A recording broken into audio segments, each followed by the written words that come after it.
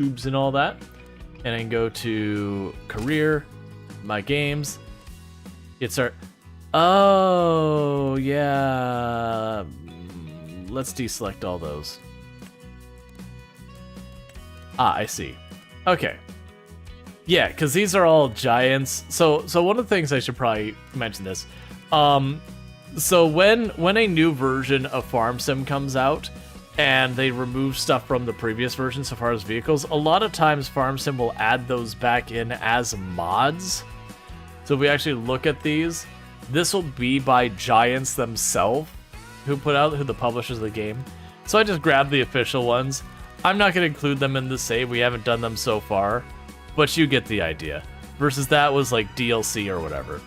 But yeah, that's what's going on here. So we only have the same one we had enabled before. That said, I got really good news for people into this game right now, which is officially, as of the last 24 hours, the editor, the mod editor, game editor, whatever you want to call it, from Giants for making all of your map mods and all that kind of stuff, has been released. It is available now. It is free. You just got to go to the Giants Development Network, which is, I think, literally their website with the CD or DNC. No, Development Network, whatever it is. GDN, Giants Development Network. Dot Giant Software, whatever, and you can get into all that. But thank you, Radamant, so much for the raid. I really do appreciate that. I do hope you had a good time for the rest of your stream and all that. But for those who don't know, Radamant, absolutely a fantastic time over there. Oh, got a raid and run. I hope you have an awesome stream, Equals. No problem. Thank you for the 100 biddies, Radamant. And I hope you have a good time. Oh yeah, it was Vintage Story. It's like, man, I remember as a game I looked at. That was the one that's like Minecraft, but not. And let me go ahead and get our actual music going here. Now that goes away. So we have some music going in the background. But welcome in, Raiders. For those who don't know, Radamant, absolutely fantastic content creator. Definitely someone I highly recommend. Is really good about, like, if you ever have a game that's got like complex systems and you'd like to learn it, but you don't want everything kind of spoiled for you, does that perfect balance of like, okay, I don't think Radamant's played Farm Sim. I'm using it as the example. Here's Farm Sim. Here is the very basics for setting up a field. Here is the next step. Here is the next step of being able to manage a field. Doesn't get into the min-maxy optimization or anything that are caught up in the weeds. Just does it. That said, I don't think I've ever seen Radamant play that, or play this. But Radamant has played like Rimworld, Kenshi, State of Decay 2, Mountain Blade, Bannerlord 2, just a whole bunch of stuff, like a lot of good stuff over there. But does a really good job of like finding that nice balance of letting you learn about a game without like taking away all the opportunity for you to actually learn. So let's see. So restaurant's gonna pay me the most. But with that said, we were just absolutely getting started on the stream. Normally I don't stream on Thursdays and Fridays, but my wife Toom had dentist today and is completely zonked out for the rest of the evening. So I was like, well, I'm gonna play games anyways. Might as well stream. But what we're doing here is we are doing a 0 to hero run in Farming Simulator 25, which means I started with $0 and I haven't been allowing myself to take leases or loans. We are also doing Dare Drop.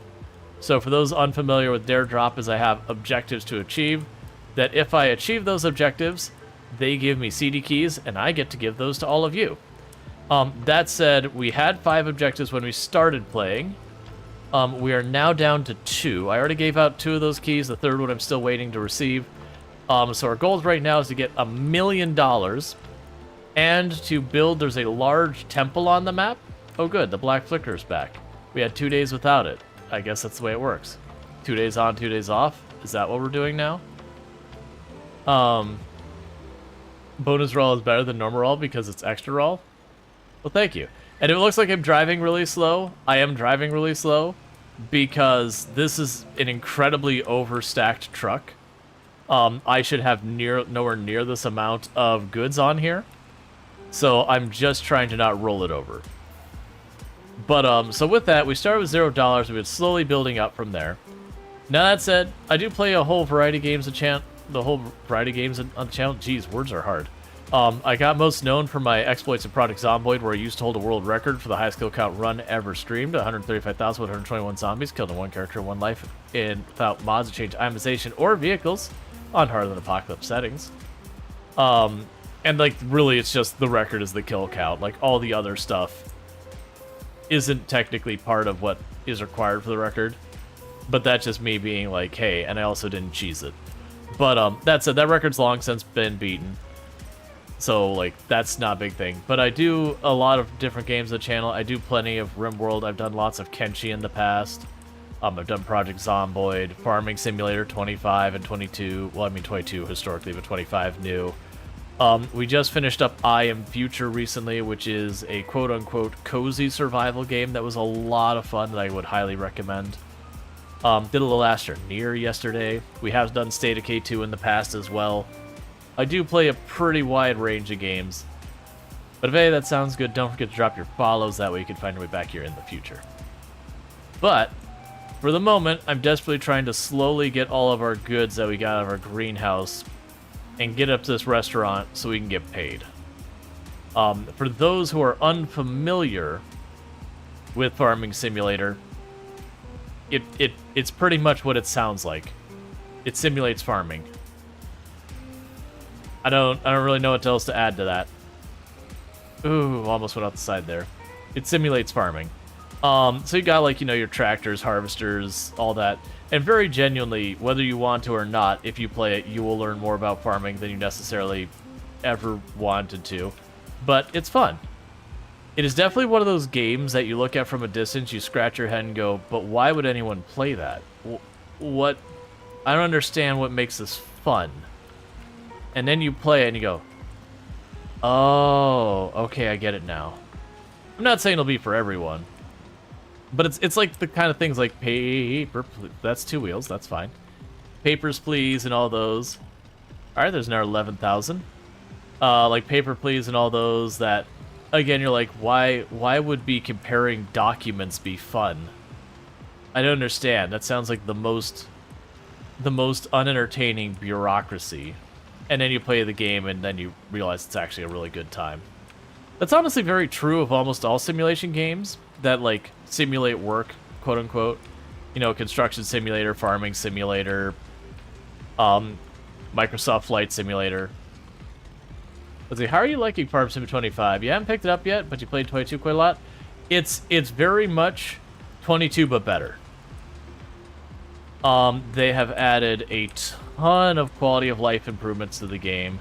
There are massive graphical improvements. Now, granted, a lot of those graphical improvements, as I stumble to say words, don't really come through well on stream, just by the fact that, you know, stream gets compressed down to 1080p, and then you're dealing with video compression on top of that. So showing, like, the volumetric fog and volumetric light and all that, you can kind of see it, but not really. But I think you can remove a lot of the stakes and pressure. A lot of jobs are fun in the beginning. Yeah, well, that's usually the comment of what, you know, when someone's genuinely asking, they're like, but why is a job that's work, or why is a game that's a job fun? And you look at a lot of jobs in real life, and they do have a lot of fun parts. But the issue is all the other parts. So, like, for American Truck Simulator, as an example, that's basically driving semi-trucks to deliver goods. Fair enough. Being stuck in traffic is a not fun part of the real job. Dealing with, like, sitting on your butt for a 12-hour trek and being completely numb by the time it's done, it's not a fun part of the job. Dealing with the paperwork, both on the pickup and delivery, is not fun. Going to the checkpoint to get your weight checked and have to just sit there for 5, 10, 15 minutes while they go through and do the inspection is not a fun part. You get the idea.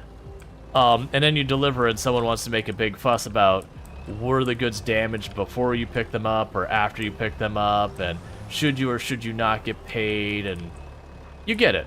All the ancillary crap that goes into the job that no one really wants to deal with. But just getting into a big truck and then driving across the world and seeing different places, that's a lot of fun. That's a lot of interesting. And the other thing that game does is instead of going, I'm going to drive from one end of the country to the other, and in real life, that is, 20 plus hours of solid driving if you took no breaks. In video game, it's like an hour and a half or something. And so you get the idea. You take all those not fun parts in the middle and just leave the parts that people want to do. It's also reasons why simulation games are actually really good about just going, what if we gave you a billion settings? So you can choose what parts of the simulation you care about and what parts you don't. And at the moment, I'm dealing with a greenhouse that's absolutely full to the gills with stuff because it's time to sell. Nudge these on. There we go. Because right now we're selling, what was it? Napa cabbage, chili peppers, tomatoes, strawberries, spring onions. There's more in there. Garlic. And all that. My primary crop on the farm right now is rice, because it's one of the new crops in this version. So, testing and demoing out the game, one of the first things you do is show off what's new, because that's what people want to know about. But yeah, so it's like getting all those ancillary things. So like for the farming example, in real life, farming is hard back-breaking labor. That you sit out and you get eaten alive by bugs, and you get all sweaty, and you get dirt in places you didn't know that dirt could get. And maybe not do you actually get a good crop in the end, depending on how weather behaves and the whims of the market and yada yada. And you also have lots of paperwork and bureaucracy and procedures and practices, and if I accidentally bump into the side of my greenhouse with my forklift going 50 miles per hour, I now don't have a greenhouse. In the game, that's okay. And you don't have to do those not fun parts. The other nice thing about Farm Sim is it does have a very strong modding scene. Now granted, Farm Sim 25 just came out, so the mods haven't quite caught up yet. They just got their mod editor out like yesterday. Which has only been out for like a little over a week. But stuff like this where people are like, I really don't want, there's just people who really don't want to deal with the forklift. No problem. There's a mod called Autoloader. All you do is you pull up to the box you want to pick up, you hit a shortcut key, and teleport stuff on there. You can play it however you want. I don't have the tailgate anymore. How are you getting stuck in something that's not there? It's fine. We'll just shove it on there. And settled. So let's redo the straps to lock those in. As I put more on, I don't actually shove stuff off. But yeah, so it's really good times. Like, and it's funny. I've played plenty of simulation games in the past, but they were like the really old school ones, like combat spaceflight simulations, like X-Wing, TIE Fighter. Got into stuff like Descent. Later on, I got into games like Elite Dangerous. I've spent a huge amount of time on, and it was only fairly recently that I started to properly get into like, proper simulators for like construction and farming and all that,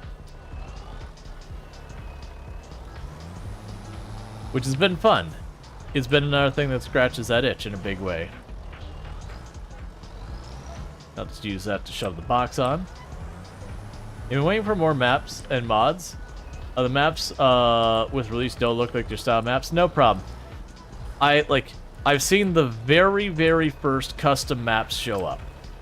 There's another creator, and sadly I don't know their name. I'd give them credit otherwise. There's another creator who's working with someone who made map mods for 22. That while they were waiting on the editor, they're like, "Can we just make a map without the editor?" And then just trying their best. And it honestly, it's pretty good. It's got like, it's not available yet to everyone. I was watching them do it on their stream, and it's got some pretty slick tech to it. It does have problems where like all the fields are like hard rectangles and all that, because again they're working with the absence of tools, so it's not like a lack of ability on their own part. They needed a screwdriver to take something out, and someone handed them a hammer, and they said, well, I guess I'll make that work. Is kind of the way to look at it. But yeah, so we do have the editor is out, and like anyone can go grab it. That's when you all jumped in. The editor is available. It's gdn.giants-software.com. So it's just Giant Software official website, but instead of having the www. You got GDN for Giants Development Network. And that's for like any mods, whether it's vehicles or maps and all that. But they got it out there. So what's going to end up happening is there's going to be a lot of people. Right now they don't have the import feature working to import stuff from Farm Sim 22 to then port it over. They will eventually add that. But I would expect to see a lot of maps start showing up relatively quick. So because the people who have made lots of maps for this game in the past really know their stuff, that they'll get first version of custom maps out pretty quick. So I'm looking forward to that, because one of the things I want to do is there's a challenge that's pretty popular in Farm Sim called the Survivor Man Challenge. And the entire idea behind the Survivor Man Challenge is it is any map that basically starts with nearly no buildings. They just start you with the basic stuff required for the game to function, i.e. some place for you to sell your goods, some place for you to buy equipment, a gas station, and a mechanics place.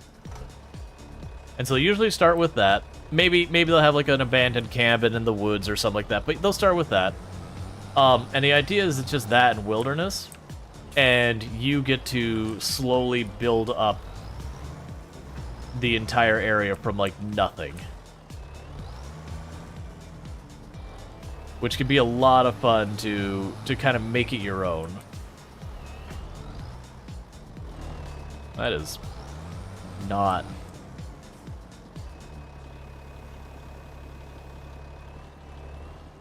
the best. That's fine. So many pallets. Yeah, I mean, it's a full year's worth of greenhouse goods that we're all selling in one day. I'm gonna need to do another trip after this. How much more is in that thing? Yeah, you can narrow and widen the forks. They don't work exactly like you'd expect them to, though.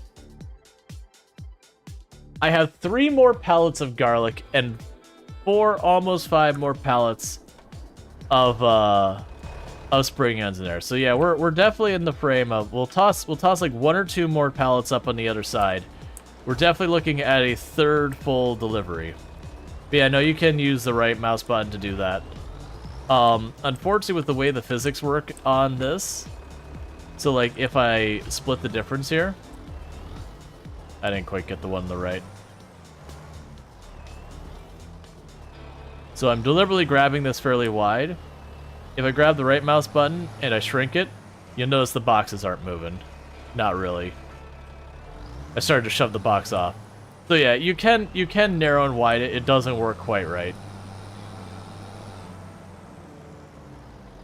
I only figured that out because I tried it the other day and I was like, oh. That said, we did find ways we can use that to our advantage too. And I do apologize about the flicker.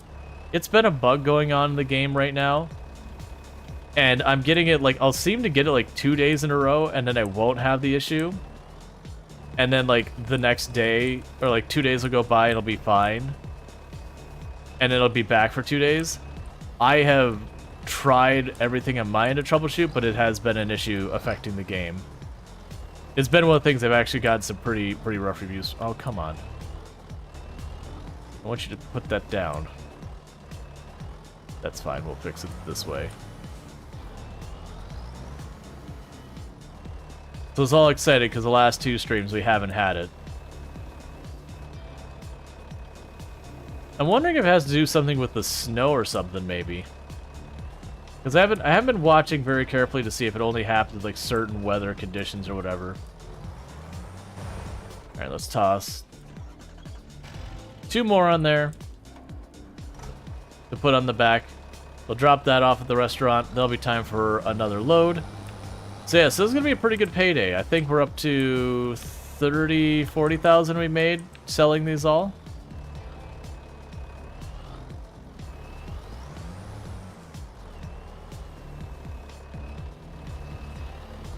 And then we still got another full load to go.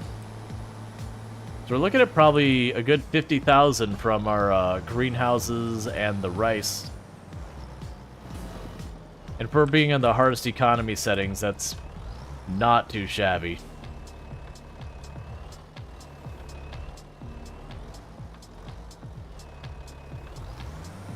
Alright, we'll try that one again. That was lighting during weather changes? I'd believe that, because we didn't have this the last 2 streams, but now I've got snow. And I'm getting a flicker. So that's the only reason is, like, just the thought of, like, hey, well, we've got snow now, and we're seeing the flicker again. So it might be related to that. Okay, so we gotta deliver another load to the restaurant. Yep, so we got 5,000 liters of chili peppers, 1,000 liters of Napa cabbage, 6,000 liters of garlic, 3,000 liters of spring onion, and 1,000 liters of tomato. She had it with the fog, and then it was all right. Yeah, so it's something maybe with like the volumetric stuff, or the weather conditions or whatever in lighting. I could see that. They'll probably get it resolved eventually. The game's only been out for a little over a week. And honestly, all things considered with releases these days, having a little bit of a flicker is pretty mild, which is kind of sad to say that. That was a discussion point we had yesterday. It was just how, generally speaking, the Farm Sim 25 launch has been extremely well received, even though, like, generally there was, like, nothing particularly amazing about how it went or whatever. It was just, it wasn't a mountain of drama. Hey, no passing. Get out of here. There was just no massive drama about servers not running or the game being literally unplayable for a large number of people or yada yada. The worst they had was the Epic Store version got delayed a couple of hours because of issues they were dealing with Epic. But then it was fine after that.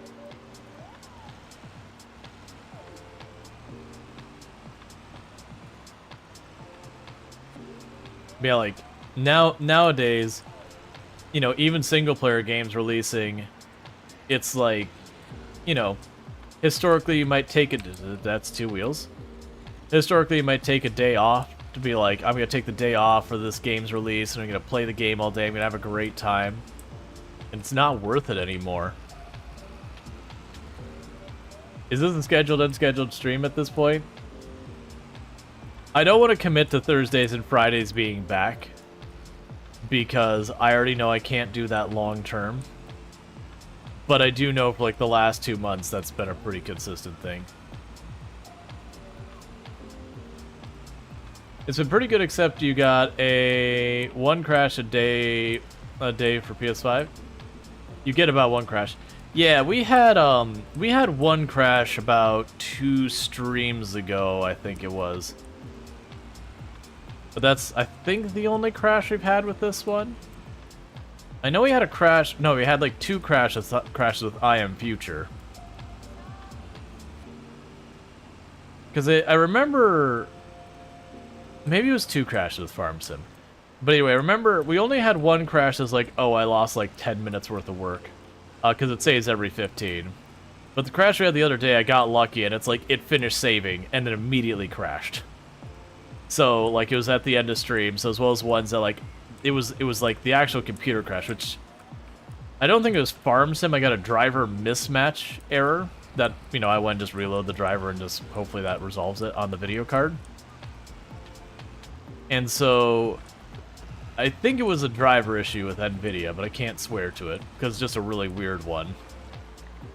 But it was a hard crash, as well as ones that, like, it was already over my time. Okay, another 10,000. That I was supposed to be streaming and I need to be wrapping up anyways.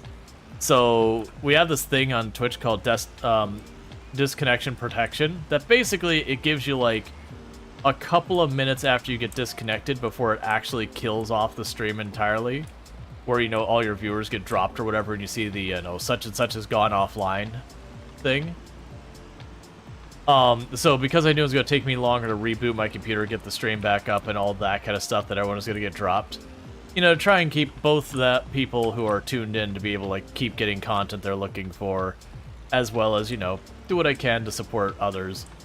Like, I raided out of the stream on my phone, just as, like, you know, like, it's already past my time, like, thanks for watching, like, did the quick raid message and sent it on to another channel that's good friends of ours over here that's played Farm Sim, and just was like, hey, can't talk yet.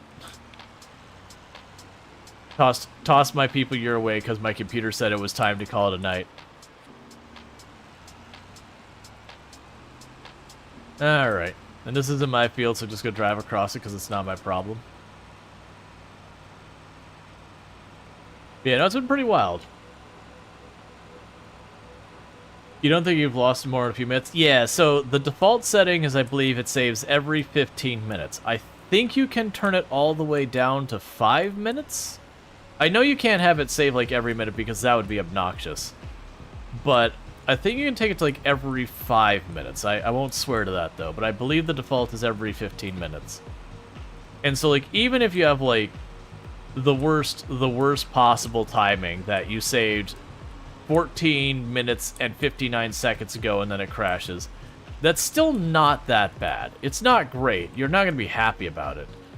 But it's not like the games of yesteryear where you had to manually save, and so you get in the middle of this, like, intense spot and you're working through it and you're 2-3 hours into it and then the power flicks or the game crashes, or, you know, back in those days, you fall through the world or get stuck out of terrain and there was no, like, reset character position or something. So you're just, oh, like, I bricked my save, let me go back. And then you realize you gotta, like, redo that hard part that you spent the last week working on. And so you just close the game and go, never mind, I'm gonna go outside and see if my friends want to play soccer or something. I'm done with video games for today.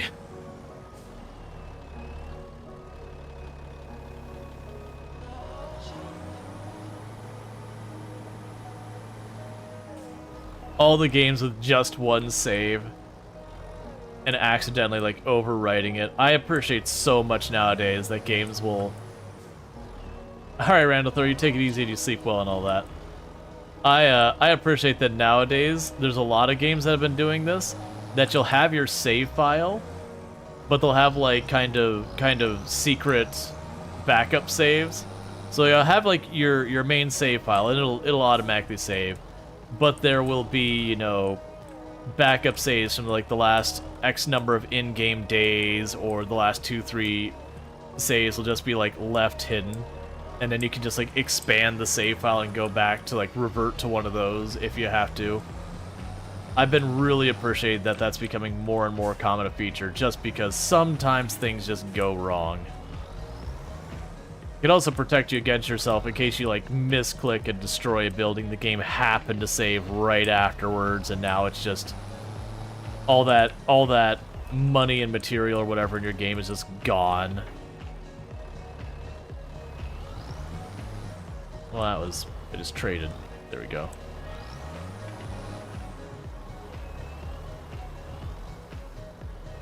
Obviously, don't sit down the whole way. Oh man, accidentally hit a save button in the middle of an intense moment and realizing you bricked all your progress? Yup. Or, like, in the situation where you're doing something where you're keeping, like, 2 or 3 saves for a reason. You know, you're playing a game and there's, like, 2 or 3 endings with the story, but you really don't want to do the whole story again. You just kind of want to go to the spot where the story branches. So you start playing the 2 different saves, then you actually overwrite your, like, more done save that you're planning on keeping with the one you're just trying to get the other ending with.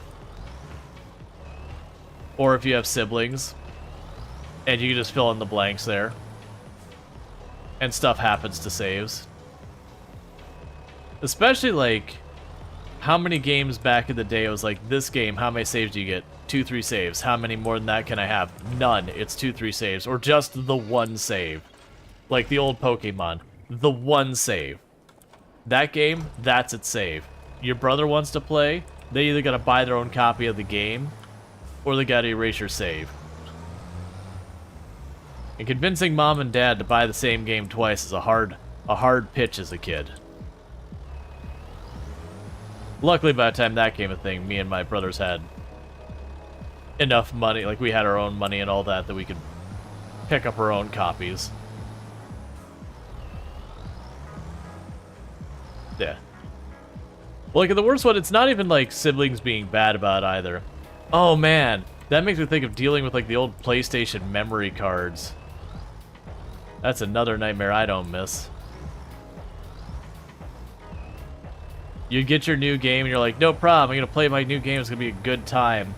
And it's like, hey, by the way, of the, like, 64 units of save you have on this memory card, I take 58. And you're staring at this going, I can't go back to the store right now. I just bought this thing, like, it's release night, like, the store's closed. Do I just not play this game that I just bought, that I waited all night in the rain to get it? And do that? Or which one of my save files I care about doesn't get to be around anymore? Do I erase my Final Fantasy VII save file? The Final Fantasy Tactics one, do I get rid of that? But I got hundreds of hours in those save files.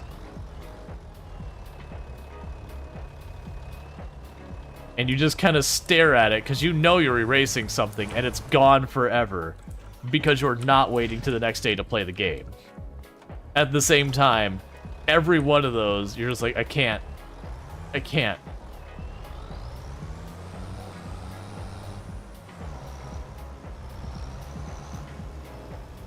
Yep. That was even, like, the later on games that got really brutal. The later on JRPGs net, those are the ones that you'd go to your save file and you'd be like, no problem, we'll just, toss it on the memory card. And those are the ones that are like, by the way, this game takes 2/3 of the memory card independently by itself. You got this one little lip here. That's a problem. There you go. Because I can't flatten it because the road's there.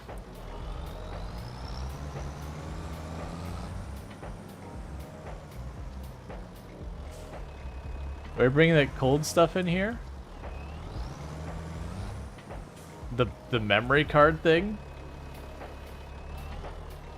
Or do you mean the stuff that's sitting out in the snow? Because I'd love snow in real life. It'd be an ecological disaster in Central Florida to have snow, but, here's my sound and valid counter argument. Snow. Case closed.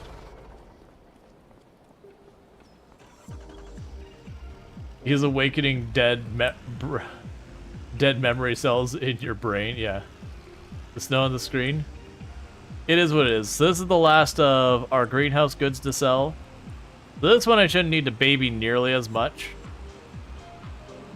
It's still probably overloaded the truck, but it's fine. You move back to Florida to get away from the cold? You don't want it here? I miss snow so much. And it's always funny because people are like, that's just because you don't remember. It's like, nah, man, I remember. I've gone out shoveling snow. It's fine. It's like, don't get me wrong. Dealing with snow is harder work than dealing with the lawn. But also, again, counter argument. I only gotta deal with snow for like 2-3 months a year, maybe 4 if you start getting pretty high up there. Whereas the lawn in Florida is a year-round thing. Winter, you still gotta mow. Summer, every single week. Maybe you can get away with 2 before people start whining to the HOA about it. Your first snow this year was 24 inches over a weekend. That's quite a wake-up call. Yeah, just got all that snow out right away. Can't do salt or brine, that's fair. Yeah, I'm nowhere near the coasts. Don't get that salt water smell everywhere. And watch it rust out everything.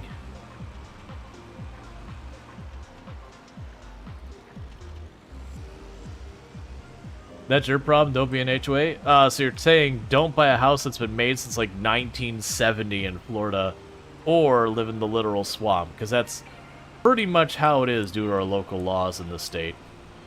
Finding a development without an HOA is extremely difficult unless you're looking for some pretty old homes, which honestly I don't have a problem with old homes. It's just, you know, going where the jobs are usually means you gotta live near the cities.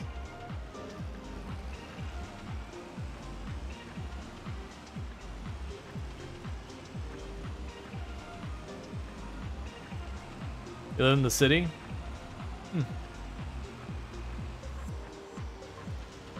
But as an older development, like, you might have a newer home in an older development, that wouldn't have an HOA. Yeah, no, they passed a law in the 1970s that made it extremely difficult to open places without HOAs here.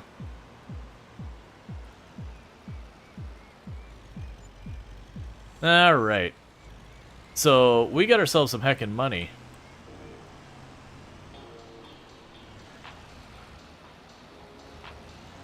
Yours is 60s brick.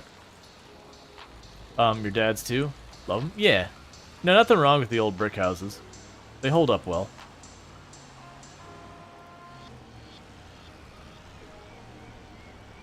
Usually just, a lot of them just need kind of a sprucing up just for like wear and tear and all that stuff. Go through the anchoring points on the roof and fix those up to make them more sound for hurricanes. But that's not that big of an ordeal either. It's just changing the brackets.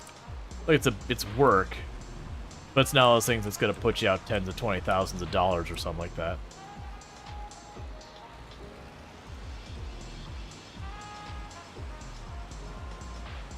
Hey, do you live in Central Florida? No, I got that. There's actually a lot of places in Central Florida that are older development. Like, if you go into, like, downtown Orlando proper and you go just east of it, most of those houses over there are, like, 1960s, 1950s brick houses. About half an hour or so south of Orlando. So you're probably talking, what, like Kissimmee, what's the other one? Kissimmee, I'm blanking on the other one that's right over there.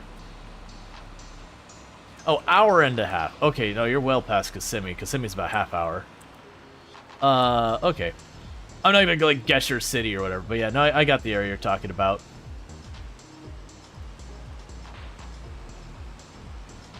Yeah, no, down in that area, you definitely have some old and some new development. This is not the way I need to be going.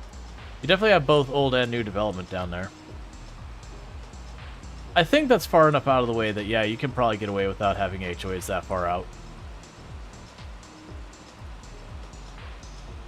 Yeah, no, it's fine. There's like dozens upon dozens of like little towns kind of all bunched up in there. And then, you know, like, you got the larger city that when someone asks where you live, you just say you're that larger city and just forget the little ones. Yeah, no, I know the area. Most of that's a pretty lovely area. But yeah, like, there's lots of new and old development over there. Alright, so we did sell all of our, yes, we've already got you cultivated. Did I cultivate all the fields or just you? So I cultivated all the fields already. We did go and get all our goods sold that I needed to sell. Let's take a look here at our various production lines, make sure everything's looking like it's in good order for what we need. So we're gonna go ahead and change the output of our stuff for the kimchi production back to distributing. So store these for sale next year. These go back to distributing to make kimchi. Those are being stored, which is totally fine. Okay, so we need water probably. It's not an urgent thing. Yeah, we still have plenty of rice to make more rice rolls. Do I have any rice rolls over here? I bet you I do. I think I even mentioned that last stream, being like, oh yeah, I probably have rice rolls over here to sell. I do. Is it just one or is it a couple?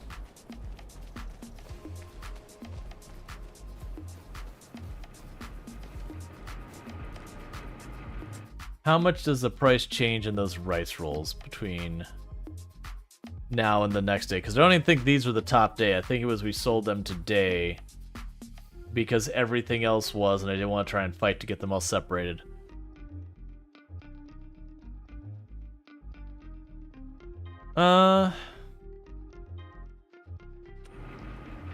Let's check real fast.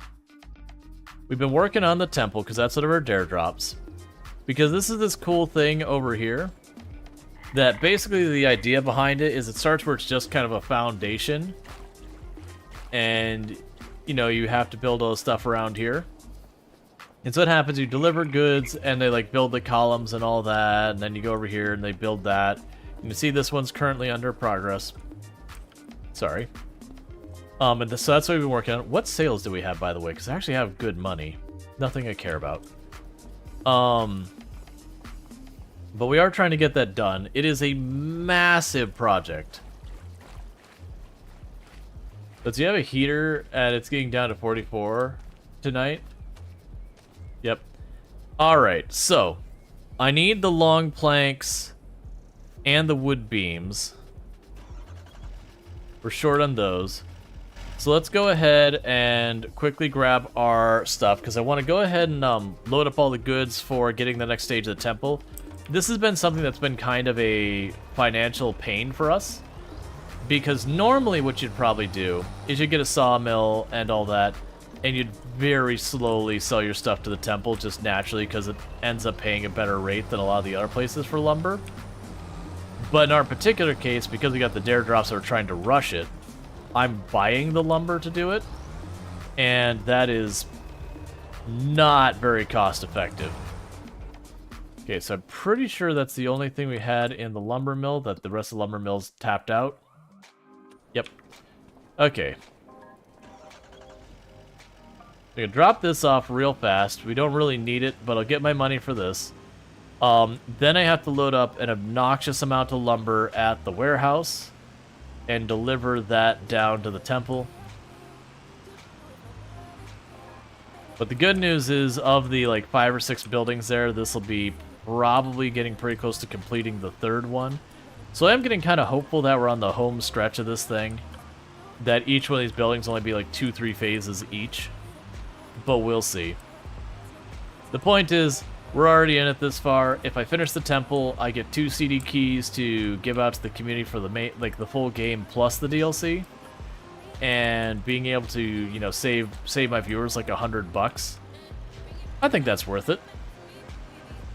Plus, I mean, I want to see it done. And there's an achievement. I guess supporting the community is nice, but really, if I'm being honest, there's an achievement on Steam. And if we're going to really say what the thing that's most worth it, it's going to be that achievement. That said, that does mean at some point, I'm going to need to do the Riverbend map and do its building. Gotta get the Chivo? Absolutely. Are you even a gamer if you don't get your pixels? I mean, the answer is yes, but I mean, still.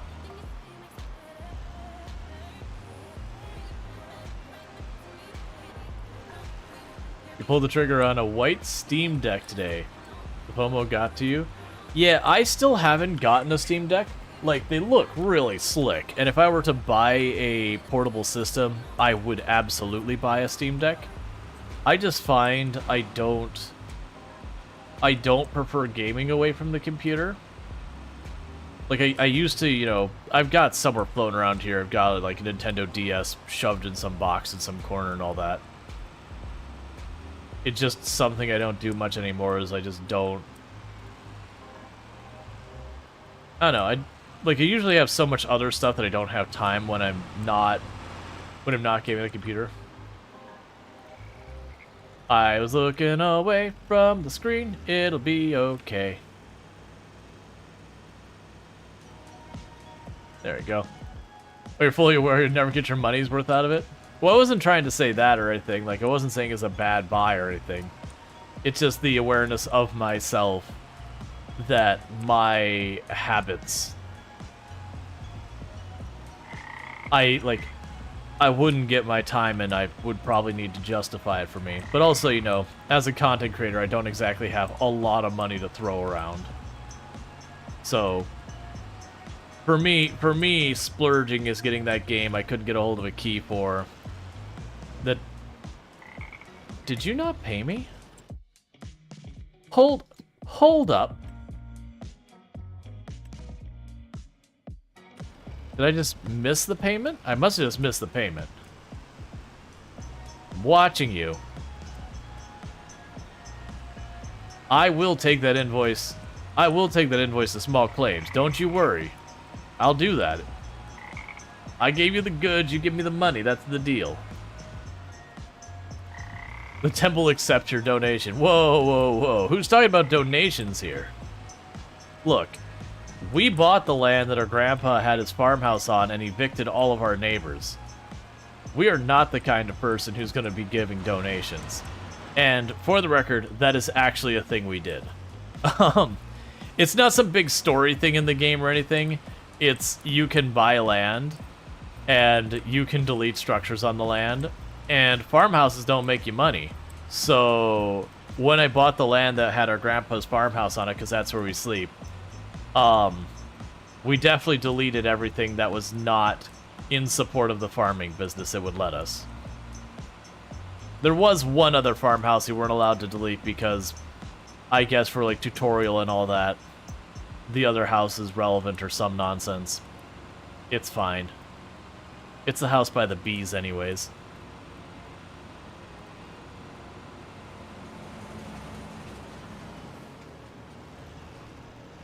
Did it catch the Path of Exile 2 content reveal stream?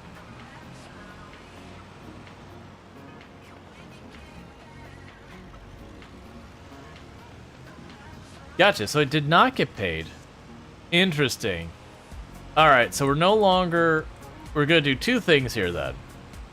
And I bet you what it is we probably have gone over. So Temple's accepting goods to construct it. I probably went over how many goods I will ever use of that kind in the entire construction.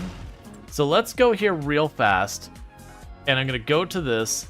And you are no longer making planks. You're done. No more planks. Long planks and beams, we still want those. I still need those. But regular old planks, we're done with those.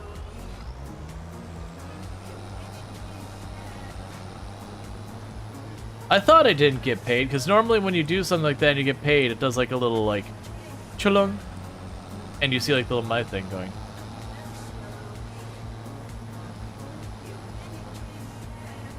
Yeah, no, I didn't see the big reveal. Now, granted, like I said, I got the opportunity to play the Path of Exile 2 while I was at ExileCon.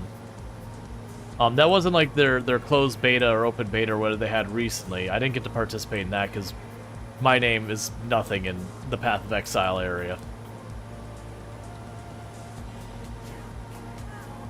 Who doesn't eat it? Why it's taking it? That's probably just a bug. To be fair, it hasn't actually asked me for those resources at any point as of yet.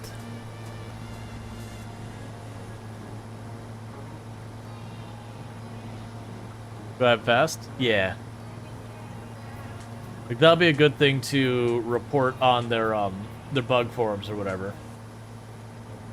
Because it does say it's supposed to pay me. And then it just didn't. My assumption what's supposed to happen is that they expect you to sell stuff on there as needed. And that it would, like, drop off when it's done. But because I've done them out of order because they gave me money, that we have kind of a weird situation. Wait, was that Co-op Noodle? Alright, I'd go to a place called Co-op Noodle.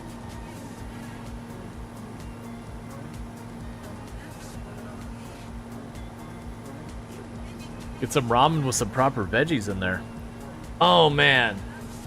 I had mentioned earlier today that, like, I was supposed to go to a doctor's appointment. And then, like, on the way there, the doctor canceled and rescheduled because they had an emergency come up. Which, you know, fair enough. Things happen. But I was already, like, 3/4 of the way there. Toom was with me because it was going to an area where there's, like, lots of nice places to eat that we never go. So the idea would be, like, you know, I'd go to the doctor's appointment. She'd hang around for the 15, 20 minutes it'd probably take, and then we'd go out and grab ourselves some lunch. And so we're like, all right, well, we're up here. Let's see what's in the area. I literally did not make the right turn, so we did a nice little tour of the park. You just wanted to see the park, chat, that's all. But so we went to this, like, taco place, and the tacos were, like, pretty good. And I've already lost my train of thought of where I was going with the story. There was something about it. I'm sorry.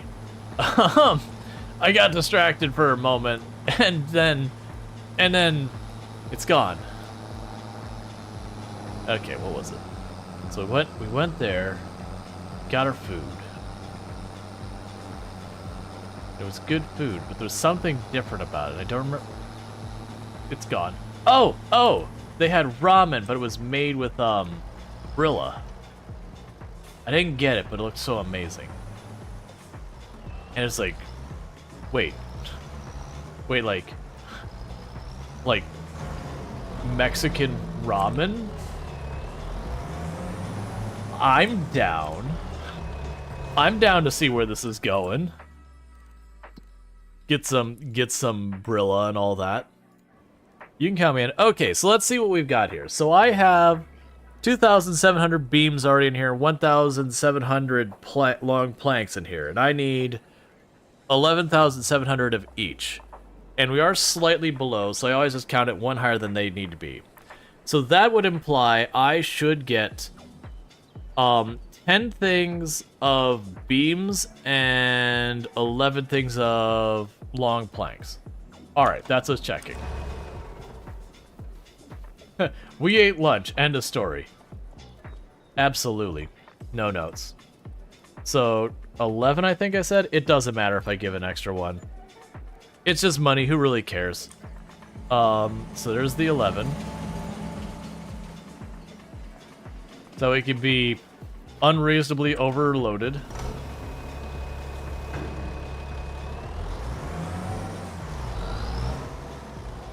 Mexican ramen, blasphemy. Get your pitchforks out. I mean, Rual, dear, can you tell us the place serving this delectable dish? So that's, the whole thing like that is like fusion food. And for those who aren't familiar with what fusion food is, it's usually taking like 2 different cultures and putting their food ideas together.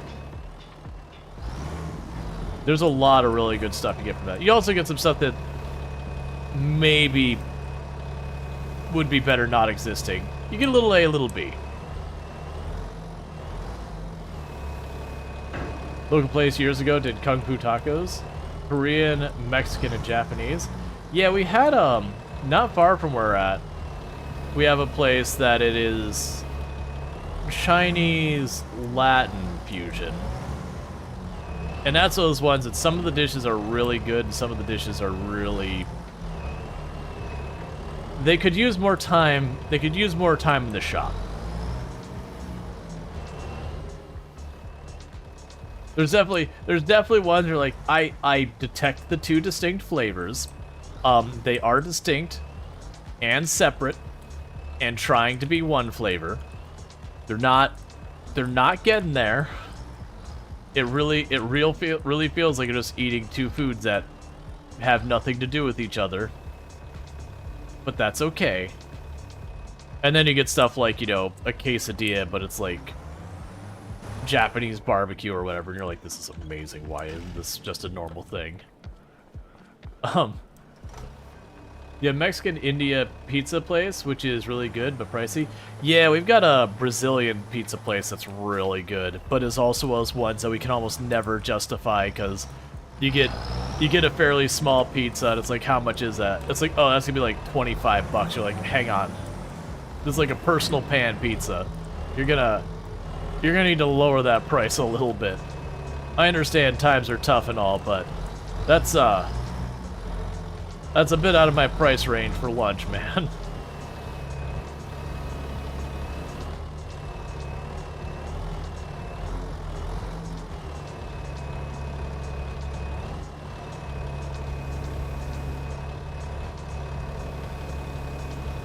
You know, and I like the Brazilian pizza place. The pizzas are very different. Like they're just, you know, the format's the same, but what they put in it is entirely not the same as like a normal pizza. So it's like not much in the way of like tomato sauce. They've got like an entirely different like cheese kind of sauce. They use it like they don't use like a mozzarella. They use an entirely different kind of cheese. Oh, we were actually at 140K just a moment ago, and then I bought this wood.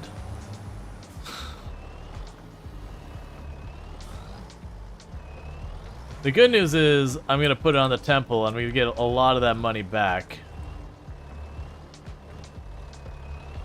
but not all of it. We are going to sell it at a loss. Because we're doing this for expedience, not efficiency.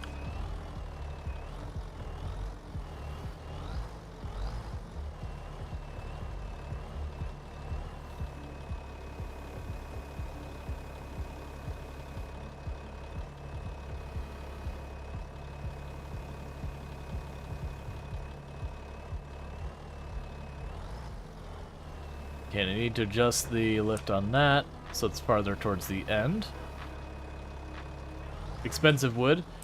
I mean, to be fair, we bought 11,000 liters of wooden beams. Not cheap, and we don't know what kind of wood this is. One would assume pine. But honestly, that's not a little wood. That's a pretty good amount of wood. I think someone did the math the other day and ended up being, you know, somewhere in the area of like 20,000 pounds or some ridiculous amount. Oh yeah, no, wood is really expensive.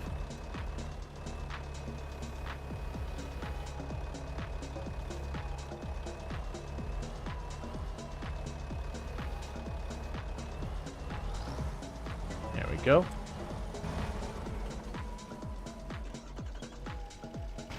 Yeah, to give you an idea, you get like, if it's not like low-grade pine or whatever, you get yourself just like a 4x4 beam, just singular beam.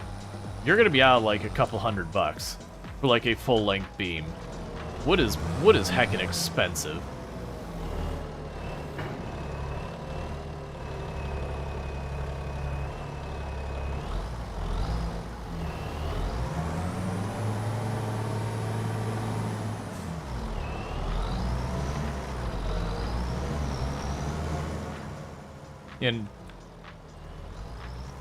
And help yourself if you you end up doing something where you're going to be using like a nicer wood, you know, where you get something like cherry or oak or walnut or anything like that.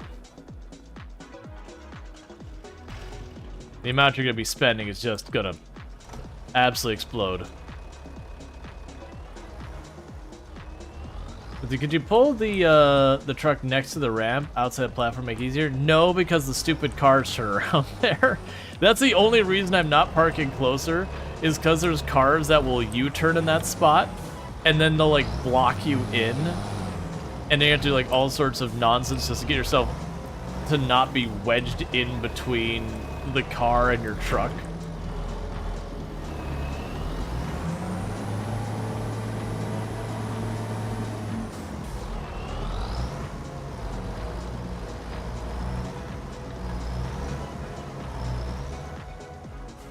Now, what I didn't think about here was I thought I was being all clever. I was going to be like, okay, this will be good.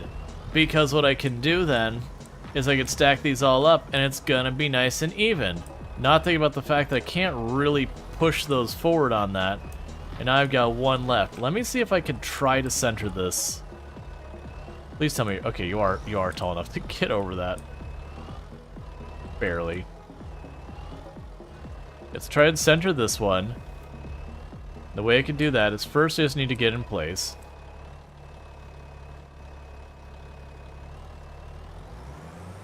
Cool. It's in place. Now just go right up here. We give it a little nudgy nudge.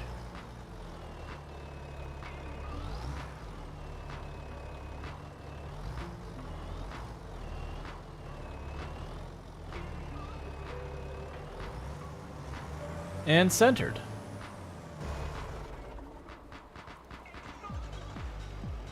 Ish. Yeah, that's why. Those cars right there. It makes the parking close to the ramp is an issue.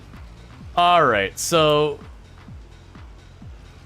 Does someone get out the owner's manual for me? What is the maximum load this thing can have? Just need to make sure I'm not breaking any rules. For the record, it doesn't matter what would be in that owner's manual. We are absolutely beyond what the maximum acceptable load for this vehicle is. Overloaded, bud? Little bit. By maybe, like, triple its rating. We are also extremely top-heavy.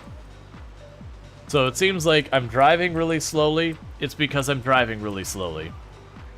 Because otherwise, I'm going to go drag my forklift back over to pick it back up, which has happened. For legal reasons. Yeah, for legal reasons, our attorney has suggested we not read the manual. At this point.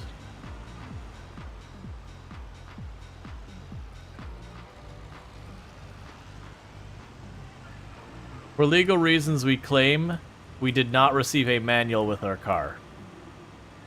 And so we could not have reasonably known that there was a load limit for the vehicle. Not that that would work, but it's better than saying I read it, I saw that it was wrong, and then I did it anyways. Hey, Purple, how's it going?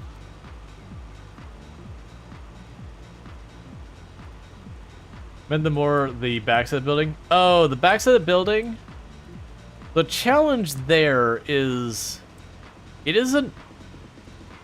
I wouldn't be able to get to the far side of it. I would definitely be able to use it, but I wouldn't be able to get to the far side because the platform there is very narrow, and the other side of that is the train tracks.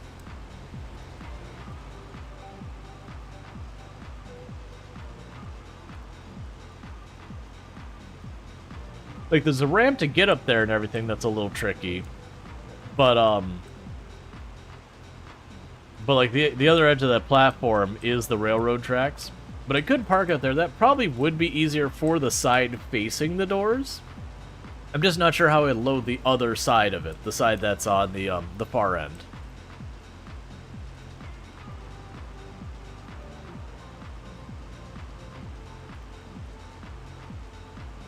In real life, the way that would most likely be shaped is you'd have the ramps to go over for, like, the forklift or whatever, but you usually got a truck loading area in that kind of a situation, where you'd back your trucks out in, and they would not be an elevated area up against the elevated area, so that the forklifts don't have to lift their stuff nearly as high. And if you have the right style of truck, you'd actually be able to drive equipment into it, like a, probably not a forklift, that'd be too heavy, but like a furniture dolly or whatever.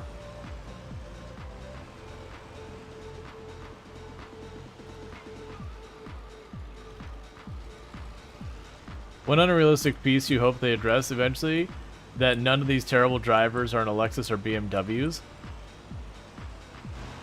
I mean, fair.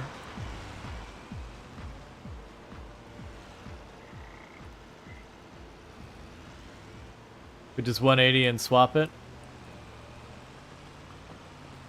I think it'd be more work, but yeah, I mean, that'd be an option. Like, it's like, that's the thing. There's none of those wrong. If you can get to work, that's good enough. Because then I'd be 180ing it with everything stacked on one side of the truck and the other side not stacked yet.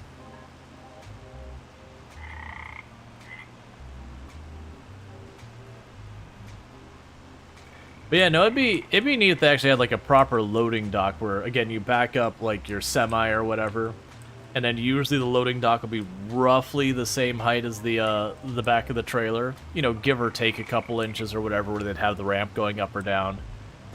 Usually the ramp going down. But then with that kind of thing, you'd be able to load up much faster. Because I think that'd be nice little bonus to be able to just zip in there real fast. Alright, so yeah, so we lost probably about 4,000 on that or whatever. So let's check. We should have enough beams now. Actually, I got one more pallet of beams than I needed.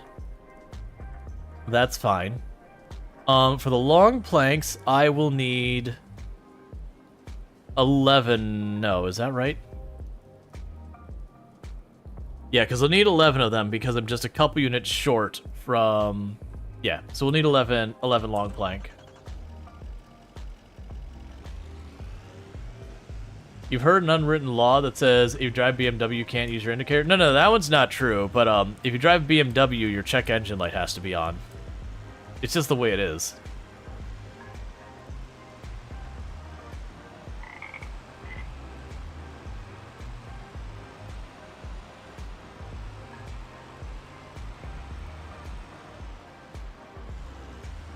Honestly, the cars I see doing the most reckless nonsense around here are the heavily, like, modified cars.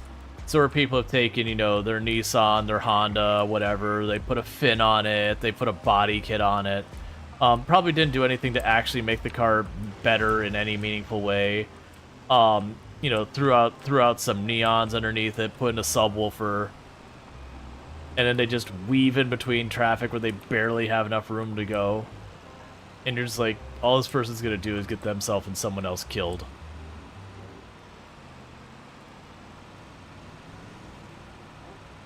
9% of the people buying their cars like that are jerks. Yeah, I met some that are like really good, but yeah, no. A lot of them, they don't race, and then they ride on the normal roads as if it's a race. They just watch Need for Speed, and they're like, I want to be that. And you're just like, but you're ruining a car.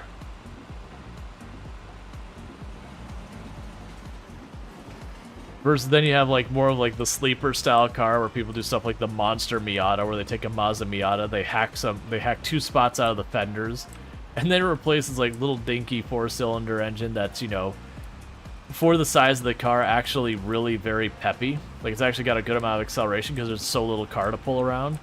And then they drop a V8 in it. So it's basically a V8 with like the tiniest bit of frame around it.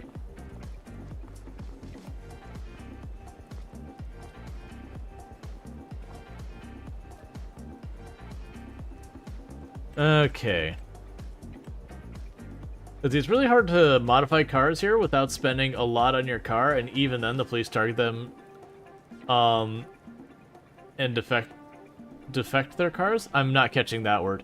Everything you said in that is exactly the same accuracy here, probably just about everywhere. The defect your car, I think that's just a word lost in translation. Like maybe damage or ruin their car might be the word you're looking for. Here it's BMW and Audi drivers that are the worst. They think they own the road. Yeah, no, you get some of that here. Like I'm not gonna say that's not a thing here. I don't remember if I needed 10 or 11. I'm gonna have to check. I know I need at least 10. I can only buy 10 at a time. Is there 10 or 11 I need? I just want to double check. Okay. So I need 11. Cool. I need one more. Yeah, like don't get me wrong, like the whole attitude you run around here, that's pure too. But like for people who are just driving, like the ones that are driving in the I am weaving throughout traffic, maybe not signaling, you know, merging with like less than, you know, inches between you and the next car, like the next car's bumper kind of thing. Like that really stuff where you're just gonna clip someone and, you know, get someone hurt. That to me is more the ones who heavily modify. Versus, yeah, the BMWs and all that, they do have. I wouldn't even say the Audis so much. I haven't had much problem with Audi drivers. But yeah, there's definitely when you see someone like racing up behind you. They have their high beams on in the middle of the city, like that kind of garbage. It's usually a BMW.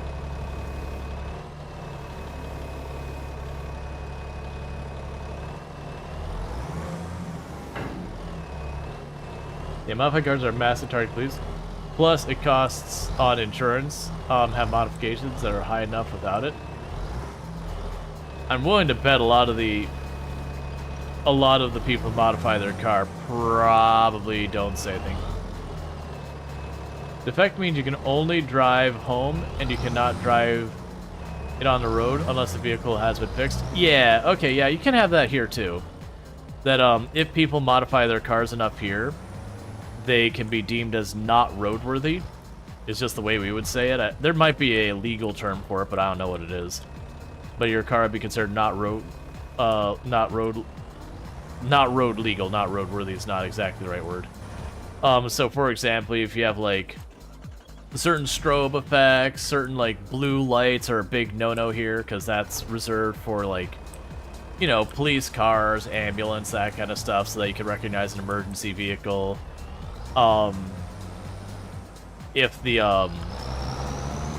certain required safety features are missing, that can get you, have your car pulled from being considered roadworthy. Some modifications aren't legal, like adding nitrous to your car and all that can be a thing that can get your car, you know, to be no longer allowed to drive on public roads.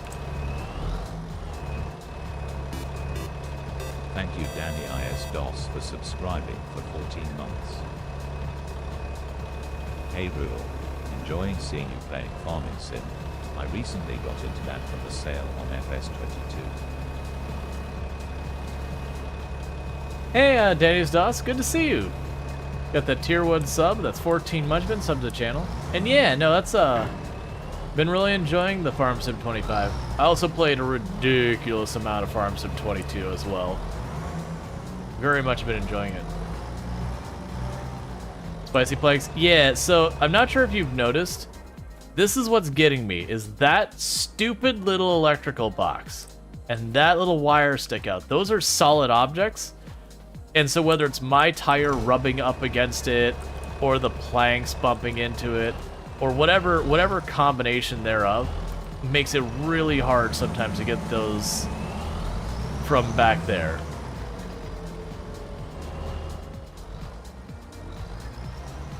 The electrician did a solid job. Hey, I mean, you know, the work looks fine.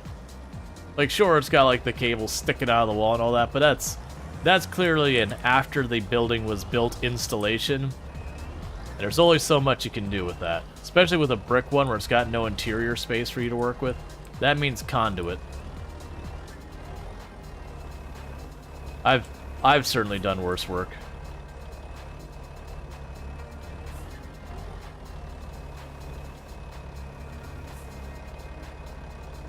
Alright, this is going to be probably a bad idea I'm about to do here. So I'm going to unstrap those because I did not center that at all well. So you are going to just try and shove the whole thing across. Excellent. Perfect.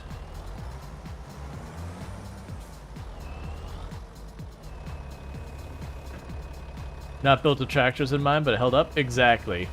To be fair, in real life, you'd also be using a forklift in that kind of place. You wouldn't be driving a full-size tractor inside that building doing this.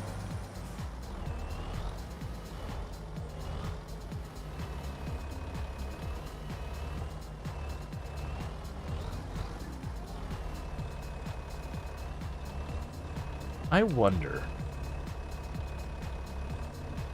I'm gonna try something that I'm hoping will work.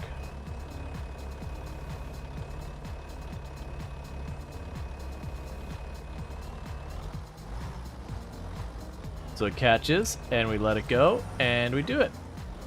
So my experiment did work. So now the question is, can I get away with putting two more on the back instead of up? I'm gonna need this to not be strapped for that.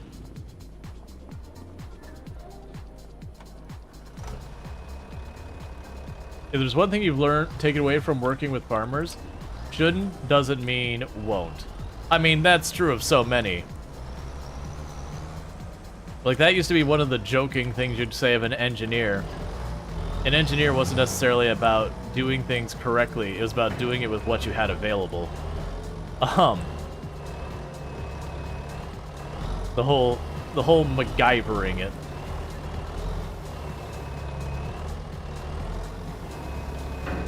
You can fit 2 more stacks in the back of that? I honestly think I can.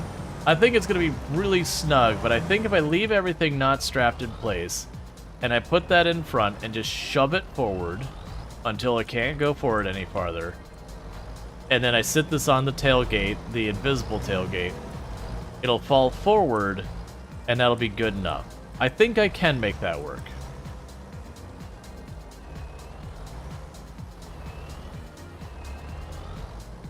MacGyver and the A-Team gave engineers too much slack.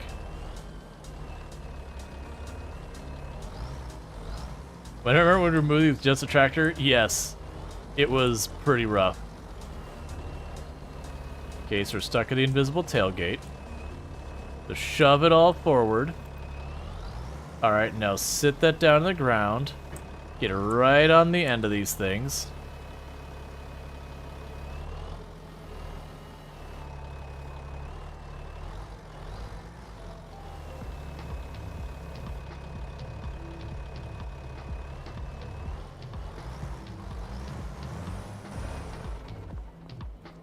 Now, before anything moves,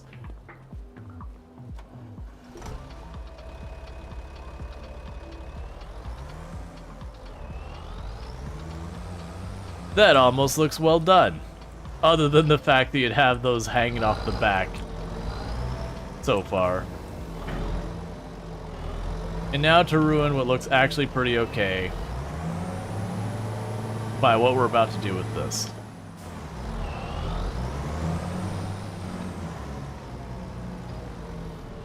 Hey.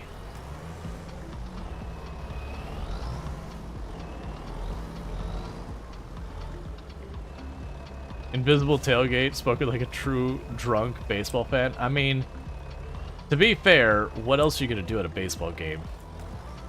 It's baseball.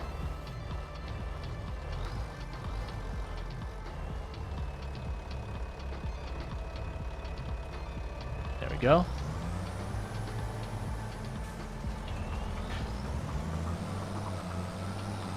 As much as I'm giving flack for baseball, I think I'd enjoy it more than, like, regular football. Like, regular football, you sit there and be like a 2-hour game. It's like, how many minutes of gameplay was there? Oh, about 18.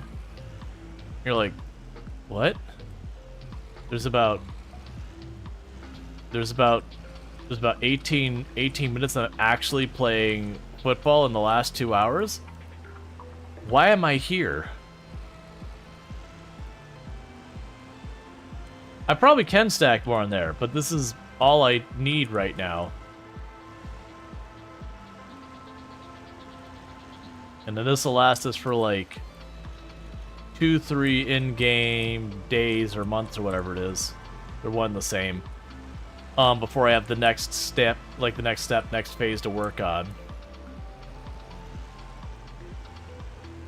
Alright.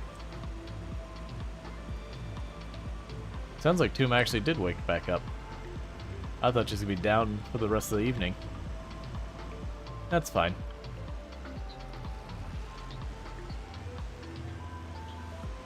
What's the reward for a million account? That would be one key for the game and DLC to give out to the community. So right now those 2 objectives are 3 keys and 3 of the DLC I'll be able to give out if we do them all. So million is 1 and the temple is 2.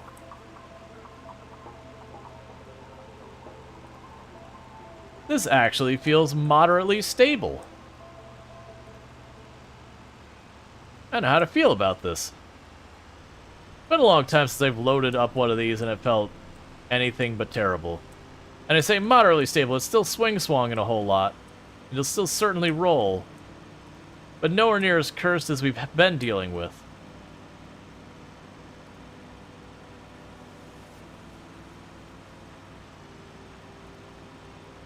Moderately stable, my life.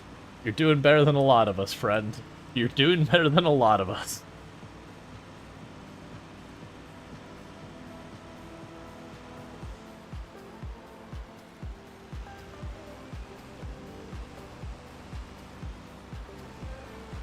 So this is like the set of turns I've rolled over the most. This turn I've rolled over a couple of times. And I don't think I've actually rolled over in this turn, but I have been on two wheels many times this one. Says the man on an icy road with an overload. Yeah, I said you're doing better than most of us.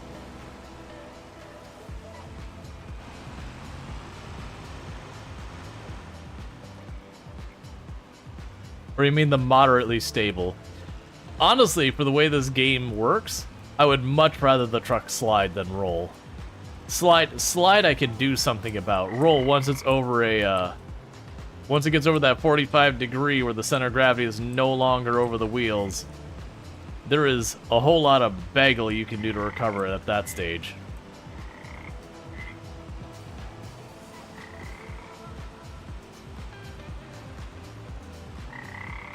Alright, so we can drop you off.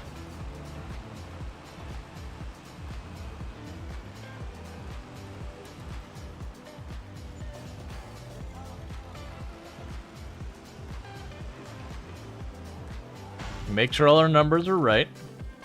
Yep. So I've got enough material for all of that to get the stage done. What makes me curious... Drive-by delivery? Exactly.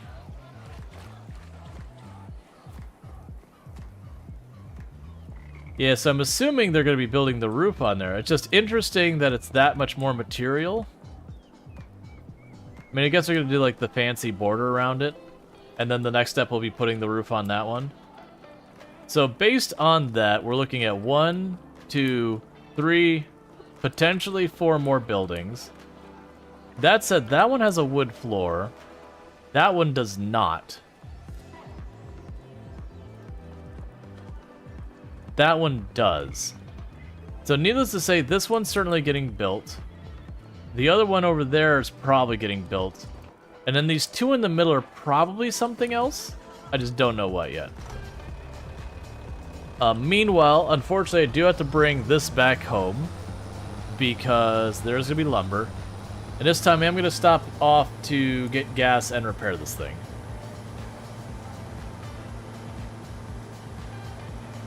But then the next major thing I need to do for my farm is in April, we got to plant our rice. So in the meantime, it's just drive over here, get this stuff patched up. There's no contracts I care about, right? Yeah, no, that's the crappy vehicle. I won't do that.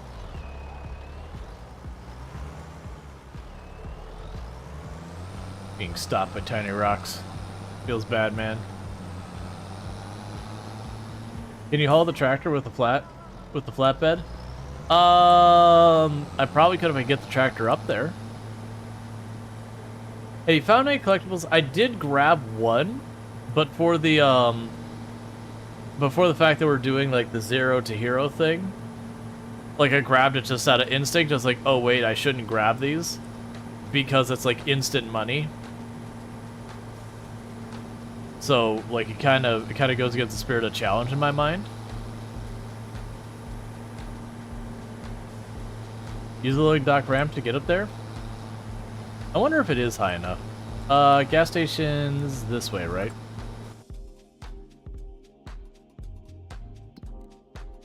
Yep. Right over there. So we can refill our tank, and it'll go ahead and run over here and repair our stuff that's getting worn out. Then I need to grab the winch, cut down a tree, fill and feed into the lumber mill to top off the lumber mill. And we can go from there. So the other good news with what I've got, I honestly have enough money that if we wanted, we could buy more land to get another field set up. Or equipment. And I might literally use that as our decision-making process. Have you seen Reddit posts about AI workers making questionable shape? You've noted 2 so far? No, I don't pay much attention to Reddit on all that. So, if like the questionable shapes, my assumption is people found ways to get like field shaped such that phallic. Yeah, no, that's I'm gonna guess that's people trying to get their internet points. Like, don't get me wrong, if you wanted to get them to do that, I certainly could see you making that work. Like, I could certainly see where you could finagle them into making whatever shape you want, even if the field doesn't exactly look like what you'd think.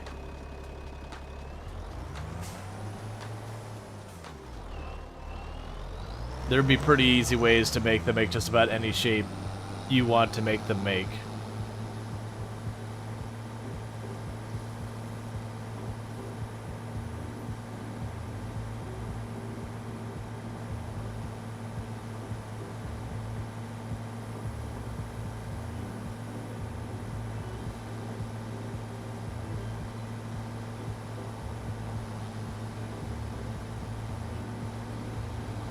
Just love the mental image of giant steps scrambling, being like, "Oh Lord, no." Yeah, I was just trying to think. So, like, I could see you doing something where you deliberately mix the crops in a field. So you draw out the first thing with one crop, and then have like fill in the outside with the other crop. And I could see where you certain processes you wouldn't be able to really tell that there are both in there, and then based on the assignment, they would do the one section, and so they'd be like, "Oh no, look what they did," but you kind of set it up.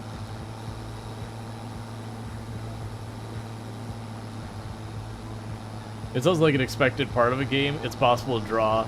Yep. Yep. That is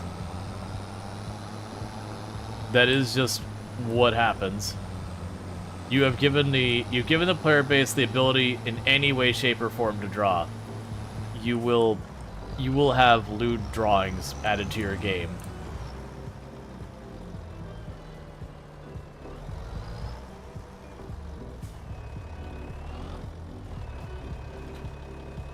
Isn't there a time to pee for all players? Yep.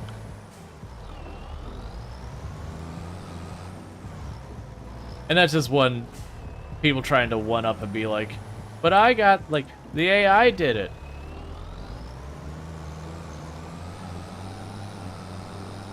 I mean, to this day, you'll have people claim that there's a way to get Aerith to not die in Final Fantasy VII, the original, not the remake. Not true. Not without, like, doing major mods and hacking up the game, but you'll still have people who swear that they're like, no, I did it. Absolutely. Here's the screenshot where they took whatever and they just added the character back in after that cinematic.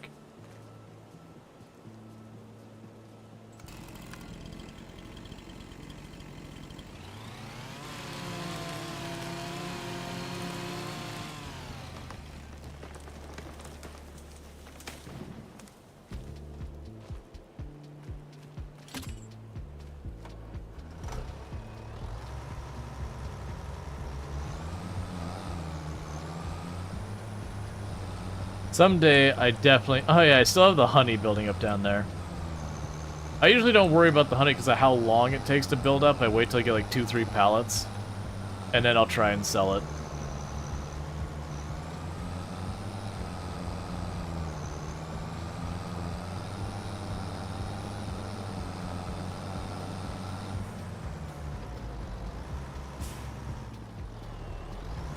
Alright. And a posture check. Fair enough.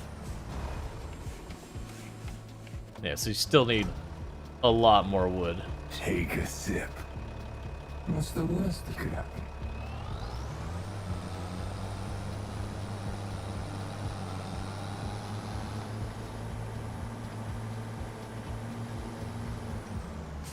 Did you hear about the farmer who set up the beehives by the sea? I did not.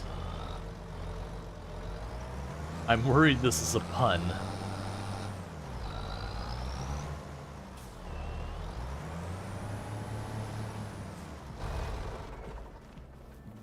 It sounds very heavily like the beginnings of a pun.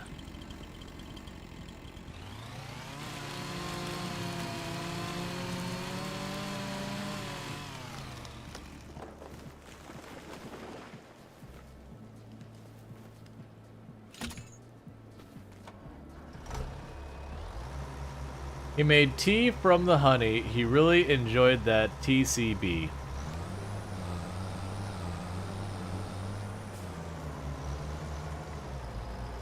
Yep. It was a pun. At least it was more clever than I thought it was. Like, when the setup started, I was like, oh man, this would be real bad, isn't it? I was like, nah, at least that's a good pun.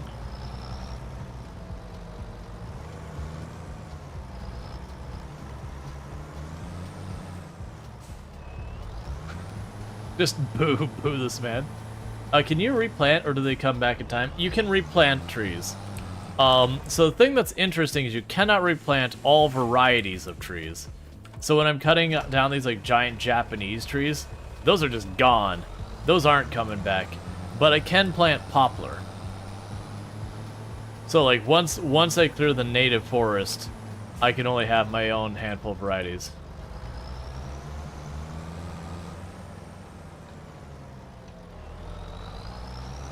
Yeah, no, trees don't grow back. I also don't think the trees grow up like these trees here. I think they stay just the size they are. So generally, if you want to go into the lumber side of the game, it is just one of those things that you clear what forest is there, and then you grow whatever other lumber makes sense to that area. Like I said, I think it's poplar is the only one. I could be wrong.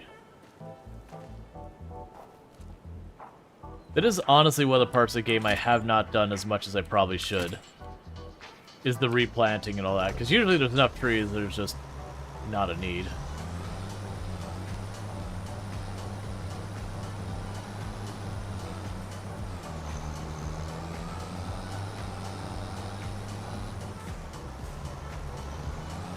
Those trees have actually quadrupled in size. Your character's stuck in the past. So they look at the reality around them and everything still seems small.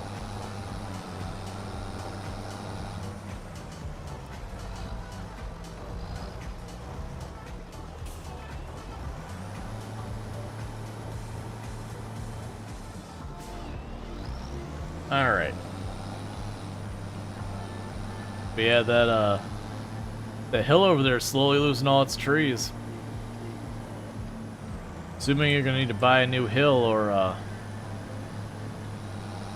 need to start planting. Alright, here's one of these trees that's probably 100 years old. Been minding its business this whole time. Probably endangered. Certainly probably should be protected. But you know, it's worth money.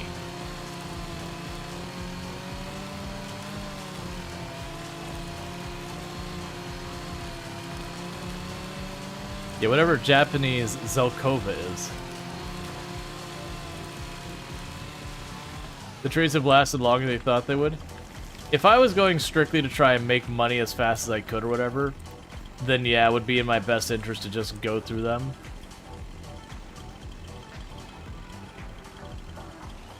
Alright, so I gotta cut it down because I can only drag 6 tons at a time and it's 8.8 tons. But money? Yeah, but the thing is, I'm taking my time destroying the trees because I'm getting a higher profit rate per wood. So the trees are all earmarked for being cut down and turned into lumber. It's just, my lumber mill only goes so fast.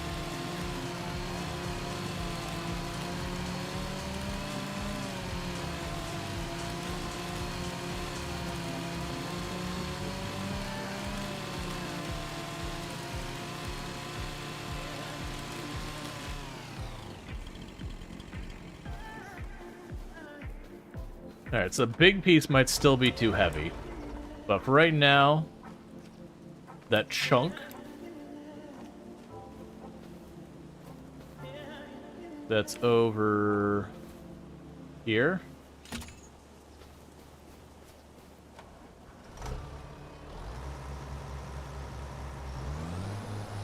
Should go a long way. Considering that log I'm dragging is like 2.4 tons.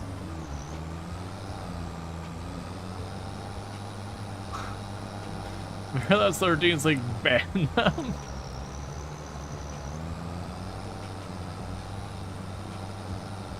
Hey, as long as the puns are staying fun and interesting and not repetitive, it's fine. When we start getting the same joke again and again, that's usually when I start being like, alright. Which trees usually get there because people just keep going with the, how it's the word leaf or branch. And they'll just repeat the same pun again and again with those. And then very quickly it's like, alright, come on. If you wanna keep the puns going. I do like, there was another channel that the whole gimmick they had in the channel was you had to pay the pun tax. That if you're gonna make a pun, you gotta drop the biddies. Like, if you're gonna pun, you gotta pay the tax. I don't have that here. But also, if you wanted to pay to do it, I wouldn't complain. I know I've heard this one. Oh yeah, it's a stick. Brown and sticky is a stick.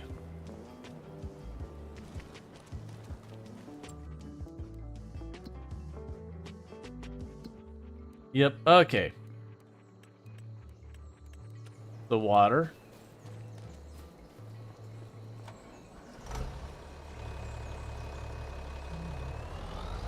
Sorry for the massive yawn. Okay, so we can go ahead and top off our water. Actually, I'm not going to top off the water yet. We're just going to advance the month. And the reason I'm not going to top off the water yet is we plant in April. And so I'd want to top off the water right before I plant, because that's when I start killing the crop.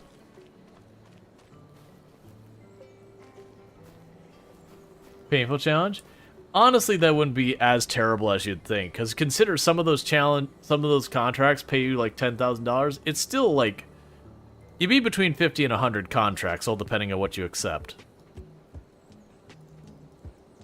But you could genuinely make that happen, and it wouldn't even be that bad.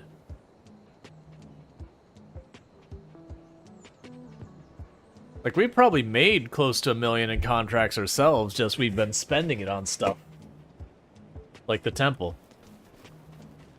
Dead would only... Oh, that'd be terrible. You expect a program tonight? Nah, it wasn't scheduled. Then Tomb went and fell asleep, so I was like, alright, well... Yeah, so no contracts today, basically at all. And what are you? Bale wrapper. This harvester digs potatoes from the ground. No. That's my answer. No. So let's check on the temple. Yep, you're still processing. So there is nothing for me to worry about today at all. Just go right on up. Advance our day one more.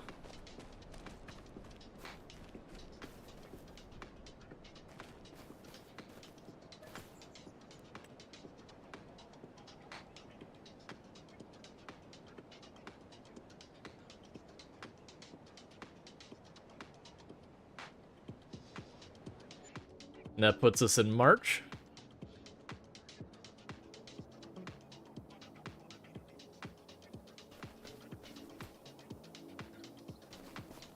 Okay, so same deal, contracts. So we actually have some contracts. That's actually a good one.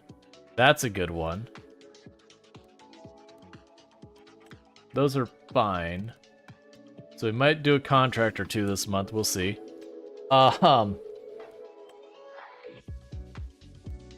We keep seeing a lot of the same things so far as our stuff. I keep hoping I'll see a harvester for the direction for our next crop, but that's fine. And then the other question would be, all right. Let's take a look. If I were to buy another tile of land, we could buy that. That's 130,000. We could buy that one. Oh, that's a huge one. That'd be nice, but way out of our budget. So these other tiles around me... Oh, you're microscopic. So I could buy that down there and make ourselves a really big field to work with.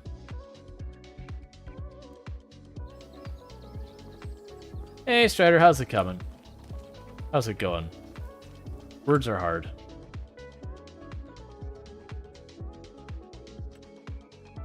So I could potentially buy that plot of land.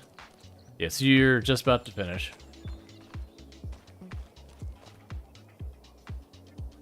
You're microscopic. Oh, have you heard that after dates? Ow.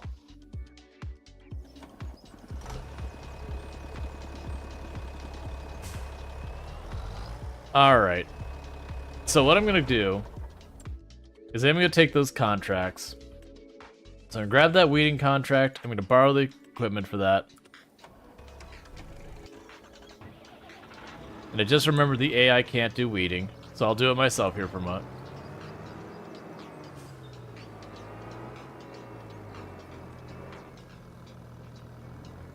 Oh yeah, no, I got you. I got that you were referring to yourself. No, I understood. It was just the, ow, that would hurt. All right.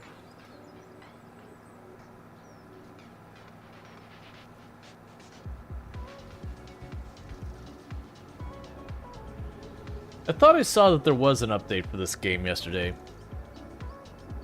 I'm not super sure on that.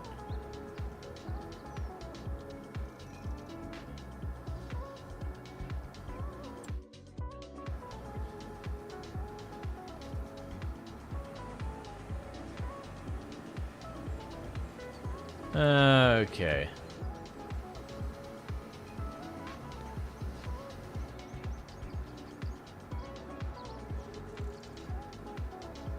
New mods are flowing in? Yes, they are. Giants released the mod, well, the game / mod editor / whatever you want to call. So you're still gonna say no field? Yep. Yeah, for whatever reason, the AI is not working with the weeding job, which is fine. Of all the jobs to not work with, the weeding job is one of the tamest ones. Alright, so while that's quickly going in line, I'm gonna take 2 seconds. I'll be right back, chat.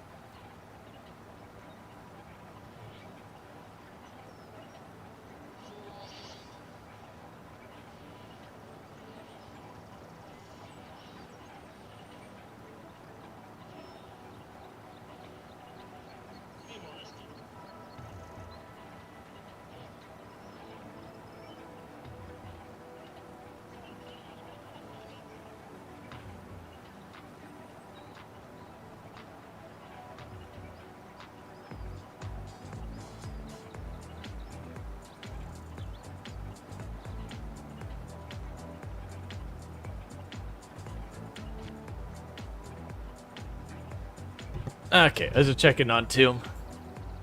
Let's see, new question. Can you automate your tractors? Oh, there's your answer. Yeah, so there's 2 ways you can do that. The one is, for most tasks, you just have like a button that you can say, hey, worker, go do this for me. And you have to pay the worker, which is just a matter of like real life time. For every N amount of time, you pay them $1. And so, like, a major project, like doing a large field like this with, say, a planter or harvester, might run you $1,000, $2,000 or whatever. But the other option you have is what I'm doing, which is called steering assist. So this one I'm not paying anyone. This is kind of like GPS. It doesn't fully automate it. It basically, I say, like, hey, put it on this line, follow that line. And you'll see when I get the end here that the lines will appear when I start turning, and I basically say attach to that line. So it kind of gives you the pattern to go through, but I do have to like turn, lock it into the line, then turn to the next one, then lock it in on the line, that kind of thing. So you can like manually do it all yourself. You can have it partially automated, or you can have it fully automated, and then they do take a cut of your money if you fully automate it. Which you can go into the settings and actually reduce the worker costs and all that kind of stuff. If you don't want to deal with that. I also appreciate that I have what looks like a yield sign or something stuck on the back of the weeder. I think that's a great feature. It should just stay that way.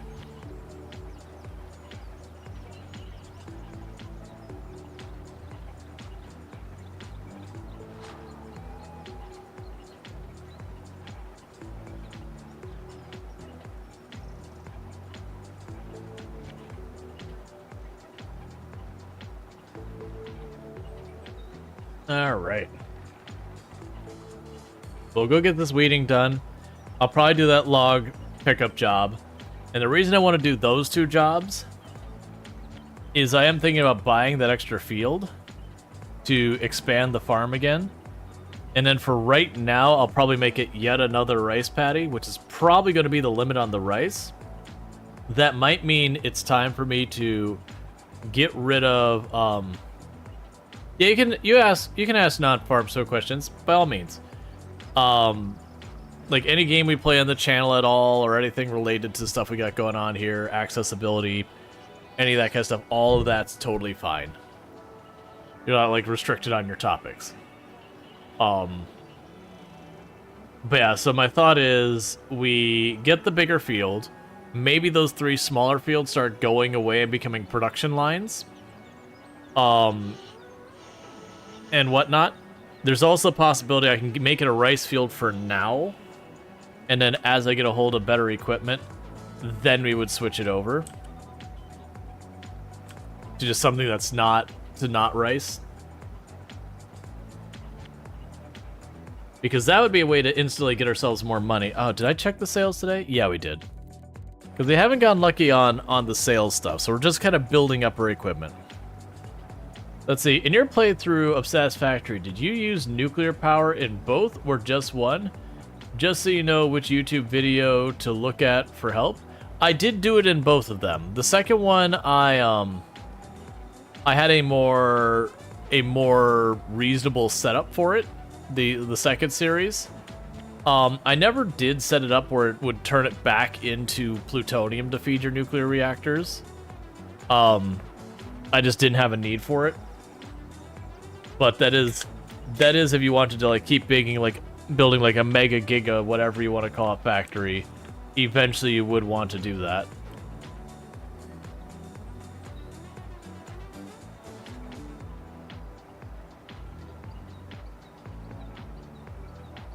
I was gonna check something while we were playing this today. Which is, I got this thing right here. And I just want to check when I've been streaming for a while. Okay, so GPU temps are good. Cool, cool, cool. I was just checking on various stats I haven't checked in a long while. And I wanted to make sure like the power consumption and everything of the video card and all my temperatures were looking good and all that.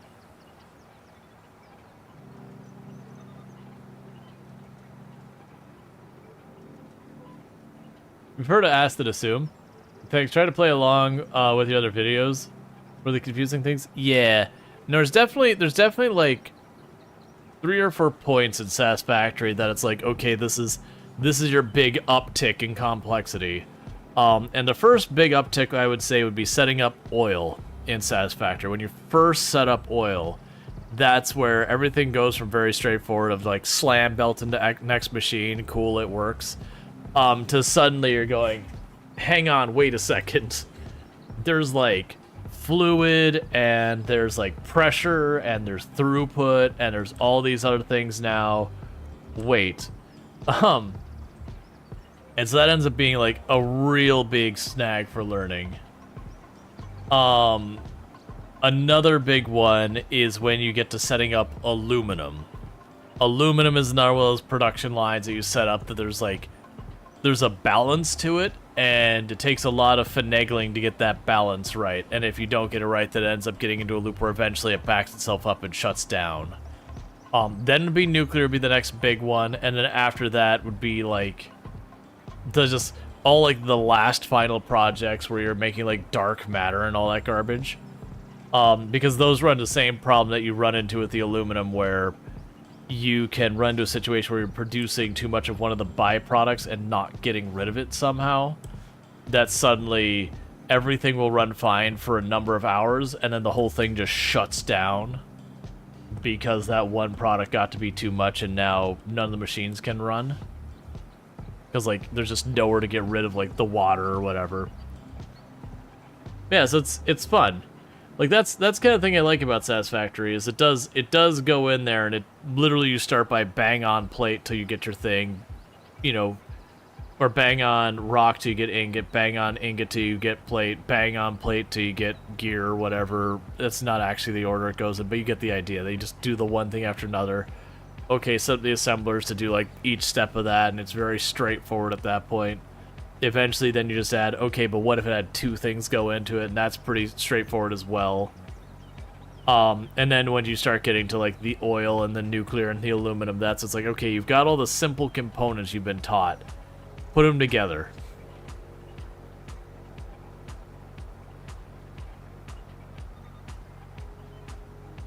But yeah, and Factorio has a lot of the same thing. Now, granted, I feel like in a lot of ways Satisfactory does a much better job of, like, breadcrumbing it to you, of just getting you the one little piece, the one little piece, the one little piece. Mostly just because in Factorio, once you figure out how to make whatever science, you can ultimately craft most of the sciences just in your bag. There are some you can't. And so it is one of those things that you can handcraft your way through a lot of the game of Factorio. Eventually when you start getting to liquids, that's where that falls off, but... And then there's some buildings you can't make, so you do have to set up a factory. But with that, you cannot learn lessons and keep getting farther without learning the lessons. And then eventually you get to the point where you absolutely need those lessons, and you're playing catch-up. Versus I feel like Satisfactory very early on is like, hey, here's this thing. You need this thing to get the equivalent of our technology.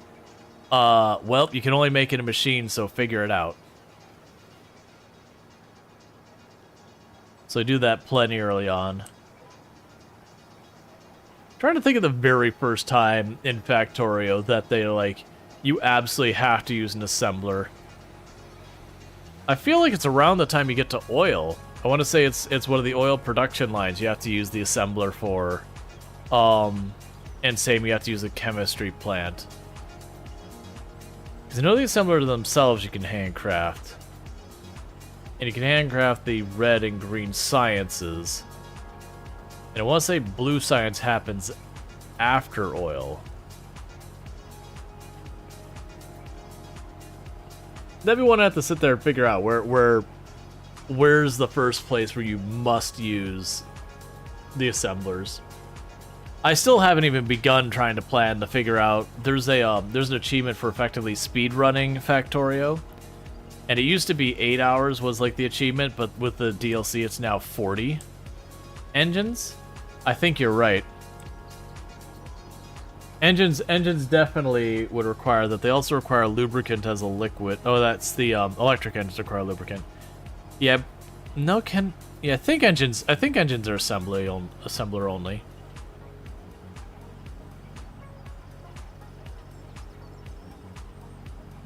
But yeah, I haven't even begun to figure out the logistics, because the way I would plan to figure out speed running.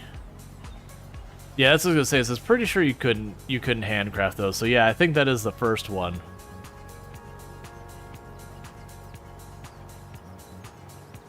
But yeah, no, that's for like planning the speed running. My intention of how to approach that was to go and figure out what, like, the minimum viable ship I could make that would be able to reach the edge of the solar system, and have that as like the start point that says literally everything else just needs to get to the point I can build the ship. As soon as I can build the ship and hit launch, then we're set. And then, you know, tracking back from there and like all the steps to do that. Have you tried the game Mindustry? I know I've looked at it a number of times. I can't remember if I actually gave it a try or not. but I have had it brought up a number of times that I've looked at it on multiple occasions.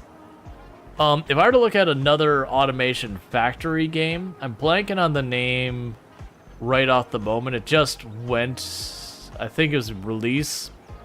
There is one where you start underneath the planet's surface and there's like different caves you connect, but it is an automation factory game. I would probably look into that one as like the next one I'd do. You know, not counting replaying the ones I've already played.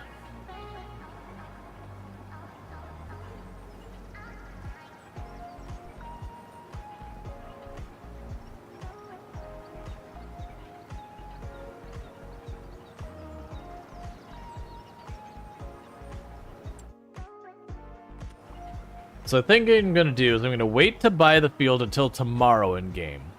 And the reason I'm going to wait to buy that field until tomorrow in game is I believe it will, like when I set it up, it'll come automatically plowed when you created the rice field the first time.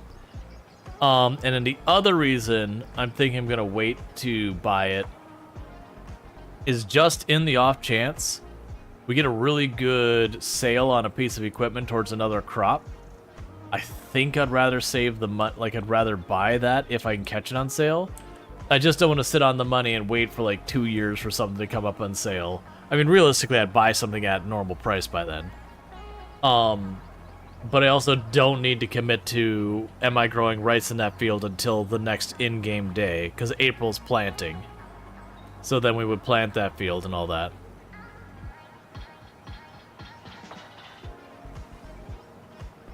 Which, in that situation, I am going to prioritize planting the large fields. That way, if I run out of the saplings in the greenhouse, like if I'm not growing enough of them, that'll tell me it's time to, like, whatever field I don't quite get the chance to fill, that field goes away. And that field would ultimately become, you know, some type of production line. Whether it's, like, right now or later, it'd be probably later. But, like, the field in question would end up going away.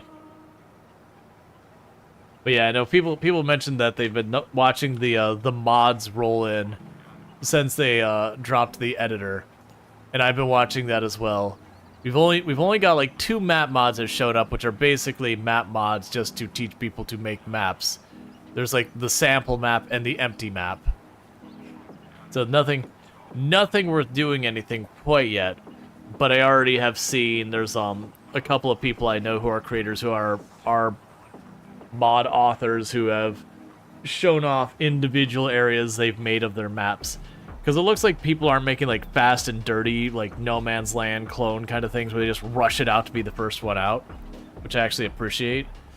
But like there was one I saw where someone's taking the time to make this like really nice river on a wilderness map, and so they put a lot of time into like, you know, putting the rocks around it and making it look really good and authentic.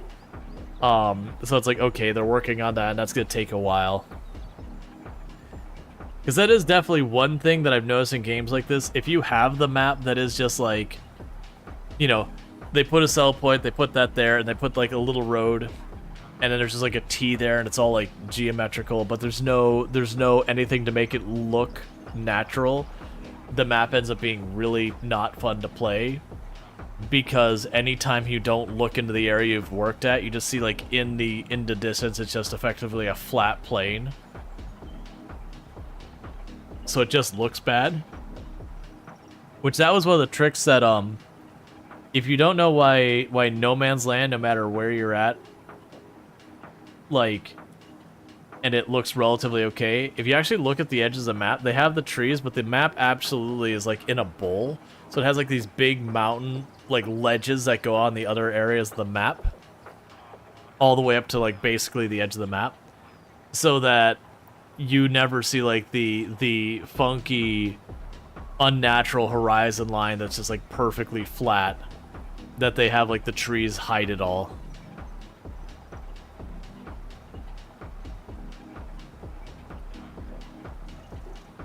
Farming in Purgatory, it sounds like Iowa.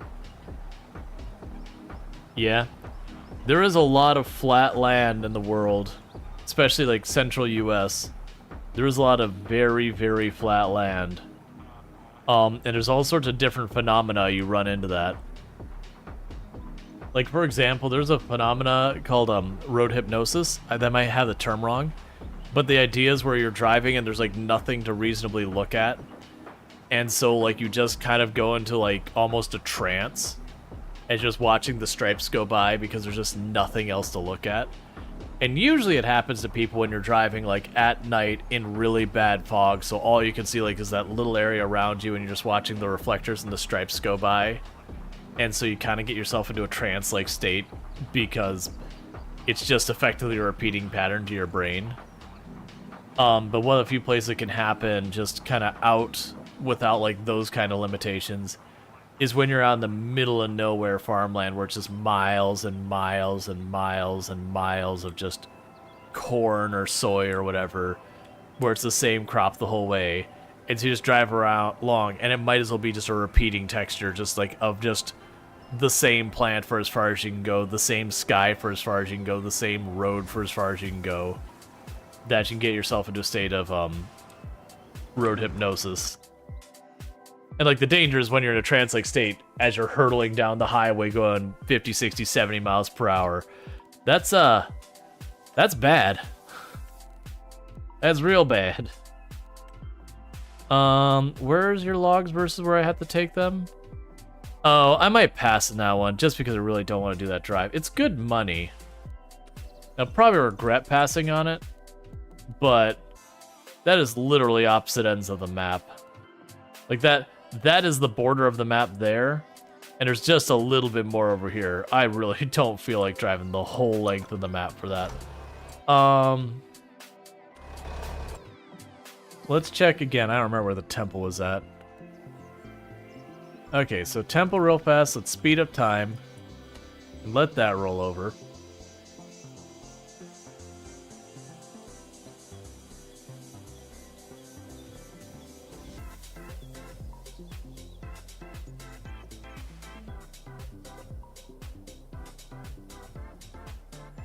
Alright, so we literally have the exact same request for 12,000 of each.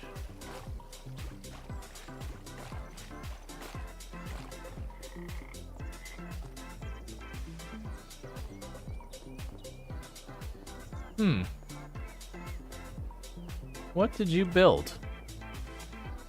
Because I still see the same tree, the same trim I saw before. I'm not seeing new columns or anything. That's fine. Alright. So. Maybe we'll end up doing that one. Okay, so with what I've got here, I do have some extra beams, but it looks like I need 11 things of beams and 12 things of the planks long. And I do actually have some over here. Yeah, so 2 things of the planks long, and there's another thing of beams in there. So what I'm gonna actually try and do is I'm gonna have the tractor, since I need to drive the tractor over there anyways, I'm gonna have the tractor try and grab all 3 of these and bring them over versus driving the truck back here and then driving both of them back over. So this is probably going to make the decision about the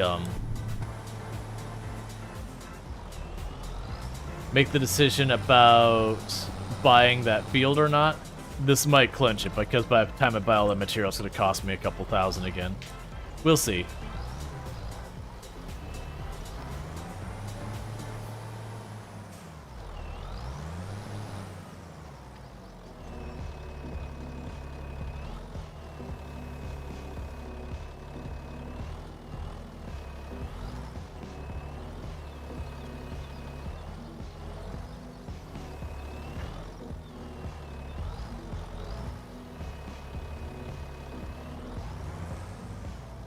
Alright.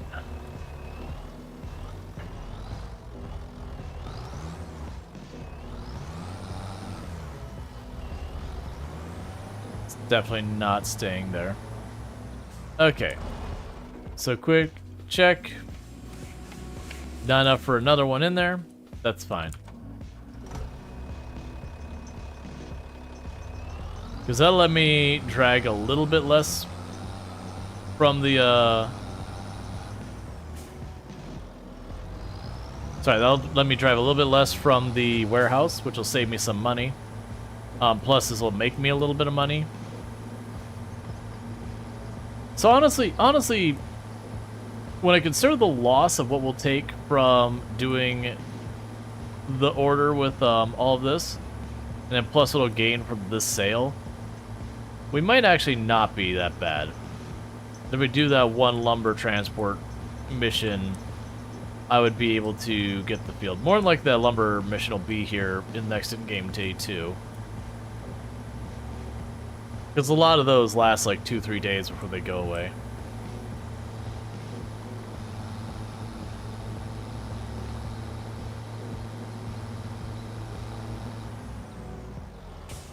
I figured that was coming.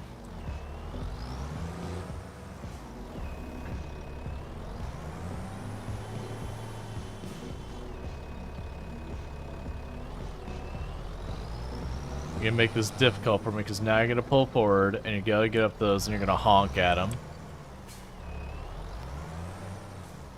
At least you stayed far enough back that I might be able to manage this. So that might happening a mile away. Oh yeah, no, I figured it was gonna happen. I was just hoping to get a little bit farther before it did.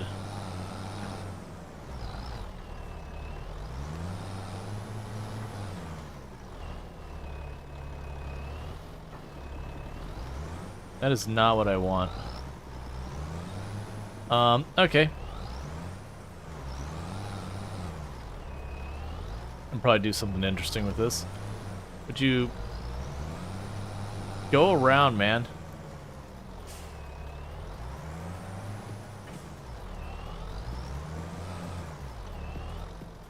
Yeah, it's just the bit of the lip here.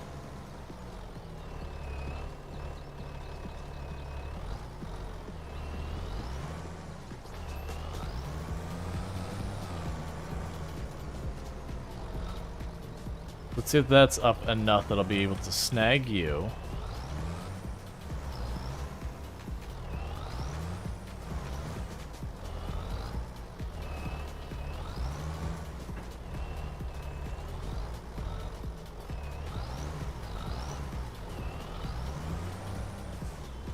Okay, so I can go ahead and set this over here.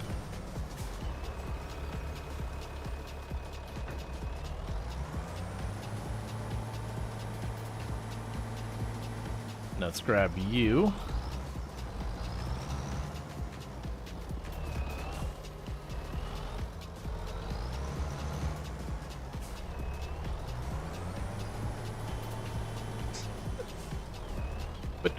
Well, stop.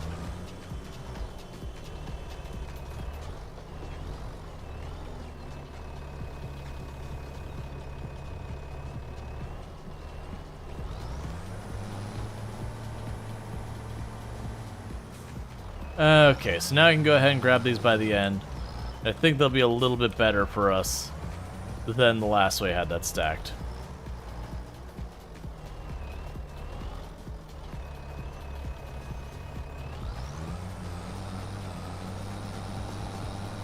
Or not, I'm already watching the beams shift. There's not much you can do about it. We'll just keep going.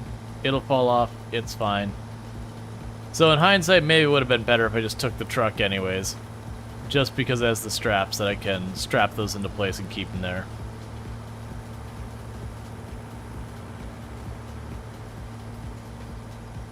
But in the meantime, we are going to just drive this over here, drop it off at the temple, get these, get the truck in position at the warehouse.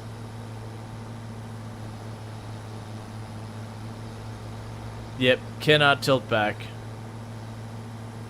So you can see I'm slowly losing it off that side.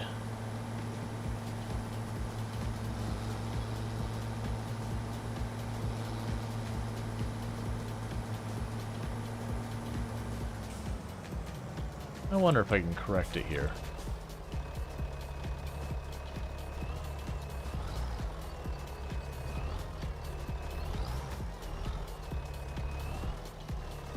Thank you. Yeah, that'll buy us a little bit longer.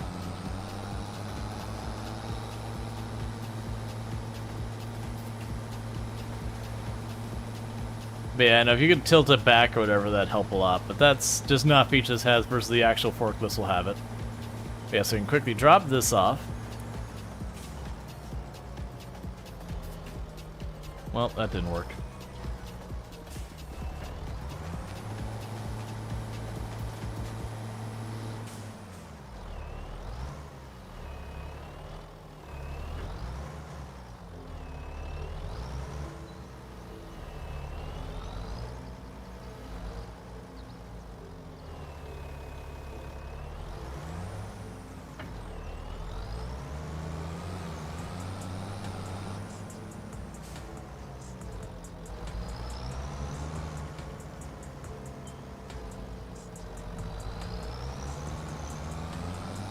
Okay. At least we're making good, like, fourth of the way per time it's fallen off.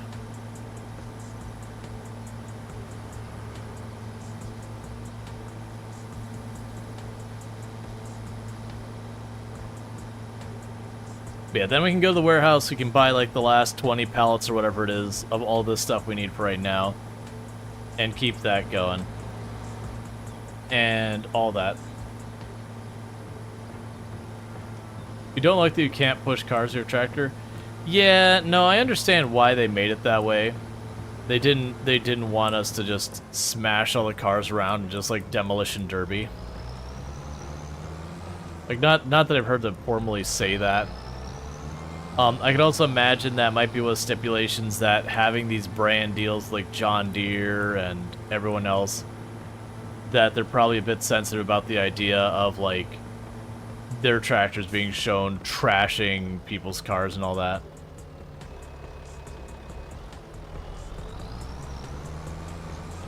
I was hoping that's gonna have a little bit more oomph.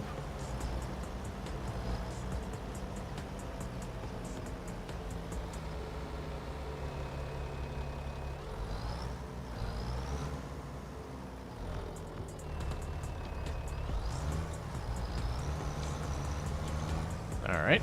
Nudged it back on.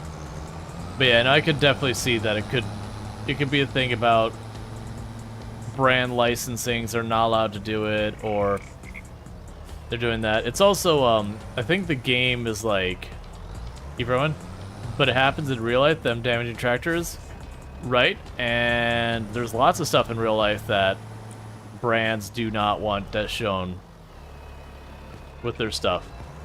It's not even that they're like hiding it. Like it's the same thing for like Need for Speed, where they licensed all the cars and they weren't allowed to show damage on the cars. So you know you'd crash your car into a concrete barricade going 98 miles per hour or whatever, and be like, "Oh no, your car broke down."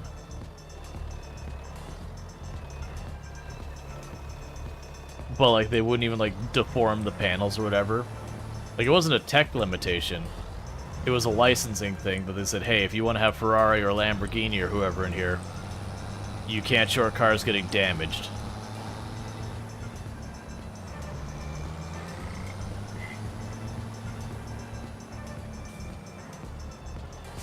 It's just not GTA.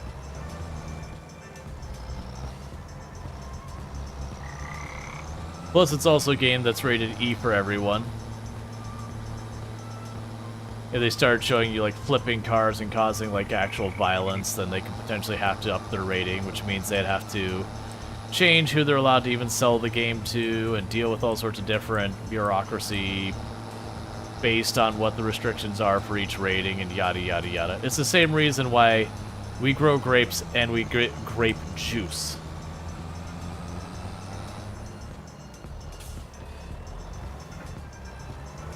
Because you get the branding, but you don't necessarily agree with painting perfect images that's so far from reality.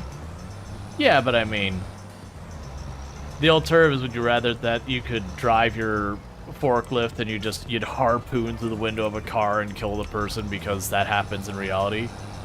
Well, no, because then, you know, again, we'd have to up the rating to at least like teen or whatever. And that has a whole bunch of stipulations to it.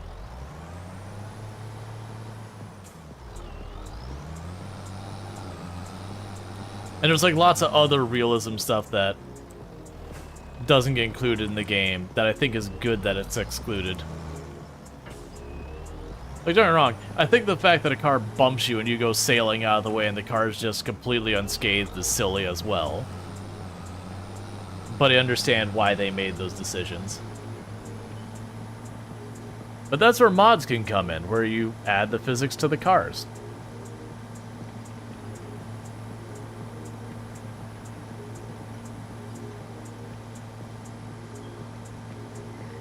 But yeah, so where we get the regular questions about, like, will they ever let us grow marijuana, or will they ever let us, you know, will they ever let us make wine, or will they ever let us grow hops and make beer and all those kind of things?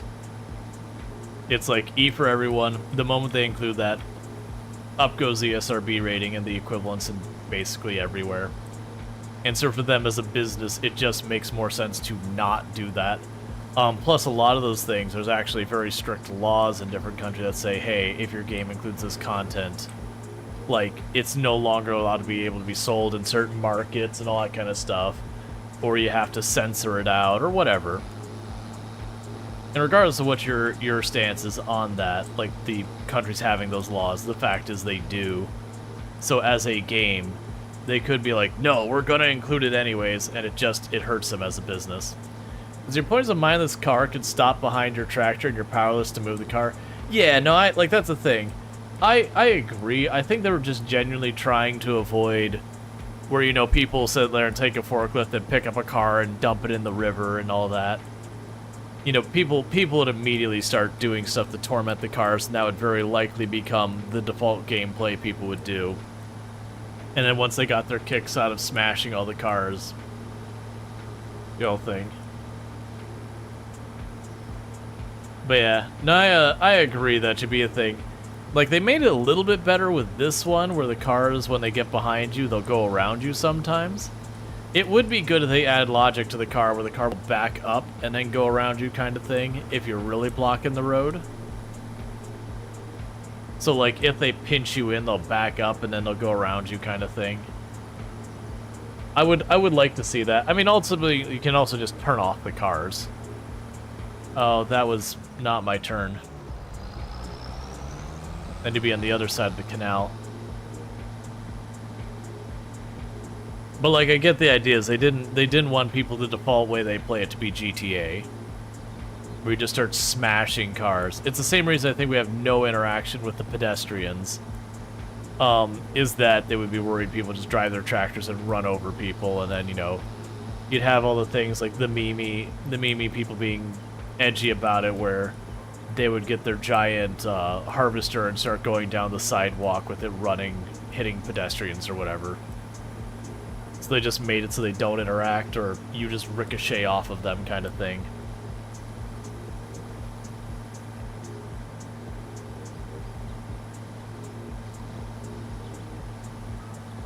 You gonna lurk and get on the PC since you're not gonna be getting any more sleep? Yeah. I know how it goes. Well, I hope you got enough sleep, and if not, I hope you at least manage to get a feeling of being at least somewhat rested or whatever. But yeah, that's the thing. They made their decisions about where they want to target so far as ratings. They got their ratings. They don't want to jeopardize that.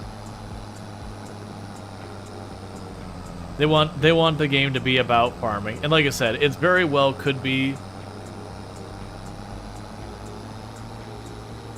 Pedestrian getting low gravity when hit. Well, first you have to make them collidable objects. Like, and that's the thing. Mod-wise, all of that's free game. That's 2 hours far from it, but it's better than none. This is true. Alright. But yeah, no, it is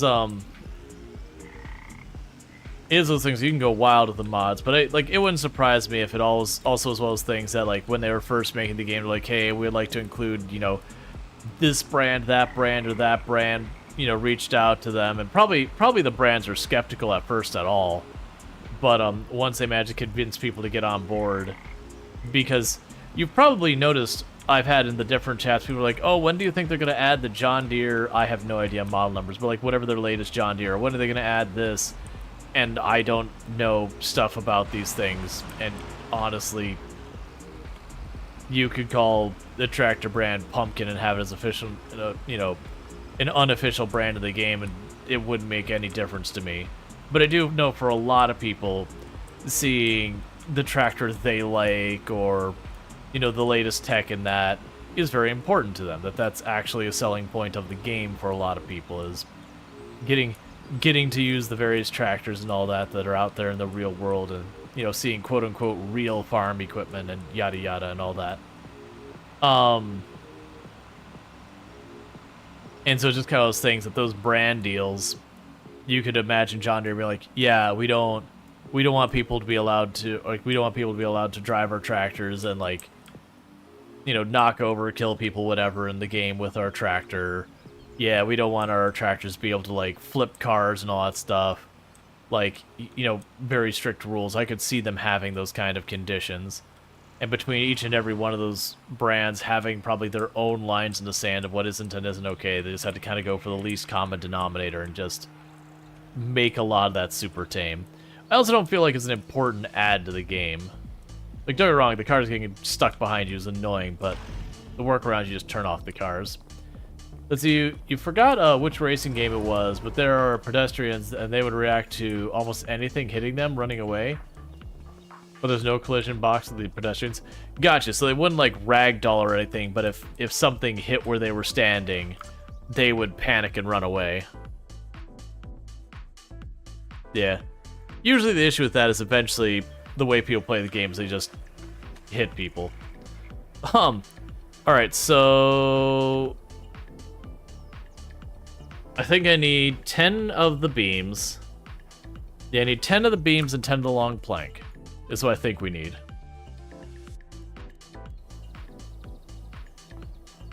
So not as bad as we've been doing, but still pretty bad. So let's do the 10.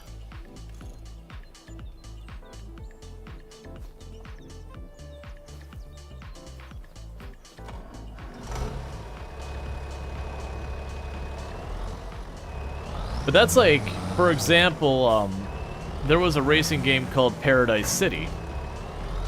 And its whole thing was, after, you know, people got pretty crabby about Need for Speed, how,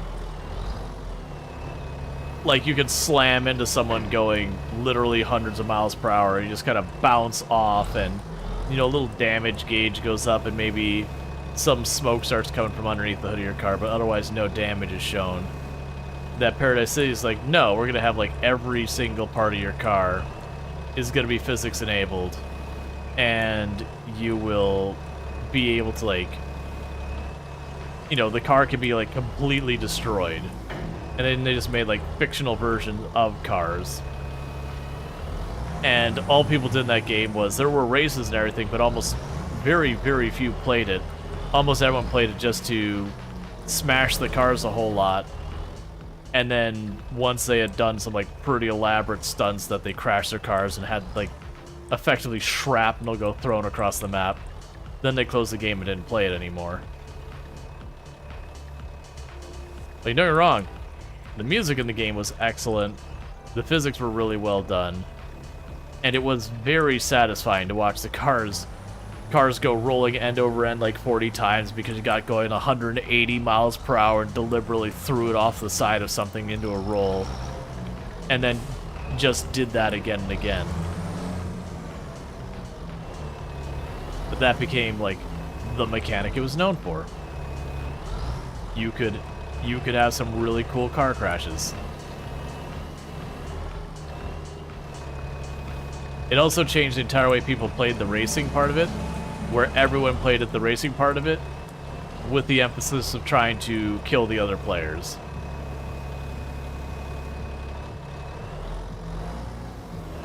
Like, don't get me wrong, in racing games you've always had, and I'm one of those players, I would absolutely sideswipe people and all that to try and wreck them and all that.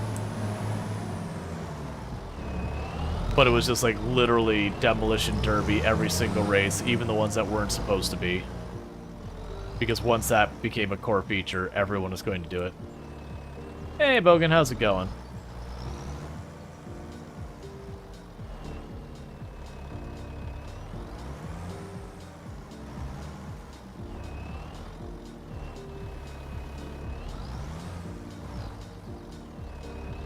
Like, that was before I got into content creation. And I remember it was even a thing when it first came out. It was kind of hard to get into any of the actual races because people weren't queuing up for them, even when it was, like, brand new. Because, again, everyone was just smashing their cars.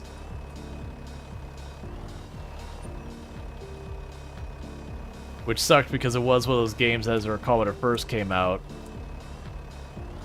You unlocked more vehicles by winning races and other multiplayer things. Which I think you could verse the AI as well, but the AI was not great.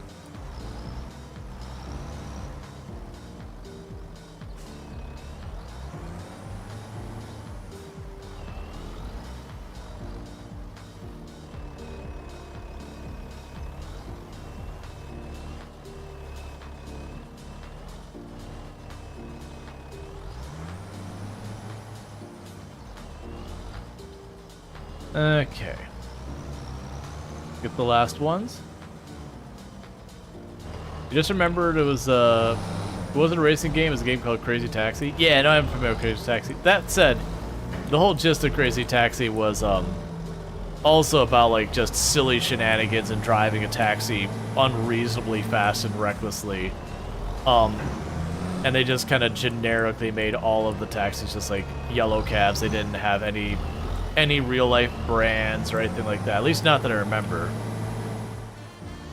But like that's the thing. It was very much a sandbox of doing reckless stuff with the taxi cabs that also happened to, you know, have a lot of silly stuff into it. It's kind of like, I'm trying to blank. Twisted Metal. Car. We're literally just talking about you a minute ago.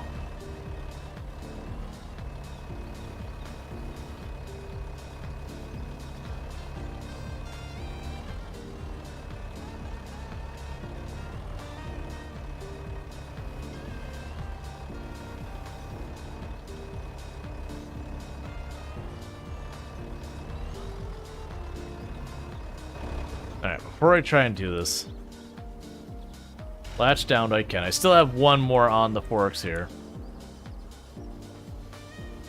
Oh, that's not the one I wanted.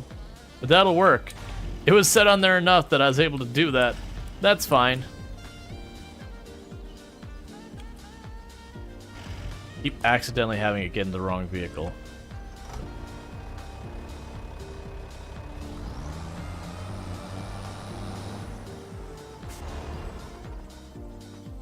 Yeah, I get they have the cars drive around and they just do laps. But like this is one of the spots where they do the laps where you're like, okay, but really? This one stop is kind of rough because one, you have to go in there and get your stuff, and I think that part's fine. The sell point being so close to the door has been a problem to me a couple of times where I've accidentally sold stuff trying to back out of the door. Which once I realized that, it was like, okay, just stay away from the door. But then the car's U-turning at the other spot where the sell point is.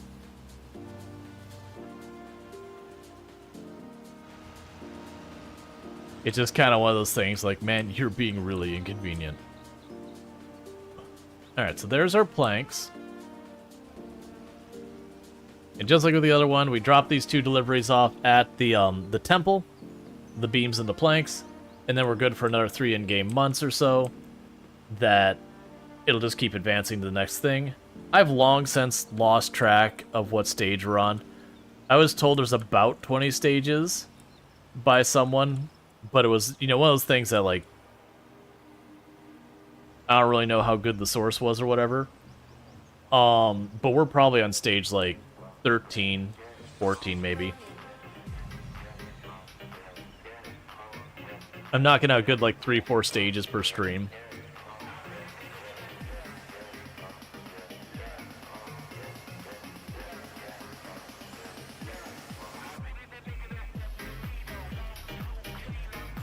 I cannot wait for the Survivor Man maps to drop. That's yeah,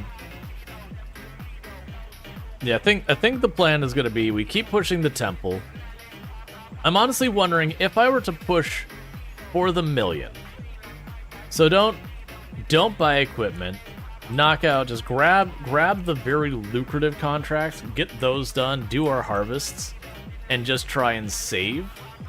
It wouldn't be that bad to get $1 million because we're making, from our crops, from the greenhouse and all that, we are making a pretty decent amount from that. You know what's the other thing I might just do? It's probably not the right answer, because we won't get nearly as high of a price.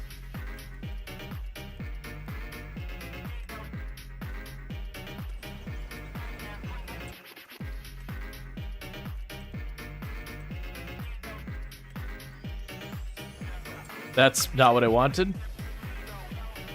Maybe just put those to sell to keep the money trickling in the whole time. So we won't get as much money in the time frame, but it'll save me a lot of human time dealing with that. And basically just try and keep things rolling to focus on just getting the more lucrative contracts, and we work in the temple, and just focus on getting our money so we can get our objectives done. Because then I can look at it this way. If we get the $1 million, and we don't have a survival man map out yet, $1 million would be enough for me to grab either like the top of the line of 1 or 2 pieces of equipment, or like a full set of equipment for a new crop. So just get like everything I need to be able to do all the grains. And then we'd be able to turn around and, you know, do that. I think I'd lean towards getting kind of the top of the line of some stuff. So get like a tractor that could do whatever we want, and then a cultivator that could do whatever we want, and then all that. Because like $1 million would go a long way for getting all that done. So change output, change output.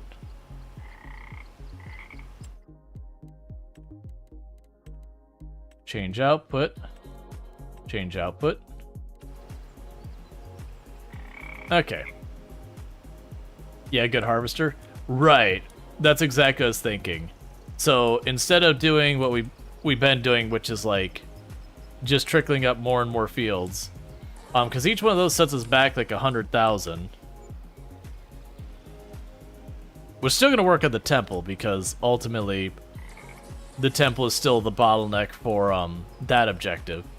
But just go for the $1 million, get it knocked out. And I can certainly do the cheesy thing of slap down a solar panel and do that, but I don't even think that's necessary. And I really don't want to go that way. But yeah, just save up a bunch of money. Now, for the record, I joked about previously getting to 500 and then taking the loan and then all that. They did specifically mention when I looked at the information more that, you know, you're not supposed to have a loan at the time you have the $1 million. It's supposed to be like $1 million in the bank without debt.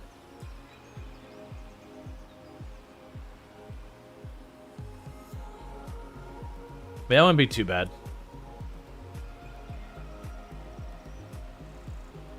Because, oh right, I had the cruise control set really low. Because with that, you know, we make anywhere from 5 to like 20,000 per contract.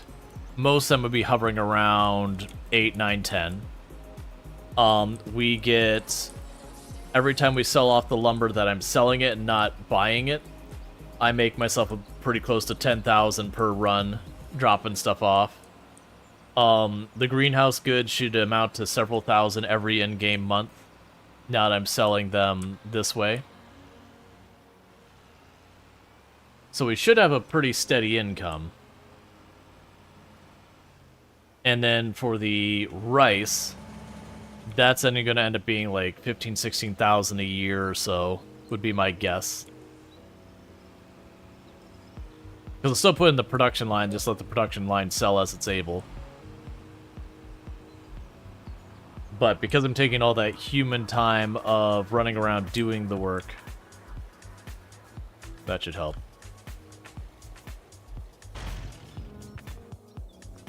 Alright, so it was 10 things of the beams.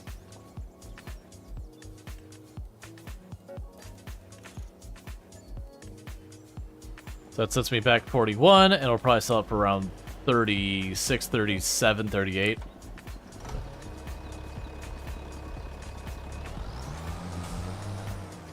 Nelly B, another phase knocked out.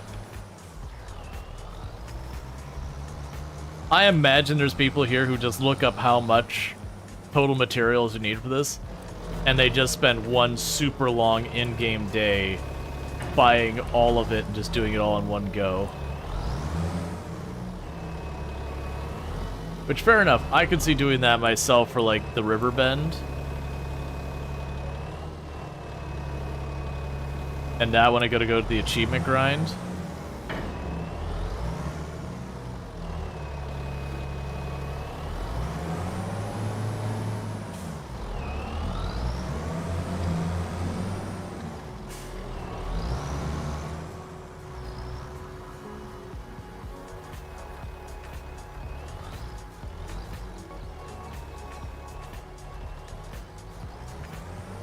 Alright, those aren't put on nearly as well as they have been, but that's okay.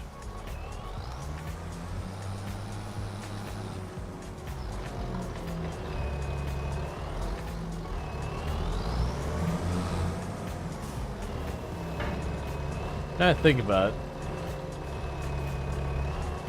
I hate that electrical box so much. Something tells me there's going to be a mod for this map that's just, all it's literally going to do is delete that electrical box. Like, it's genuinely fine, but with trying to build the temple with this tractor, there's probably not going to be a mod because most people just buy the actual, like, an actual tractor which is going to be narrower and that won't be even a problem.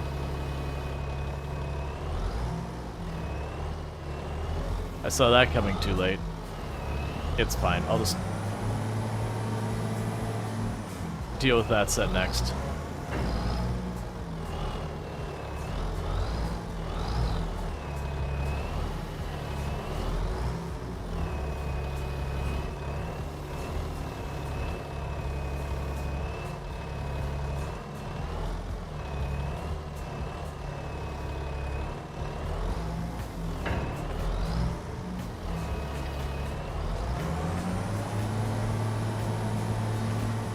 Okay. We tried this time, which is not how I've been doing it. Instead of putting it on the side here first, which I've been doing, just shoving this in the back right now.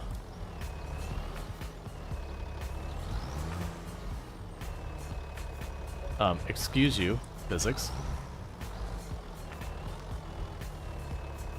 What is happening to you right now?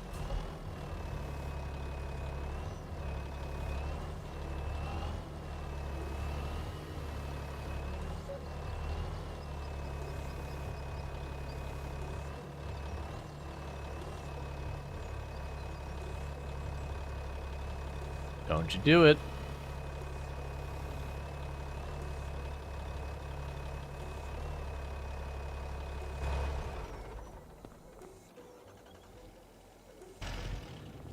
Okay, because now I can just grab those last two and shove them on the other side and that'll be fine. Because that way I can grab them 2 sets of the 4, and then 1 set 2 and it'll probably be alright.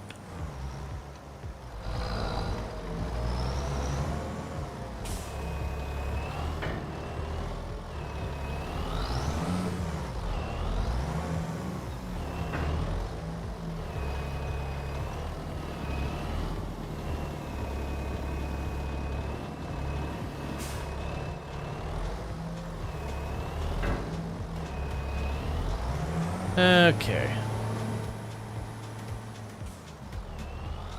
This will be another stage done.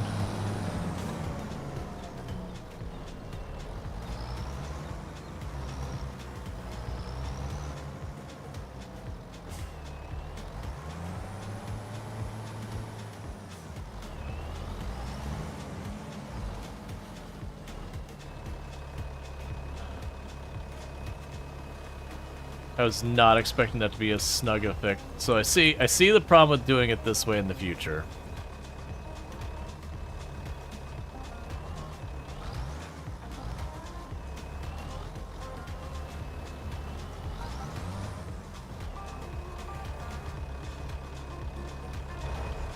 Okay, so I think the bottom one is technically in, so I can go Oh good, they're all in.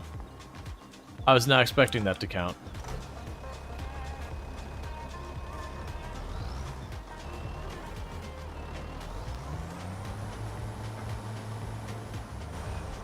That's good enough for me. Alright, so we go ahead and get this dropped off real fast, it'll be good.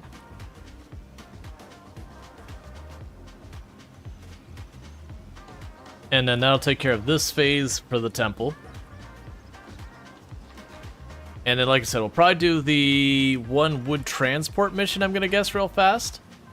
And we're gonna lean towards trying to just make lots of money as best we can. So we're gonna watch for those contracts that actually are good money. Next month, I believe we'll get some. Oh no, sorry, not next month. It'll be when we harvest the rice. We've had really good green bean contracts that normally I don't do because, or I've been skipping because they're very slow. But now that I have so many rice fields, I do think if I queue up those contracts, they'll be mostly done by the time I finish all my rice fields and everything else I need to do. So this probably won't be that bad.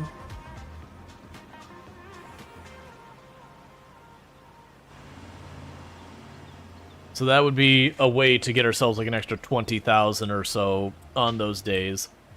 And then usually that'll open up those for the cultivating contracts, which are usually worth a couple thousand. Yeah, so we're going to try and make some money pretty quick.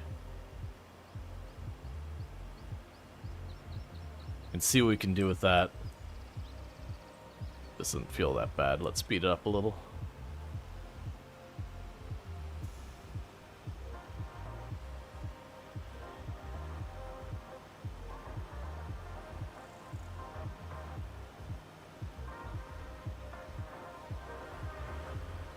One added bonus about doing it this way is there'll be less of me driving all the way back and forth. Except for with like the tractor and driving that back. Yeah, so I think the $1 million it'll be mostly just grind it out. I think it'll be the fastest time-wise. Certainly it'll be less painful if I go and I take this time to stop, buy the piece of equipment, expand the farm, get it to the point where we're making like 100,000 a year from just our crops. And to just do that until I'm making like 100, 200,000 a year and then just go 5 years without spending. But I think if we just grind it out real quick, I say real quick as if it is going to be real quick. If we just grind it out, that'll be the fastest way as far as human time and in-game time. Open ourselves up, decide on the next play. It also could be that we get a Survivor Man map by then, so we'd have that as like the win condition of this one. Get a Survivor Man challenge going, because that's ultimately what I want to do. Oh, we did save it. Because that's ultimately like the way I want to do it, is where I can kind of make the farm what I want of it. It's just a lot slower to make it happen because of the money restrictions. And I think that one will be more flexible about cutting down trees. The one we actually did on the stream, I only ever cut down like 1 or 2 sets of trees.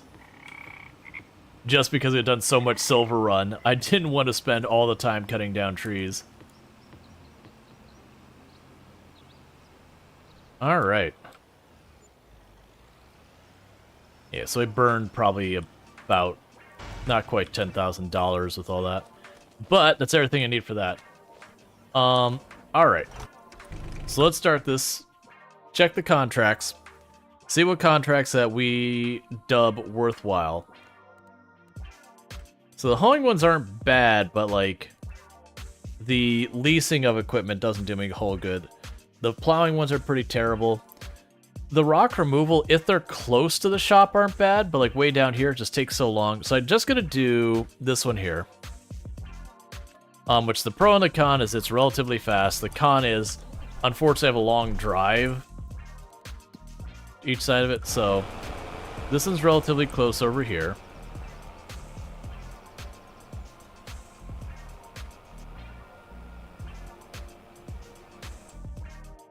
Yeah, because you're just around the corner over here, and that's like I gotta drive the loaded vehicle the whole way to the opposite side of the map.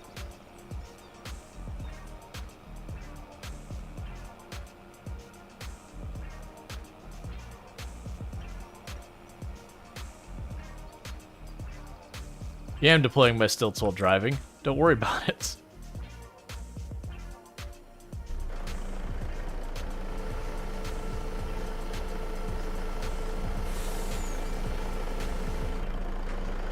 All right.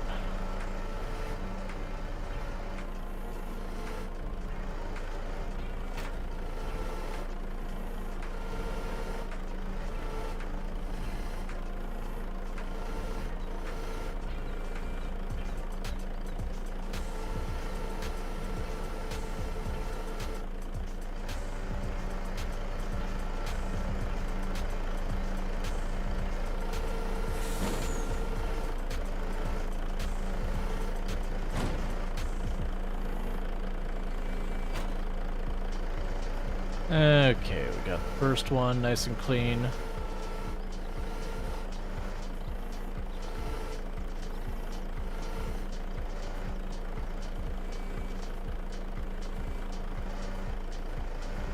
I did see, for those who haven't been watching the mods that came out, one of the very first mods that have been made since the mod editor came out was someone took the DeWolf, the big vegetable harvester, and gave it like 30,000 liters of internal storage, which I think that might be a bit overkill, but just the whole, so you don't have to fight with the AI and all its garbage, just 13,000 internal storage gives you more than enough time to just treat it like any other harvester, let it harvest away, and then, you know, pull up next to it and have it empty out, which I think, frankly, for a fun gameplay side of it, is just a much better solution.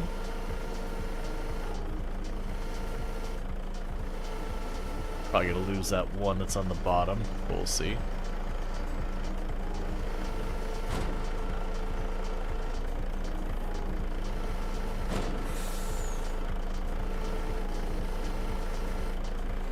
That is probably like, if I go to play casually, I'll probably grab a mod like that. Like, not doing my challenge runs because while I know it doesn't matter, it's just easier for me to not have to deal with people being like, no, you're using a mod, me. It's easier for me to just go, hey, you know what? No mods. But if I was going to do the carrots or parsnips or red beets or whatever long term, I'd absolutely get that thing.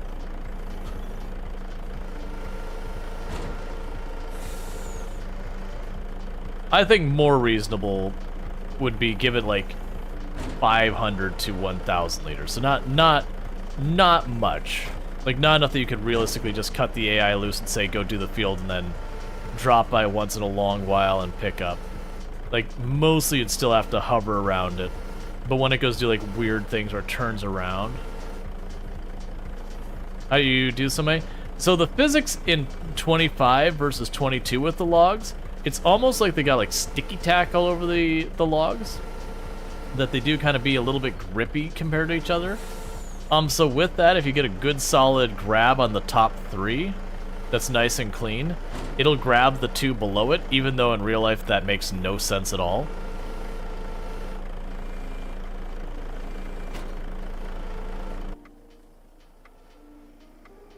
But yeah, the catch when you grab all five, do not pick the hand straight up. You will absolutely tip over 9 out of 10 times. It's only like if you happen to be on like a really steep hill in favor of it, will you be alright.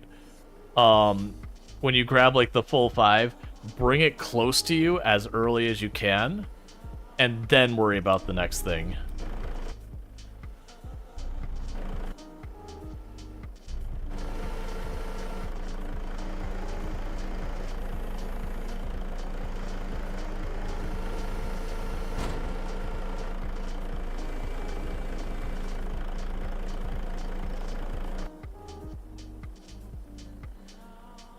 I'm surprised they gave me enough logs to fill the whole thing up without giving me the trailer. This is the first time I've had them give me too many logs to fit in this where I didn't have to like really badly do it. Like if you do it where it's at a weird slant, you can absolutely overfill it where you don't get enough room. But these honestly are stacked really well.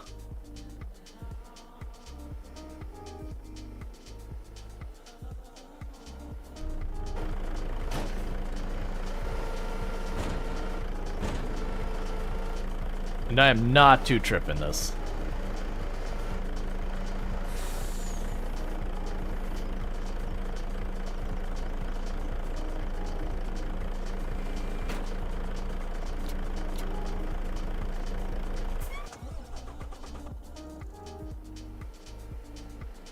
There we go. Alright, so this is going to the carpenter. Don't worry about the logs getting shoved around. They're not actually fully physics enabled when they're on there. They will just snap back to where they were. Once you've got like the straps down. If you don't have the straps down, you'll absolutely send them sailing.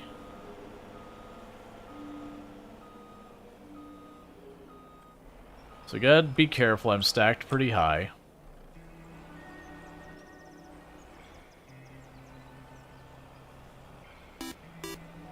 Thank you Donkey Duff for subscribing for 29 months. So glad my week is over and I can watch videos. Thank you, Donkey Duff, for the tier 3 sub. Heckin' generous, and I really do appreciate that. It means a whole heck of a lot that you'd support the channel that much. It really does make this possible. But been subbed to the channel for 29 months. Fast approaching 3 years, so thank you again for supporting the channel, you know, at that level and that long. So thank you so much for that.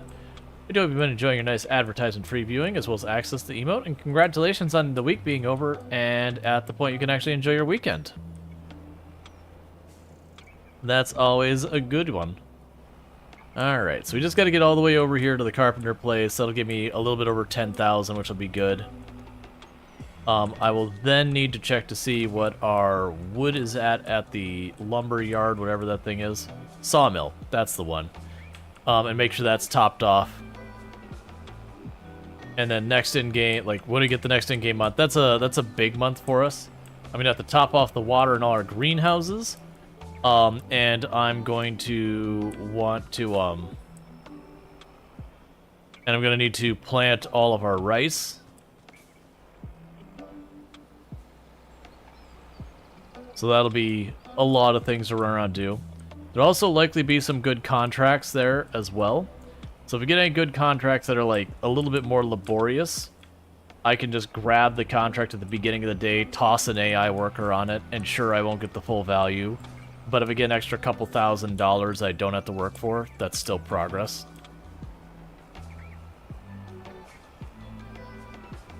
Okay.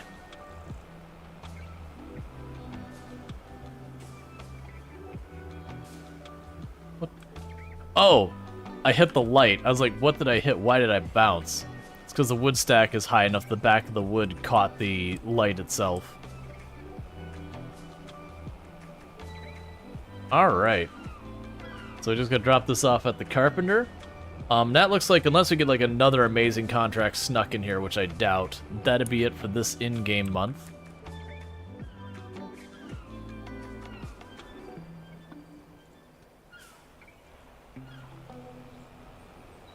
Alright. So we can drop you here.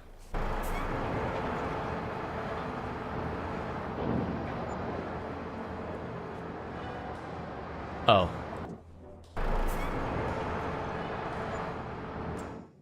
Okay, so for that, we can go to our contracts.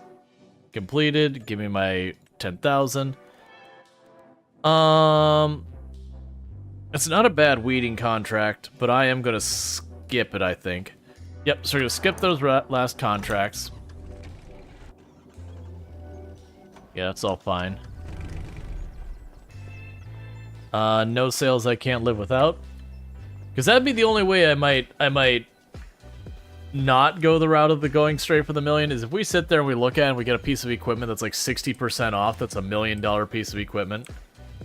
That would be a temptation I would maybe jump on. We'll see. So there's advancing here.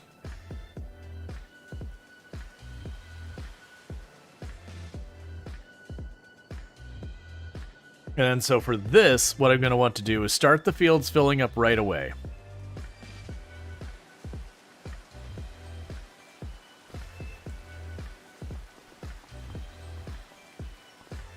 Set time to be a little bit faster than I normally run it. So flood that field. Any amazing sales? I mean, okay. So if we get the fertilizer thing, which is relatively cheap, that'll let me take fertilizer contracts without leasing anything. So that'll likely pay for itself relatively quick.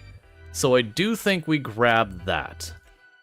Because I think that one is worthwhile in that it opens up more contracts that are very fast for us.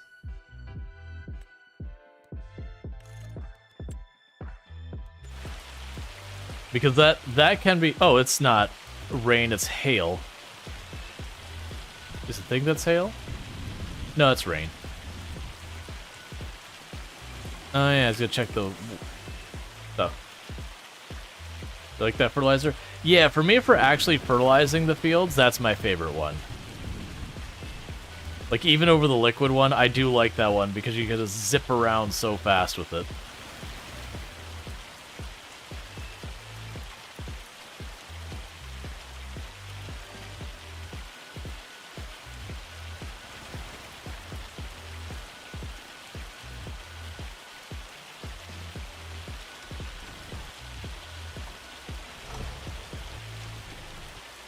Actually wanted this. Alright, so you're still going along. Let's see what's being built now.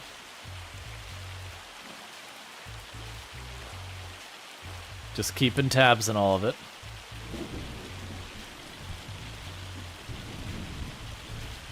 I'm not seeing anything.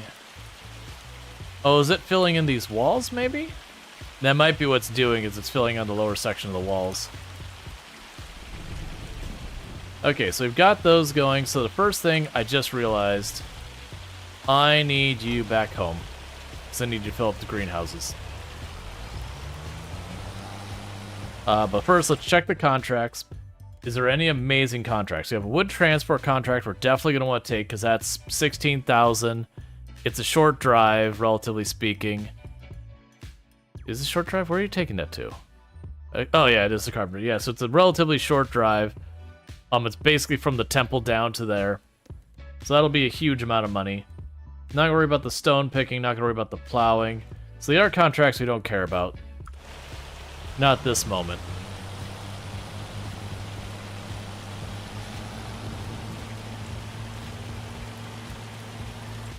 Second guessing that. Yeah, so we don't have fertilizer yet. So yeah, so we should be able to do the contract for the wood pickup. That's going to be some solid money. We are in a month that I need to plant all my my rice. But we're going to go ahead and grab what we can to do all that. We shouldn't have any more lumber I need to do quite yet for that.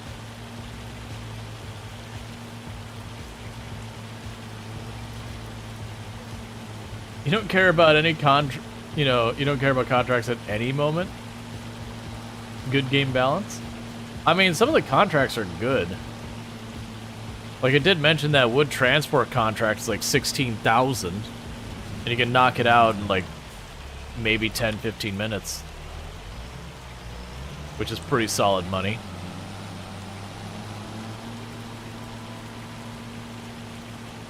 Oh, yeah, you meant the bad one. Bad ones, no. I thought it was... No, it's 16,000. I mean, it's like 15.9 or whatever. The ones you read? Yeah. It's kind of a weird thing that a lot of ways they could make those contracts better. But at a certain point, they're too good. You had a 12k stone picker contract that gave no progress. That's no fun.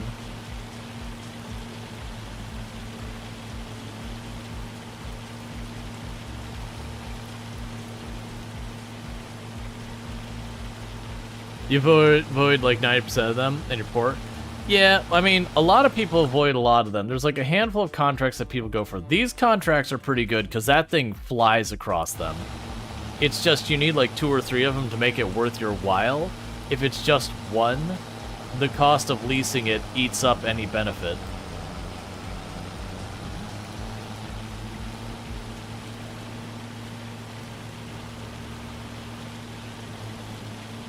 Alright, so let's drop this off.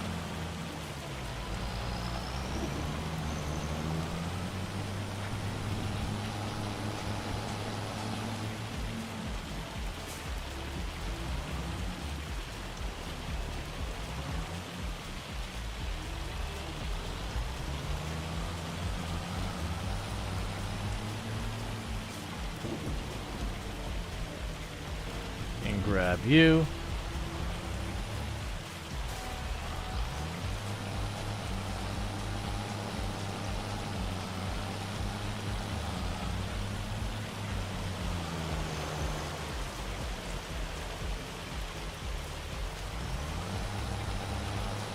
So I can top off our greenhouse. Yeah, so these two would be worth taking. The plowing, not so much. The rock removal is... Oh, that's that one? That'll be probably a no. The weeding one is not bad either. Like, the weeding one and the hoeing one, which are kind of the similar contract, the only downside of the weeding one is the AI will not do it. Just for whatever reason, the AI is like, I don't know where the field is. And you're just like, you're sitting in it, man. Like, nope, don't know. Can't help you. Sorry, man.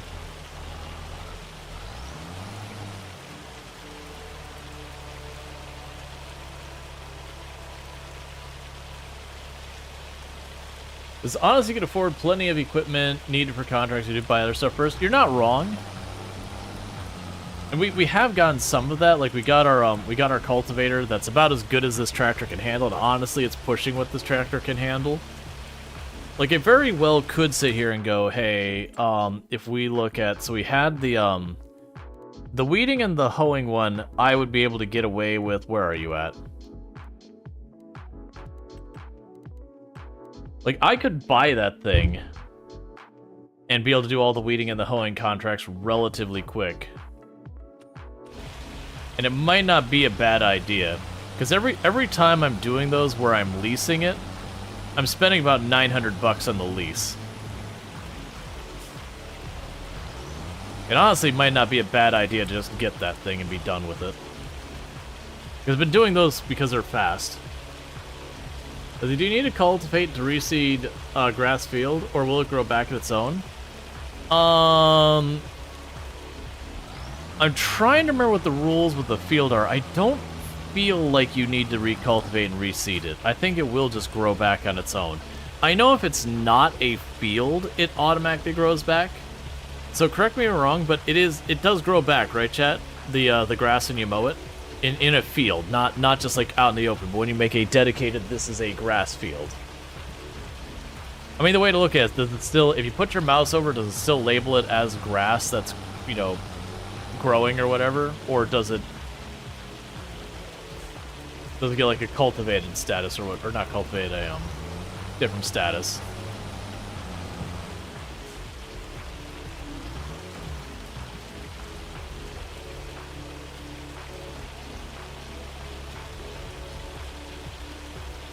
It says harvested. Yeah, I don't remember, because I very rarely would grow grass fields, even though grass is like really lucrative in the game, especially if you turn into silage.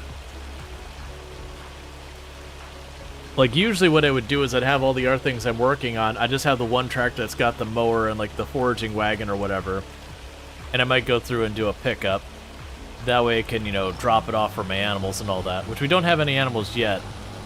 That'd be nice to correct. Never seen a dedicated grass field? Oh yeah, no, I've seen them plenty. There's lots of advantage. You can get a higher yield out of them because, like, you can do the thing where you roll it and do all that stuff, so you can actually get a really high yield. You get some really good money out of grass. Hey, Triplet, I'm doing good.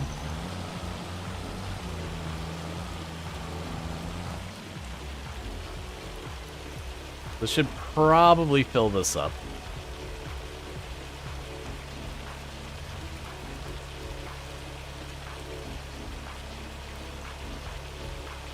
If not, it'd be barely at all on the next one. I guess we get one more.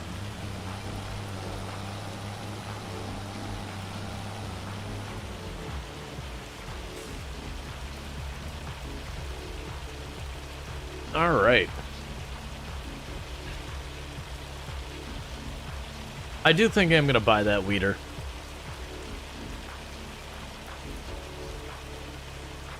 I'm just sitting here thinking about it. Yeah, it's 36,000, which is a bit of a cost. But I'm thinking I'd probably do 4 or 5 of those a year. And by making sure, oh, it literally that's what I need. I'd probably do like 4 or 5 of those a year, generally speaking. And some of them I skip because they're not worth it with the cost of lease involved. So if we eliminate the cost of lease, so that would help. So that'd save me several $1,000s worth of leases a year. It gives me the tool for when I need it myself. I don't think it'll take very long for it to pay itself back off. And I'll be more prone to be wanting to take some of those contracts just because. And I'm also hoping, just because it seems like when it's the weeder task with the weeder, it doesn't like it. That some of these ones I've had to do manually, I won't need to do manually anymore. So let's go check on that. So let's run the tractor over there. Because that takes care of what I need the tractor over here for. Actually, hold please. How is your wood? You probably need more. Yeah, you can use more. Because we'll get everything I need the tractor for over here. And it'll start getting people working contracts. As long as it's a contract that makes sense for me to make, where even if the AI doing it, I should make a good profit. We'll do those. But I want to hand those over to the AI as much as possible.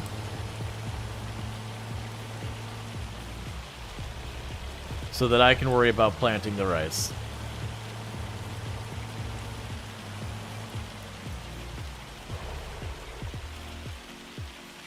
Did you buy the fertilizer? I bought the fertilizer. I have not bought the fertilizer for putting in it. I've got a little bit over here, but I'd need to get more.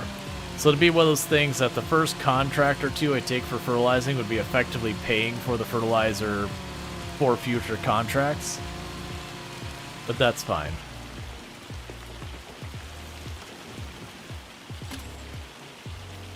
That is a 5-ton tree.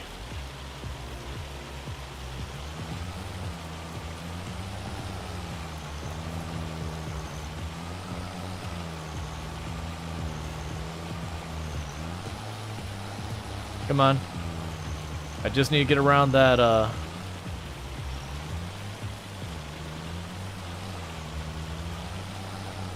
Just need to get around that tree stump.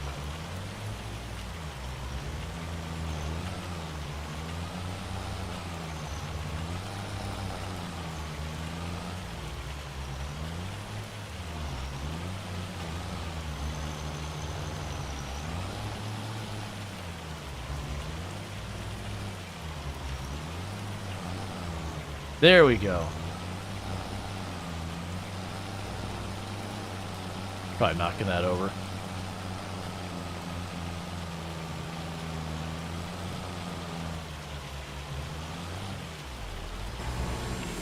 And it's basically full.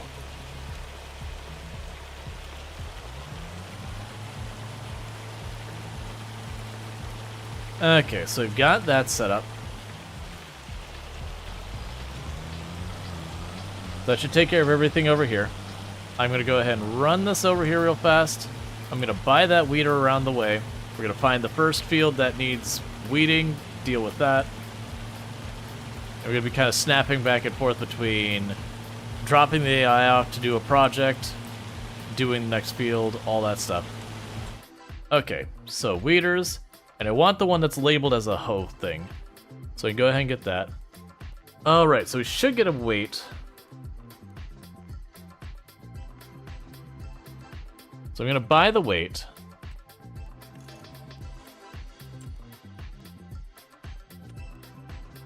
And the weeder.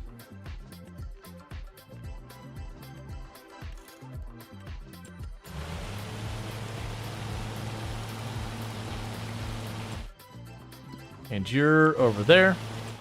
So in the meantime, we will take this contract this one, and this one. And I should have my own equipment to do the work and not need to lease it. So that means of the, like, just shy of 40,000 I spent, we've already got about 2,000 worth of leases I didn't have to pay between the one for the hoeing and the one for the actual weed eating. So that'll be good news. So that should recover quickly. It is kind of one of those things that, like, once it's paid off for itself, the rest is all profit.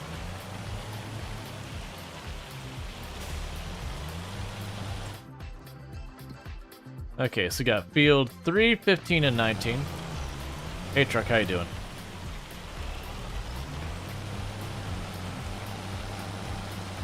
So I can go over here and just drop it on that field. It should be able to get through it, you know, relatively quickly.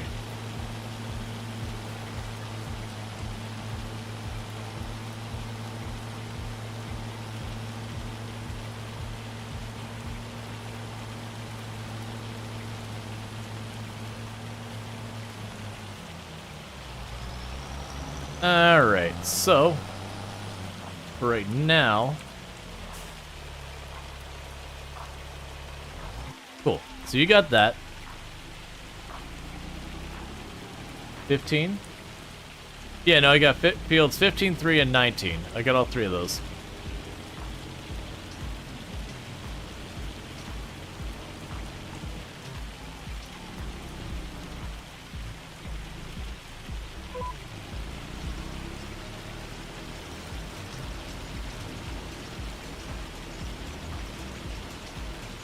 Are you flooded enough? They should be alright. Yeah, it's working. Okay. I couldn't see it from the above angle that it was actually working on. Okay.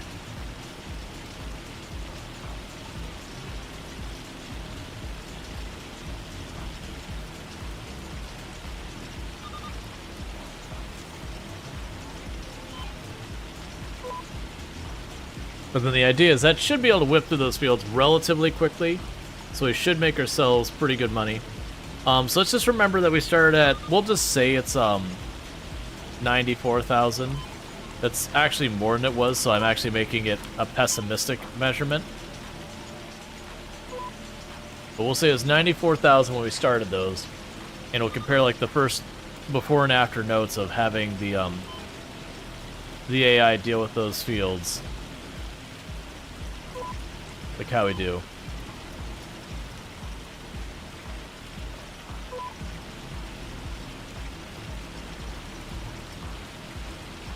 I can say I'm not running any problems on my end. Like no drop frames, nothing like that. Looks like the health being shown on both YouTube and Twitch for me are both showing that the connection's solid and all that.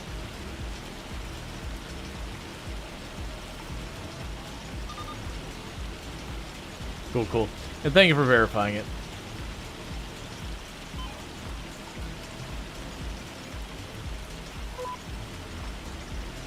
Nah, it just means it's a local ISP issue.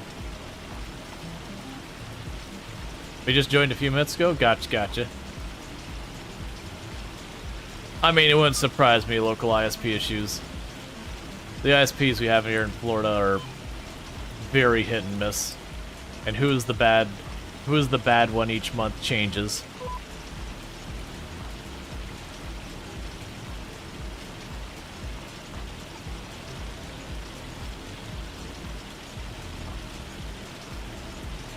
So getting all our rice put down, get out there. Farming? Absolutely. Doing some heckin' farming.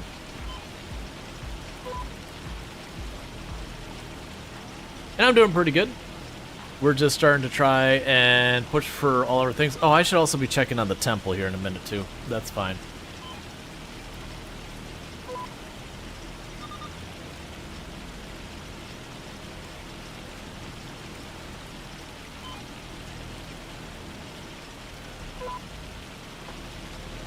Okay. You know, strangely enough, you love sim games, but you've never picked up any of the farming ones? Gotcha. Well, I mean, so if you're into sim games like American Truck Simulator, Euro Truck Simulator, Construction Simulator, any of those, maybe Microsoft Flight Simulator, like any of those, there's a very good chance that Farming Simulator will scratch a lot of those itches. I will say, one thing I will give Farming Simulator that I feel is not as present in some of those, with the exception of maybe Construction Simulator, is the feeling of progression. Hey, Jack. Thank you, I appreciate that.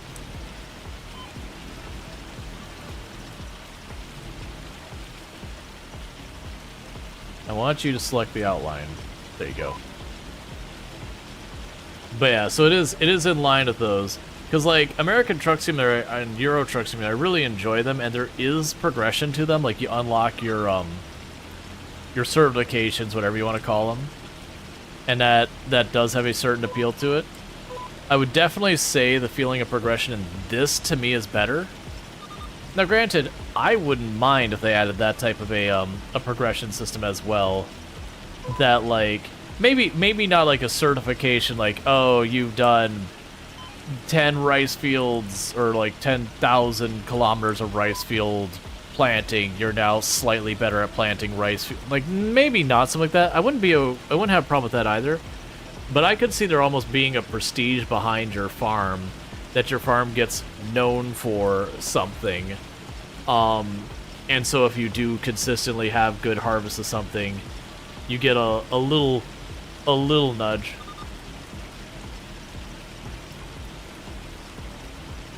Gotcha, Luxray. It's probably some type of outage going on.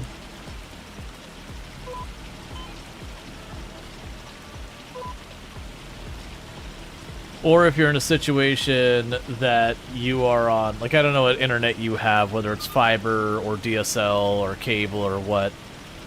If you are on cable, cable is open loop. And what that means is you and between, like, your house, like your neighbors and all that are sharing a line that y'all piggyback off of them. No matter what the cable people tell you, the cable people be like, "Oh no, we got a line directly to your house." It's like, no, you're still on a loop with, like, the handful of people around you. That it's usually fine if you don't have a lot of people who are using tons of data. But if you end up having 2 or 3 people who are, like, very heavy data usage people, you can basically bog the whole thing down. It's kind of like we're in your own household. If you have, like, 4 or 5 people who are, you know, streaming video and doing all at the same time, it starts to really chug. Same idea. Just instead of being just your house, you got others. And you notice I mentioned that's the cable situation, versus if you're fiber and DSL, you're usually what's called closed loop. Basically means the connection between you and the next point is a, you know, one-to-one connection, and then from there it would be branched out to a whole bunch of people. And so you can still have it where you have too much congestion to that point.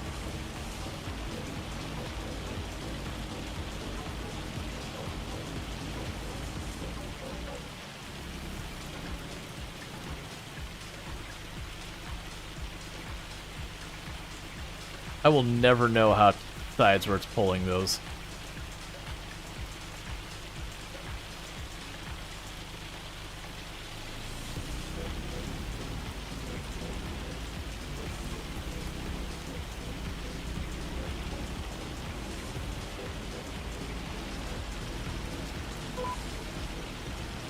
But yeah, they're just one of those things that that can be a big pain point. It's just that.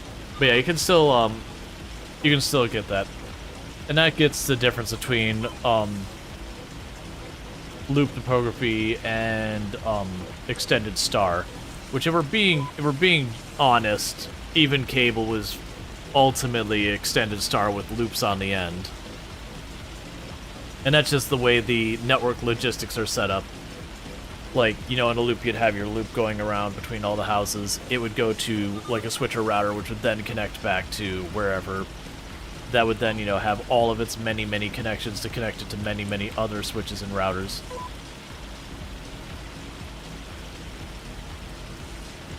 .8 megabytes per second. Hot garbage. Agreed. 12.8 megabytes per second down in this day and age is borderline non-functional internet.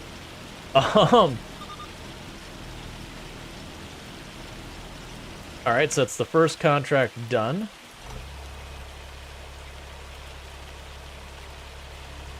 So we spent about $500 on that AI worker doing that contract. And we have made about $2,800 on that. So that means by making the AI do that for me, we made somewhere in the ballpark of about $2,300. Works for a while, but not streaming. That's bad even in Australia terms. I mean, that's bad in everyone terms. That's just definitely something's busted. Like either there's like a shortage in the connection, or like the router, as mentioned, the router needs to like reboot and like something's gotten looped. Something. That is what you say is some ain't right.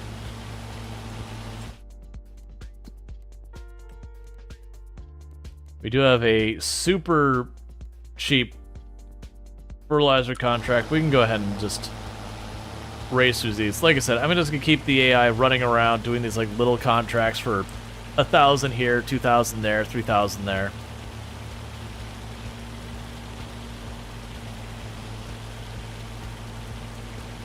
A good connection in Australia is like 50 megabytes per second.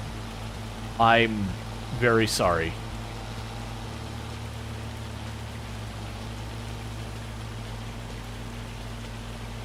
Like, don't get me wrong, when you get to the more rural parts of the US, you start getting pretty low options like that. What contract is that? Nah, it's fertilizing. That's the wrong thing. Like, when you get out to the more rural areas, where you start seeing, like, 50 and 20 and that kind of stuff. But when you're in the city areas, usually it's pretty good. And that is in the city, that's honestly pretty sad.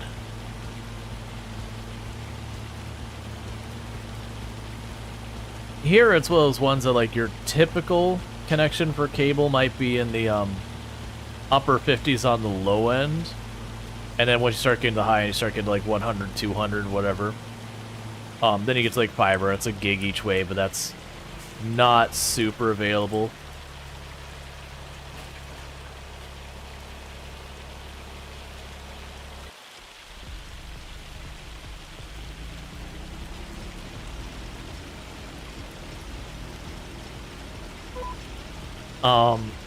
Then you have, DSL is a little bit all over the place. I would say DSL 50's a relatively alright connection. You can certainly get much faster. I want to say they get up to like 128 megabytes per second, maybe 250 on like proper DSL. But the vast majority of time, like DSL is probably the least common internet connection we have nowadays. It used to be way more common. But cable being cheaper definitely got a lot of market share.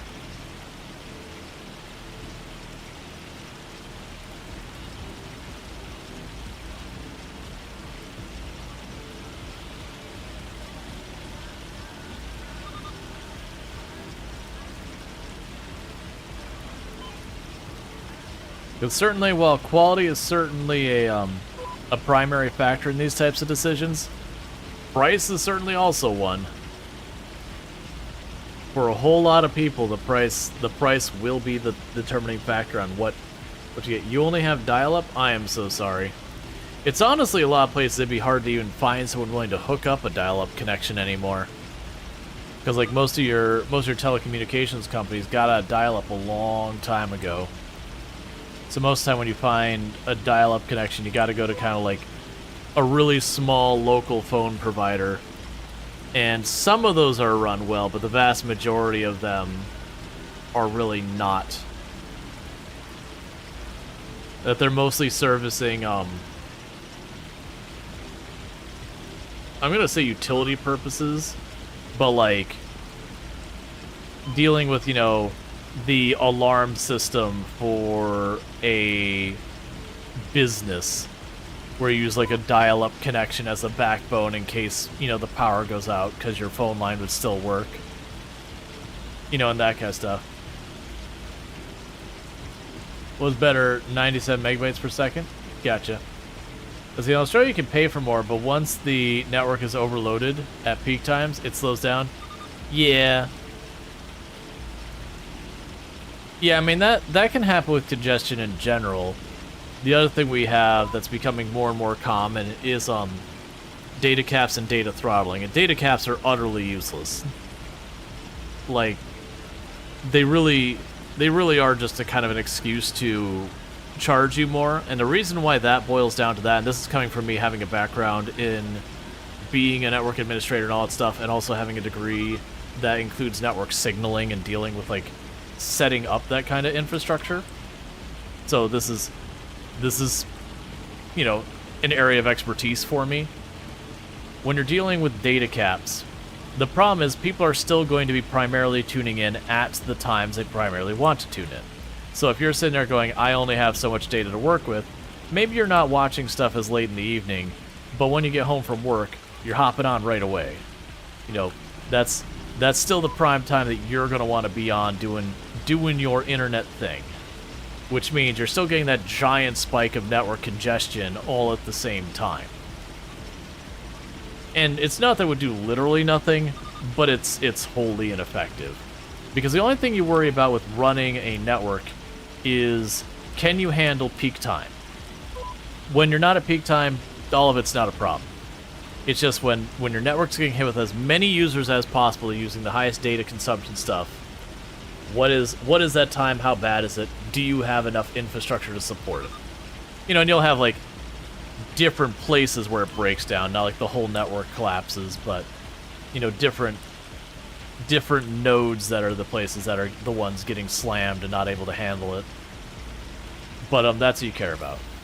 So with the data caps, it just doesn't address the problem of reducing traffic in general during those times, or if not reducing traffic, making it so your network can handle a higher load during those times.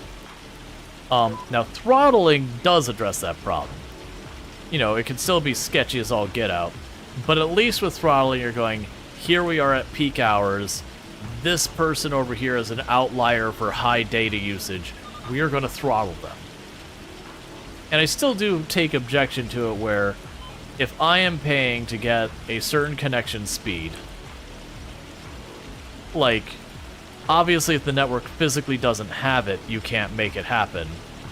But artificially turning down my speed, regardless of if there is that network congestion, because I've hit some line in the sand where I've either consumed too much data, or, you know, I've hit some data cap, or I am qualified as a high data use, or whatever terminology you want. I still do take an objection that I was like, okay, if you're going to throttle me, you need to prorate whatever connection I'm paying for, you need to prorate me down to whatever the price of that lower connection is, based on the percentage of time you keep me on that data cap.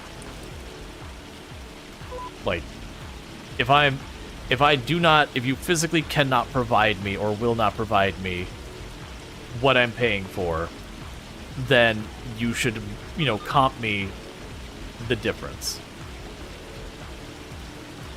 Which will never happen. Like, for a whole mess of reasons, some which are actually reasonable, but for a whole mess of reasons that'll never happen. But it is just one of those things that irk me. Because I look at how much of it, and they're like, yeah, there's situations that I can appreciate. Companies going, you know, you've got that one house out in the mountains and all that, and they're having all sorts of data connection issues. And I can respect the difficulty of, well, yeah, we're not going to expand our infrastructure to that singular house in the mountains. And it's just going to be under-provisioned. Sure, makes sense. It's out in the middle of nowhere. I get you. But when you're talking just like regular old suburbia or city where, you know, you've got hundreds and hundreds of customers and yada yada yada, under provisioning your stuff and not building up your infrastructure to keep the demands of what you're offering fair enough. Which, of course, then the answer is being out in the rural area. You don't promise them they're going to get that 120 megabytes down if you can't give them that 120 megabytes down. Like, if you can only guarantee them 30, that's what you sell them. Semi-related to all that, I'm not sure if people have been keeping up with it. I did see that Steam has changed its return policies related to season passes and DLCs to be a lot more consumer friendly. So when we run those situations where people buy their season pass and then, you know, the devs go, okay, well, there's gonna be like 4 things in the season pass and yada yada, and then they fail to deliver. That Steam has changed the verbiage so that depending on like the specifics around it, you'll either be eligible for a refund that it could be partial or full, like a prorated one. So like if they say, all right, you're gonna get 4 DLC from the season pass and then you only get 3, then they're obligated to refund you at the prorated rate of what like 1/4 of that would be and all that. And it was also interesting in like the thing where they were written up about that. They were basically writing to devs like, don't offer something like this unless you're ready to follow through. Like we are making this way because we see it as an important consumer protection. It's like, yes. Because we've had some pretty bad outliers this past year for groups who sold like their season pass or their premium edition or whatever with all these promises and then failed to do it. Yeah, no, it's about time. Agreed. That basically they're like, this is a pre-order. Just the same as if someone pre-orders a game and you fail to deliver it, you know, at the time you agreed for the pre-order, they're eligible for a full refund. That's what it is. All the season passes is a pre-order for DLC. So, unless you are ready and able to commit to providing a thing. And the other thing they also were saying is that they would have to, I think they said they had to disclose what would be in the season pass. Which granted it can be, there'll be 4 DLC that, you know, vaguely like has a map, has whatever, like just broad things. So it won't be like, you know, we commit to all these very specific DLC. There'll like be a DLC with nightclubs or whatever. You can just broadly say like it'll be a DLC that expands these units. So they'll have, I'm sure we'll have situations where a company realizes they're going to come up short. They would be people would be eligible for, you know, that prorated refund, and so they're like, here, and just crap out like some really D tier assets real fast and count as DLC. I'm sure we'll get some of that garbage, but still, getting that extra protection is good. Because like situations like we had with City Skylines, people bought that season pass. They were supposed to get a number of DLC in their first year. Needless to say, with what happened with City Skylines 2, that didn't happen. And I think on that one, I do believe Steam intervened and was like, hey, we're going to let them refund it, even though normally we wouldn't, because of the circumstances.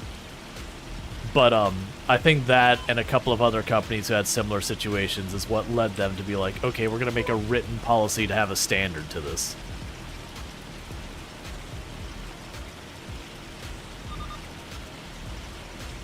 I want to say they also were going to have it with, there was something that were going to tie in with the DLC and reviews as well. I didn't catch the details in that one. That now, well, I mean, DLC already has, oh no, that's right. I think they were going to make it higher visibility what the reviews were on DLC. Because, like, right now you gotta drill all the way into where you buy it. Before you can see any of the reviews, so I think they're going to surface that more. And there was something about being eligible for, potentially eligible for refunds or partial refunds, like season passes, if they guarantee like 4 DLC and then one of the DLC gets an absolutely horrendous review rate. Because part of the things is DLC right now are very difficult to refund under any circumstances. Like, it has to be one of those ones that gets, like, public attention because it's that bad. Like, you know, just it being overwhelmingly negative isn't enough. And so I think they're making efforts that, you know, if you buy a DLC, that there be some way, you know, some way that you could refund, like we have the 2-hour game time kind of thing. You can't do that with the DLC with the way Steam works right now, because it doesn't flag DLC as a separate thing, and that they're going to do something around that. All of it basically boils down to where effectively DLC is borderline non-refundable, and so you get okey doked sometime with that we're going to get some level of consumer protections. Now granted, the reality is we're still going to have scummy people who figure out scummy ways to do scummy things, but at least they'll have to put some real effort into it. Let's see, in Australia, 250 megabytes down and 20 megabytes up is about $80 US dollars a month. Honestly, that sounds pretty aligned with what you have here in the US when you have that available. That sounds reasonably consistent with here. Like, one of the things in the US is where you live, that will vary wildly. Like, in one place you might be able to snag yourself a nice solid like 200 down, 50 up or whatever it is. And only pay like 60 or bucks. In our place you'll have that exact same connection will run you like 120. Usually it all depends on how many different competitors you have locally. And like how established those competitors are and all that. If you end up having yourself a good like 4 or 5 strong competitors in there, you usually get a pretty good price, but unfortunately the vast majority of the US you have one broadband connection, you have satellite, and you have a stick in the eye. Those are your options. And so it means that they want to charge $80 for the local broadband, you're paying $80. They want to charge $100 for the broadband, you're paying $100. Because what are you going to do? Go to the competition that's not there?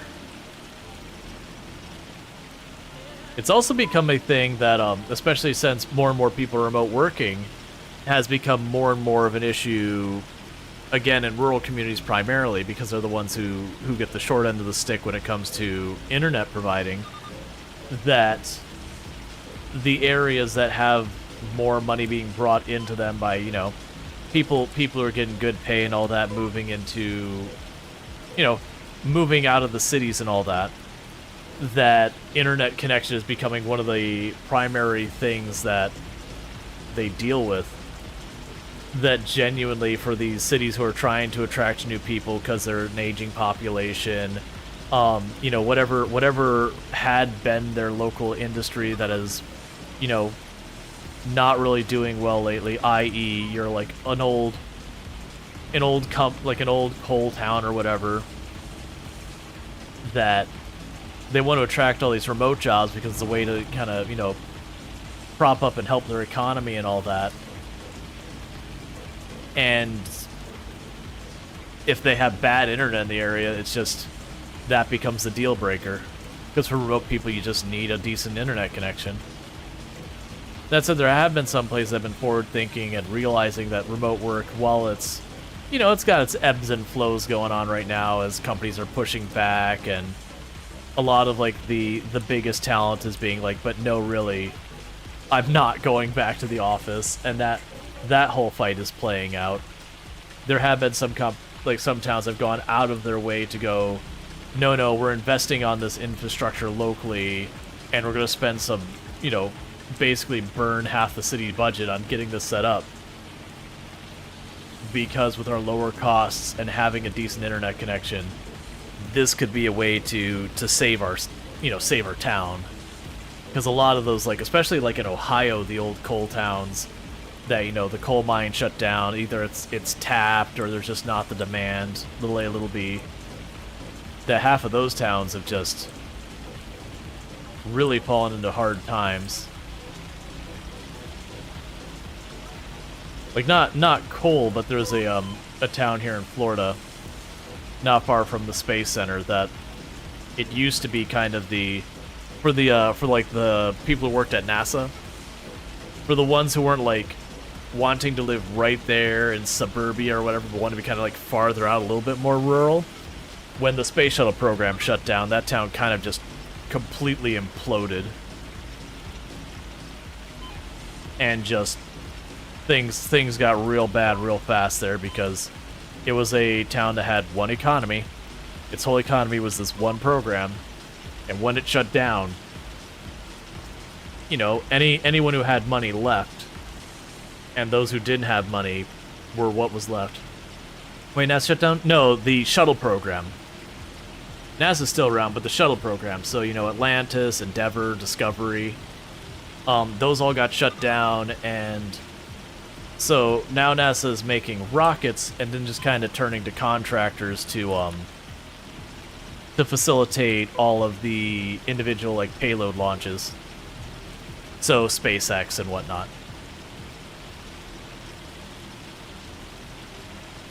But when the shuttle program shut down, like, for the most part, like, the space program was really not doing a whole lot for a while.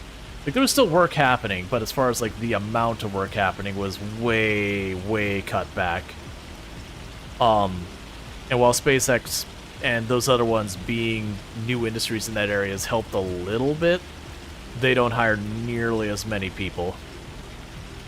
And honestly, the pay is usually not as good, and the benefits packets aren't great, and SpaceX has a particularly bad reputation for really overworking the heck out of people.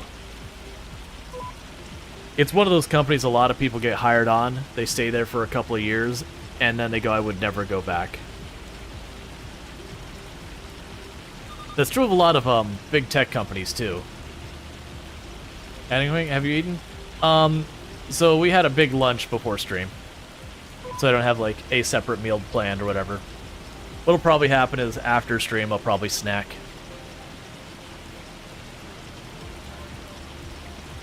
Like, I have worked with a lot of people who are ex-SpaceX employees.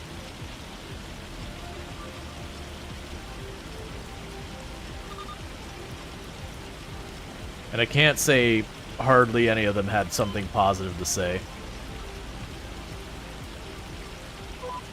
Admittedly, that would be more SpaceX 5 years ago or so. Can't speak for the situation now.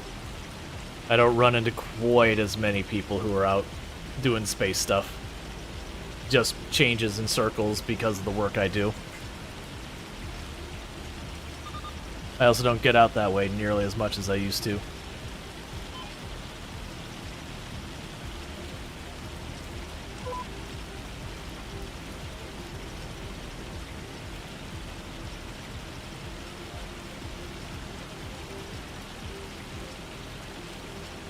Yeah, the other thing, like, people also don't realize when the shuttle program shut down, that wasn't just the shuttle program.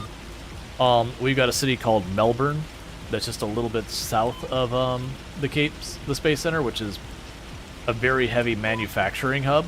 That when the space shuttle program shut down, that pretty heavily gutted that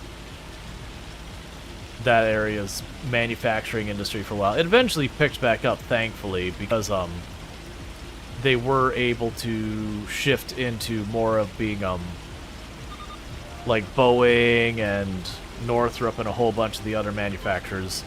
They were able to pivot, but there was a good 5-10 years at that place. You had a whole lot of workers who were scared for their jobs because the contracts weren't coming in. And that's what most manufacturing is these days. You'll have, like, unless it's like a really big company manufacturing for themselves, most of the time you have like a manufacturing plant that has its specialties, whether it's machining or injection mold or milling or whatever. You know, all of the above. But they'll have their specialty, and you'll have companies who will just go, hey, I need, you know, here's a contract for X number of years that I need you to make Y product, and we'll need this many units per, you know, N amount of time. And then every so often they'll re-up the contract And half the time that negotiation is, you're manufacturing, and the big company goes, so you've been doing good work, we really like what you're at, but the costs are getting kind of tough, so we really need you to bring that price down like 5%. And then they kind of keep doing it until finally, like, look, man, my margins are too low, I can't do it. And they go, okay, well, we're done working with you, we'll find someone else. And the worst thing is they'll usually start back up and paying a higher price again when they have to look for the next one. But then they start the treadmill of just seeing how much they can nickel and dime you down on your price over the course of the contract until you eventually just go, I can't. Like, literally, I'm losing money if I do it at that price. Walmart was very notorious for that very specific model of just running manufacturers in the ground, because you'd get a big name like Walmart on there, you'd have to take a bunch of loans to continue to upscale to meet their demands, and then you know, to just keep cutting the price down just a little bit at a time until eventually you just, like, couldn't do it. And then sometimes it just axed the product entirely. They'd just be like, okay, well, we're done with that product, you're gone. At which point, now you're all those loans over your head, and you gotta figure out what you're doing. Which most of the time, they end up liquidating and shutting their doors. Just get rid of the debt. Let's see, is it just me or this vehicle looks silly? Yep. Oh yeah, no, this is definitely designed to do its job. I think a big part of the rice production side of things is, I think the idea is to make it as light as possible so it doesn't dig into the mud, because you are driving in basically a pond.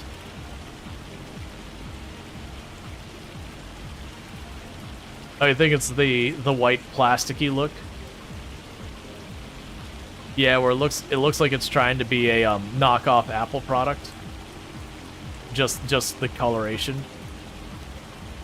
You got that white plastic, little bit of blue trim in there.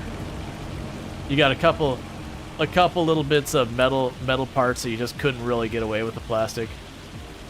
Looks like a plastic transformer. Yup.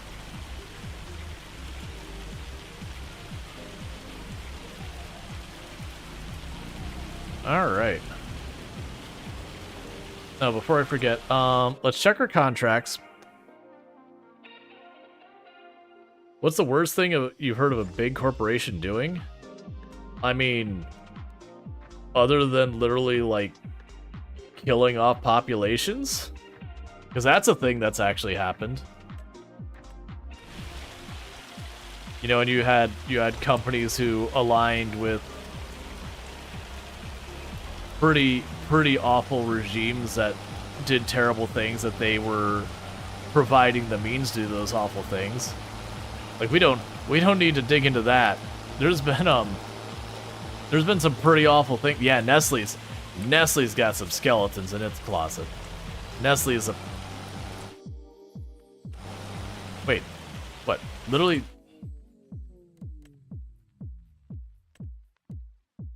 Oh, it was telling me the contract... Okay, that's fine. Yeah, Nestle's pretty bad. Nestle's done some pretty awful things over the years.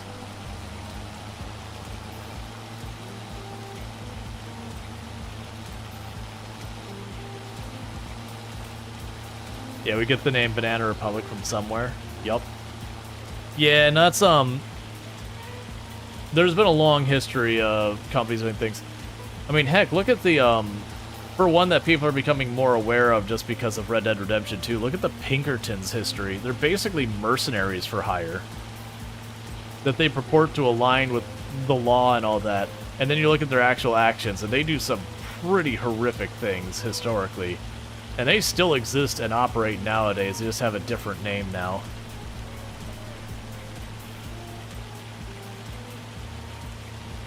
Like, was it last year or the year before that?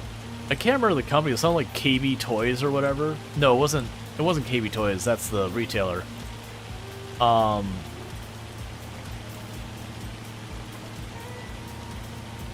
There's no basically mercenaries. There are mercenaries. Yeah.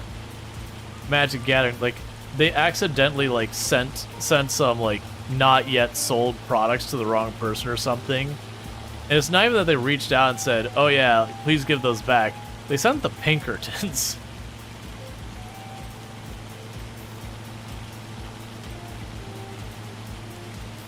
You know, which again, they're like a paramilitary group.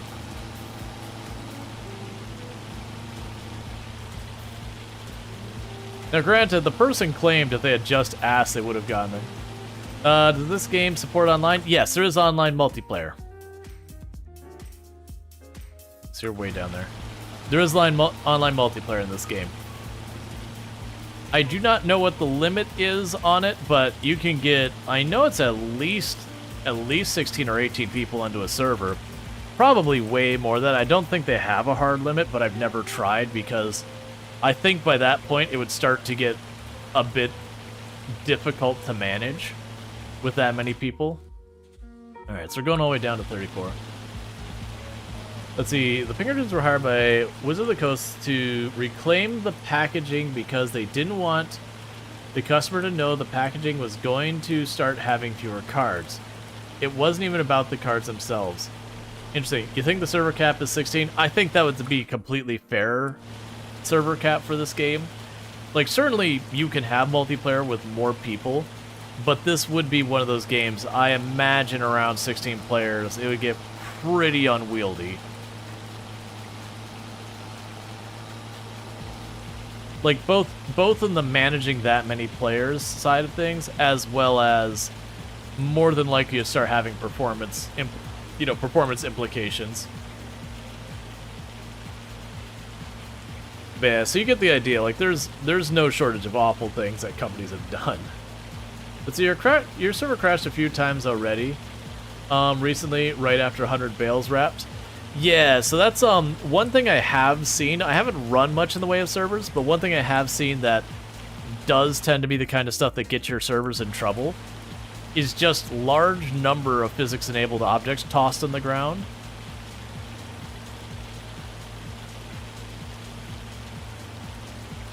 Yeah, you love watching you play Farm Sim, but you saw the title with 0 to Hero and thought Project Zomboid? That's fair.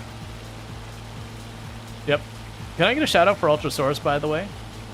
Yeah, objects kill servers. Yeah, no, it's like when people cut down like 100 trees and don't pick them up and deal with them right away, that'll make your server chug something fierce. If you have someone... I'm doing pretty good. I hope you're doing as well. Did you, and this might be a sore topic, it's okay if you don't want to talk about it. Did you actually get to check out Microsoft Flight Sim? Because I know you tried the first day and the servers were basically a raging tire fire. And I know you... Gotcha. That's what I was kind of concerned, because I got a key, and where things were a mess the first day, I was like, okay, maybe I try this another time.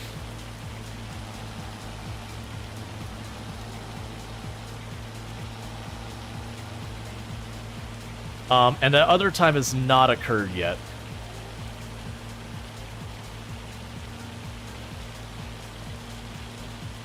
But yeah, nuts. Here, I'll get you a shout out myself here in just a minute. I didn't see it, but that it may have happened and I just didn't see it. Just trying to toss the AI quickly on easy jobs that I can have them do for a little bit of money while I'm managing all my rice. But yeah, so like, things to watch, putting down 1 billion bales and like not dealing with them in a timely manner, that'll hurt your performance running. Lots and lots and lots of downed trees and sticks and all that kind of stuff that you're not doing, that'll hurt your performance. Honestly, just lots of pallets. If you just have a really obnoxious number of pallets, it'll do so. I think the game even has a hard limit on how many pallets you can have out at a time before it's like, hey, clean up your pallets, friend. Yeah, even bales handled are still physics object. Right. It's just the idea is like having some down's no big deal. It's when, you know, you're sitting there, you got like 50, 60, 100 bales down. You want to deal with those. Like, you can do stuff like put them in warehouses, which makes them no longer physics enabled. So that'll clear it up. All right, before I forget, let me do this. So shout out Ultrasaurus. For those who don't know Ultrasaurus, absolutely fantastic content creator. If you enjoy what you're seeing here, you'll see the exact same kind of thing over there, except unlike Ultrasaurus, who is legitimately a real farmer, I am not a real farmer. So when I say stuff about farming, I am going entirely more out of like, you know, personal interest and intrigue and things I hear Ultra say, and a lot less on actually being competent. So, you know, there's that whole thing. But absolutely fantastic content over there. Does like farm sim, has done flight simulators in the past. Sadly, Microsoft Flight Sim right now is a bit of a bummer. And all that kind of other stuff. You also have like, they've done some Factorio, they've done a lot of Satisfactory, a lot of good stuff with their Project Zomboid. Basically, most of the stuff you see here, you'll also see over there. So if you like it here, I would be honestly surprised if you didn't like it over there. I would need to be like, but why? Genuinely curious. Let's see, Ultrasaur saying, the biggest issue is calibrating hardware crashes the game. Adobe Eye Tracker not working with Microsoft Flight Simulator. Binding controls is messed. Unless you hit click apply all planes, it sets the binding to one plane to one session. And you have to rebind the controls for each time you try the same landing challenge. Also weird things like binding air brakes and toggling it also shut off your engines. Let's see. And the F-18 was hot garbage. You didn't butter the landing, but you had a, one second. You had a respectable landing. The gear on the left side snapped off. You're supposed to be able to slam an F-18 onto the carrier, and it was so fragile it could barely land on a runway. And that was the last strike. They did my boy a dirty. That sounds terrible. For me, the thing that was the immediate, like, oh no, what have they done? Was, this is before I messaged you, I'm like, if you haven't gone in queue, which you had already gone in queue, was like, if you haven't gone in queue, you need to get in queue kind of thing. Is I went to like sign in and I'm like, where's my mouse? Do they not have mouse controls on a PC game? Like, how do I get to this? And having to remember, like, having to use your ability to like tab between stuff to just reach the thing to be like, please sign in. They planned for only 200,000 players? Was their plan just a sticky note that said, be ready?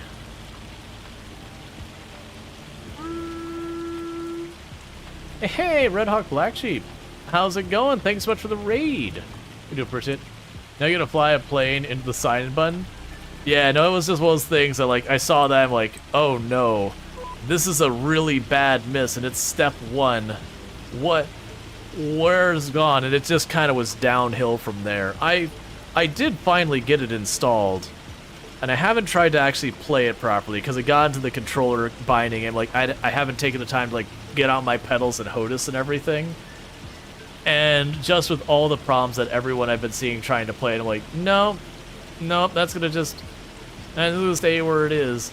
Oh yeah, I meant to try and smooth out this field because this seeder does not like the edges of this field. It has a rough go of it. Man, thank you so much for the raid. I really do appreciate it. You feel like 2020 looks so good, it seems odd to have another one already. I mean, to be fair, 4 or 5 years is not an unreasonable turnaround for a new version for a simulation game. Like, honestly, I'm trying to think of like the actual simulation games. That's honestly on the longer side of the cadence, because you think like Farm Sim, it's 22 to 25, like 22 the next one. Yeah, and from what I've heard, they have added a lot. It just seems like so much, like, I've not heard anyone complain about like the new functionality in the game being a problem. It seems to be all like just the regular mundane things like controls not being terrible and being able to actually play the game and sign in and having a separate downloader that isn't Steam so that you have to download the game on Steam and then boot up the game so that you can download the rest of the game and oh look, now you're over your 2 hours thing so it's non-refundable. And a whole lot of that kind of stuff. The F-18 snapping on the runway landing I hadn't, like, that's new news to me. Like, and actually how bad the key bindings, that's new news to me as well. But, like, the F18, I can go, okay, if that was the only issue, sure, you got some variable wrong. You got a decimal in the wrong place. Go fix your thing. Like, that's a super easy, oops, we did a goof. Next quick, hot fix. We just take the F18 and we say, durability of the wheels, maybe at a 0. Sure.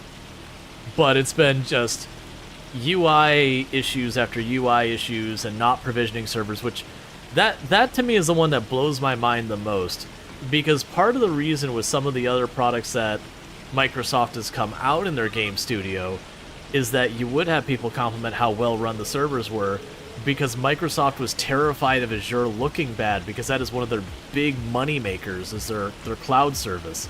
So they would over provision the absolute crap out of the game and give it way more servers than it could possibly have needed just on launch, and then they'd bring it down to whatever they actually thought, because they wanted to make sure the launch went well so they could, market the crap out being like, run on Azure. And so for them to have whiffed that so badly, it's just like, look, man, even if it was literally just deleting hundreds of thousands of dollars to spin up all those extra servers and have them idle for no reason, you got a lot to lose. Like, the cloud service getting a reputation hit, that is seriously like tens to hundreds of millions of dollars worth of business you could lose if that cloud service gets a bad name for itself. See, to be honest, the worst part was sexist jerks that had unconscious bias against you, and they kept saying it was your fault you kept crashing on landing. And, oh, didn't you have your landing gear out? You did. Oh, your wing clipped the runway first, and that's why you crashed. You landed almost perfectly level. Do you need to buy a protractor, sir? It's going to be an angle because the gear failed to contact. Mannery rattled. Yeah, that is one thing that my experience is very different, obviously, because, just there's a certain dynamic involved in that. But yeah, like, it's not that I never get backseated, but it's not the same.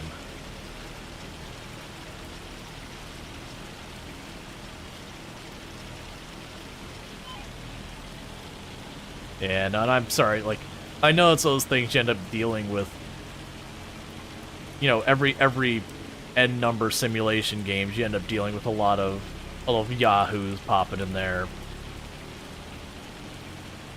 ready to critique everything, and then get it wrong while they're critiquing it.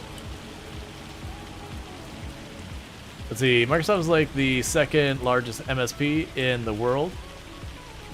And they have the tech to make the servers dynamic, growing, and it's kind of ridiculous that shows how disconnected their businesses are. Yeah, no, Microsoft is definitely a company, and I could say this from working with them directly, is definitely a company that very much has earned the reputation of, it's got all its different parts and none of them talk to each other well. And it's a known issue in the company that they're perpetually trying to improve and never quite getting there. And there's definitely times they have done better and worse, but it's just kind of those things that a company that size is very difficult to keep everyone on the same page, but they're notorious for siloing. Siloing being where, you've got your marketing department. Do you know who they talk to? The marketing department. You've got your department dealing with the games. You know who they talk to? The department dealing with their games. And that they might have, like, the one person who is the formal go-between in there. So you don't have the engineers between one department consistently talking with the engineers in the other department, because they're different disciplines, they got their work to do. The network team probably never saw their messages on Teams. That's okay, neither did the Teams department. No, I have no idea, no, and I've been out of the loop from that. But yeah, no, that's one of those things that not the communication thing, what Ultra is going through, where, you know, people demonstrating bias by just like backseating extra hard women playing simulation games, like really backseating hard. Like, yeah, we all get a little backseating, but it's not the same. It's just very not the same. And it sucks. And like, some of his people are just kind of garbage, but a lot of it is that unconscious bias and all that. It's worse than Microsoft Flight Sim out of all of them? I can see that. I was gonna say, it's like, really? I'm like, no, you know what? I can see that.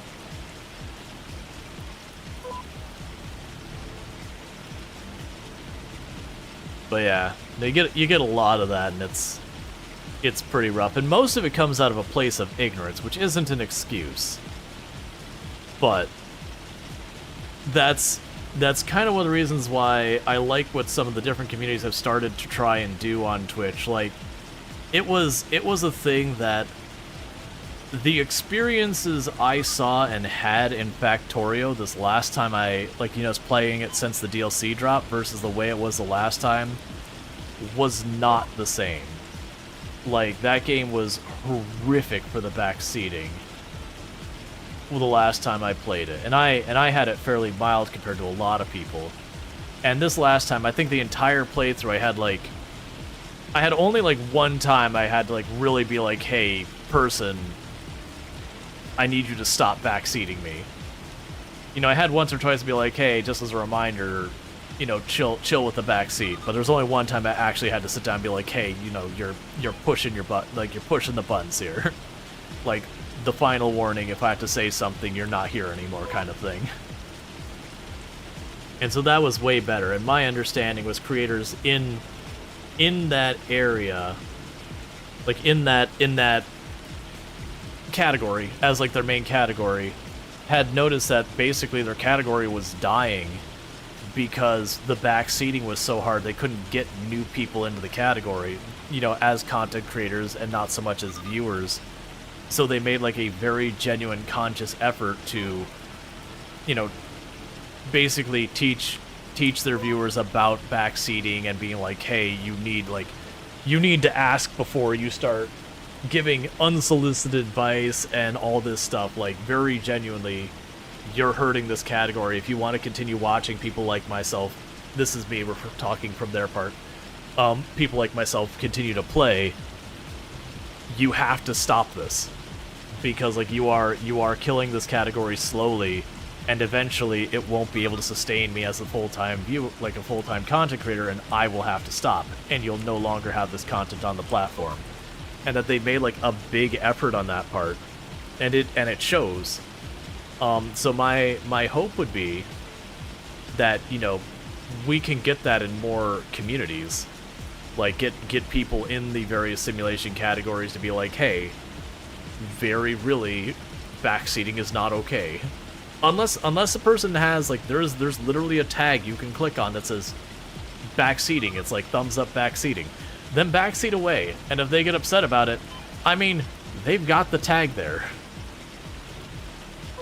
Like, obviously you can overdo it, but yeah. You know, if you genuinely want to backseat new players, you gotta look for the new players who are like, hey, that's, you know, this is the hand wave. But yeah, no, it can ruin games. Like, very easily ruin games.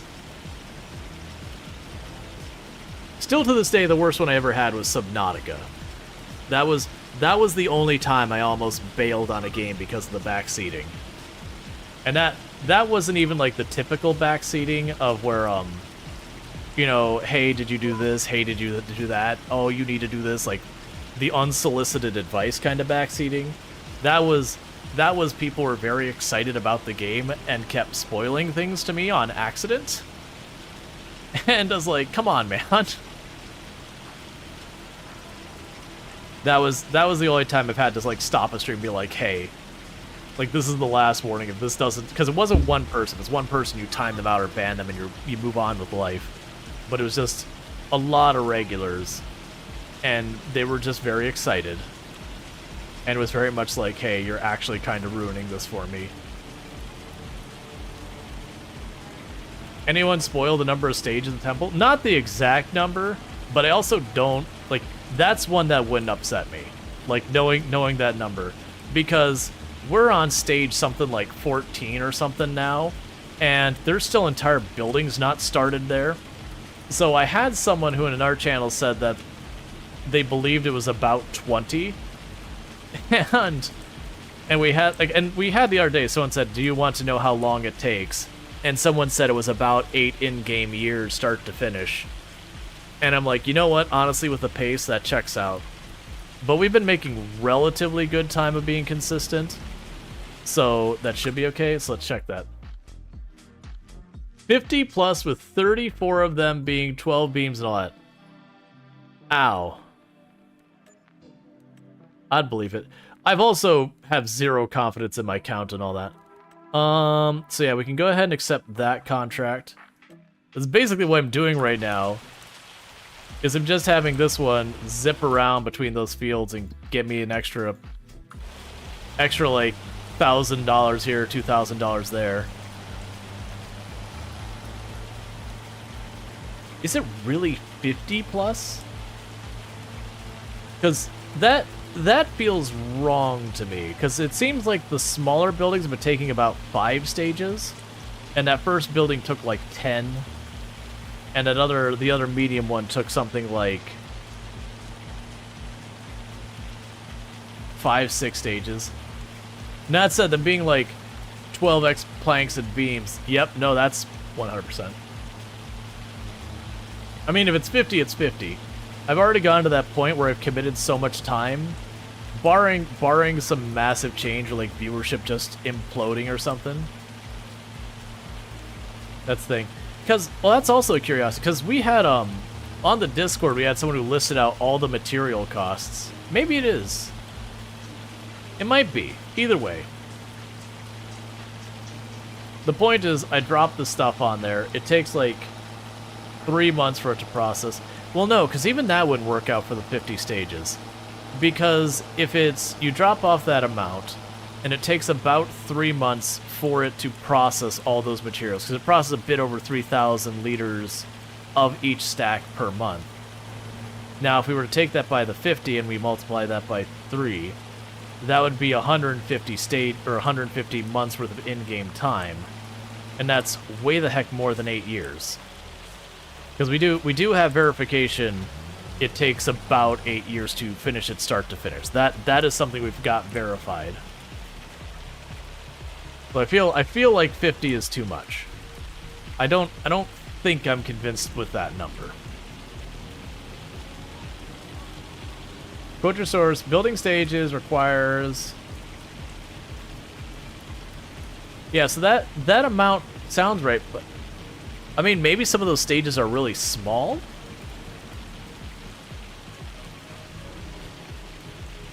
Because those sound like the right amounts. That's what I'm guessing, is I'm going to guess that we got a bunch of stages that are literally just one thing. It increases with each stage. I haven't even had it increase with each stage. I've definitely had stages that are smaller and bigger. Like we have those ones where it's like I gotta drop like 24 pallets worth of beams, and then the next stage is like, okay, it's six pallets of cement. You're like, just 6? Heck yeah. Yeah, no, the roller coaster was, I believe, 11 stages. And it was a gradual escalation. This one, it's been like you'll have a big stage, and you'll have like a little stage, and I have this one here.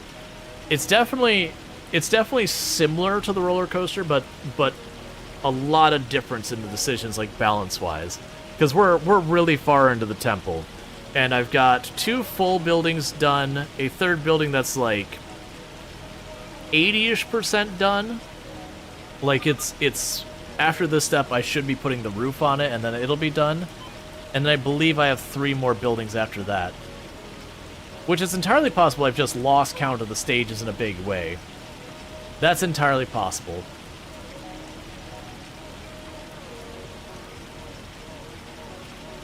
If 34 of the stages are 12 planks, 12 beams, that amount checks out. Yeah, my guess is the not beams and plank stages. Well, no, because I had one beam stage that was 24 pallets of just beams for the whole stage. And I don't think I've had the equivalent for the long planks. My guess is you've got a bunch of like really busy stages, like the ones we're talking about here, the 12 and 12 stages, and that there's a bunch of like 6K stages, like, or six pallets, like 6 pallets of cement stages. And so what it could be is I'm missing a bunch of those really small stages, because I've lost track. I don't even know where we're at. I keep feeling like I'm guessing higher than we actually are, so I keep bringing it down mentally by about a stage or two. So it's entirely possible I might be at like stage 28 or 30 or something like that. But thinking I'm at 13. I do actually like that it's a massive project instead of a small one. Like, I felt the roller coaster was a decent amount. But I do like the idea that if you were playing an actual like full-on run on this map, and you just had a sawmill running in the background, as well as like the concrete factory, it'd just get done over time as you're playing anyways, because they give you a better rate than the other lumber locations on the map. So why worry about the other lumber locations?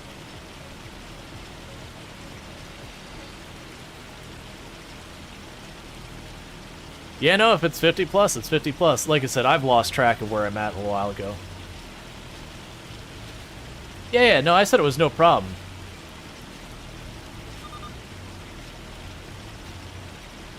So, the credit is, building the temple is 2 Steam keys and the DLC. So they did bump up the reward. That said, it was difficulty legendary. So I did go into it expecting it to be disproportionately harder than any of the others. Like, they didn't mislead me in being like, oh yeah, no, this is a little thing, don't worry about it, knock it out. No, they were very clearly being like, yo, this is not, you're gonna knock it out in a day or whatever. And don't get me wrong, what's the worst thing a company I have worked for done to their workers? Let me think about this. As far as both being careful to make sure I'm not saying things I shouldn't say for various reasons. I mean, certainly had no shortage of like layoffs going into holidays and all that. That's certainly one thing. And I've got individual stories that are awful, but most of those I'm not going to go into, because 1 or 2 of those I was involved in the legal proceedings against the company. So that's basically, it's like a witness kind of thing.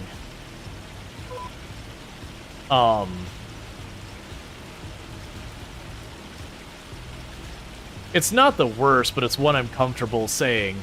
So there was definitely a retail company I worked for a long time, dealing with selling tools and all that stuff. And if they fired you, you could potentially get unemployment and yada yada yada. But we don't have any protections here related to like underemployment or like basically the company trying to force you to quit. There's very little protections you had there. So what they would do is when they were tired of you and they wanted to get rid of you, they wouldn't fire you, because there was absolutely no way they were going to pay unemployment. So what they would do is there was a shift that was just to cover a lunch break, and so the shift was usually about 2.5 hours long. Now, if you do any type of math related to what it takes to like go to work and yada yada, just the cost of commute and everything, showing up for a 2.5 hour shift, you're not making your money back in your commute. You lost money going to work that day. And so what they'd do is when they wanted to get rid of you, they would just give you that shift, like once a week, until you eventually got fed up and quit. And so it was one of those things that they were basically shirking where that... And it's one thing if they're like to fire you with cause or whatever. Sure, I get it. You know, you stole from the till or whatever. You just fire someone with cause. There doesn't need to be a whole thing. You wouldn't be eligible for unemployment or anything like that because literally you got caught stealing from the company. That gives you basically the right to fire people and not have to worry about any of that stuff.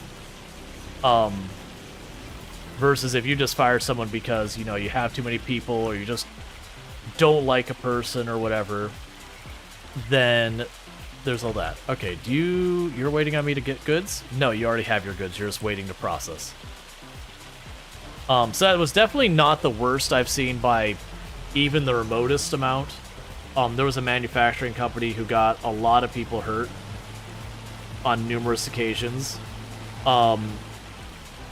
Literally 2 of them got shot by the CEO.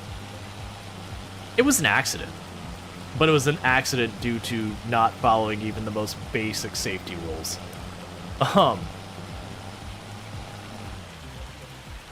I, once upon a time, worked for a weapons manufacturing and research company.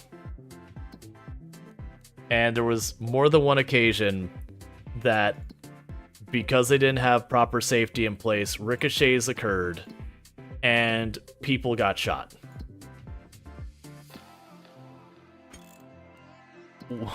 Like, that was a thing that occurred. That was the same company who they had this, it was this like really big circuit breaker for covering like the entire manufacturing floors. We're talking hundreds and hundreds and hundreds of amps of power, like serious electricity going through this thing. And they had problems where that breaker was wearing out. Like it needed some parts replaced, but they were parts that had to be specially ordered in from Germany, and our CEO was super cheap. And was absolutely not going to pay that unless they absolutely had no choice. And so the breaker kept popping, shutting down the entire plant. You know, and every time that happens, it's like literally hundreds of thousands of dollars just not happening anymore. And they're like, hey, we need you to go over there and flip that breaker. For the record, it's not a breaker you're supposed to manually flip. It's got a thing in emergency you're supposed to be able to kill it to flip it. But you're not supposed to go over there and, like, manually flip it back on. Because, again, the whole literally hundreds and hundreds of amps. Which it only takes, like, 1 amp to kill a person reasonably effectively. And they're like, don't worry, we'll pull you away from it if it gets you. And it's like, I'm not a moron. I know how much power is going through there. If you were to pull me away from that because it zaps me, you're pulling away ash. Like, I'm dead. It doesn't matter how fast your reflexes are. So that was one of those ones that, like, we need you to do this. No, we need you to do this. Like, hey, you got to be ready to fire me because the answer is no. Like, Like, I am not dying for this job. Which, you know, they backed down and someone else did it. Which isn't any better. But, like, it was definitely one of those ones, like, no, there is not an amount of money that gets me to do that. Being a rich corpse doesn't do any good. Don't worry, we'll put ourselves in danger to save your corpse. Really, we will. I mean, I actually believe they would have pulled me away from it. It's just it wouldn't have mattered. Like, if you survived, you were never going to be okay. Like that is you've already broken all of the odds living to that. Bear with me, chat. I need to use the restroom real fast. I'm gonna quickly do that, and I'll be right back.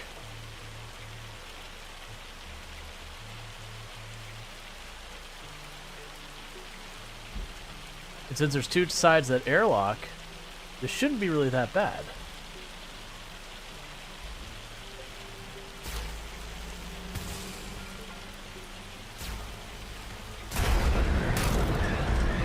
Well, we've lost.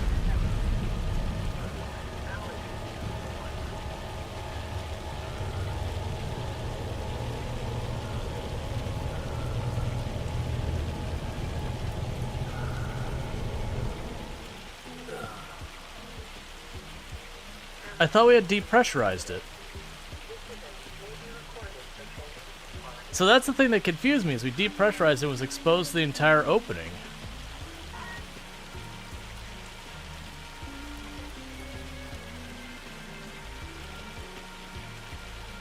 Well, and that brings the end of our hard space shipbreaker run. Now, if only you kids could pick up litter this efficiently, we'd have the cleanest town on this side of Gem Sea. Ha ha ha. Vote for Mayor Lewis. My jokes are terrible.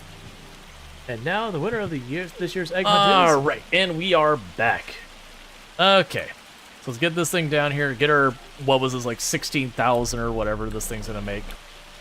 Oh, I always do this when it's a separate trailer.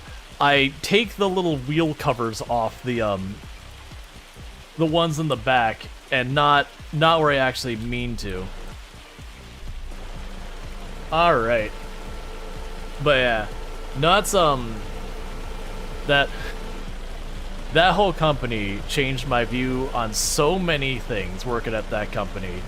There are so many of my worldviews that working at that company changed, and it was all in the I saw these things happen and went, that shouldn't be allowed.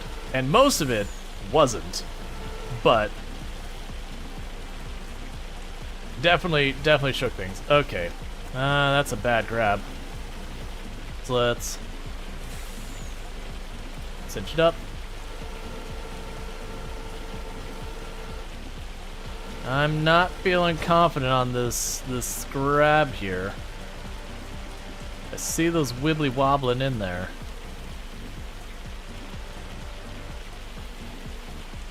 I just need them to hold up long enough for me to get them over this, and they can do what they want after that.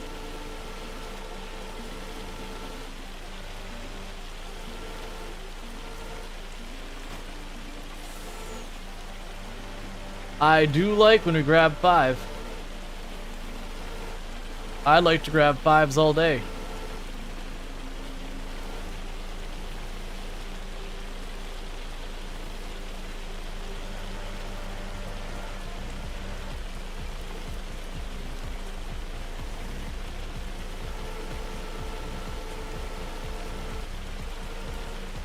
How am I grabbing the bottom 2?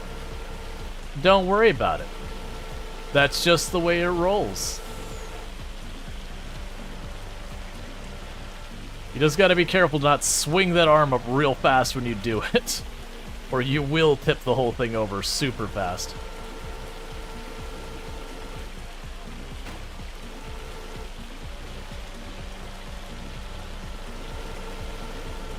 And obviously you see I'm missing like every one of those individual logs because I am trying to grab them since 5, and you don't always get them. I can usually get like probably 2 or 3 of these I can pull off the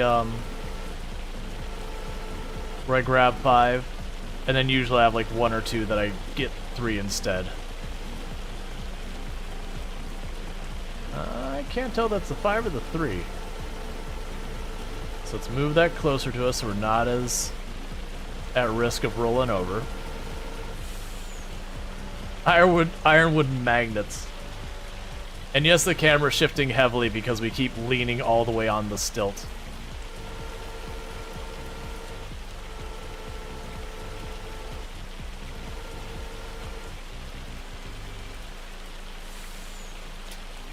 Alright, strap those in. Yeah, so I can get this one 5, but after that I won't be able to get 5. When they're 2 top, 3 bottom, you can't get the full 5. At least not that I've been able to pull off.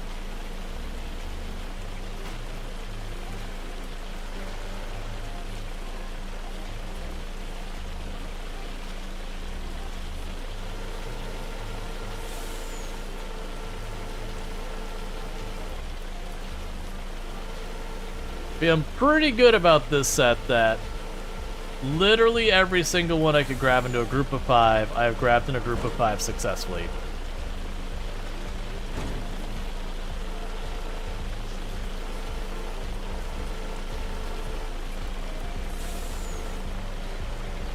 And now it's cleanup. So I'll be able to probably grab this 3, 4 at a time. It doesn't matter. Either way, it's 2 grips. So if I only get the 2 on the top, that's fine. If I get the 3 on the bottom, that's fine. If I get, this is a weird combination that I don't think will hold. I'm pretty sure we're dropping that bottom log, but we'll try it anyways.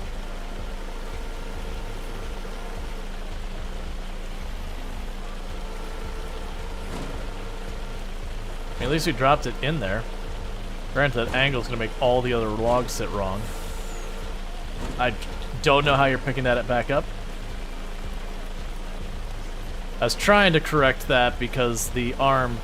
The one problem with the arm on this one is if you don't grab the logs a little off-center, it can't get close enough. As you see, I'm fighting it because of the limits on the thing.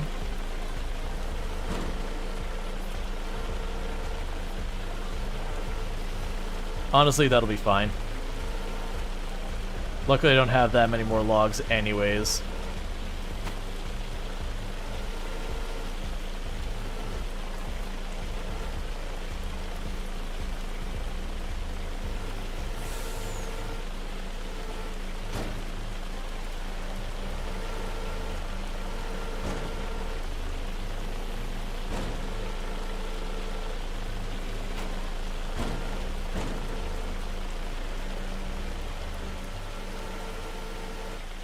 Okay.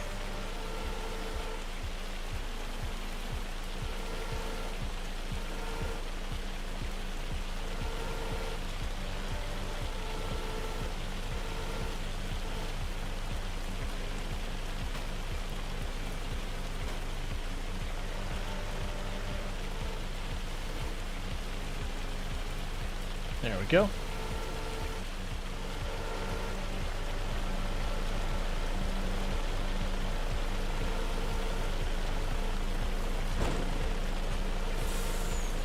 It's so annoying that this one...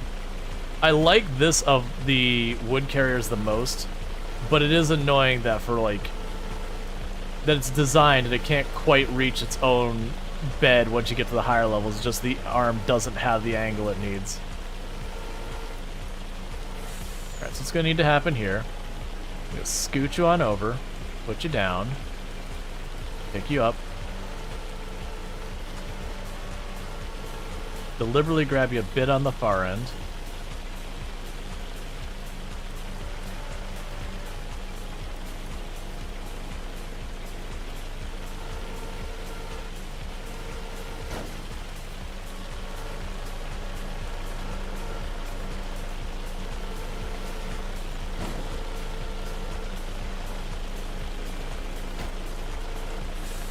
And with that, we switch back to this, strap it in, put the tools away, and camera away. So only one mostly cursed log in there.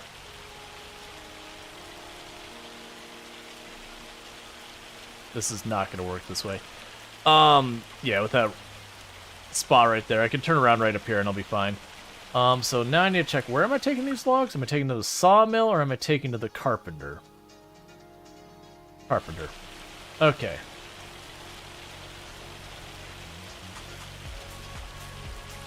Let's be careful to not roll it right here.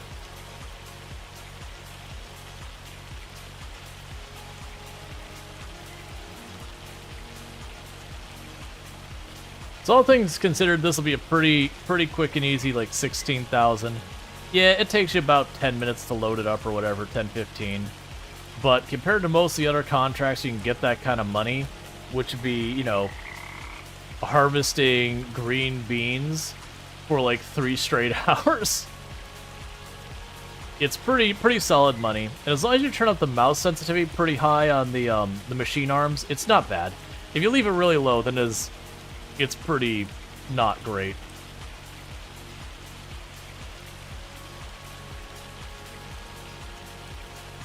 That said, it does take a little practice to get good at.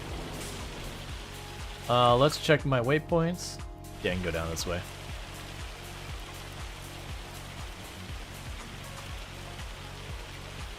Alright, so I'm imagining we're going to have another stage of putting the roof on. Was this another sneaky stream? I am announcing it on the Discord. But yeah, no, I'm, there's some days that, like, Doom starts to nod off pretty early. And I've been starting to just take it so when she nods off early and I don't have other stuff to do, I stream. Gotta get paid. Hey, Night Dweller. Under 65 stream streak. Catch the last 65 streams without missing a single one, so thanks so much for that. Gotta keep them bills paid. Won't pay themselves. Just putting in a little overtime.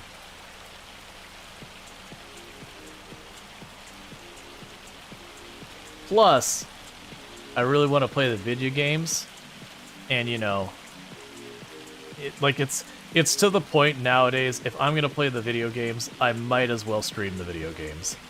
There's not really a good reason to not stream them. And I know it's like, oh yeah, but you should keep some games for yourself, but genuinely half the time, the game I want to be playing is the game I'm streaming, and it's a problem.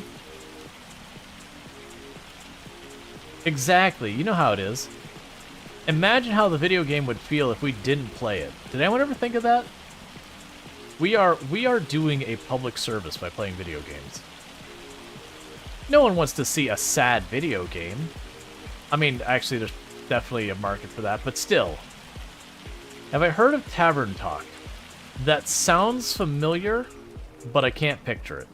So I probably have seen it, but not to a level that I like looked into it at all.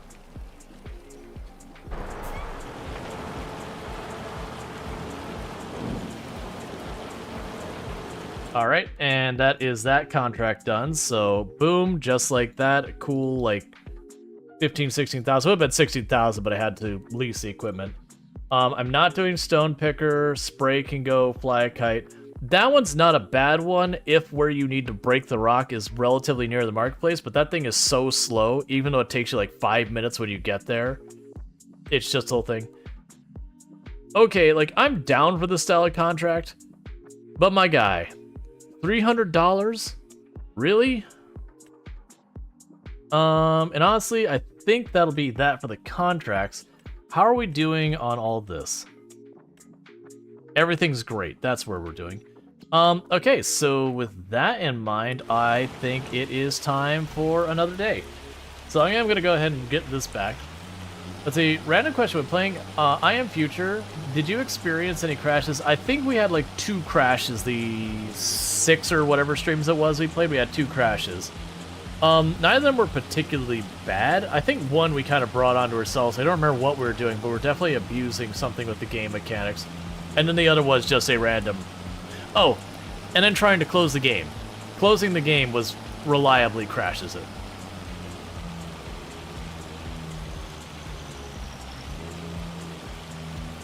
Oh, you had 2 crashes like blue screen to death you. Yeah, we didn't have any blue screen to deaths from I Am Future. We had just, you know, game kicking me out kind of crashes. You know, game not responding.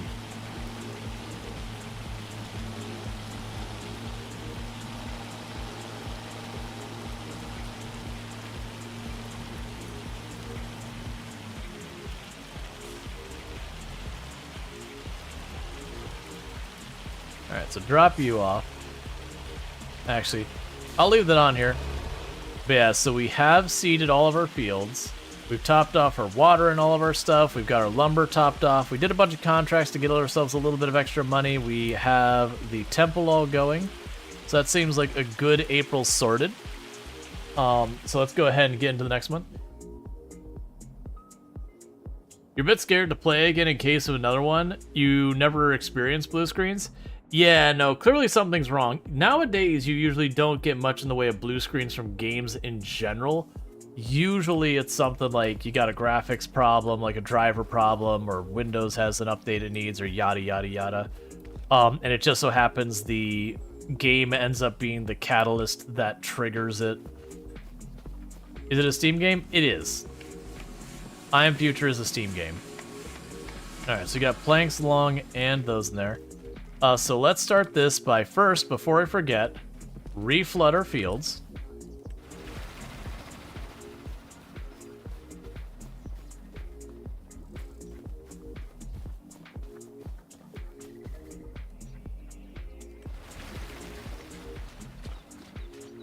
Yeah, you can try verifying file integrity. That wouldn't hurt.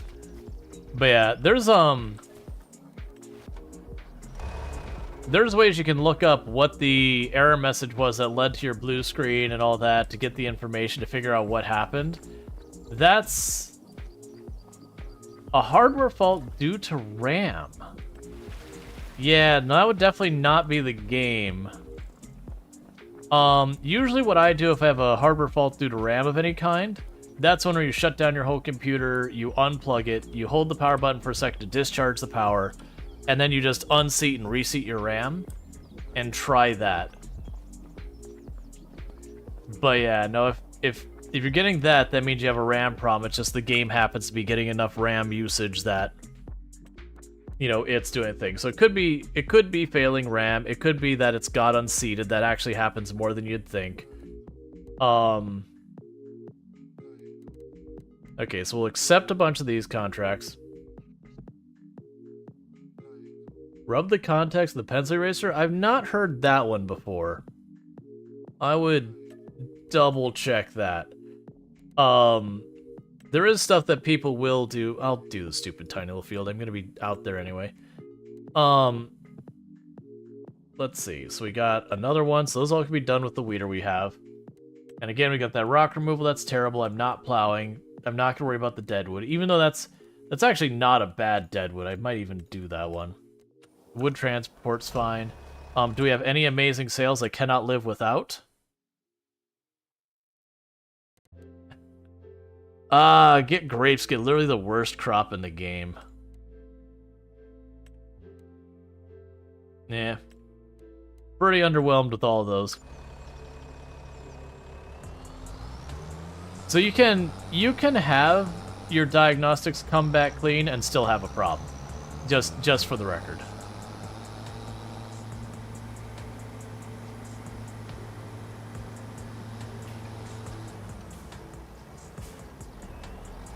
They have reseated the RAM. So blue screening of death isn't gonna cause permanent damage to your computer, if that's your worry. Not normally.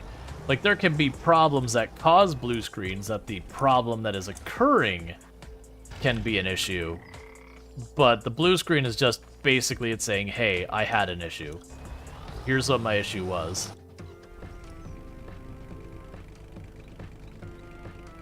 So I've got you. Go park you down here. Yeah, and if you've already reseated your RAM, that's what it could be. It can be like I've had motherboards where an actual the slot itself fails. I've had that on the very rare occasion. I've had the very rare RAM stick fail. Like, these things do happen. They're not a frequent problem, but they're not unheard of.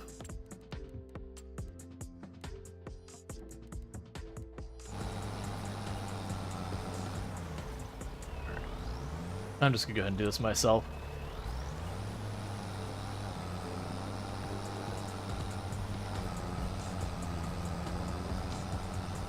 I appreciate that the AI is trying to, like, be meticulous about it. But hear me out. This field is one loop.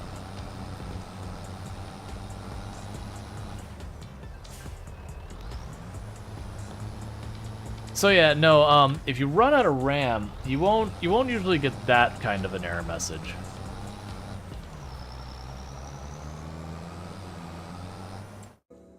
Like, if you use up all your system resources, that's not the error message you get typically. So we have 77 and 42, so 77's up to the north. Yeah, that particular contract wasn't worth, like, any real money. I was just annoyed that it was there. And you can accept them and cancel out of them too. That is an option.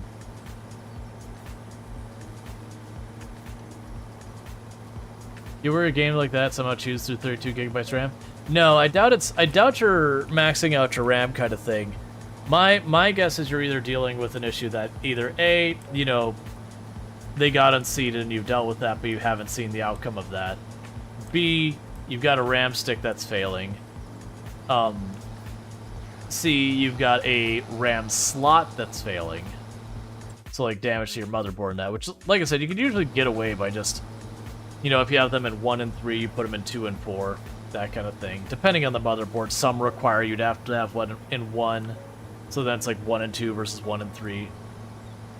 There's a lot of different things that could be involved, but that does sound like an actual hardware problem, not a software problem.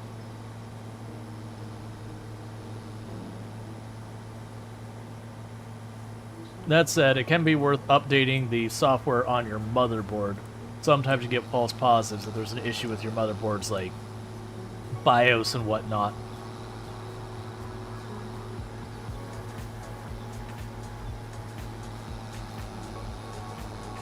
Probably the worst thing to hear, but it's understandable. I mean, that's the thing. You can troubleshoot. And the good news is RAM, while it can be pricey, it's not typically one of the more pricey things you end up buying in your computer. Relatively speaking, it is a not too expensive thing. Relatively speaking.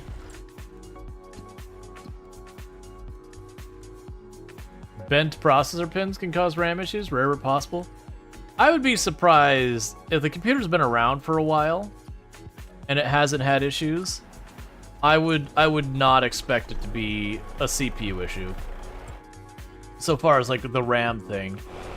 Not unless it's a routine thing that you're taking the CPU out and put it back in, but most people, once you put that CPU in there, it's staying there. The typical person is not.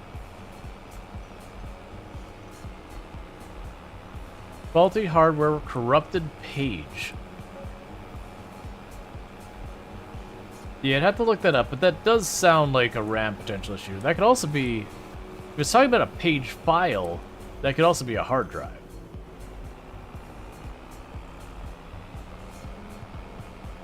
But that'd require further diagnostics and whatnot.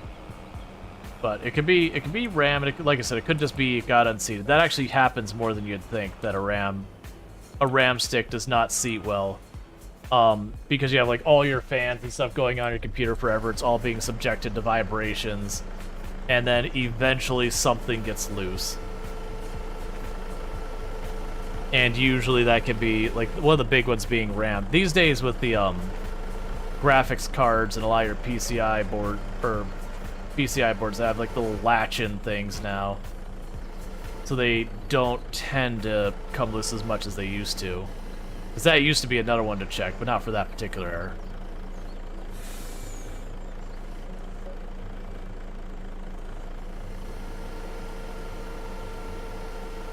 So you've been lucky, I guess. You have a budget PC from 7-8 years ago. The only issue you've had is you're on your second PSU. I mean, power supply units are one of your most common first parts of failure. Well, that's not what you want. I must not be sitting on my stilts.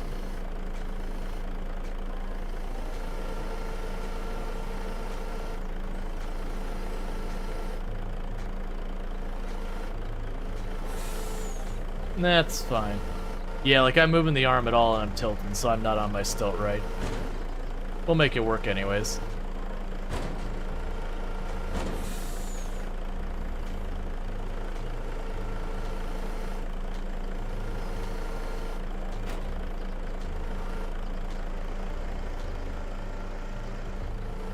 The wonder of a CPU issue? A year ago, you had a faulty water cooler for the CPU.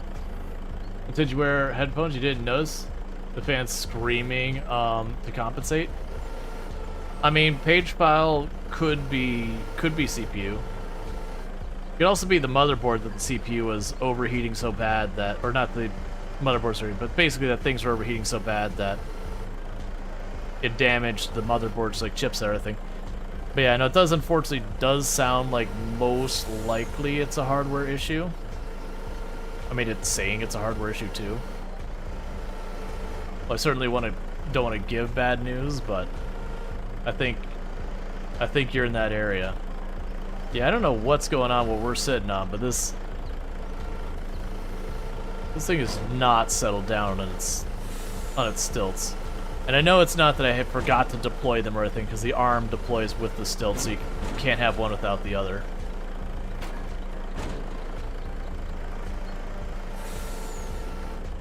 Your Power supply is almost 12 years old. Yep. Yeah, and that's the thing. When you get into the average lifespan of, you gotta consider you're gonna have a bunch that are dead on arrivals that'll shorten it. And they have to be offset by ones that last for a long time. It also depends on, like, your amount of use as well.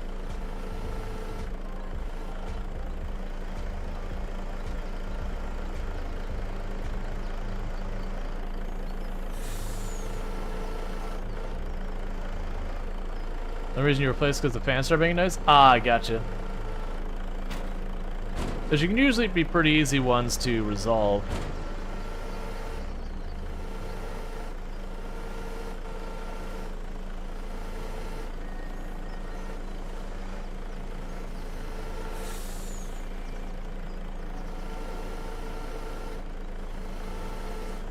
Let's look into what's going on. I didn't see...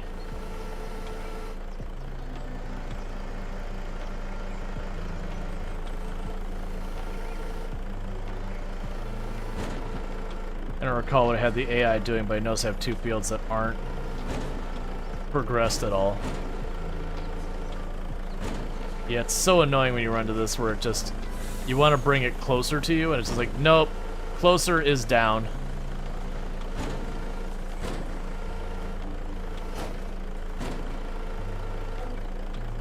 Just gonna have to do.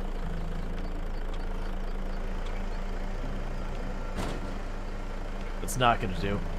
Alright, so what we're gonna try and do...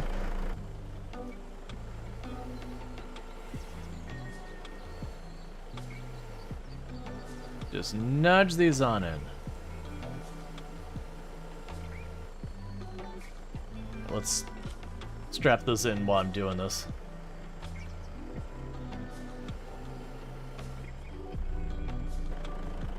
Yeah, and if you got micro stutters and all that, unfortunately there's a good chance you got some type of hardware problem. Like the heating issue did something. It's not too shocking.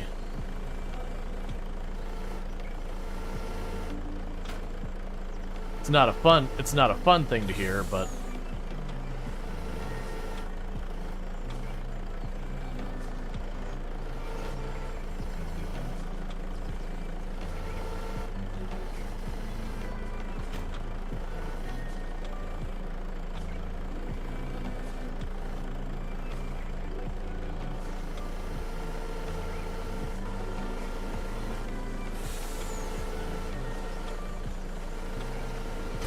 hey, before we drive back, I'm gonna check on what's going on with the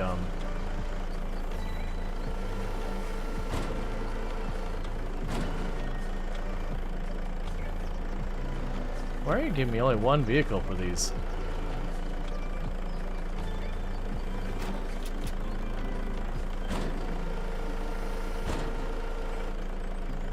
Yeah, and I was gonna say RAM isn't expensive. But if we're talking about a processor was overheating for a good long while, I mean, it could be the RAM, but I would assume more realistically, if the processor was getting overheated, it'd either be the processor or the motherboard. Which is the bad news area of things. Because those are those ones that tend to come as like a package deal that if you go to upgrade one, you end up upgrading both, or that kind of thing, and they're also expensive parts, and...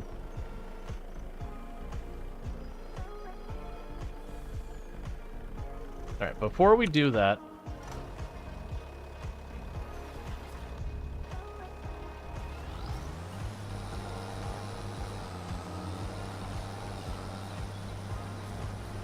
Ah, so I can't weed this one with this.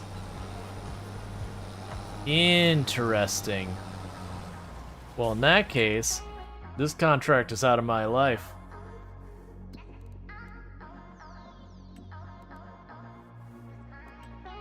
Yes, that's the field we're in, so we're going to cancel that. No cost to us, because... whatever.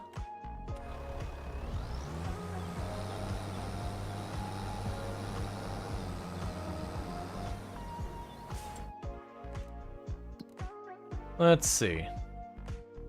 42 is on the other side. The new line requires a pretty high spec PC, so it won't be cheap. But you're kind of planning an upgrade for a while. Yeah, this is just the forced upgrade thing. That's what happened with me with my video card. Is I had my video card started getting really dodgy, and it was like, okay, like I don't really want to be shopping for a video card. Yeah, no, I've been using the hoe for weeding as well. I don't know why that one field it wasn't working. But that's fine. Whatever. Don't care. It wasn't a big contract. We'll just go to the next field, drop the AI on it, keep the money rolling. Pretty soon we'll be able to go and check on the next step of the temple. Probably burn a couple $1,000 on it. Yeah, no, I'm wondering why it didn't count.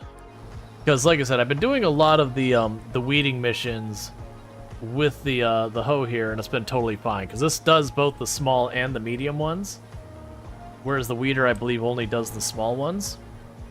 So I'm not sure why that particular field it was giving me an issue.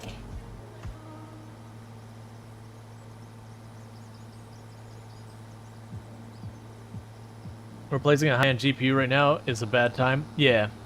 Well, I mean, I had to replace it kind of at one of the worst times, too. I got lucky and I managed to snag one. Because it was when there was, like, a genuine, like, shortage going on. That literally, it didn't even matter what you're willing to pay. They just weren't available. And just trying to make that work. It was not great. So where am I taking you, by the way? I didn't even look. Sawmill. Okay. So I'm definitely not able to take those.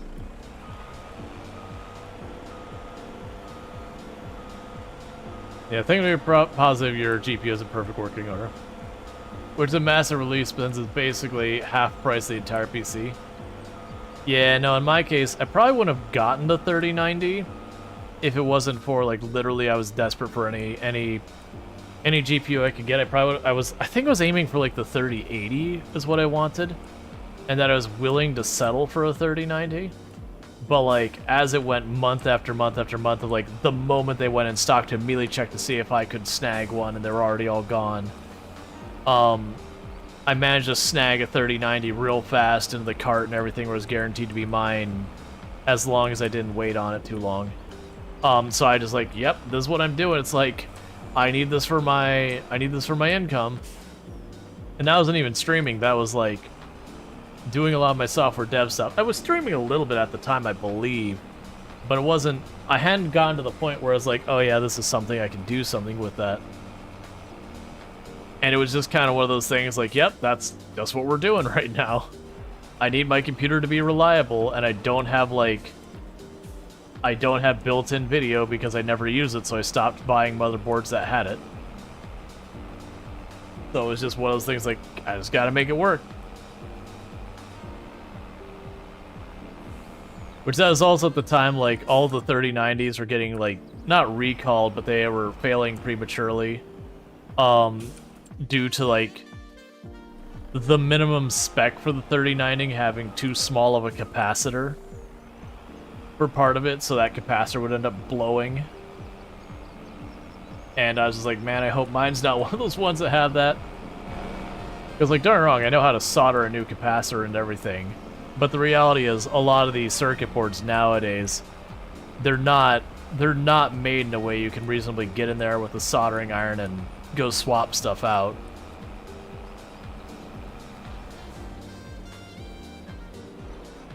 Tell us a retail story? Customers are jerks. I mean, that's just basically retail in general. Customers are just entitled jerks.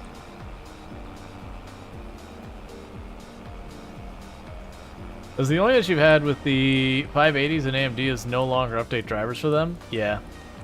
I mean, I've told the one before that the customer's always right. Is something is something you only believe if you've never interacted with an actual customer. Because customers are not right. Not by any description. I get the sentimentality of that if the customer's not happy, you're not going to get business. But actually saying the customer is right, like, no. No, they're not. Not by any definition of right.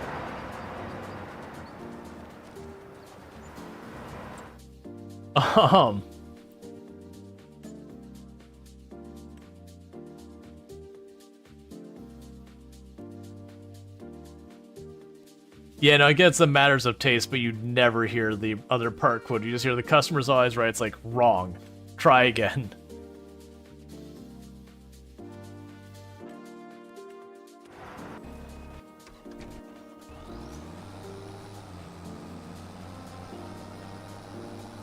But yeah, no, it's, I told the story about, so I wasn't the one ringing up the person. We had, like we had the registers in my department, which is where I rang people up, versus we had, like, the general cashier for, like, all, like, the little whatever stuff. And we could use those registers, but, like, normally we did the one in our, you know, our department, unless we happen to be closer to the other ones or whatever.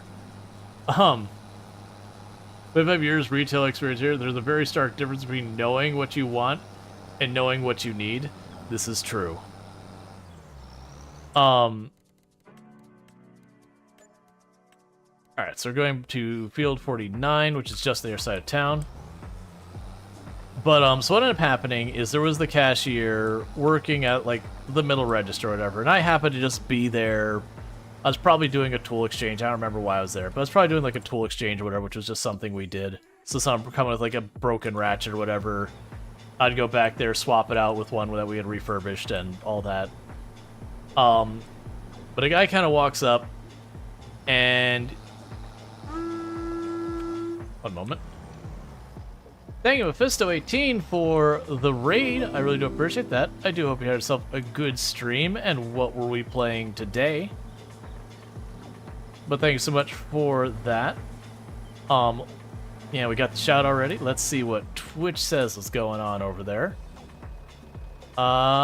Says Farming Simulator 25, as well as also plays Call of Duty Black Ops 6 and League of Legends. So if any of that sounds good, you can find that over there. So thank you again so much for the raid. I do appreciate it. But with that said, you know, picking up where it was left off. Yeah. I hope you had a good time in Farm Sim 25. Like, what do you got going on in your run?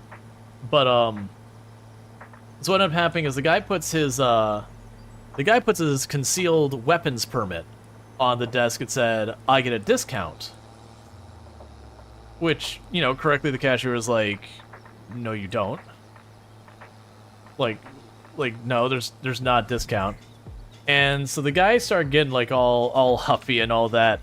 And so he goes and he takes his hands and he goes like that to his jacket to put his hands on his hips. So separating his jacket to put his hands on his hip, where he has his sidearm.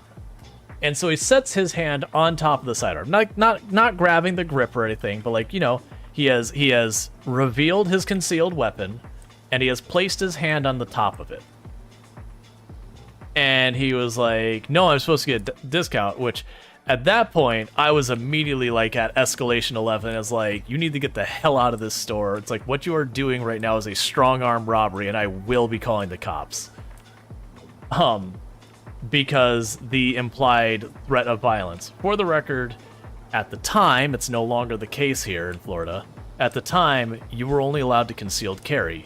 You could not show a firearm other than like for purposes of cleaning it or whatever else. Like there were exceptions, but just, you know, flashing your sidearm in a retail store, basically with the way the Florida law was intent to use.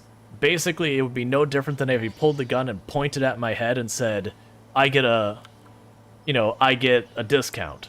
It's like in the law stature, that was the equivalent it was seen as. And so I'm like, you're doing a strong-armed robbery. You need to leave. I'm calling the cops. And he made a huff, but then he did leave. I was hoping he'd forget his like concealed permit or whatever. But yeah, no, it was 100% the guy was just there and trying to use the fact that he had a gun to hustle us in a discount. And granted, I probably should have, like, not... Like, honestly, it probably should have been one of those things I'd be like, yep, there's your discount, go away. Because the store wasn't worth it. But that bothers me so much. It's like, you're gonna threaten someone with a gun to get, like, a 10% discount of, like, $10 or something like that. Or 10, 20 bucks or whatever. It's like, dude, there are much better reasons to go to jail. I didn't say that to him, but that's just, like, what I think. It's like, look, man, if you're gonna get yourself thrown in jail, at least make it worth it. Saving a buck is not worth it, man. Because again, that qualifies as a strong arm robbery. That's no different than you having, like, you know, five like super muscled up people show up and start, you know, yelling at you behind a counter that you know that I'm supposed to get something for free. It seems as the same thing. It's a robbery. It's just, instead of, you know, robbery with a deadly weapon, it's known as a strong arm robbery, that you have the implied threat of violence as a means of coercing someone into giving you a discount or free stuff or whatever. And that's those ones I would have looked at and been like, yep, that, like, if it's not a strong arm robbery, he already would, you know, be in the area of, like, losing his concealed permit and everything because all that. Yeah, no, I could sit there and do the let me check with my manager or whatever. If the guy's got two brain cells to rub them together, he's not sticking around. And someone would need to stay out there with him. And no. Not that I think he was actually going to pull the gun and shoot someone or anything. But it's still, you know, theft is theft. You know, threatening someone with violence. It'd be the same if you say, like, I'm supposed to get a discount and you, like, flipped a switchblade or something. It's seen as the exact same thing.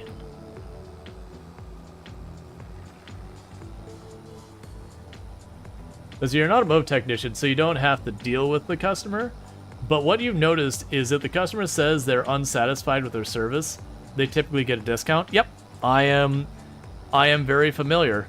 I had one case, which I'm glad they went to the manager they went to, because we had one manager who, it didn't matter what the customer said, they could lie through their teeth and be obvious about every bit of it and had no spine.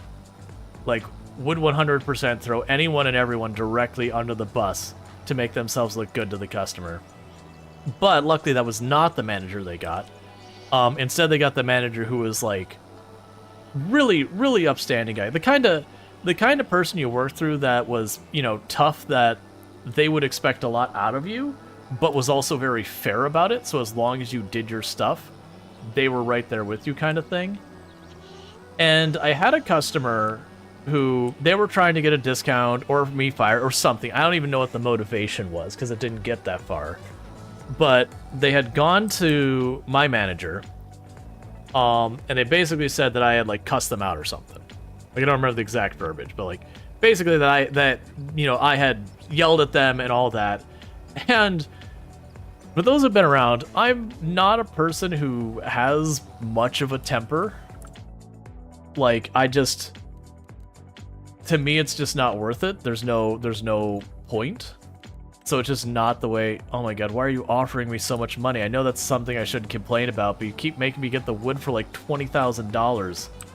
Like, I want the money, and the price is right. But yeah, so yeah, like, I barely swear. And granted, I swore a lot more back then. But, you know, at work, I wouldn't. But it's just one of those things that, like, I just, in all the years I had worked there and, you know, dealing with, like, belligerent customers, I never raised my voice. About the only times I raised my voice is basically saying, it's like, hey, like, you need to leave. Like, you know, being assertive, being like, you're leaving now. Like, we're calling the cops. You need to be out of here, because if they show up and you are here, you're gonna get hit with trespass. Like, you've gotten to the point that this is no longer a discussion. You're out that door. And I only had to do that, like, twice the entire time I worked there. But yeah, so my manager turns around and is like, no, really, you gotta tell me what you did. It's like, that guy is cool cucumber. I haven't heard him so much as raise his voice. If you got him full on cussing you out, I need to know what you did to this man. Because whatever it was Like, it had to be next level. Like, I've seen people throw things at him, I've seen people yell at him, and he just kind of stands there and just waits for them to kind of run out of energy before it's like, okay, let's, de-escalate and all that.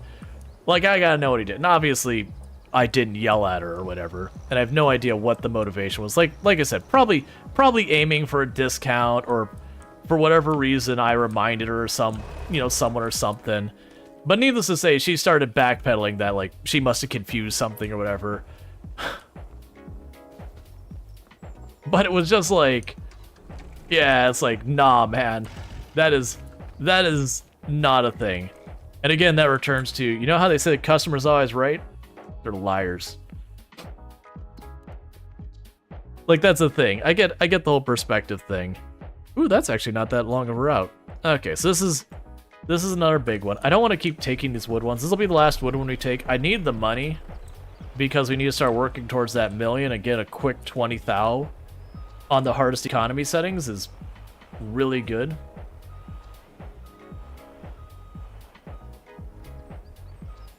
Yeah, the customer's always right in matters of taste. It's just shortened to screw with workers. Yep, absolutely. So you're a very patient person, but patient goes out the window if you have to deal with customers. I am a very patient person, and that has come partially from working in retail, because if you're not a patient person, you don't last in retail. I also have a background that involves IT. You don't last very long in any like service level of IT if you're not a patient person, because it's only a matter of time before you blow up in front of one of the people who you're fixing their computer up because their thing. Oh yeah, no, the blue truck's terrible. I won't take it if it's a blue truck. The yellow truck I don't mind. The only negative of the yellow truck is just when you're loading the front section. Sometimes when you're getting pretty high up there, you start running into problems where it just really struggles. You know, I don't think I've actually done this spot before. Yeah, that's back there. Thank you for the follow. Welcome to the stream. Yeah, so there's this one's back here a little ways. We'll see how this one is. This is a new spot. I haven't done this spot. Because some of the things we're trying to do is we want to hit $1 million, because that'll be a key from Dare Drop, and we want to get the temple done. And when I stop and do these, it is slowing down the temple progress because it's not fast-forwarding time. Enjoy the climb, don't get snagged in the branches. You don't mind telling someone to F themselves, that's the reason you're not front-end.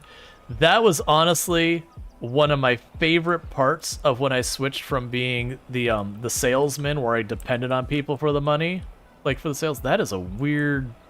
How do you not flip on that road? But yeah, when I was a salesperson, I absolutely did not... Like, you always really had to be, like, super nice to everyone, be like, oh, I understand all that. When I went to being a preventive maintenance technician, which means, like, I fixed stuff around the store, that was one thing I did. But one of my other... Well, those are just plain on in the road. Suddenly worried about this one. Like, those trees aren't even, like, kind of in the road. That was growing out of the road. But yeah, when I was a technician, like, I would also decide the fate of products when they were returned. So if you return something, I'd take a look at it and be like, okay, it's in perfectly working order, but it is technically used. All right, so we'll sell it at a discount used. What?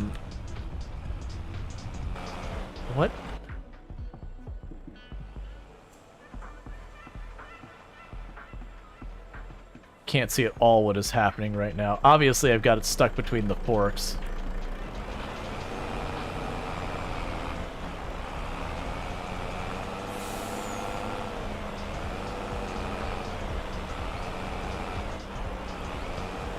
Okay, we can fix this. Oh, wrong one.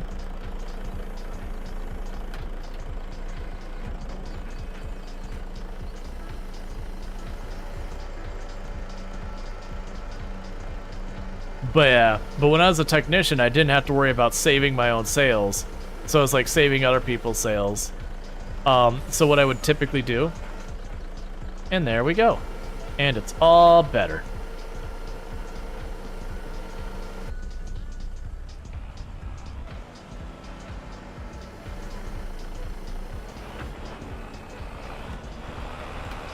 That one's solid all the way out there too. Come on, man. I gotta say, this is actually not a reasonable one. I see why it pays so much. I think I'd have better luck just like driving in the wilderness.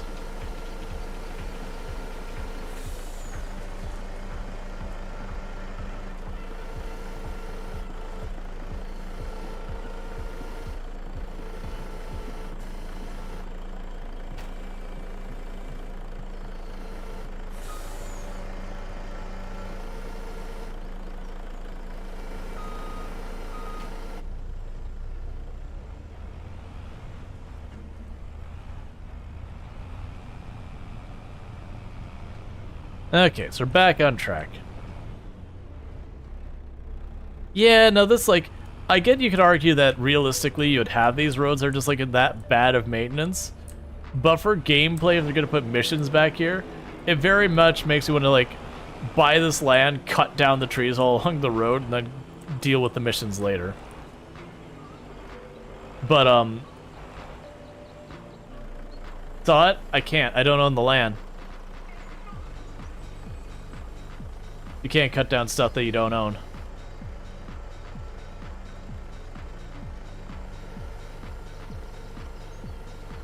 Well, the temple road I have to go the whole other way around.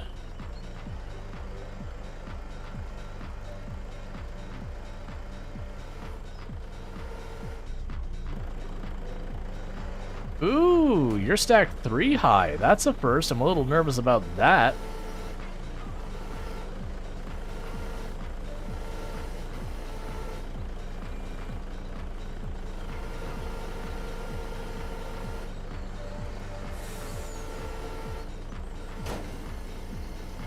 I've lost what entirely we were talking about earlier with the retail thing, but that's fine. Dealing with that tree was like, oh, come on. What?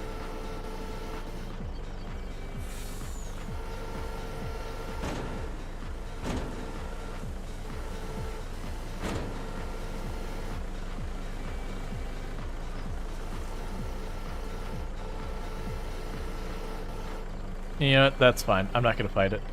I'm gonna make it worse. It'll work. Gravity seems optional? Yeah. I mean, gravity's optional for the player. Why wouldn't it be optional for the other stuff? No, they've adjusted the logs to be way more forgiving. They were pretty frustrating to deal with at times in Farm Sim 22. But one of the side effects of making it more forgiving is you can get away with some pretty silly stuff, i.e. grabbing them in groups of 5.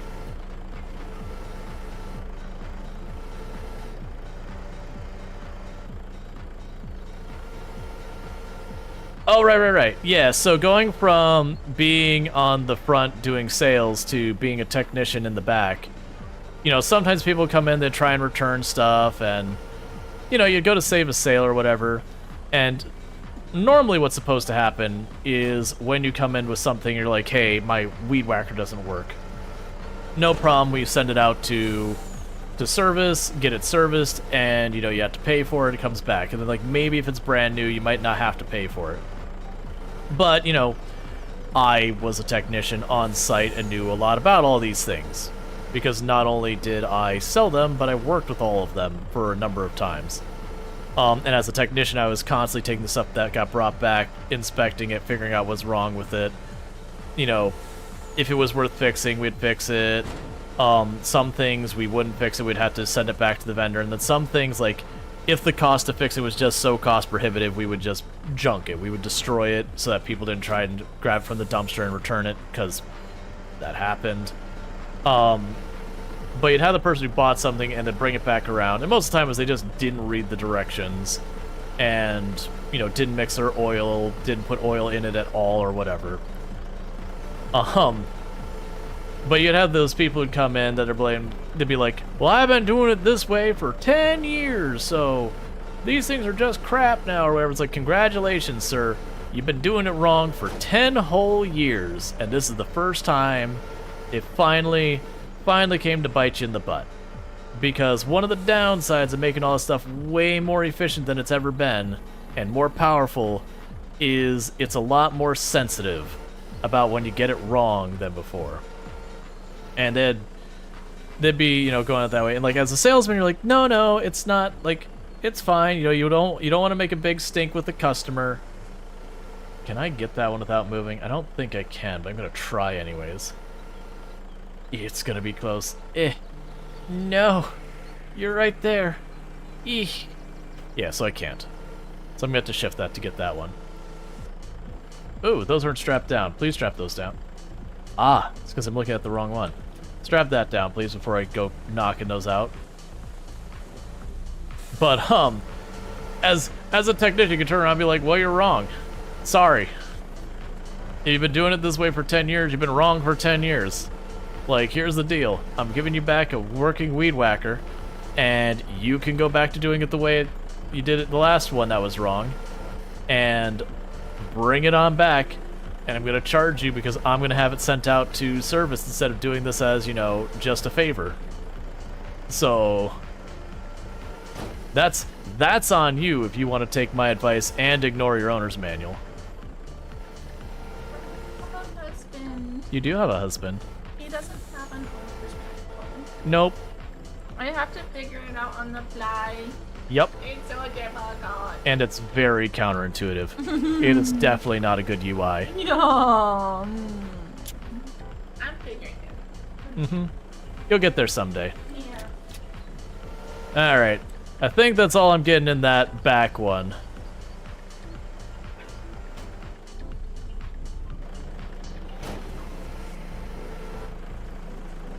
But the only customer we had to deal with, you almost got in trouble for doing a job on the side, the company forklift, almost lost the whole pallet of wine, never asked me to do it again. Thank you for the follow. Forward stream. Well, that's one of the things that a lot of customers don't realize. They'll be like, oh, hey, you know, could you get that thing on the top shelf? It's like, let me go find someone who can do it. It's like, oh, well, you're right here. I'm sure you can handle it. It's like, that's not the issue here, lady. It's like, I would love to help you if I could. But if I do, I'm looking for a new job, and this mild convenience for you is unfortunately just not worth me giving up my income. I get on paper, it is right there, and I can surely operate this simple piece of machinery, but also on paper, I'm not allowed to. We've got someone who specializes in that. So, you know, it is what it is.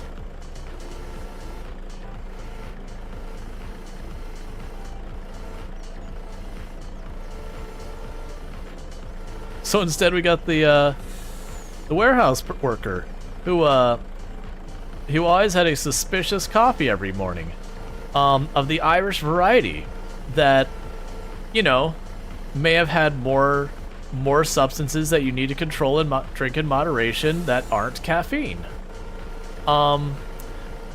It feels like cream was in its name, as well as Irish. Every single day. That guy probably still works there 20 years later. Irish coffee, yeah, no, it was coffee with, what is it, whiskey in it? I can't remember. Guinness? I don't remember. But basically had a alcoholic coffee every single day before they started working the, you know, forklift and the various warehouse machinery. Bailey's, yeah. He was always just a wee bit buzzed.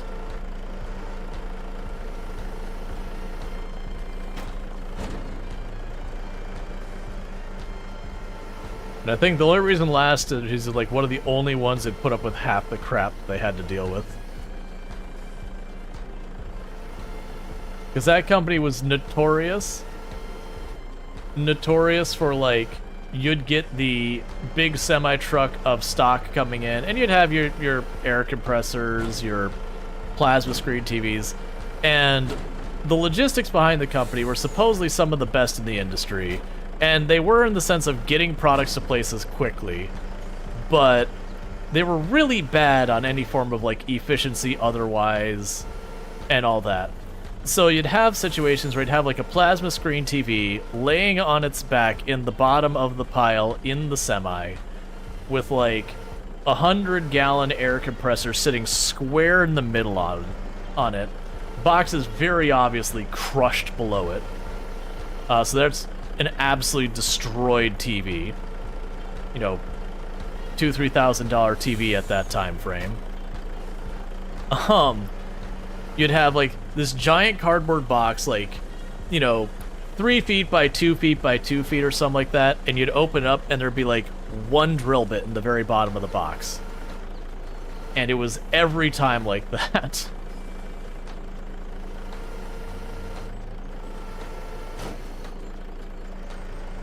So you had 2 people back the forklift to stop the forklift from tipping forward. Oh, 2 people like sit on the back? I've seen that exact same thing. That wasn't the retail place, that was the manufacturing place. Not the crappy one. There was a different one. But the other one, they were about getting the job done. And sometimes rules were bent, sometimes rules were broken. Sometimes rules needed to be created to address the lack of rules. To be fair, though, that company at least did right by its employees. Like, the employees were the ones doing the stuff they shouldn't do because it was very not corporate all about. What about rules about ignoring rules? I mean, we had rules about making exceptions for rules, which is kind of the same thing. Alright, so switch that. Lock that in. Okay, so I've got the one behind me that we could not reach. We're gonna try and scooch this forward. Ah, you're a double pivot, of course you are. I could work with that. It's just more effort. You know what? That's probably enough.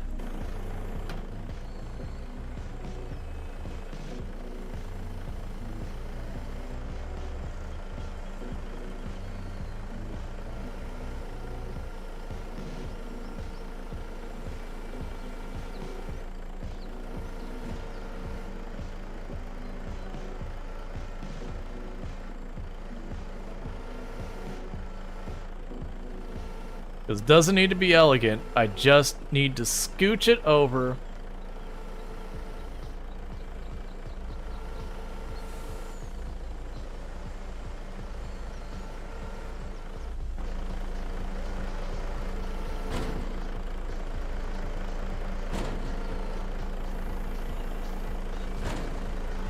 If I turn that around, it'll be positioned well enough so we can not get stuck in the forks.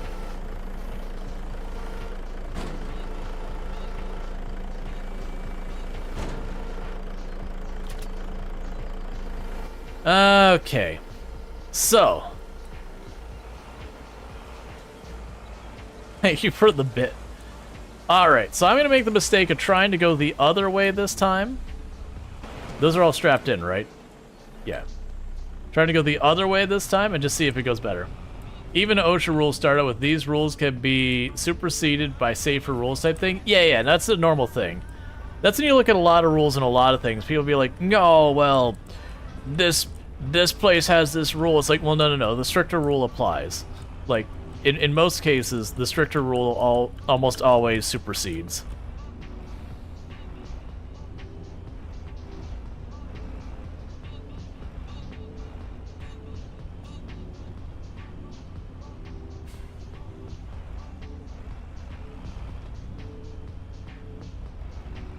Remember, kids, OSHA rule regulations are written in blood by people who decide to do something Thank really you, dumb. Fluxren, Yes. for subscribing for 1 month.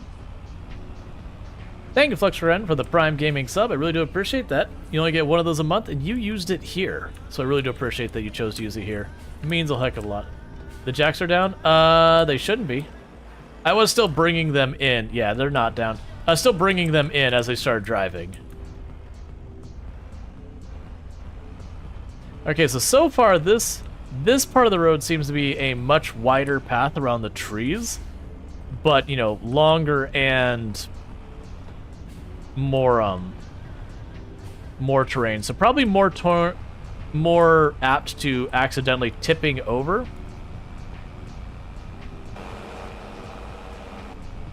More apt for tipping over, but less worry about snagging. So that's your lesson so far. If you're going to do this one up here, take the long route. Or buy the land that the short route's on and cut down the trees.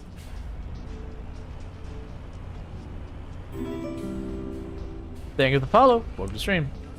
Actions have consequences. Learn from others' mistakes. Pay and pray you don't find out what no one else has made yet. Yeah. Well, that's, we've talked about, like, people having to, like, learn lessons through experience and all that. And one of the important lessons in life is to realize you can learn lessons from others' experiences. You just gotta pay attention and learn the lesson. There are certainly many lessons in life I learned from watching a friend do something really dumb and going, we'll just take that off my list of things I'm willing to do.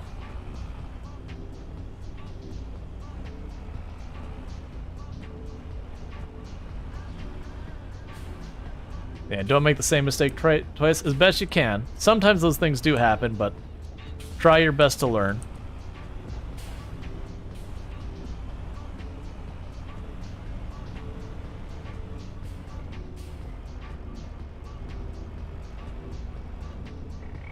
Just keep in mind, this is almost $20,000. This is about how much our fields make a year, this one mission.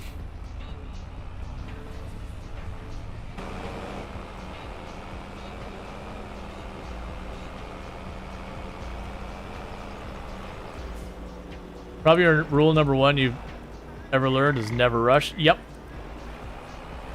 If you ever find yourself rushing or hurrying, then it's time to take a step back and going, what can I do to prevent this? Like, what can I do to, like, not be rushing right now? Because lots of mistakes that'll get you hurt happen that way. Another one is never use a dull blade. Doesn't matter what kind of blade. Doesn't matter what the work is doing. Dull blades don't make things safer, they make them more dangerous. Because the sharp blade, it goes right through what you want to do, so you're not doing any weird pushing or shoving or just trying to make it work. Yeah, it's the logging place up here. But a dull blade, the moment you do that, you gotta start forcing stuff, which means you start pushing stuff into a blade. And dull or not, with enough force, it could be a problem.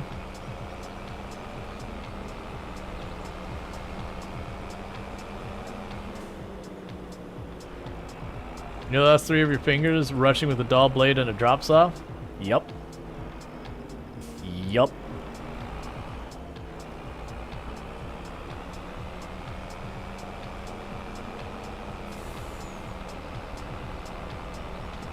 There's a reason I stopped lending my tools to people. Got a table saw back and the blade was like super dull because they were obviously cutting things they should have been cutting on it. And I'm like, hey, you know what? Fair enough, you were cutting things, that's fine. If you're gonna dull up my blades, I expect you to sharpen them on the other side of it. I don't expect to get something back that was in like really good order, go to use it, and then realize I'm now in a cut with a dull blade that getting back out of the cut safely is dangerous in itself, and I just have to like make it work. Really need to sharpen your knives? Thanks. Yep. No, very genuinely. Kitchen knives and everything. Keep them sharp. Keep them safe. Like, it's not just some, like, intimidation thing. Very genuinely. You get, like, a kitchen knife, it starts really dull, and you're going to start really working it. That's when you're going to accidentally cut your finger real bad. Keep it sharp. Pay attention to where you're putting it. Thank you, Allison_Adventures, for subscribing for 16 minutes. I think I can. 16 trains C. go. I like Choo round choo. numbers. And thanks so much, Allison Adventures, for the tier 3 sub. I really do appreciate that. It's extremely generous of you. Been subbed to tier 3 for the last 6 months, and or you're somewhere in there in the 6 months. I really do appreciate that. But tier 3, and you've been subbed to the channel for 16 months, which I really do appreciate that. And kicking up a hype train, which from my understanding, they have changed hype trains like default settings and all that. So I believe it used to be 3 actions. I think it's now 2 or something like that. I have no idea how it's working. I have no idea how it's working now. I haven't gone back and checked all that quite yet. But the point being is hype train's got a minor adjustment that I need to look into to see if I want to change it or what. But thank you for kicking out that hype train. I do appreciate it. So that's a cool, like, 18,000. We're not stone picking, we're not spraying, we're not rock removal if it's that far away. Plowing is terrible. Fertilizing wouldn't be that bad, but it's just a tiny little section. That's not a bad deadwood contract. I'll do it just because we haven't done a deadwood in a while. So I'll do that. That truck is good traction to go up a dirt road. Yep. With that much of a load. Yep. Those got to be some knobby good tires.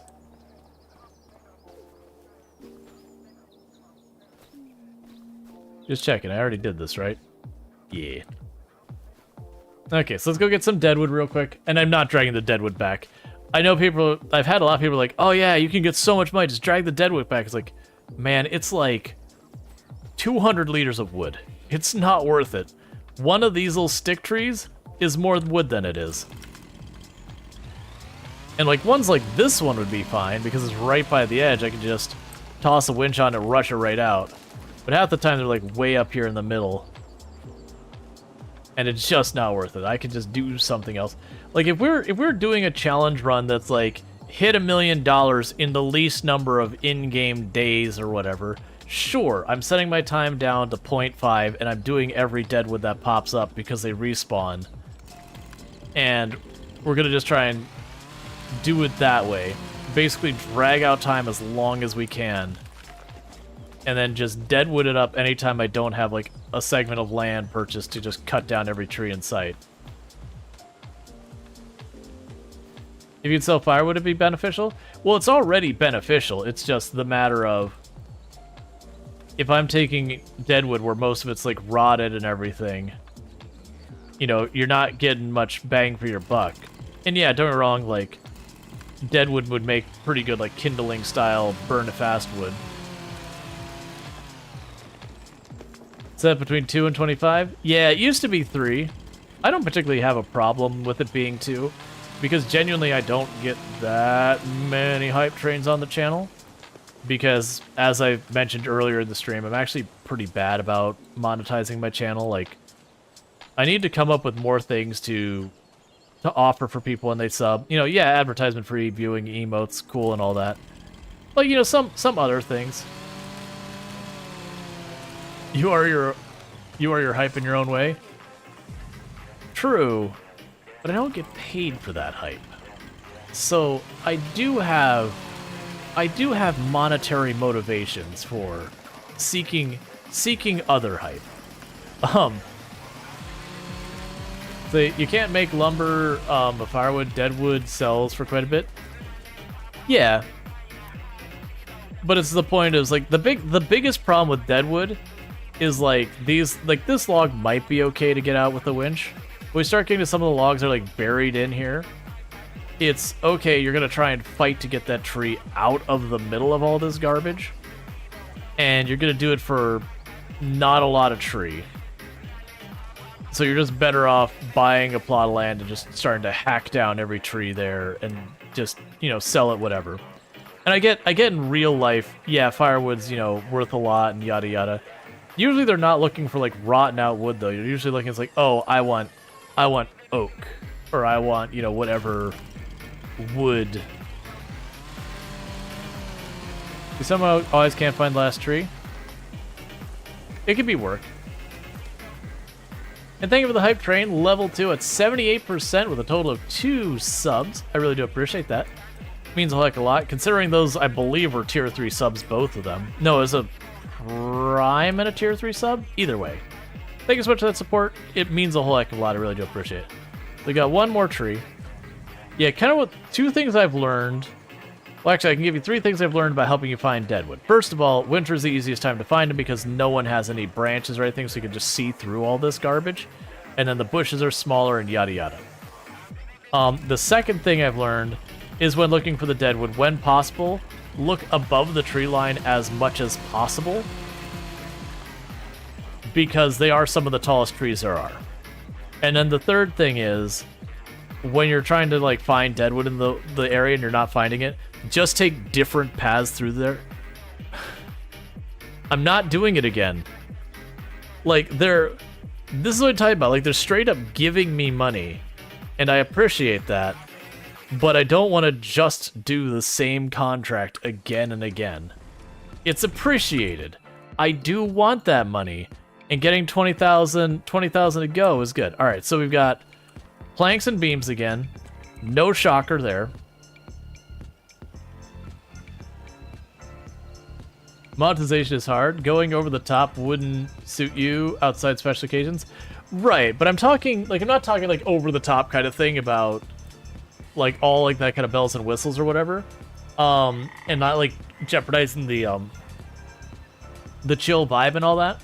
But it's to make sure it's like, okay, you've got your tier 2 and tier 3 subs and tier 1 subs, like what do you get from it? Obviously there's the stuff on Twitch itself, the advertisement reviewing, and access to the emotes. You also get your extra points. For those who don't know, if you're subbed, you do get a higher rate of getting points that you can redeem on the channel for your storage stonks and whatnot. But a lot of channels will have extras you can do. Some of them, they'll be like stuff like, oh, you know, if you get a high enough tier sub, it'll like play a sound for you, and they'll keep them relatively uninvasive, or they'll do like an introduction. I added that. I didn't have people take advantage of it. I only had one person take advantage of it the whole time. And it's still technically there, but I stopped advertising it because, you know, no one is taking advantage of it, and you know, there's always been that fear that doing that it would start to get too disruptive, and then once people have given money to you to do that, it gets... I keep forgetting that command has not been added back in. Burning Sun. Oh, right. Didn't I lose the sound effect or something? That's right. Thank you, Hermit Farmer Drafter, for subscribing for 2 months. Hey, stop signs are still a thing, ya no LUL. Thank you, Farmer Drafter. I really do appreciate the Prime Gaming sub. It does mean a whole heck of a lot. And farming signs are a thing. I can collect the high score. Get through them all. Yeah, yours was the Wilhelm one. I don't think I have that on my soundboard. No, I don't. I've got the train sound. I've got the band sound. I actually don't know what that other sound button is anymore. I've got the sad rain, which I've used like once. Yeah, we've got heck. That's still there. That was I used to have a redeem that I would make a command for 100,000 points to make a command for you. You know, and it was like first right of refusal and yada yada. And Pankvararu had me make heck, which is fun. I've got the one I added of the sound for like me going, none of these are good, and Undead Baron being like, oh, these are so bad. Which is just wonderful. I didn't even check how many of these things I need. I know I need 12 stacks, I just don't know what's already in there. You have 9 days out tomorrow? Do I actually have stuff in my sawmill? I've got one thing of long planks already in my sawmill. Is my tractor over there? It is. Okay. So. Drop that off. drop you off. So I'll have 2 things of, like, what I think of beams, 1 of planks. And then there's Tangia. I haven't used Tangia. I've also, like, and for me it was always more about being disruptive, but lately Tangia's done some stuff that I'm not really excited about. And we don't need to get, like, into a whole thing about it, but they've been using content creators' voices without their consent or compensation. Content creators who are stuff like voice actors. And so, and then when I say they're using that, they're using it for AI generation kind of thing. So, like, the AI generation thing, when it, you know, someone sits there and says, I would like my voice used, and they train it and all that sort of stuff. Fair. No problem. Everyone's on the up and up. You've consented. That's fine. But when it's like someone who is a voice actor and their voice is being used without permission and all that, you're basically stealing their livelihood.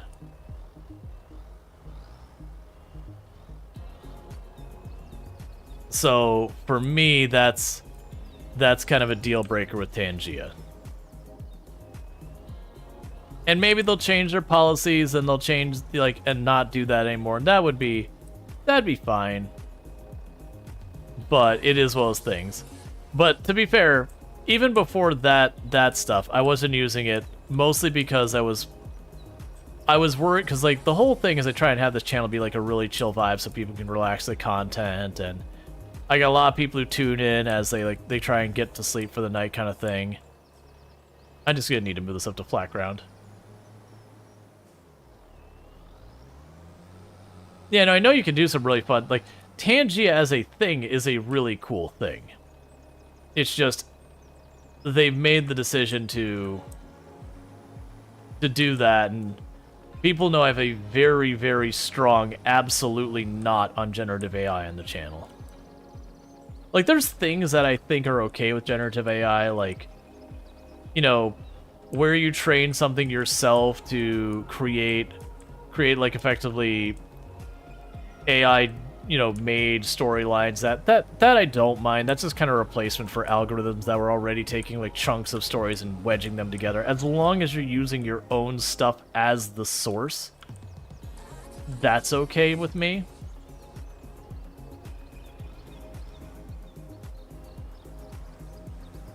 You enjoyed watching your stream because I have interactive chat. It's nice to be noticed. No problem. Like, I do my best. Sometimes when chat's really popping off, like, you can fall behind. And that just, there's definitely that time where, like, oh, today's AI can't keep up with chat kind of day. Like, especially if there's, like, lots of conversations happening between, like, 2 people in the chat, that could be a thing. I'm not feeling great about this actually staying there. Ebbs and flows. Yep. But I do my best.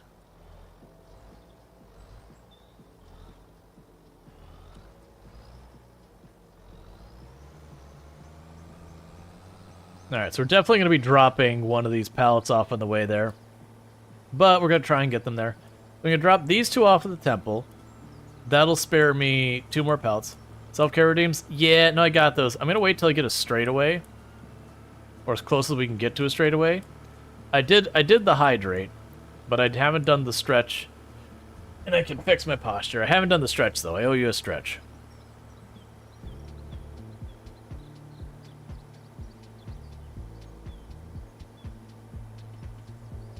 Yeah, so not this turn, not the next turn, but on the way the next turn after that is straight enough. I should be able to do it.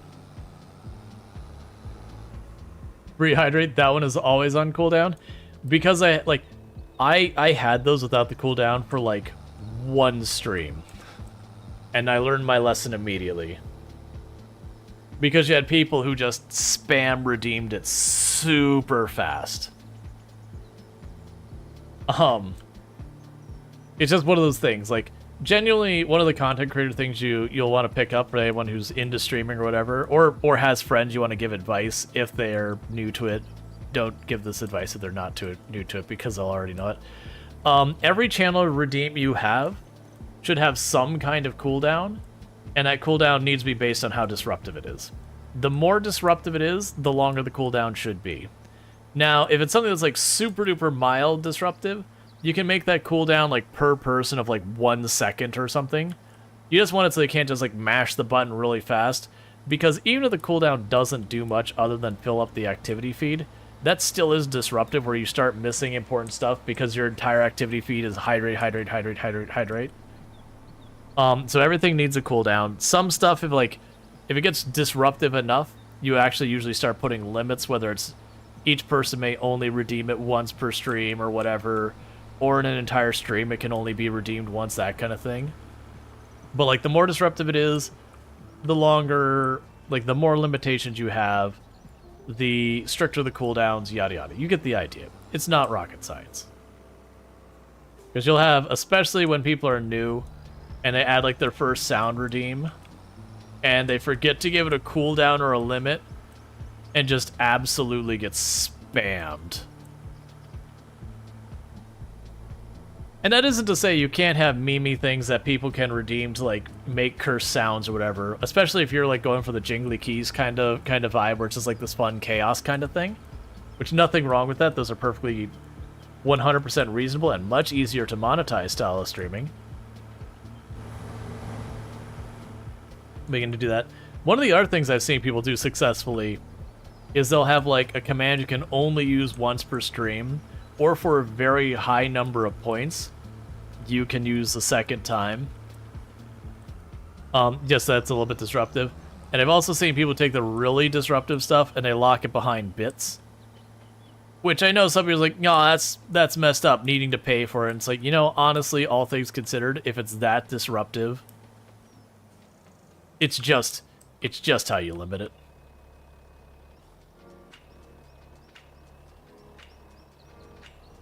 So slide that back into position. How's it staying on? I am absolutely babying it. That's how. And right there it was slowly shifting over to the point it's getting ready to get just enough over that it's going to tip. So I just put up against a pole and I gave it a little nudge.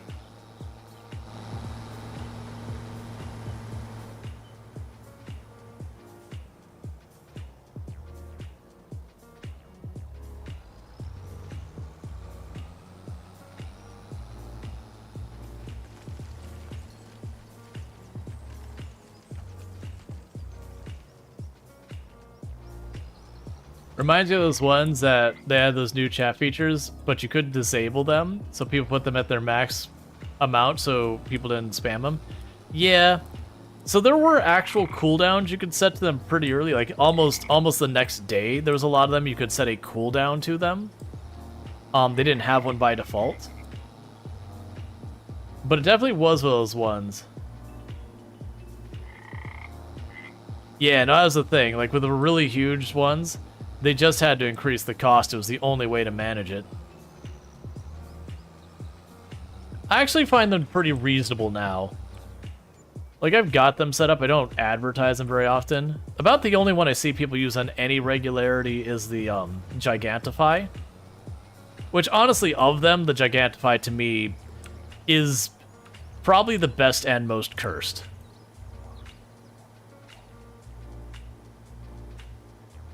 Because, like, on one hand, it can be just a fun, well-timed thing where you can get, like, a really ridiculous, silly emote pops in that's appropriate. That can be a lot of fun.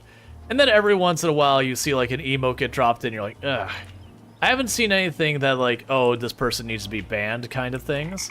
I haven't seen anything that bad, and please don't make me have to do that. When I put on my moderator hat, I'm not having a good time. But, yeah. Luckily, I haven't seen too many instances of people trying to slip by something really obvious. You really like the declare your victory thing?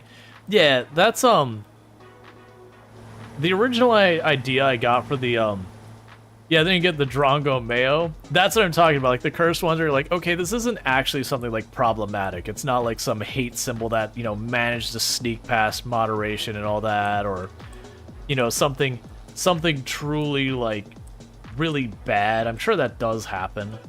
You know, then people report and they get banned real quick. Twitch is pretty good about that stuff. That when you report stuff, they hop in those bans pretty well. But then you got like the Drongo covered with mayo one, and you just see and you're like, nope, just not. It's a really good emote. It's upsetting every time I see it, which is perfect. You'll win one day. Yeah, so circling back to, and I've told this before, the place where I got the idea for the declare your victory over Twitch, it actually came from Octavian Zero, a content creator who he used to full-time stream, then became an employee at Grinding Gear Games. And he pops on stream once in a while nowadays, but definitely can't stream all the time anymore.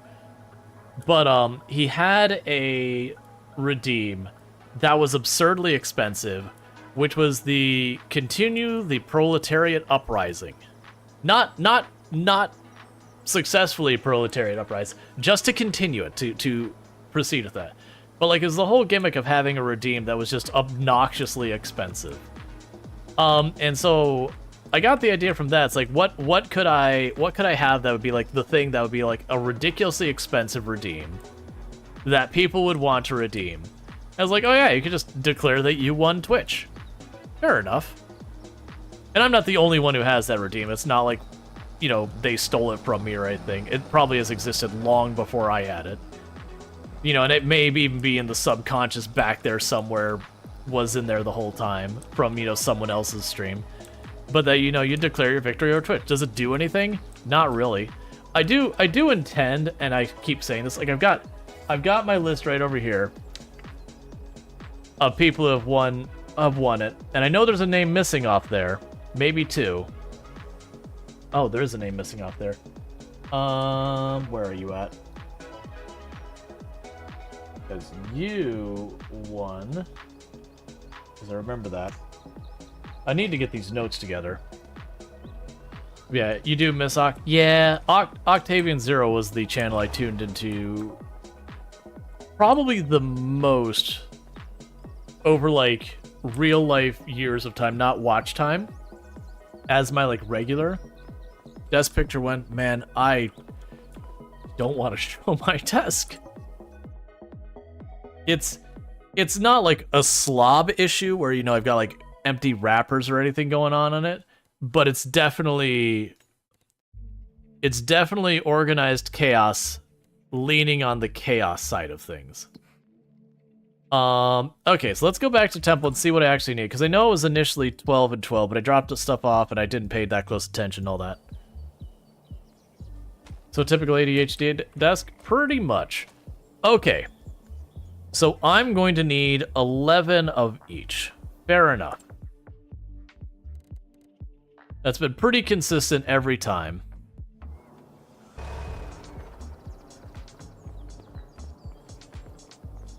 Yeah, no, the ADHD desk is clean only when you're hyper-focused on cleaning it.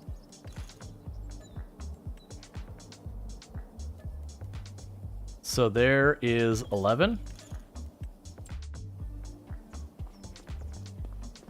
So I gotta load this up, and that'll be another stage.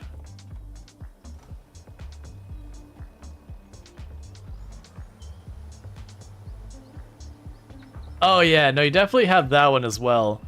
Because a lot of times when you go to clean stuff up, where it's like a proper need to like reorganize clean, there's definitely a step where you have to make it much worse before it gets better. And yeah.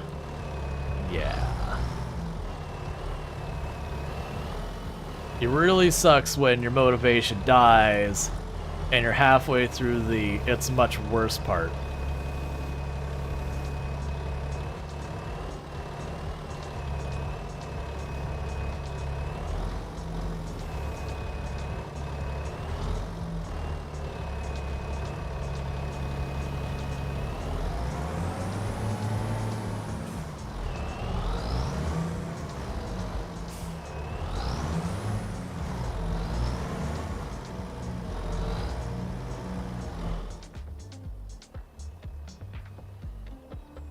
Depending on how well you can control the hyperfocus.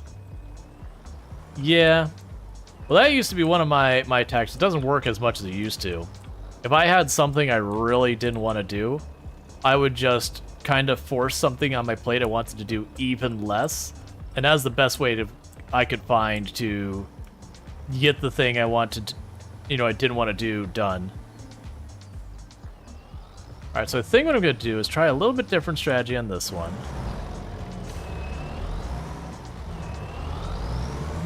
I'm going to grab these two and just stack them. So boom, that's you.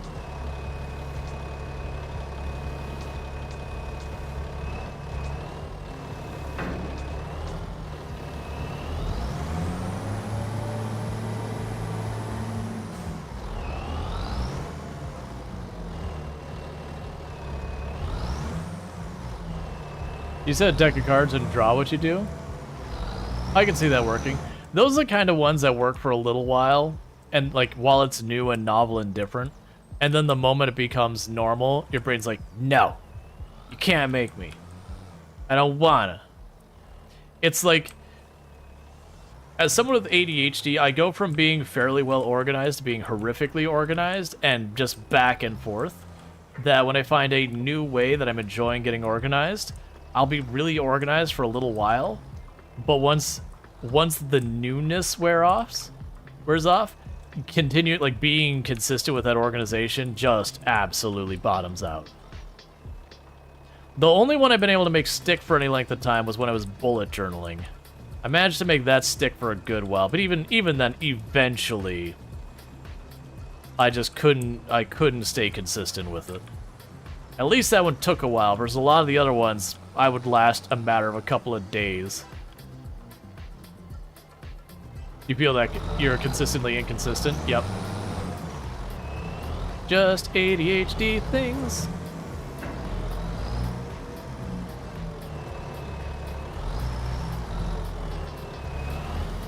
Oh, I want to shove that farther.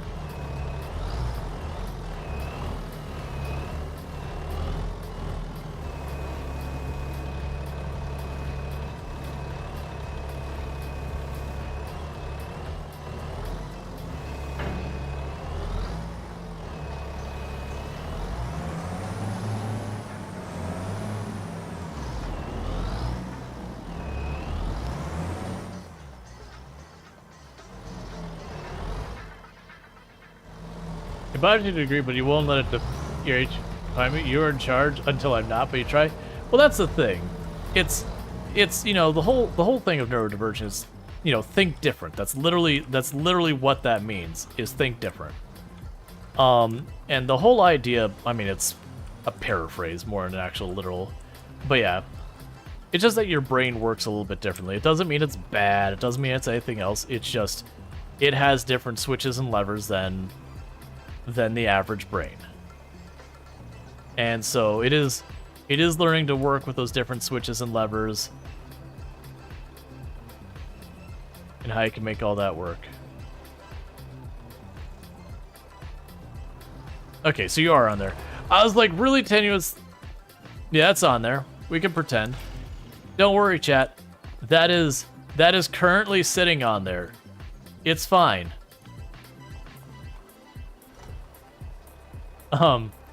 But yeah, so it is one of those things that one of the big things and why it's so important that we have this awareness around neurodivergent conditions is because things like ADHD, once you know you have it, you can actually start figuring out, okay, like the same old strategy that everyone else uses doesn't work for me. That's fine. You can find stuff that may not solve your stuff, but you can mitigate a lot of it. That you can do so much to help out. Oh yeah, and also, thank you so much for that shout out. Allison Adventures is an absolutely fantastic content creator. 100% recommend. Really big into like Project Zomboid and all that good stuff. Does RimWorld, does a whole lot of good stuff over there. So, if you like a lot of stuff we do here, you'll probably like stuff over there too. Just gonna put it out there. But definitely a good time and all that. Has absolutely fantastic Froggo emotes. So, if you like the Froggo, the Froggo is available.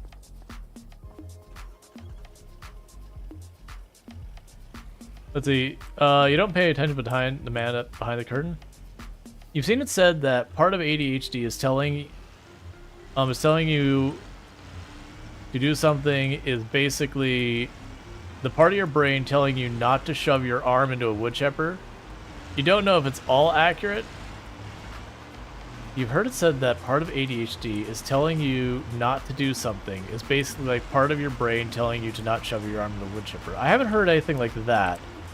The big thing with things like ADHD is the motivations behind our brains work differently than someone who is not neurodivergent. So when you look at with someone with ADHD, generally speaking, we don't get nearly as much bang for our buck for completing a task. And it's kind of one of those things that for the average person, you know, you go and you finish something, there is that dopamine hit. You're like, yeah, I did the thing. It's not that we don't get anything from it, but it's not where we get the bulk of it. Instead, for us, a lot of us, it's more the journey of like learning new things, the discovery, the new experience. That's where we actually get more of our dopamine. So for someone without ADHD, it's far more common that you'll do a task and upon completion, you'll feel really good about it. Whereas with ADHD, you're more likely to feel the best about a task kind of early on in the task when you're first starting to get it and things are starting to click. That's when the things feel the best. But once they go from that to you've just kind of got it, it very, very quickly starts to bleed off on that thing. Let's see. ADHD is on a spectrum, so intrusive thoughts is just one possible thing that you can have. Yes.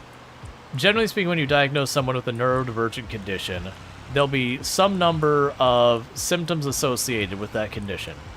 And let's say it's 22. And you'll be expected to have, on a regular basis, at least, say, 17 of that. And then if you consistently have those 17-ish conditions, usually you'll get diagnosed. And I don't know the exact numbers, so don't quote me on the numbers, but you get the idea. That you exhibit most of the symptoms most of the time. You don't need to have all of them. Like, see, executive functioning is probably the worst part of ADHD that you face. The lack of there. Yeah, well, that's kind of the key component of ADHD is that your executive function, you're managing your executive function, is often a raging tire fire.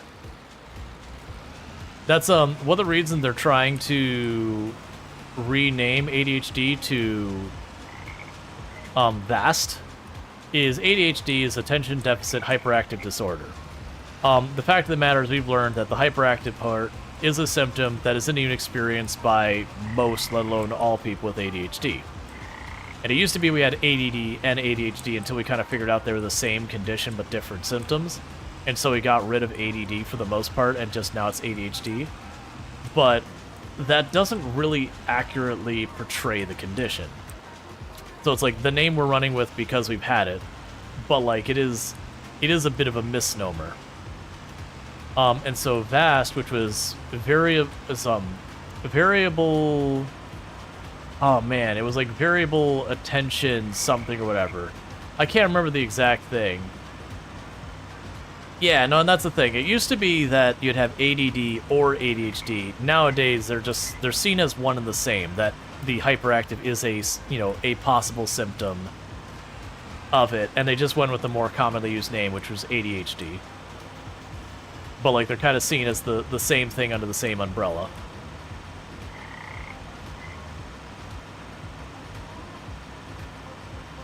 Yeah, variable attention stimulus trait. Yes, thank you. Because that's more accurate, is that the thing that's like the feedback mechanism for your attention is inconsistent and all that. So it is a much better representation of what the condition actually is.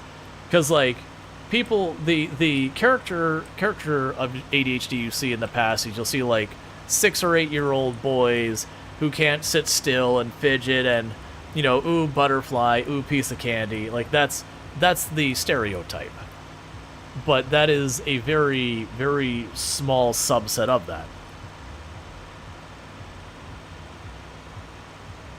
And the reality is, so much about that stereotype isn't really accurate. And that just comes from back in the day, the only time people got diagnosed with it was that kid who was underperforming in class because they were just a nuisance to their instructor and couldn't sit still kind of thing. Like, it was just that thing. Until it was a massive behavioral problem, you didn't diagnose it. But then we started learning more and more and more about people who did, you know, exhibited different symptoms at different stages in life around it, which got us starting to look at, you know, other kids and going, well, these kids are showing all these other symptoms that we now recognize of this condition at different stages in life, but they're not showing that one that we usually, you know, watched. And then we kind of figured out all that kind of stuff.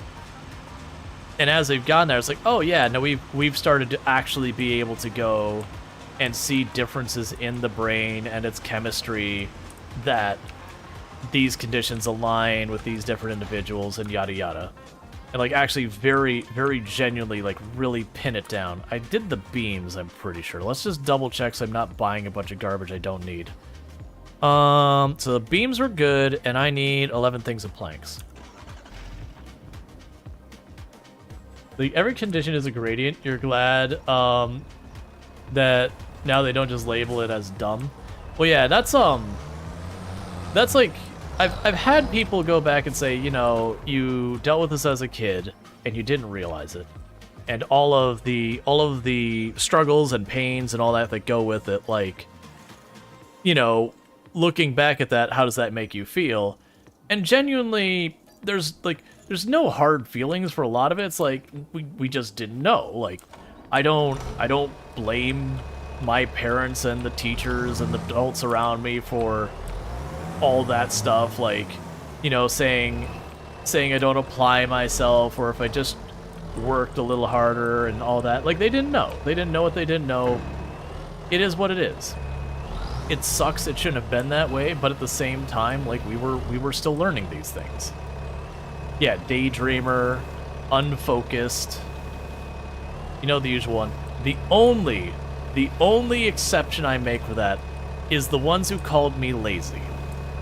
Because anyone who rubbed two brain cells together and around me for any length of time could tell you it was not because I was lazy. Because I was certainly putting the effort in. The wheels were turning. They were going real fast. They just weren't getting a whole lot done. So it wasn't a lack of effort. That is the only one that I'm like, that one, the people who called me lazy, which was a very, very short list, were the only ones I'm like, no, genuinely, still pretty upset about that. Because clearly they weren't paying attention. But, you know, daydreamer, unfocused, yada yada, I get it.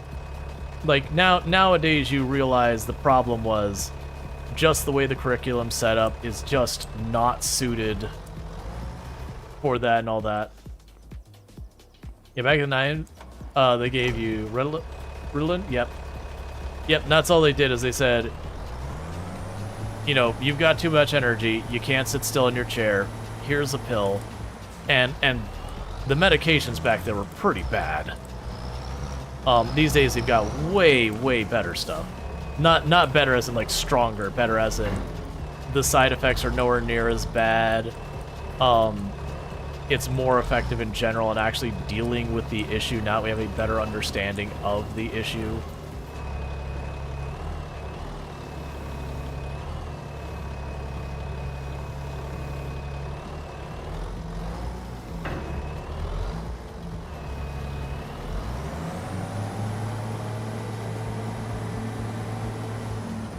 Yeah, then the old dosages, they were really bad about... Because, like, again, back then, ADHD was seen more as a behavioral problem. Like, it wasn't seen as, like, oh, like, the student is struggling or whatever. It was, oh, this student's disruptive. and we need to deal with that. And so putting you on Ritalin, while sure was supposed to help you as well, it was primarily about getting you to not be disruptive to the rest of the class and that kind of thing, because that's the reason why it's only basically the only people who are diagnosed is almost exclusively young boys between like 6, 8, 10 years old, that area. And it was, again, you know, the ones who'd sit there and fidget and, you know, make noise, be disruptive, cause problems, not do well in their assignments, and all of that kind of collectively together. They're the only people who get diagnosed.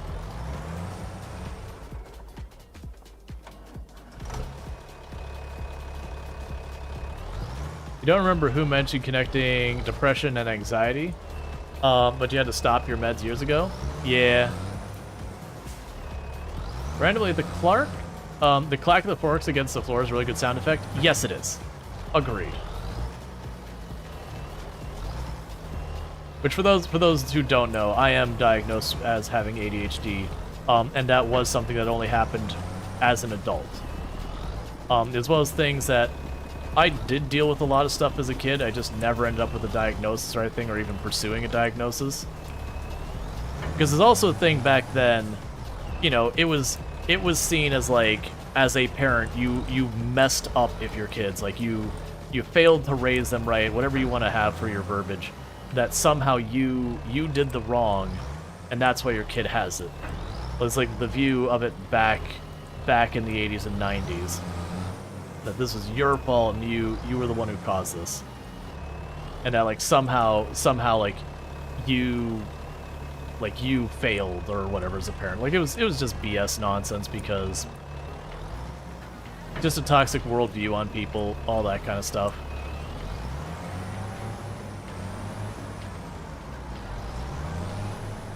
So parents would go out of their way to try everything else before eventually reluctantly coming around to it. And while I had problems, I was not the hyperactive.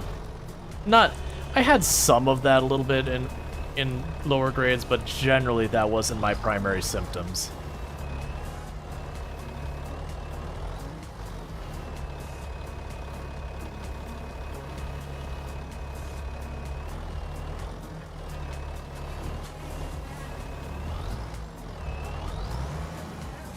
Let's latch those on. I was definitely more in the, if I was interested in something, I could tell you everything about it to the point you stopped caring about it level of focus. And then if it wasn't interested, like, it didn't matter how much time, effort, or whatever I put into. Like, every step of it was an absolute struggle. Like, it genuinely wasn't until the college that I genuinely was like, there's something wrong with me. It's like, I took, you know, I was living on my own in my own apartment, I was a college student, yada yada. Getting to the very end of my degree, the university I was at was discontinuing my degree program in like another year or so. And literally it was, if I pass this course, I get my degree. If I don't pass this course, my degree doesn't exist anymore at the school, and I get set back like 2-ish years. And so I literally removed everything from the second bedroom in my apartment. Literally everything.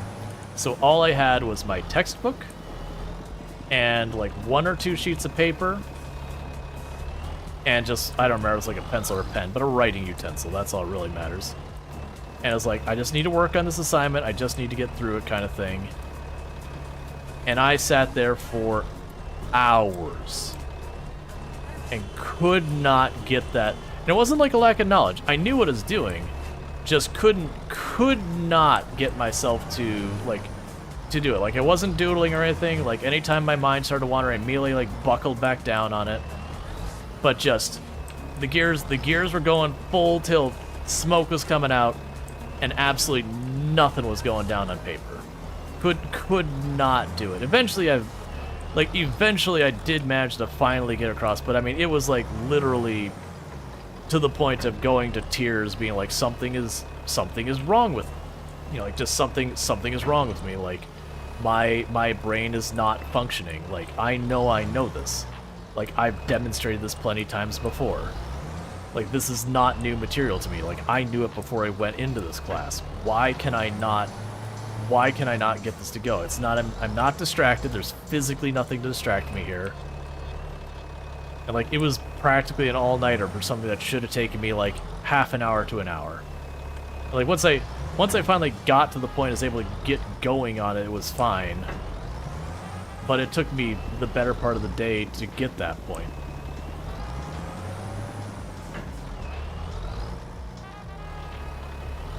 And even then, I didn't do anything to, like, get diagnosed. Like, I was just thankful I got to the assignment and, you know, I hadn't wasted tens of thousands of dollars on an education and not be able to finish it out and everything. Was your class clown, but you just couldn't focus and do one thing? You had to make things more interesting? Yeah, I used to doodle. And I think actually that ended up working really well for me in hindsight. That maybe one of the only reasons I was a really good student at younger is because the teachers wouldn't harass me about doodling on my stuff. Like, you know, it's like, oh, that's cute, like whatever kind of thing. But later on, you know, college degrees, like, you can't, don't draw on your paper. Like, hard, don't draw on your paper.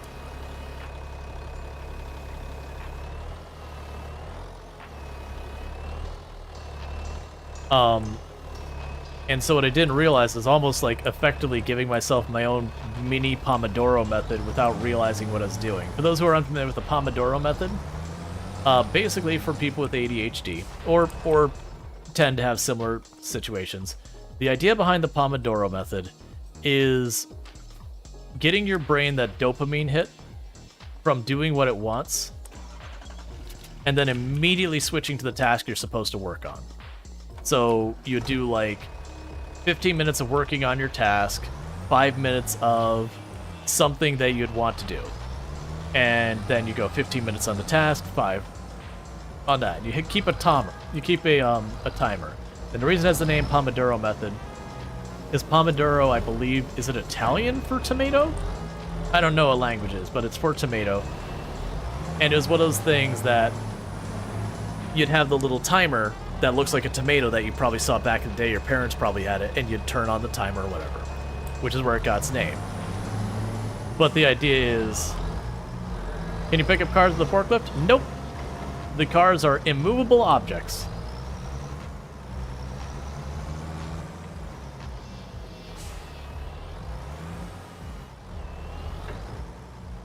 Let's see, you were the exact same, except the only thing that go is the sheer panic and adrenaline. That was one that got me there a number of times. There was definitely times that the level of fear and panic was enough to become, like, it would switch something that was a not focus into a focus sometimes. But waiting till there's an active fire, effectively, to be like, okay, it's time to actually work on this thing. Yeah. That angled car is deeply upsetting. Yep.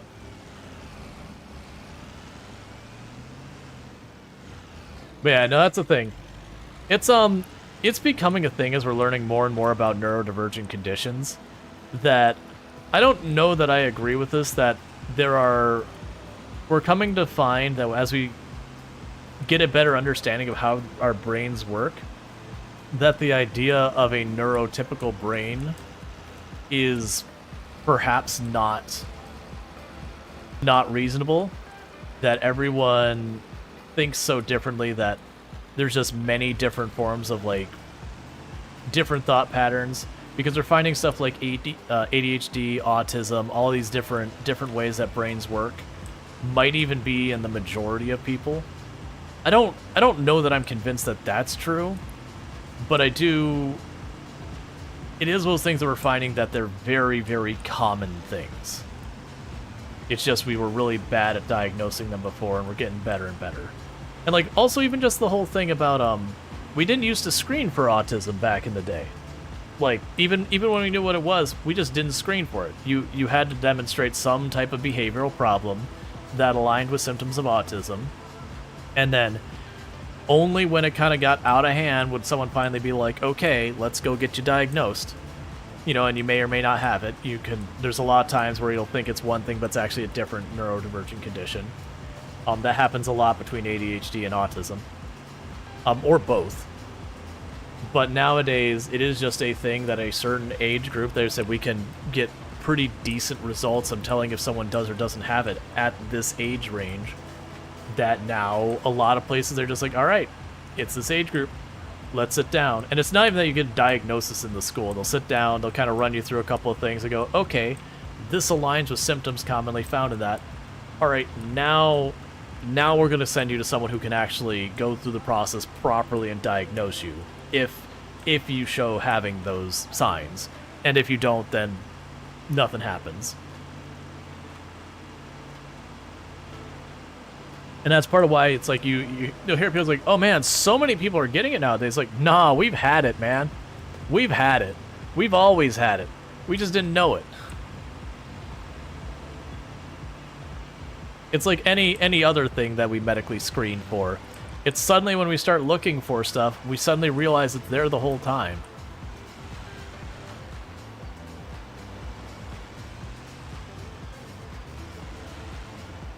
Realize what you mean. ADHD is that new thing that gotta be made up.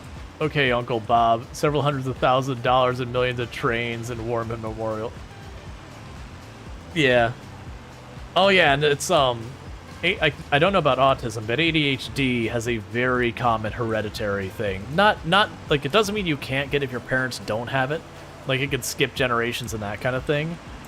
But usually if someone in your family is diagnosed as having ADHD, you look a little bit farther up that family tree, you're gonna start noticing it probably wasn't just them. Like, after I got my diagnosis, like, yep, I'm pretty convinced I could think of at least 3 or 4 people up the family tree who almost certainly had it, and just managed to keep it together long enough to think. Yeah, and it's not one of those things that if your parent has it, you're guaranteed to have it, or vice, if you have your parents guaranteed to have it. But there is a very strong tie. Yeah, missing the same 13 years. You missed a day it wasn't scheduled because you didn't want to break the streak.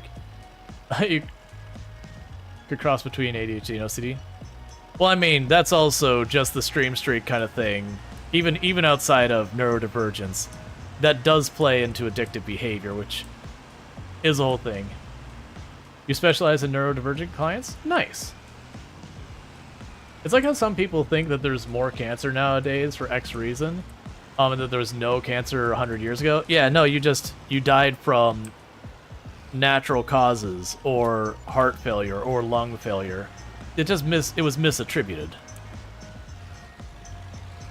Now, it wouldn't surprise me if there has been an increase because of environmental changes, microplastics, and yada yada yada. But I don't think we could reasonably be able to make that with a certain stance about, more or less. Yeah, when you got diagnosed with autism, your dad mentioned that he had those tests back then. He'd probably get the same diagnosed, and as so with their grandfather. Yep. Did you play? Was your psychologist working with substance misuse clients? Oh yeah, no, I think we talked about that. So like, I don't have a degree in psychology. But I did take a lot of courses on it while I was in college. It was a hyper focus of mine. So like, I cannot by any expression say I am a psychologist, or that it would be unethical for me to try and treat people or stuff like that. Also probably illegal. But you get the idea. But it was an interest, and the 2 courses I remember taking were developmental psychology. So, i.e. kids growing up and, like, how their psychology develops at different stages in their life. I actually don't remember... Like, I remember tidbits about that one. Like, for example, one of the tidbits that sticks to me is there is a reason why a lot of people cannot remember stuff that happens in their infancy. There are rare exceptions for individual memories. And it's because literally the wiring of your brain is different from before and after you have language. That before you have sensations. You think about something tastes like this, something feels like this, something sounds like this, and those are the associations you make to, like, when you when you look at rock, you don't think rock, you think rough. And then what ends up happening is later on, when you get language, you now have the word rock. And so, yes, the rock is rough, but rough is a property of rock. And so it just changes the way you associate stuff that you literally cannot connect to your old memories. It's like they're written in a different language. And I thought that was fascinating. And you will have like individual memories that break through from for whatever reason, sadly usually traumatic memories. But you get the idea. It's just you literally changed the way your brain's wired. And as a result of it, the old memories are just inaccessible. Your brain just doesn't work that way anymore.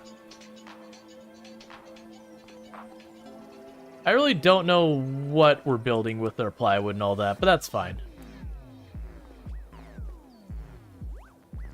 You can reactivate those wirings? I haven't heard that one, but I never looked into it either. But yeah, so it's interesting thing. And then the other one I did was related to, it was mental illness, addiction, that kind of stuff. So we're talking bipolar disorder, chronic depression, and then, you know, addiction. And addiction was arguably the primary focus on that course. And that of the courses I took in college, that was one of the few courses that you'd go home after a lesson and you're like, I just need to not do anything right now. Like right now, I just need to not be involved in any of this. I just need time. Because those were some real rough courses.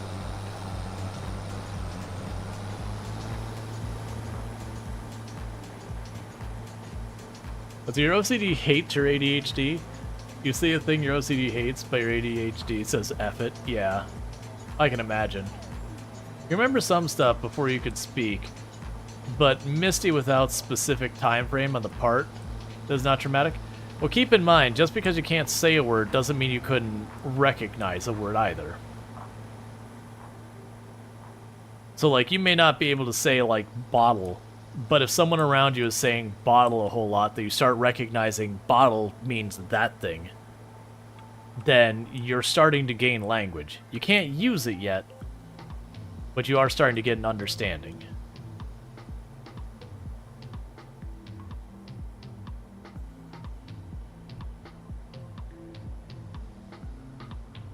It's crazy how wildly trauma can vary and how the brain deals with it and such. Oh yeah, no, everyone has their own coping mechanisms.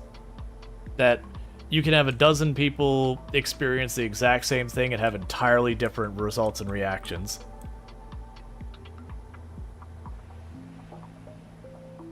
And there isn't, this is the correct nut. Can we go back to this phantom tomato timer by chance? Yeah, so the tomato timer, it was just like your timer. You'd sit by the stove, like it was very popular in like the 80s and all that, and you just turn the timer and, you know, count down 3 minutes. Straightforward, it's a timer. But yeah, so the entire idea of the Pomodoro method is that you have a timer. It doesn't need to be the little tomato or whatever, just any timer will do. But the idea is, and your exact time should vary person to person on what you find works for you. But like, you'd have 5 minutes or so that, again, you'd do something that you want, you'd reward yourself kind of thing. And then you have like 15 minutes that you'd work on the thing you're trying to get done. So the idea behind what that would be is like, let's say you like games. So you find yourself a game that you can hop in for 5 minutes, take a break, hop back out, and it's fine. Or even just pause it and come back to it. And so the idea is being strict about your timers.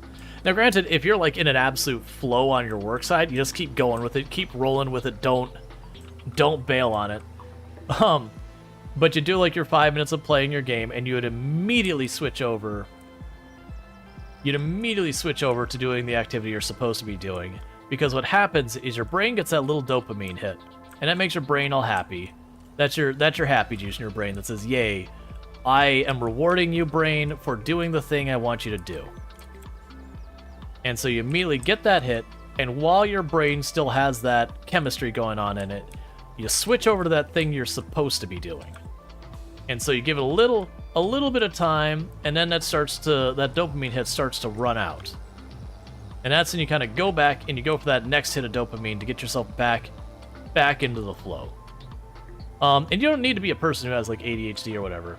I forgot the name of the 5 minute after I met you, but 10 years later, I know how I met you. Oh yeah. Notice there's stuff like being face blind and all that, where just you have difficulty recognizing faces and all that. You know, some people are good at names, some people are good at faces. Some people, they can't help you with either, but they can absolutely tell you, like, where a person went to school, what their profession is, yada yada. Alright, well, I don't want to do... Oh, good. Wait, what?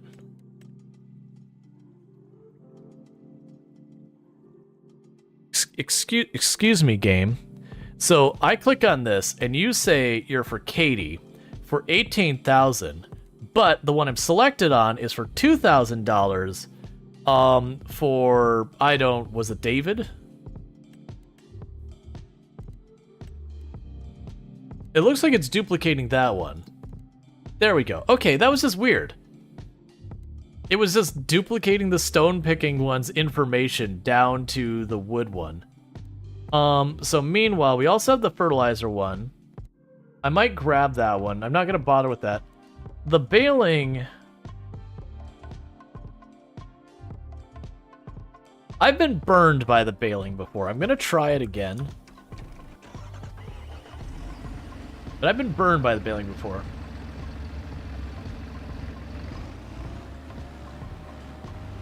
You still tell your family that you need a face, you can't work with names of family friends? You did not meet for a long time, you still forget sometimes? Oh, yeah. Okay, so try this again. We got the one baling contract. It is over there on the left. You have to work in 6 hours? You need to go to bed. That's how you come up with nicknames? Yep. Yeah, I've struggled lately with like communication with stuff like family and all that. That the problem isn't even the way they're communicating with me, it's how much junk I get in basically every communication channel. That it is one of those things that I really wish we had stricter rules around, you know, junk mail, whether it's physical mail or email or, you know, text messages or calls, that we genuinely had very strict rules around that. Just because it is one of those things that every time I come up with a communication channel that works, that I'm able to communicate effectively with a lot of people and keep up with stuff and be organized, inevitably, eventually, spam starts to catch up with it. And then it's just a matter of time before it becomes more spam than useful stuff. And when it starts to get there, my ability to keep up with it just dies. The classic, I've only got so many Fs to give, and they're being wasted on garbage.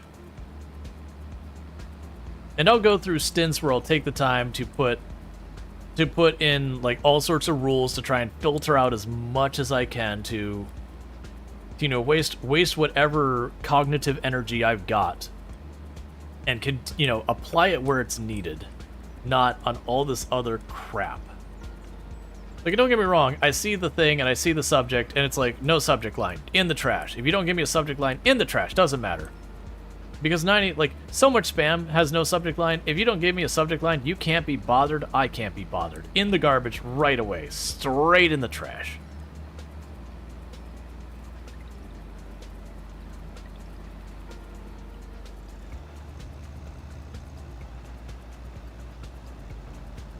Hey, this time it's working. Last time it didn't work. Let's see, you wish you actually had to do work in 6 hours? Blah. Sitting at a desk and twiddling one's thumbs gets boring real quick. Yeah. There's definitely an A and B on that.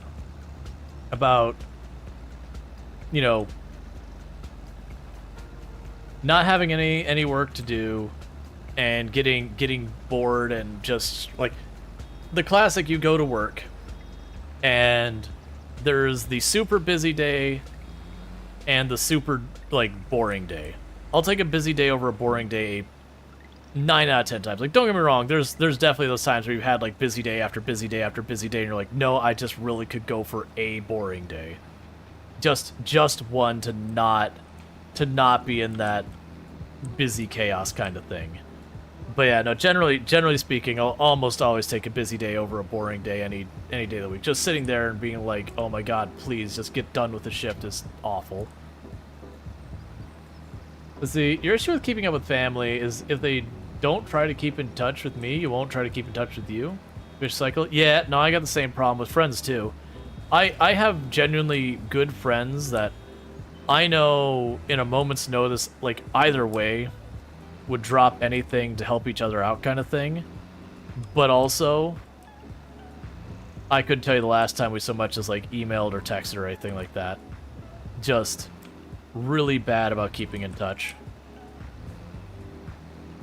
So like friends I keep in touch, that needs to be kept as like really, that's a very high mark for me, because that means I have made a very conscious decision to be like, no, I'm going to keep in touch with this person. And that's still difficult. Like when I start to get distracting, start to get down into the weeds and all that, it's just one of those things.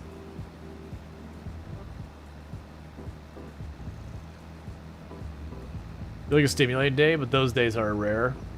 Yeah. It's a classic, like I said, I'd rather be busy than bored. But there's definitely a point that once you've been busy long enough, the occasional boring day can just be a nice shift. Let's see, your one rule with your old boss was when you started a new job was I needed to stay busy. Yeah. And that can be fair. That can be a fair thing to let your employer know, is be like, hey, just so you know, I generally thrive a lot more if I've got something going on. For me not having something assigned can be very difficult. That can be a completely fair and reasonable thing to communicate.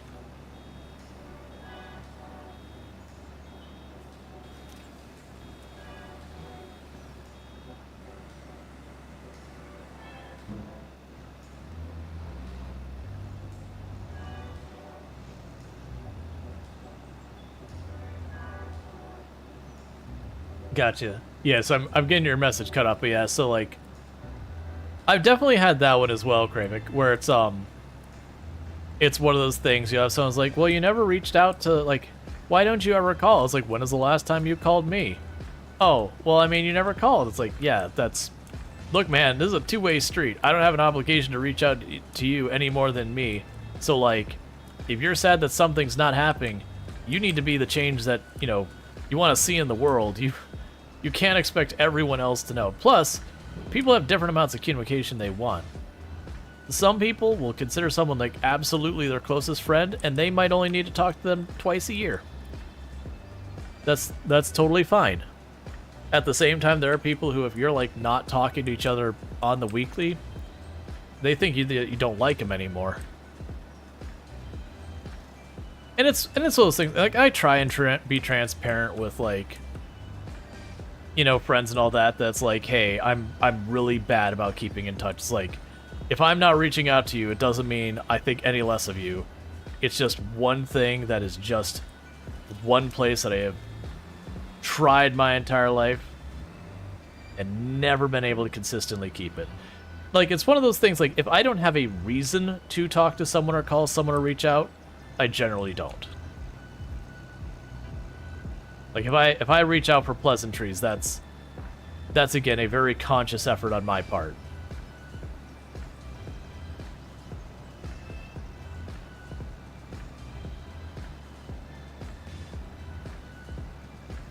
Was there another contract I wanted to get one of my people on?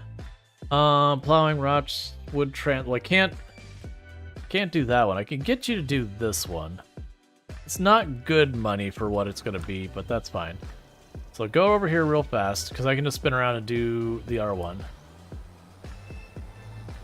So I could fold this up.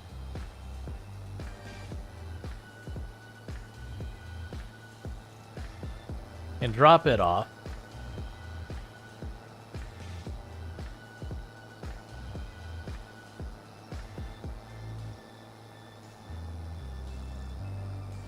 Okay.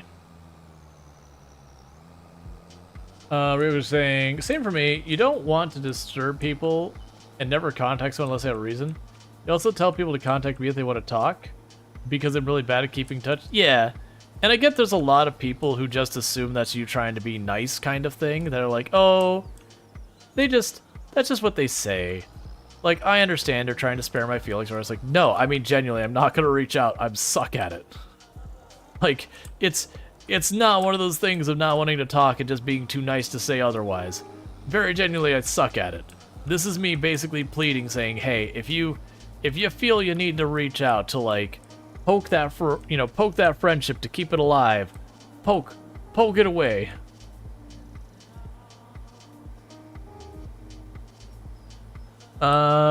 Picking the Boat says, you honestly feel bad, but my mind is if you don't put in the effort, I won't either.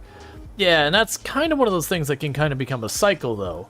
Because if both of you are having that same mindset of, like, well, I'm not going to put the effort in unless you do, then neither party does. And that's just kind of a thing. And there's that. But if it's, like, always you doing the reach out, there's definitely a point where you're like, okay, look, man, this is a two-way street. I'm walking my way. You need to do the other way, too.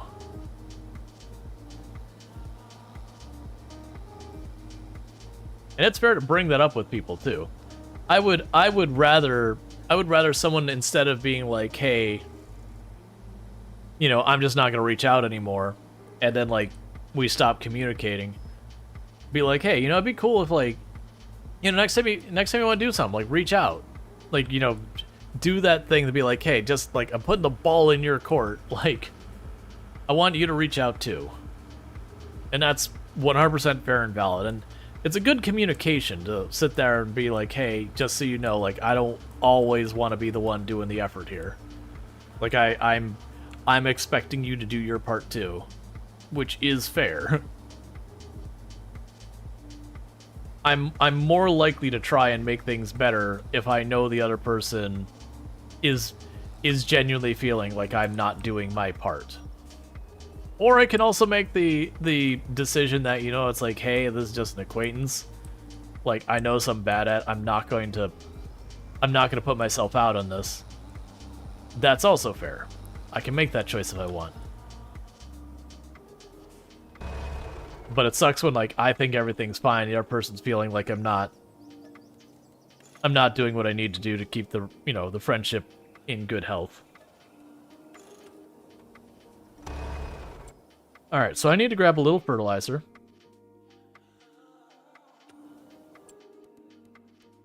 Trying to keep this cheap. Alright, you're down here. Seeds, consumables.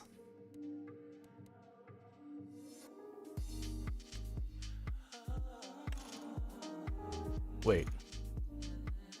Oh, okay. I was like, wait, why are you telling me you don't cost more? Alright, so we'll buy 4 of those. Because I know I'm going to need them over time anyway, so whatever.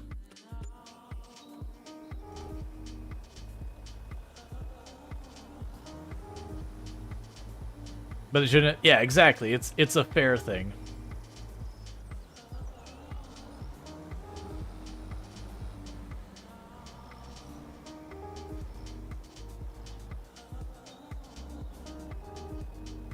Or my other one that annoys me is when people have, like, expectations, but they don't express them, kind of things. So it'd be really not, like, you know, you have some third parties, like, you know, this person was expecting you to do, and it's like, that's cool, because I didn't know I was being expected to do any of these things. Alright, Luxray, you take it easy. It was good having you. You sleep well and all that. Hopefully the cold doesn't become too unmanageable. So it looks like this is field 10 I'm fertilizing. Alright. I'm gonna run this over here. Get the AI on that. Did you finish the other one? Yes, you did.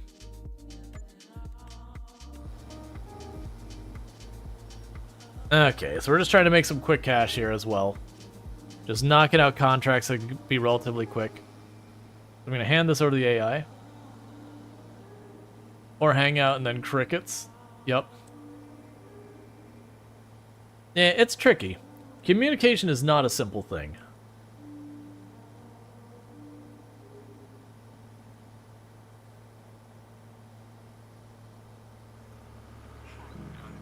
Or like, you'll go somewhere, it's like, why didn't you bring, and I'll like, you know, whatever the thing is, like, why didn't you bring there? It's like, no one told me.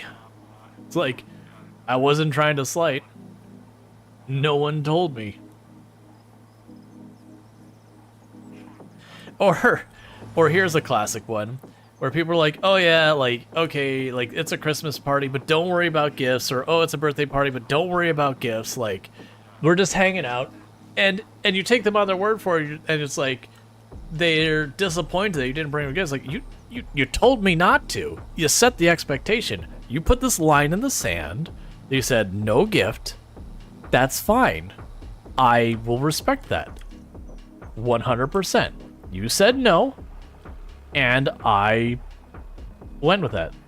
Alright, that's fine. We can just take care of this one ourselves. It'll take us like one pass.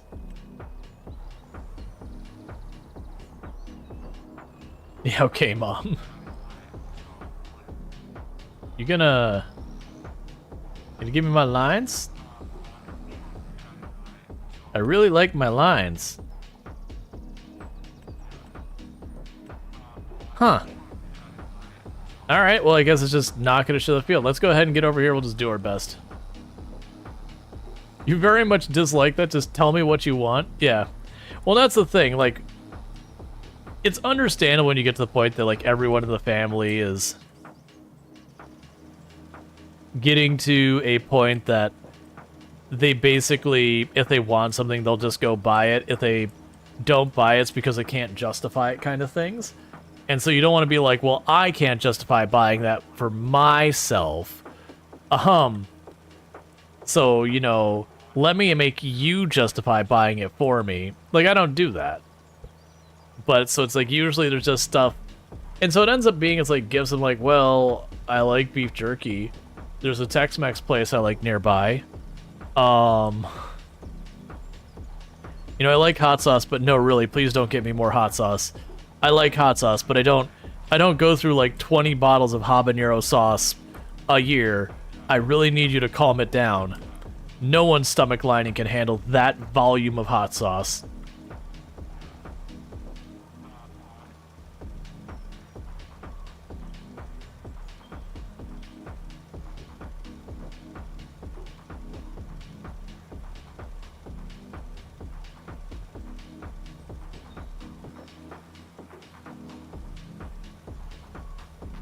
Cool.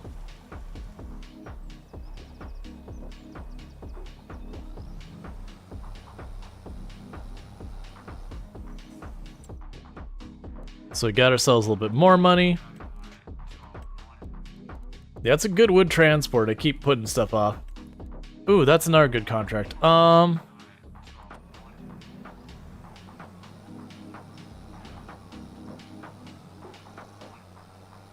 Yeah, so we're just knocking out contracts real fast, just trying to keep this going. We already got the temple stage set up for, like, advancing the next one. I'm just gonna sit here trying to, like, bring in money. Because the plan was to try and save up for the 1 million to get that one knocked out, and only buy tools if I can catch them on a really good deal, or if it's one of those things that if I buy the tool, I can very quickly make my money back. Like, if it isn't a tool that's going to be a fast turnaround to pay for itself, we're holding off till we hit the 1 million.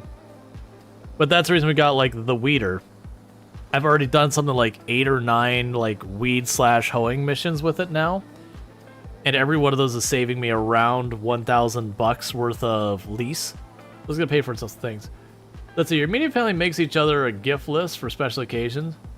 Like world domination or a couple pairs of socks. Makes things so much easier. Yeah, admittedly, me and Tom are the problem ones with that one. That most of the rest of my family does lists. And for me, it's like there's nothing I particularly need. Like I'm not hurting on any clothes. Like, other than just arbitrarily saying gift cards and snacks, there's not a whole lot to put on there. Most of the stuff I want that I don't have, it's because, again, it's in the I can't justify it, and I'm not going to ask someone to buy something that I can't justify because, you know, it doesn't feel appropriate. So it's kind of one of those things.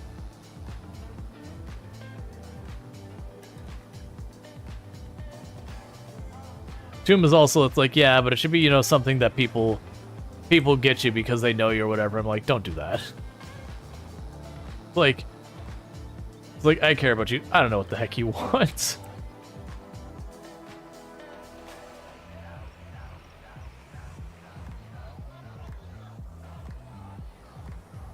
Yeah, no, I know that's actually a common one for married couples after they've been together for a while.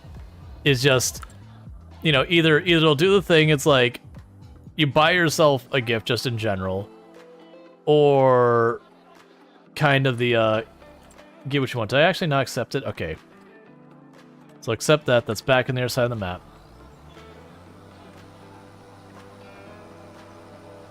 Here's money. You buy what you want and say, got it for you. Well, that's the thing. Like, being a dual income home and all that, like, if I buy myself a gift, it's still effectively, like, collectively coming from our money. Like, don't get me wrong, we don't have, like, a single account we pull everything from or whatever. But it's just, you know, we share the bills and expenses and all that kind of stuff. So, if I'm extra spendy, it's still coming from our collective money.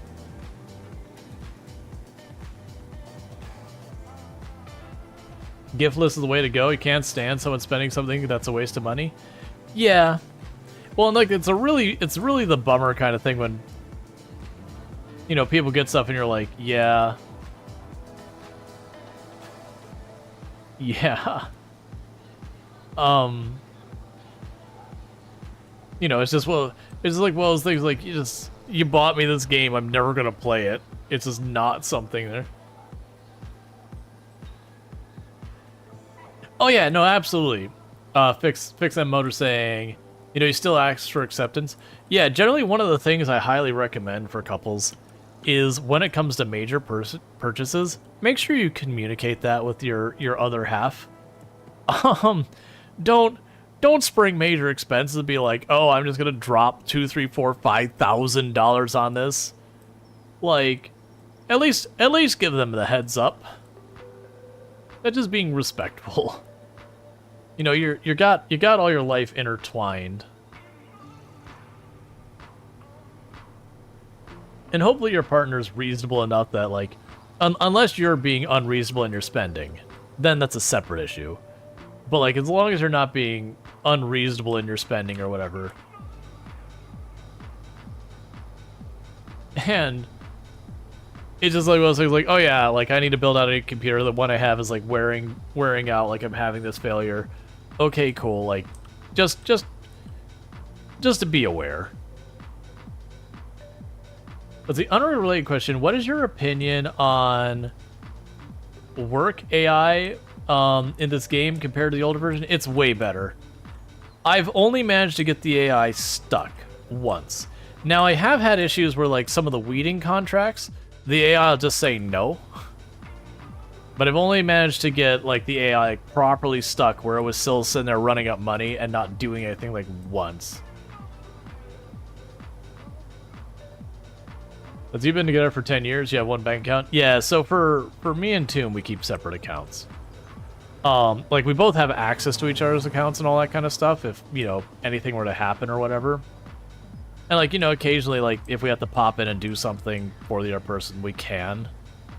But a big part of why we keep the separate accounts isn't, like, a lack of trust or, you know, what if or anything like that. I mean, it is what if, but not what if, like, between us kind of thing. It's more the what if, like, you know, something happens and someone manages to compromise my account, so I'm going through the whole thing where, you know, someone managed to, like, clean out my account, and yes, ultimately it'll get sorted out in the long run, and yada yada yada. But in the meantime, we physically have no money, and yada yada yada. By having the two accounts, it means realistically, if that were to happen, they hit the one account, and the other account most likely will be safe. Exactly. It's more of a security thing. It's nothing to do with a thing about our relationship with each other. It's the same thing. Like, there's been times I've had more than one account myself where it made sense. Because stuff happens.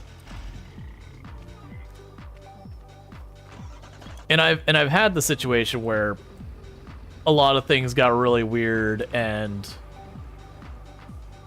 ultimately what happened, turn on the baler. That I had a situation where at the time I was using a card and everything, and I should have had plenty of money, like it's a debit card kind of thing, just to be clear. And it was just one of those things that I was out a long ways from basically anywhere. I needed to top off my gas, and it was just one of those times that, like, I was broke college student kind of situation.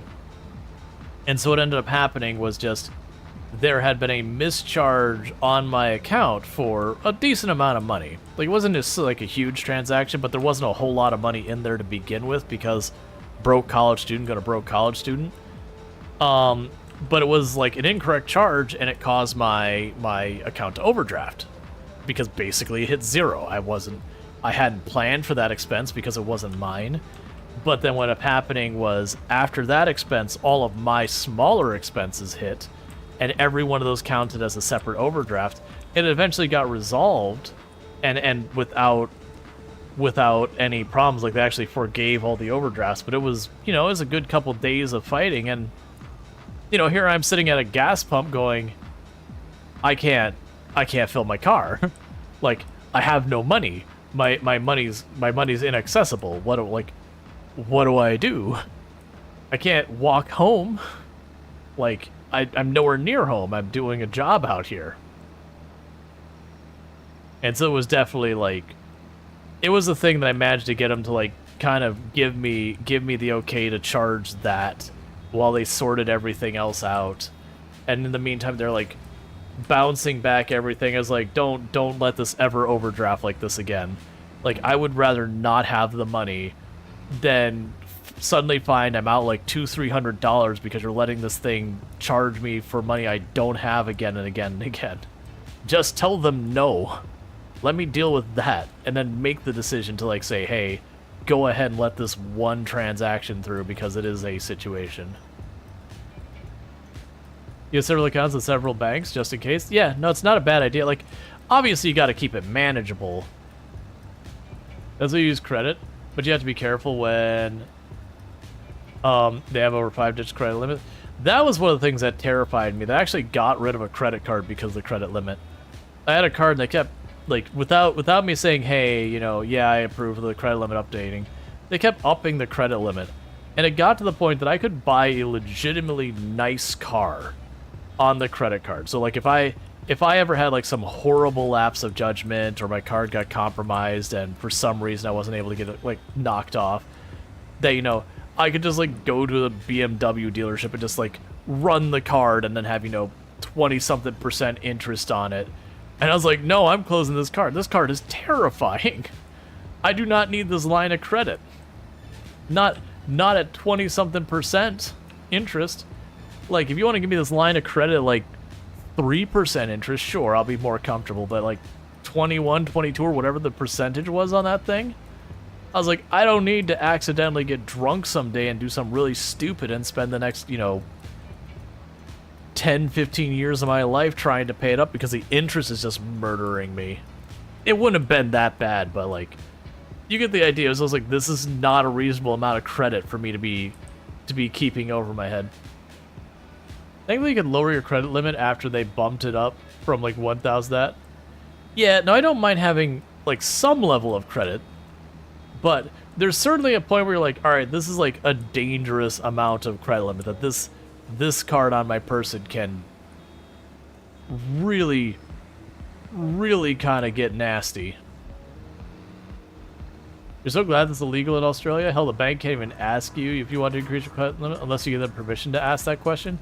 Yeah, so I believe they've changed it here where they have to ask first now. They can raise it, but they do have to ask you. They don't just do it. Because, yeah, that's the entire reason I got rid of that card. Is like, this card scares me. Like, I stopped keeping it with me. Like, I locked it in the safe, and I took, like, a different card I had. I'm like, I'm not using this card. This card's scary. And eventually I went through and said, like, close this account. Like, just, I don't want it anymore. Close this account. Your interest rate isn't good. You don't have, like, any other side benefits that make it worthwhile. And you're just a dangerous card for me. Like, and I'm not the kind of person who just goes and splurges $10,000 away or something. Like, I'm a fairly thrifty person, generally speaking. But it was just one of those things like, this doesn't make me comfortable.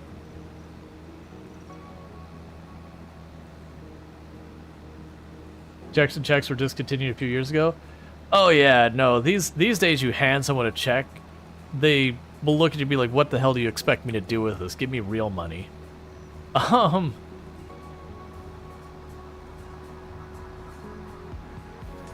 Like, the bank will take checks, but generally speaking, like, that was, the holdouts for that one was, like, your landlord. Like, that was always the weird one, is I could pay, like, everything else electronically, and then be like, the landlord be like, well, I need a check. And you're kind of looking at them as like, you're not some individual person. You're like this big organization that's just running a bunch of this stuff. You really need to be at the point that, you know, do it. Yeah, you still get checks. Yeah, every once in a while I'll get like a check from like the in-laws as like a Christmas gift or whatever. You know, the classic, if you don't know what to get me, you get me money. Because then I can choose what to get me, which sure, it's not personal, but I appreciate. But yeah, mobile deposits are great. Because that was always the worst one, is you get a check for like $20 for something, and you'd stare at that going, you know, honestly, in a lot of ways, me taking the time to go to the bank costs me more than this check is worth. Like, the bank isn't right here, so I gotta drive to the bank. That's a good couple of miles. And then depending on whose calculation you use and what car you have, you can calculate the value, like the cost per mile of driving your car is anywhere from like 69 cents to like $1 or something.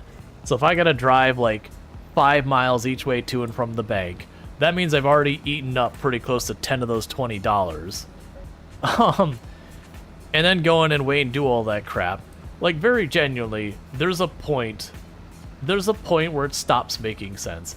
Yeah, no, and checks still have purpose, like, for that, but it's a very specific niche purpose, not, like, day-to-day garbage. The same company that keeps sending you letters to make paying easier, switch on Mac payments. Yup. Reminds me of the scene of The Big Lebowski, where he writes a check for 68 cents to a supermarket. Oh, man, back when I worked grocery, which was like my first like real job, and I mean real as in like I actually got the job. I wasn't just doing stuff for parents or whatever, or family members or whatever. The number of people, this is going back to like late 90s, early 2000s, but the number of people who'd come into the grocery store and pay with check for like nothing blew my mind. That they'd pay like $2-3 and then write a check. And it's like, please don't do that. Like, very genuinely don't do that. Like, I get it if you literally don't have money on you and you've gone to the register and you realize, oh crap, I don't have it. And you're all embarrassed, sure, whatever. Or if it is something you need, it's like some $5 prescription or whatever. I get it. You gotta do what you gotta do. But the person who walks up and they grab like a thing of like 2 cookies from the bakery and a soda, and it's like $3-4 or whatever, and they write a check, and you're just going, stop. Like, I get it also if you're like, okay, you're 18, you're learning to write checks, and you're supposed to practice writing your checks and all that. I get it. It's a low-risk thing to do that. Fine.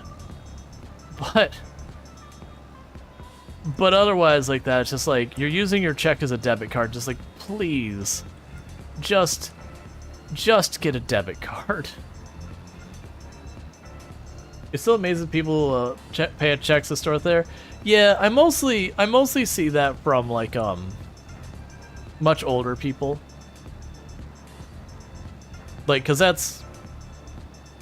it's kind of people who didn't get into the they never got into the habit of like debit or credit card. They just don't trust it or whatever, and you know, fair enough. But like, if you're gonna be like that, carry a little cash. Because you'll be like, oh no, someone could steal that cash. Like, lady, that checkbook is way scarier than your cash. Someone can forge a signature and do a lot more damage with that checkbook than they can with the cash. Like, yeah, your bank might be able to get it right later and yada yada yada. But, all things considered.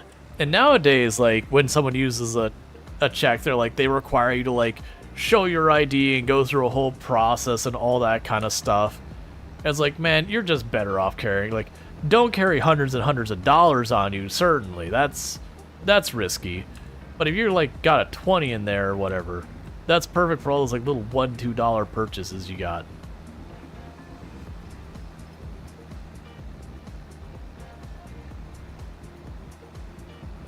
Also considering how many places nowadays will not take cash or your check. You've seen the movie Blank Check. You know the power a check can do. The reason you prefer cash is it's simple because you have better control of your spending. Yeah. Well, that was always my view, is once something becomes cash, it's not like that cash, the cash stopped being money once it's cash. It's so easy for like cash to just disappear. New Zealand is mostly entirely cashless. That's true of most of Central Florida. You can find places that'll take cash, certainly. But even nowadays, there's a lot of restaurants that are like, this is a cashless establishment. You gotta either do your little tap on your card or your phone or whatever, but like, if you come in here and you're expecting cash, you're on your own. Like, I had some places back where I grew up that they were like kind of the staunch holdouts of like cash only. Even then, even they gave up and didn't just go like, okay, we take more than cash now. They finally were just like, look, man, we just do card. Like, it's not worth it.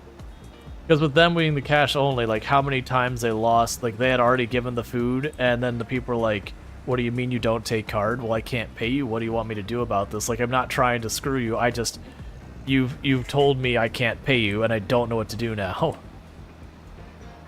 You don't carry cash? You don't even carry your wallet anymore? You're leaving the house at home time, you have your car keys and your phone, you don't need anything else? Yeah, I still carry, like, a wallet. But as far as, like, cash on me anytime, like, if I got more than, like, 20, 30 bucks, that's unusual. And that's usually because I have a family member who still likes to only use cash. So, like, he'll be like, hey, you know, we're going out to a restaurant here. Like, I can pay for it, you can get even with me. And they'll come back, they'll give me a $20 bill, I'm like, alright. Like, don't get me wrong, that's like, entirely reasonable. But at the same time, almost no one takes cash around here anymore, so I gotta wait. Like, there'll be that opportunity, like, hey, they take cash. They take cash. These people take cash. I'm using the 20. We found one.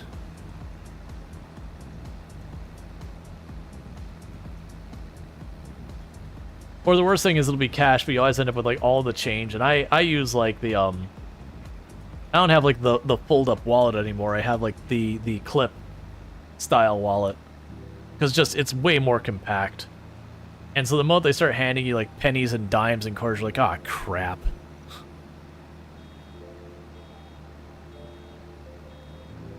Yes, that money still matters. I want it. But at the same time, I end up taking it back because Toom has a purse.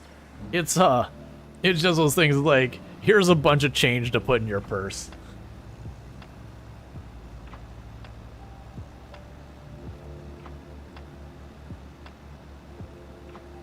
Yep, you can pay with your phone now. Yep. I haven't gone on with stuff like Apple Pay and all that kind of stuff. I'm still not that comfortable with like putting my credit card or debit card and attaching it to my phone. My phone's already scary, and how much of my life goes through that device, where if that device gets lost or stolen, you know, that's a big issue.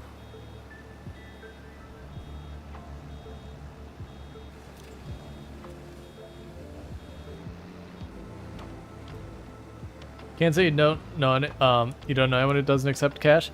Oh yeah, no, it's definitely a regional thing. Like, especially as you get more and more rural or more and more out there, like, almost everyone will still take cash. But, like, the more and more you get into higher density areas, the less and less I see people accepting cash. It just becomes too much of an inconvenience, because if you're dealing with, like, higher volumes of customers, then it just means that much more change counting and all that. You gotta do bank runs to get more change or to drop off a lot more often. It creates all those security risks around all that stuff as well. That there's definitely a thing that, you know, the higher volume business you're dealing with, the more of a problem cash becomes. Because even if it's not like a security thing and all that, there's just one of those things when it comes to like all that cash. Just a time to like count out the change and all that, versus just go up, someone taps their card, a second later they're done. But yeah, so it's definitely a circumstance. Because that was the areas I noticed were holding out the most on the on going away from cash, was like you'd go to the farmers market and food trucks. You'd have like the old-timey diner in the middle of nowhere, you know, that town that has like 200 people and they got their one diner in town. Those are the ones I remember that were holdouts with cash. Cash is legal tender? It is. It is legal tender. The catch is, if people don't accept it, it doesn't change anything. Yeah. You feel it's inconvenient to have cash now? Exactly. That's what happens. Like, just all the extra time it takes to do that, you hold up the lines and all that.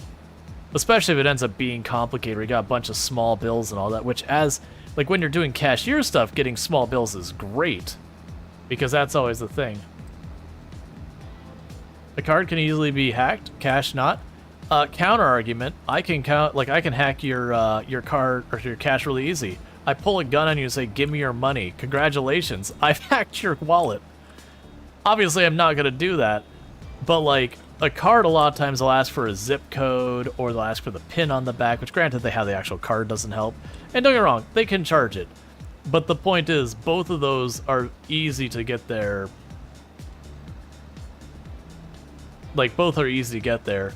But, like, one of the things you do get is with a card, you get a guarantee where if someone steals my card, I can go and say, that wasn't my transaction, and you get a guarantee of a certain level of protection.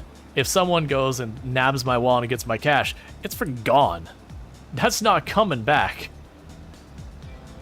Yeah, you can do a chargeback on a card for, like, if they failed to deliver and all that kind of stuff. Cash, again, it's gone. It's gone forever. That's not coming back.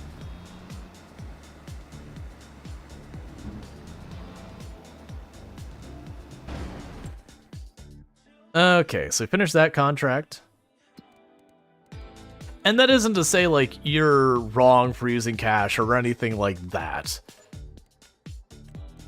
It's just a lot of the reasons that was like, oh, this was the reason you do that, don't really apply anymore. So if you love Japan, the automatic change returning and the money counting at the cash counter, no need to count change anymore. Easy to solve problem, yep. Still have the hassle of carrying and spending it. Someone can feel free to hack your credit card.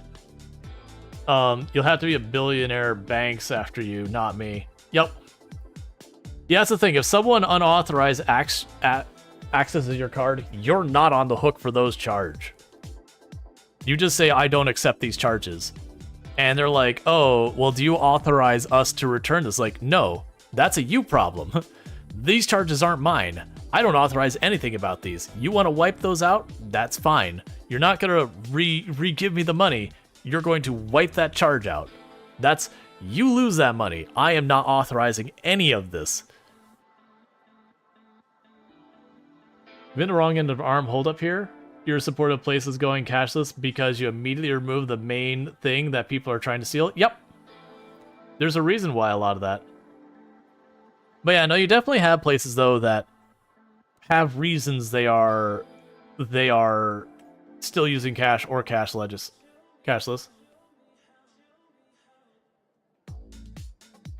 All right, so let's see. I mean, that's a lot of money. That's the same one that we ran into before. I'm gonna actually say no on that. We have done a lot of those wood contracts. They're really good money, which is why we keep doing them. But I really don't want to just keep doing those wood contracts. They are like 18,000, 20,000. Like, I'm down to do like one an in-game day or something just to take some of that, you know, some of that lucrative money. But genuinely having it where it's just doing the same thing and just getting payday after payday, which is awesome, but repetitive.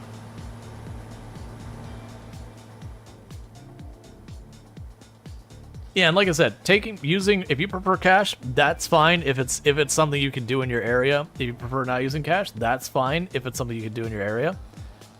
Where I'm at, using cash is extremely difficult.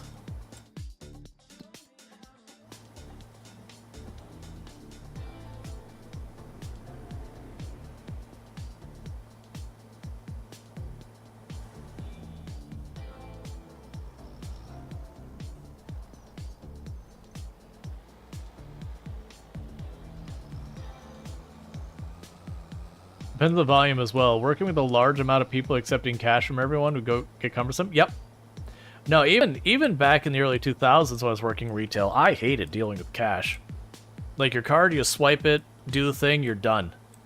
The moment the cash comes out, you got to sit there and you got to go through, do the like it's not like a supermarket simulator where we do like all that garbage. That genuinely, it's a whole thing that holds up the register. So you go through and it just takes you that much longer.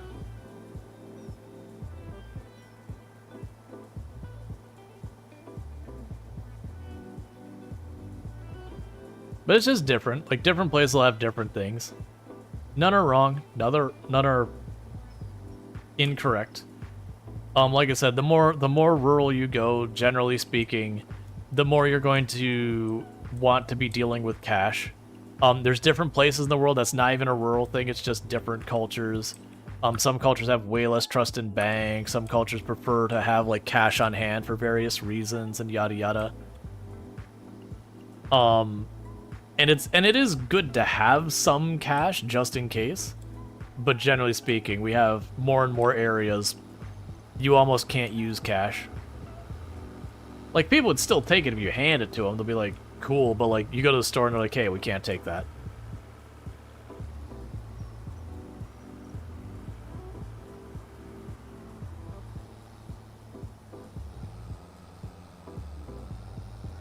You turn your purse, oh, like the Japan money counters. So I've seen change counters, but not like just as a normal thing. Usually it'd be like, you'll have like all your registers, and then it'll have like the change counter thing in the front that you can just dump the change counter in there and it'll shuffle it all down. Some of them will actually give you like the dollar bill equivalent if you want it, versus just counting it. So sit there, instead you can just dump all your change in there and go, here's like your $7.34 or whatever it ends up being. Because for the retail store, usually change is something they're always short on. Because a lot of people come in, they pay with dollar bills, and then you give them change. And there's nowhere near as much the other way around. Very few people pay, you know, with extra change. Alright, so contracts, we're ignoring that one. We're ignoring those ones. I'm going to ignore that second bailing one. The bailing one was fine. It was nice to do that as something different. But yeah, not really important. We have, our production lines are all looking good. I'm pretty sure we already filled out our temple today. Filled up our temple today. Yep. So that is a advance a day kind of situation.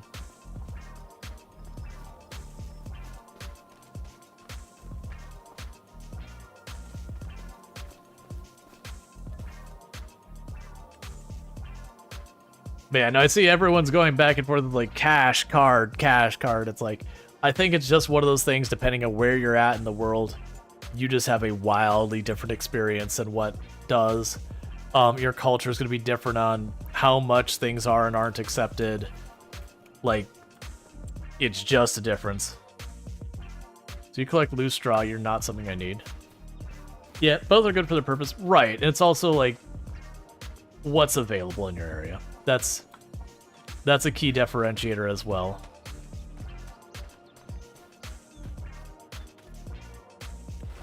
So you gotta flood our fields again. Like, if everyone in your area is cashless, you're gonna be cashless. Or you're gonna be like, I would eat at that restaurant, but I can't. I'd eat at that restaurant, but I can't. I'd go to that movie theater, but I can't. Find the one food truck who is keeping money under their mattress. You know, just the same, like, I remember being frustrated with kind of the dichotomy where over where I am, everything was mostly cashless, and at the time, over where my parents are, most of the places were cash only. And I remember being so frustrated with that all the time, because I got used to just not dealing with cash. And then you go over there and go cash only, and you're like, what the heck am I supposed to do with this? Cash only? What do you mean cash only? Alright, so we've got another one of these ones. So knock those two out real fast, and it'll just advance the month again. So go ahead and... Those two are super fast. Not a lot of money. I'm not going to do the baling. We're not going to do the spraying. I'm going to skip on that one. So the fields we have is 47 and 39. So one straight north of us, and that one. We can knock these out super quick, and that'll be good. We don't have anything we need to deal with over here. I will check in the temple to see what's being built, but it won't be done with its stage yet.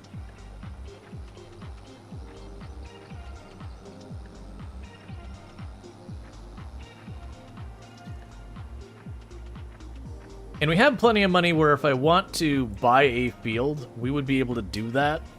Like right now, I could buy more land. I'm leaning more towards buying equipment over land right now, because if I buy more land, really the only thing I grow on it is more rice, which is fine. That's done well for us, but it's literally just going to be more rice, because until I get a lot of equipment, rice is what I can do. But we are starting to get more equipment. Like we got ourselves the fertilizer, we've got ourselves a weeder, which is two of the steps, and this is the weeder I would end up using way into the late in the game, I think, because while it's not as big as the biggest one, it also goes twice as fast as the biggest one, so it ends up being kind of a wash between the two on which one's faster, with the only exception being I obviously have to turn around, which does add a little bit on the time here. But then this one's also a little bit more versatile, so 50-50 on that one.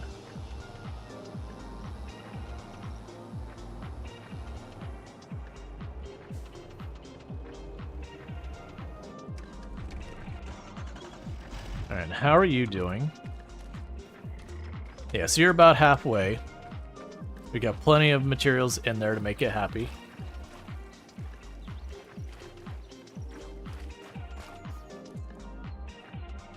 You know, we're still just building this one.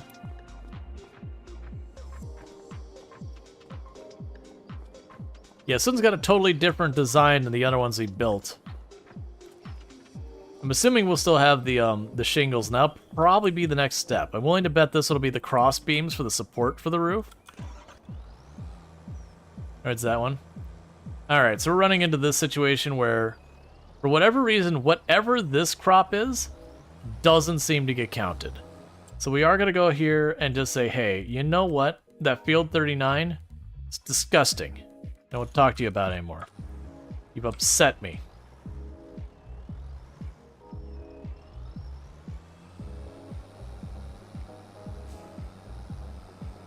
Because I'm not buying a special piece of equipment just for that field.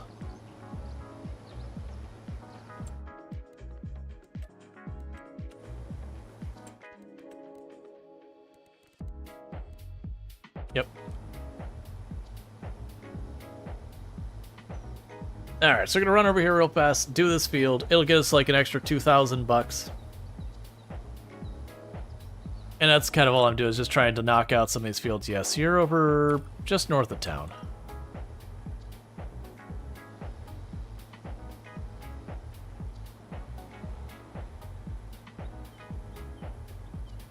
Honestly, I should probably just leave the forklift attachment over here. That way as I run... we'll just not worry about it. That way as I run back and forth, I can just grab it. Yeah, so you've got the waterway between us.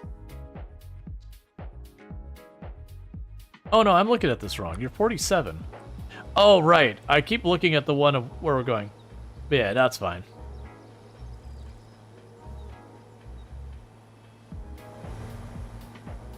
It works until power goes out. These days, when I'm at a place, when the power goes out, they can't do any business. Because, like, the retail stores, you can't even, like, buy stuff. Because they're like, nope, can't update our inventory.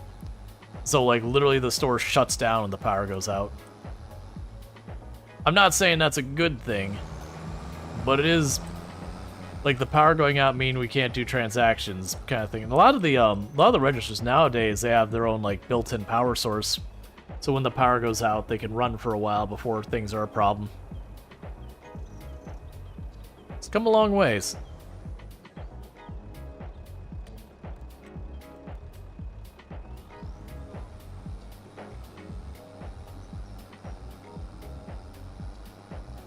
It doesn't work if you don't lower it.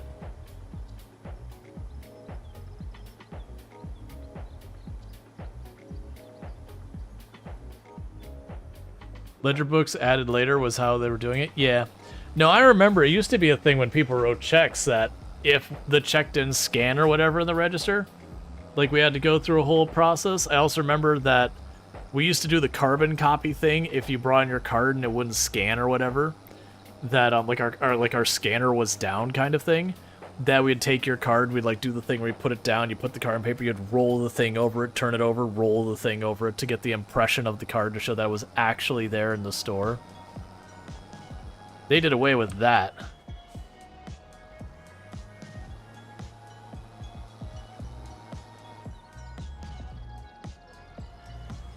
Man, no, I don't miss manually doing any type of transaction.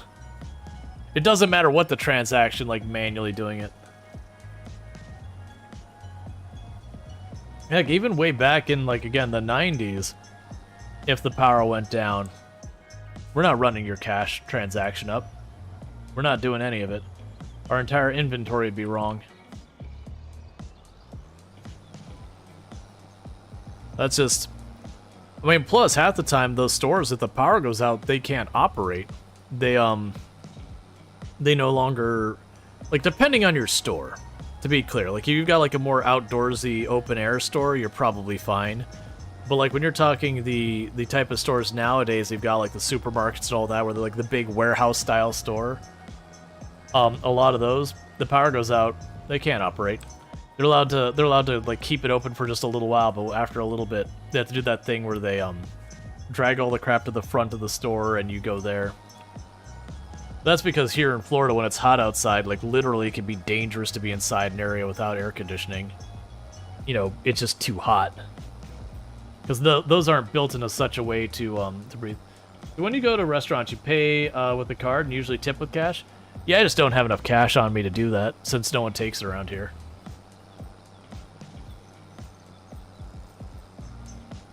And I don't think necessarily either is good or bad. I know I keep repeating myself on that. I think it's just different circumstances, different cultures, different, you know, demographics, regions, whatever you want to go with, that you gotta kind of work with what's in your area. Like, if everyone's cashless nearby, you're just gonna have to deal with that. But at the same time, if everyone nearby you is cash only, you're gonna have to deal with that. I've been on both sides of that coin. Neither side's particularly fun either. It sucks to go in someplace and then realize you can't pay for your stuff, so you just wasted your time. Or honestly, for the ones that are cash only, you go to some of those ATMs in those places, you're like, this is just a racket to get money out of me at your ATM. The fees you're charging. You're actually told by your partner, we do not tip here. Do not tip them. Yeah, no, depending on where you're in the world, that is very genuinely correct. There are places that they actually do have pretty good employee rights around jobs that are tipped normally, like over here in the US. And it's very much as like they are actively fighting to make sure their job does not get switched to tip. And it can absolutely be a thing that they will be like, no, you do not tip me. Let's see, yeah. You have cash about $50 so you can get out of a situation where your card has been rejected. I've been fortunate enough that I've only had like 1 or 2 times that I have received service and then my card got declined for whatever reason. And the one I was able to resolve by just being like, hey card, yes it's me, please let my card through, and it was fine. Like it wasn't I was short, it's just some combination of transactions flagged it that they're like, oh, this was suspicious activity or whatever. And, you know, it was fine. It was like, I think I had just traveled or whatever. And so, you know, they saw a transaction ping in 2 very different places just by the timing that the transactions actually got ran. And I don't mind that. I did have one that, like, the card... I'm trying to remember exactly how this happened. So the card had got run up on a bad transaction, and again, and this is the only thing that's happened like to me 2 or 3 times throughout my entire time of having cards, and I had reported it. And what the person failed to let me know is that they had shut down my card. And so I went out, got food, and they had shut down my card, which makes sense in hindsight, but I was half asleep at the time. So I went, got my food, ate my food, was having a good old time, went to pay, and it didn't go through. And come to find out my card was deactivated, so they couldn't even let the transaction go through, like that card wasn't even valid anymore. And fortunately it was a place I regulared a lot that like they knew me by first name kind of thing. And the guy's like, don't worry about it, it's fine. You know, I still like, the next time I came by, like, I tipped almost like the full value of a meal there. Because they're like, we know you're not trying to pull one on us. It's like, it happens. It's fine. Like, it's on us. Then they have to do a check-in. Because you accepted a payment remotely. Yeah. It used to flag all the time. I actually used to know a guy who worked software dev at the bank, and he was talking about like all the stuff they had programmed into to try and detect patterns to, you know, stop various scams and all that. And he was like, if you ever want to shut down a card, for some reason you're just in the mood to shut down a card, buy 2 tanks of gas in 1 day and a pair of shoes. Instant card shutdown. If you're buying 2 separate transactions of buying, you know, a decent amount of gas and a pair of shoes in 1 day, your card's going to get shut down instantly. It's not normal behavior anyone ever does, but is a very normal thing after you've stolen a card. Let's see, you had breakfast in 1 zip code and 1 hour later tried to pay for a round of golf, declined because the person ran your tip at the same time as trying to make your purchase. Yeah.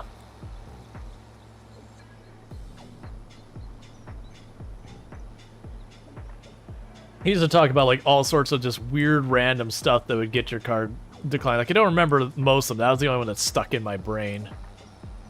The systems are really cool. Yeah. And like the funny thing is, you look at a lot of them, and very like they used to false positive when they're still figuring a lot of that out. But these days, it's very rare you get a false positive that isn't again, you know, something really like you can like obviously think of it. It's like, oh yeah, like they ran this card in, you know, half across the world within minutes of me doing it here. Understandably, my card went, hold the heck up. You cannot be in both places. And it's not, like, even they're smart enough nowadays to detect, like, okay, this is like an Amazon dealer kind of thing versus if I ran a card at a food, like a restaurant on this half of the globe and ran a card at a restaurant on the other half of the globe, like it'll shut down real fast. Let me catch up real quick. Let's see. God, you had your card shut down because of the 2 gas station thing. The thing was the first gas station wouldn't accept the card. Oh, like you got declined, so you just went to the next gas station with their pumps or whatever. I've had the issue where my card gave me a fit because of gas station issues before, but that was usually just called and it was sorted. Let's see, but as a courier, getting gas twice a day is not unusual. Yeah, but did you buy a pair of shoes? That's the important thing. On the same card, 2 tanks of gas and a pair of shoes. A lot of stuff is like a courier, you might have a company card or some type of thing like that. You might not. I think that could vary. But then are you also buying a pair of shoes on the same day? That was the catch, is it had to be 2 of them. Like 2 tanks of gas and a pair of shoes is what did it. And this is going back like 2005. Let's see, you had your card break, paid in one shop, went across the street to eat Indian food, and your card just refused to work. The chip had died somehow. Oh yeah, that can happen. And thank you for the follow. Welcome to the stream. Alright, so we've got that. Did I turn in that contract already so I can get paid? Yeah. And for those who don't know Belnar, let me go ahead and get you a shout out.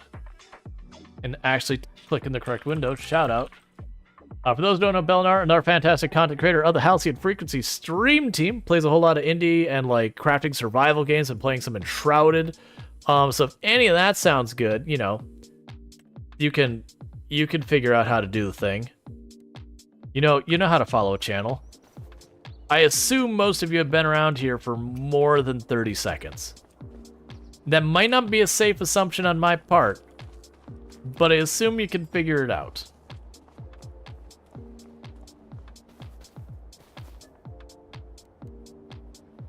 Ah, I forgot to start flooding that field. I would have been disappointed to not flood the largest of my rice fields. It also depends on the shoes. I hadn't heard that, but again, this was like secondhand from someone who's doing the software side and just kind of spitballing random things that you'll get your card shut down. Because I'd only learned like just that day that he did that kind of work. And you know, I was just like, man, it's like my card gets shut down sometimes and I really am curious what does it. And he was like, oh yeah, and he just gave me a bunch of like random things that in isolation felt really weird. You also managed to get a card locked trying to buy something online by mistyping the info multiple times. The card was for a different card. Oh yeah, that'll absolutely get your card shut down too. If you like misenter the zip code or anything, you know, a couple times, yeah, your card's shut down, which is probably a really good thing, because if someone's entering your card wrong a lot, that should be a big old red flag. You know, someone stole the card and guessing all the local zip codes, that kind of thing. Alright, so what I'm going to do is I'm going to quickly sleep. We're about to get hit with an ad break, so I'm going to let that run real fast. And I really need to use the restroom, so I'm going to do that. Yeah, foreign website too, that'll do it as well. Ooh. But yeah, no, I've seen some pretty wild ones going on with that. Or the one I remember getting shut down for that was very inconvenient was me and Toom were visiting Disney. They had a thing called Food and Wine. And so what ends up happening is it ends up being a bunch of these small like $5, $6, $7 transaction, like back to back to back. Sitting there, we're going down and we're eating food and having a drink at like every other booth. And it's just $5, $6, $5, $6, $5, $6, $5, $6. And I got to like the 8th one, they're like, no. No. Which, you know, you just call and be like, hey, I'm at a thing. This is going to keep happening today. It's fine. And then you just remove the lock and you're good.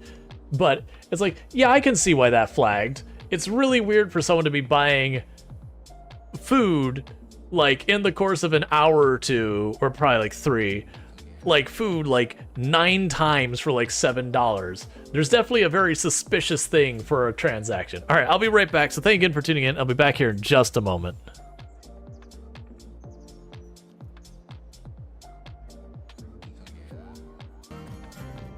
Let's do this the uncontrolled way.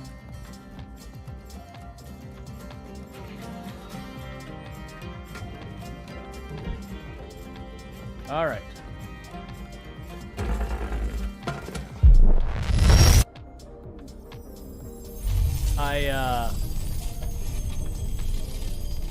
I didn't do that right.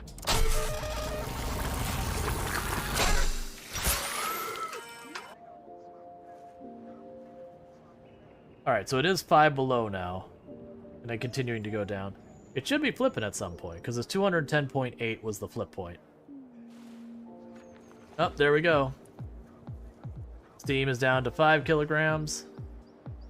It's cooling down much more rapidly now.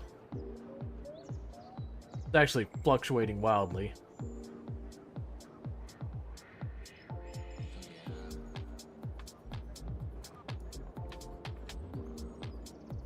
The fanfare. The fanfare for sploosh. Sploosh. Sploosh. Alright. Hey, train, could you not? Hey, train, please. Train. No. This is not my stop, train. I don't want to go this way. Let me free. Alright, so we're going to... Oh, God.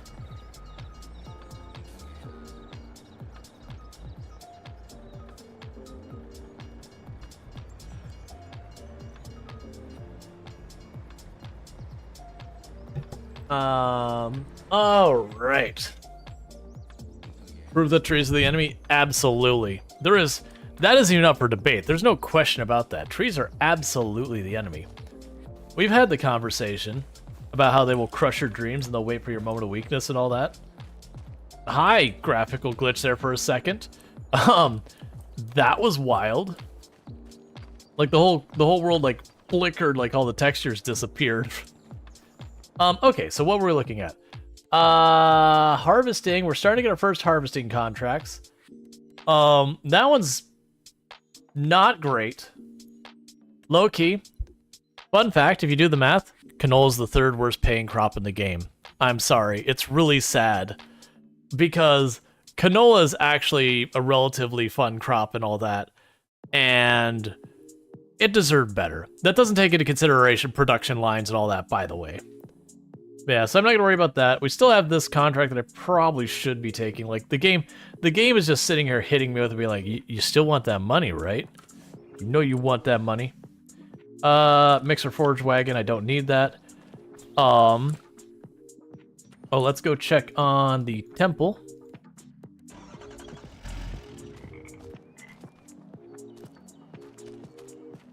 Okay, so you're right about to finish. So the curiosity is if we're gonna get a wood roof, or it is gonna be one of those ones that's gonna be the tiles again. Yeah, so it is building like the frame for the roof here, is what's going up right now. Okay, so contracts. Were there any contracts? I'm skipping it. All right, so what's gonna end up happening here real fast is I'm gonna start by dropping this off. And that, because we are going to be loading stuff up again today to drop off at the temple. Because we're about to finish this stage.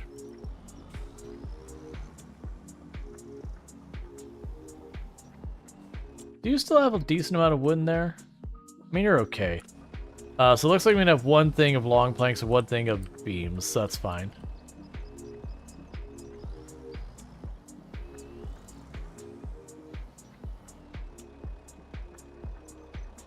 Come on. Kick those beams out.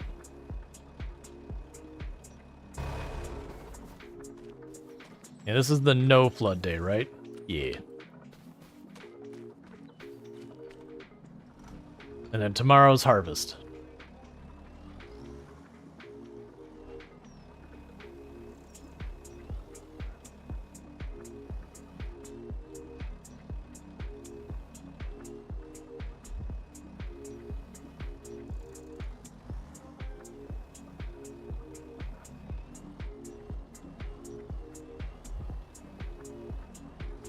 Okay.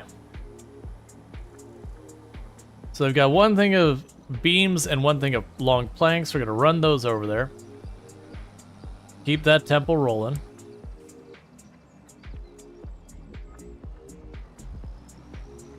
I need these to have as much grippy stuff as the logs seem to have. So I don't have to put as much effort. Are we raiding or condemning trees? We are condemning trees.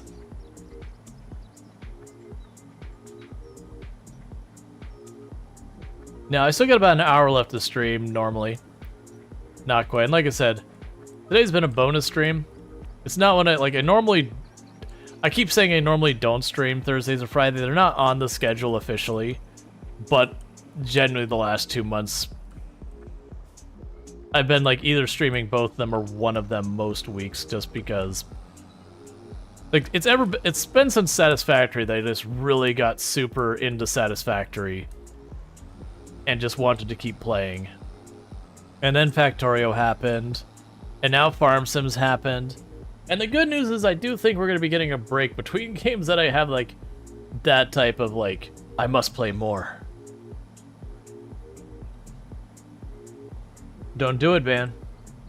That's right.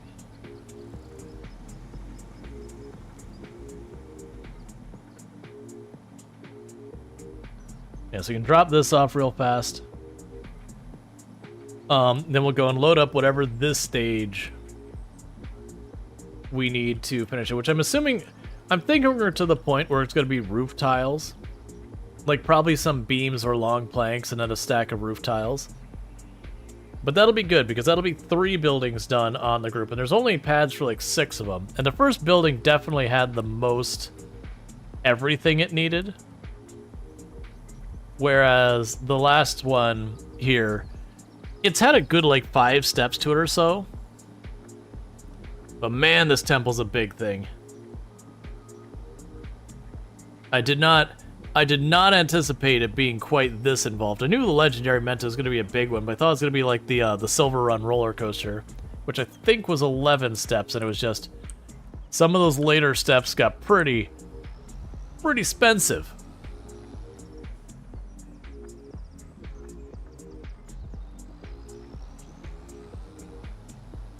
Okay.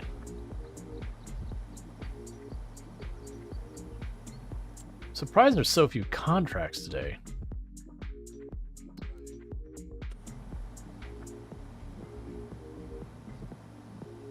I guess there just isn't much that needs to be harvested, because like, there's the canola gets harvested. Like if I had 2 or 3 canola contracts, I'd do that.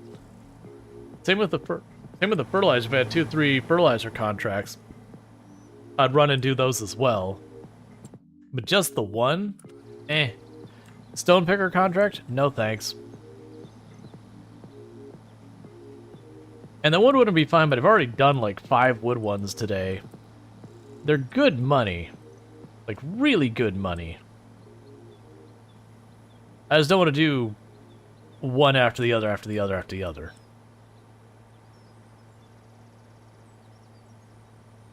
And those are absolutely the ones that, once the autoloader mod comes out, are completely and utterly trivialized. You just pull up to the stack, you hit the buttons, it just sucks them into the back.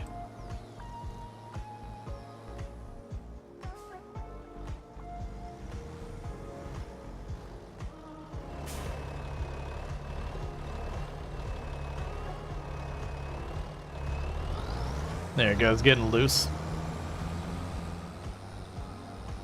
We can drop these off. Why are you sliding so hard now? You went smoothly the entire time.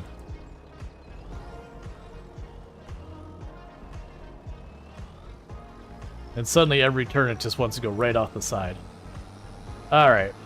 We've got our flatbed up here, which I'll take back to the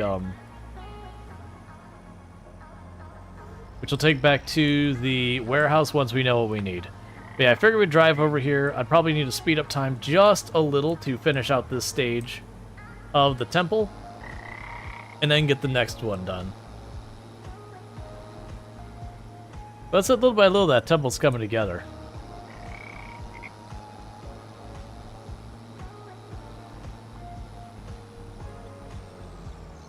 I am hoping one of these last 2 or 3 buildings ends up being like a super fast building.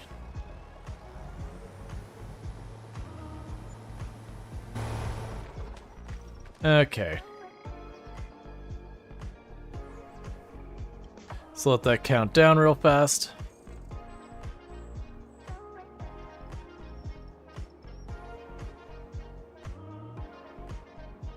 And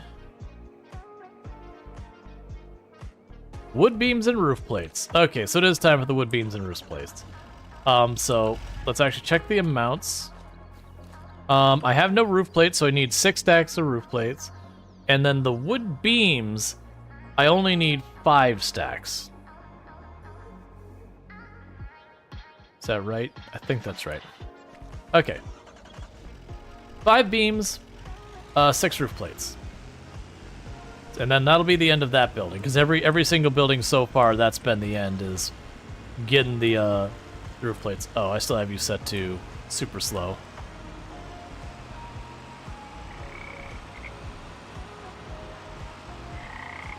Alrighty then.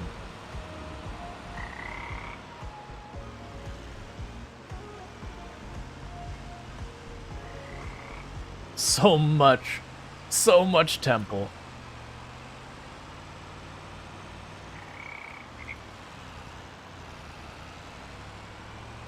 Genuinely, I think the next time one of those the semi front ends come up as on a really good sale, I might pick it up for the purposes of getting the big flatbed and putting this truck out to pasture. Just switching over to like the full-on semi.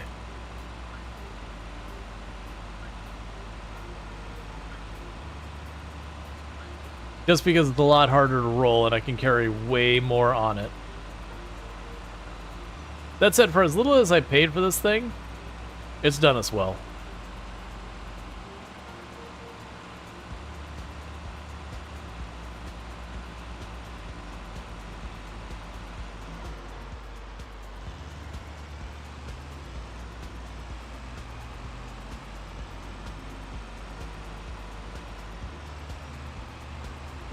So I'm trying to think, for our next crop, what am I missing still? I am missing something for putting down lime. I am missing a harvester, and I am missing a seeder. I think I have everything else covered. You know, maybe not well covered, but covered in general. Okay, so let's go here. So I needed 5 beams.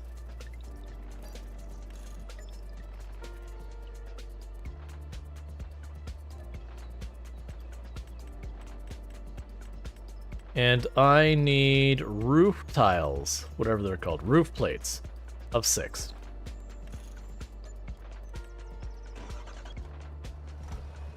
So let's get you back over to the warehouse, load it up. So this will be a much easier load to get on there. We just got to put the 5 things of beams and all that. Get our money back. We did fast forward time, so let's see if we got any new sales or anything else I should be worried about. Okay, so we did get more contracts. Okay, so that's actually worth doing. So what we're gonna do here is, before we start loading everything up, we did get a second canola contract, and between the two of them, it's 10,000 for leasing something for about 1,000, so it's $9,000. I'm actually just gonna quickly do that right now. So we will borrow you in your same price, different. Big trailer. Not as big trailer. Okay, so we borrow you and accept that contract.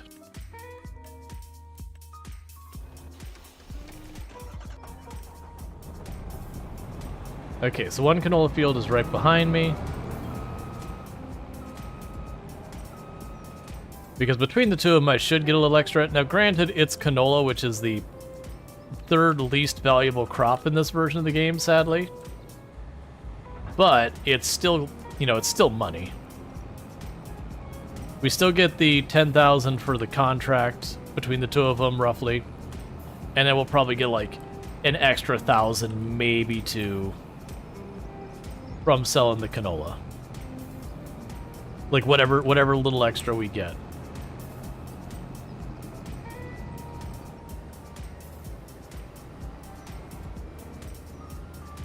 So you do your thing. I'll get you in place. That way I can sit here and work on loading up all this, and meanwhile we got the canola going. And this is also one where if we end up where it looks like we got a little while to do the canola, then I'll stop being stubborn. I'll take like one more wood contract while it's doing its thing.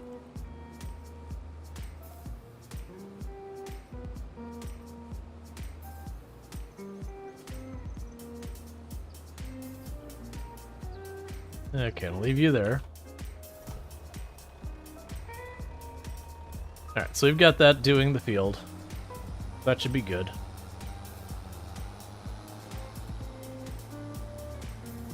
Bring ourselves in a little extra money. Keep this temple going, keep ourselves slowly building up the wallet.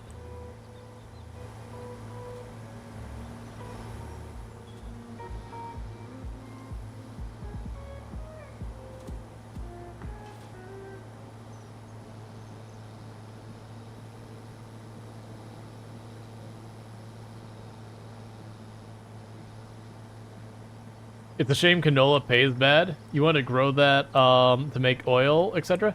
So that's the thing I don't know. With the prices I've given about where this one's first and that one's last and all that, that is not considering production, like the production lines, which is going to finagle some things. Like, for example, soybeans does not have a production line in Farming Simulator. So where right now, if you look at like the payout, you know, you'd have all of your grains and soybeans, I believe, are in the same rough value for selling the raw crop. So that's actually really bad for soybeans, because at least with the other grains, you can turn around and process them into flour and then process them into bread. So not just one production line uptick, but a second one, and get you some good money. So the canola, where it comes into third from last, you know, arguably you'll probably get 1.5 year value-ish for turning into canola oil. That probably puts it kind of in a middling value. That's going to be all those things of getting in there. And I don't think I'm going to sit down and do the math for like each and every production line and each and everything, being like, no, really, you should use wheat to make bread because you get the yada yada yada versus this. You know, I'm not going to go and do all that. The reason I did the calculations in the first place is just for doing a Survivor Man map, or Survivor Man challenge, what direction I wanted to try and go so far as my first crop. Just because there's some specialty crop you can do relatively cheap, and then like the generic all of the crops that you can do. And just going, okay, what direction do I want to go into? Like, not immediately, because probably immediately I'll end up having to go with the whole typical get the greenhouse, you know, chop down a bunch of trees, get a greenhouse up and running, you know, all that kind of stuff.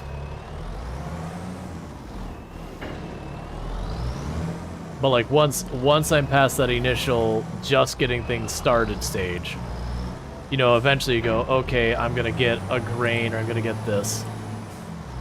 And even then, like, I might come with all those plans, like, this is the direction I should go, and then turn around and go, oh, they just offered me a harvester. I guess I'll take that.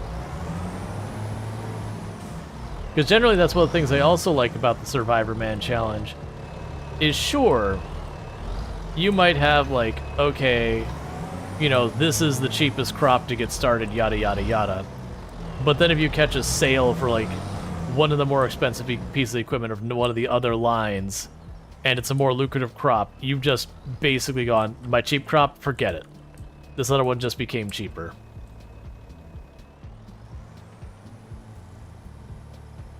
Because I know a lot of people plan to go for the grass first, because getting into the grass on any level is very cheap.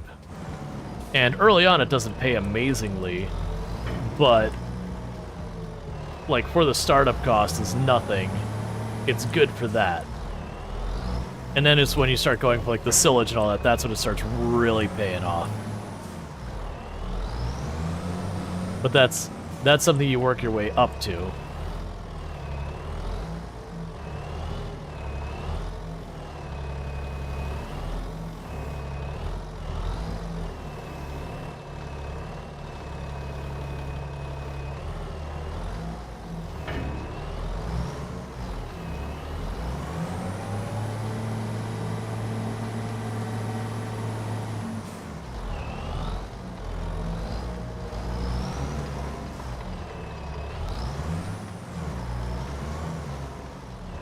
It's probably fine.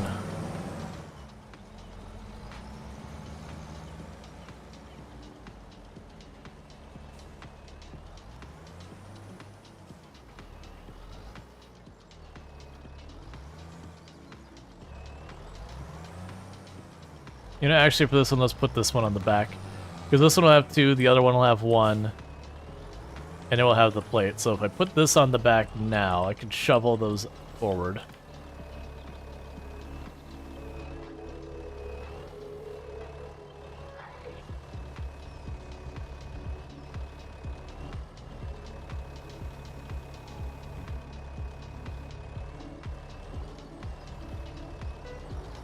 That actually went genuinely smoothly. I don't know how to feel about that.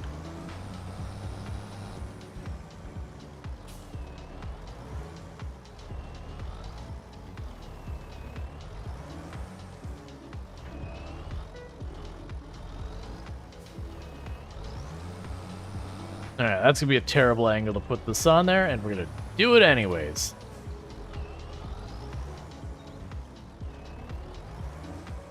We go just a little ways to the side here. And then slowly turn it in. Actually make sure to have it high enough to get there.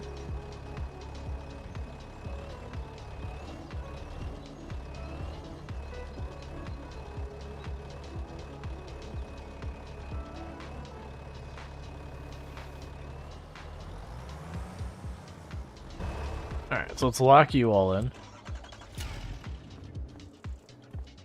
Grab the last of the beams. Actually, is all the beams? I think that is all the beams.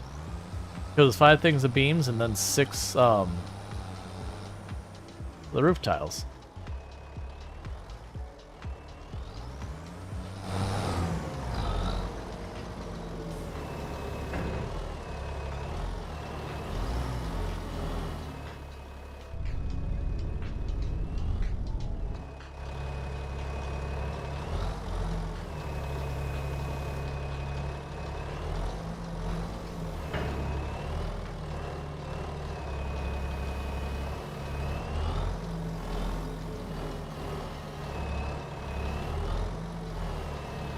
Oh, not quite high enough.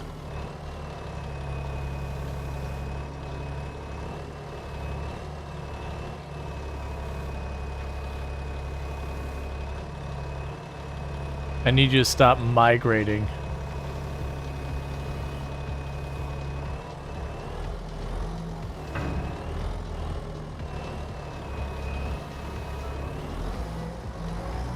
Oh, yeah. These are probably not staying. They're just like sliding even when I'm not like really moving. We'll try. Just watching it slide left and right with every little motion.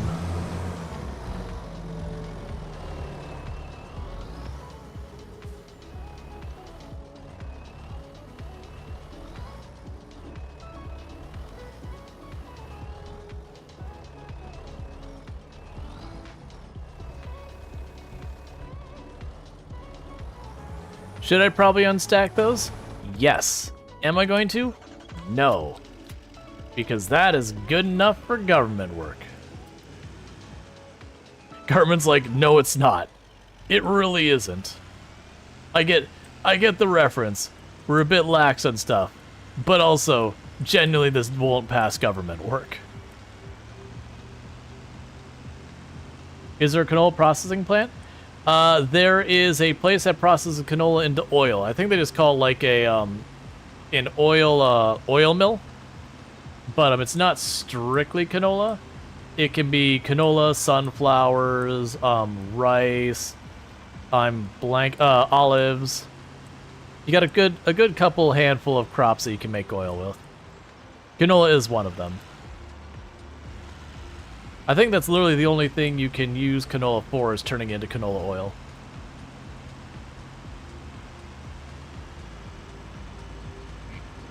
Sorry.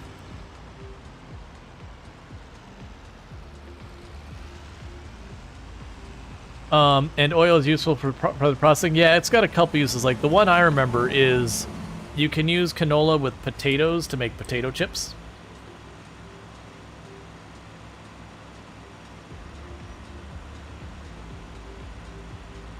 There might be one or two other things you can use with it, I'm just not remembering.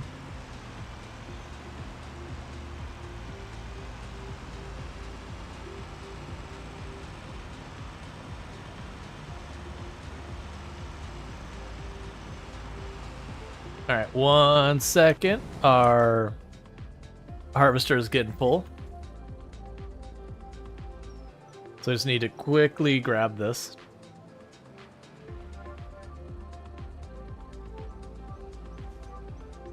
Wow, are you an appropriate sized tractor for this thing? Because you are struggling to get this thing up. I know we're on a hill, but it's empty. Alright, so where are you going? Okay, it looks like you are going back to this row. Or not.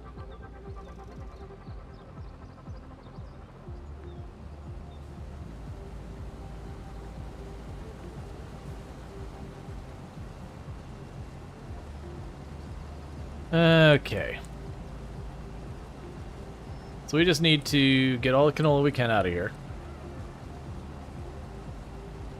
Let that keep going. So it does look like this will be probably 2 times I'll need to empty it, and I'll be like half another fill of canola in there. We're done. I am doing a terrible job of staying in line on this. Alright. Okay, yeah, and we should be able to do the one whole field in this one trailer.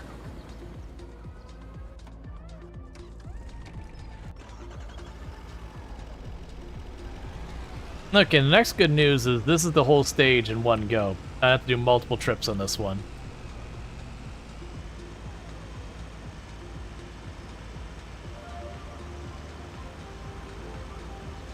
And that'll be another one of the buildings done at the temple, which is really lovely.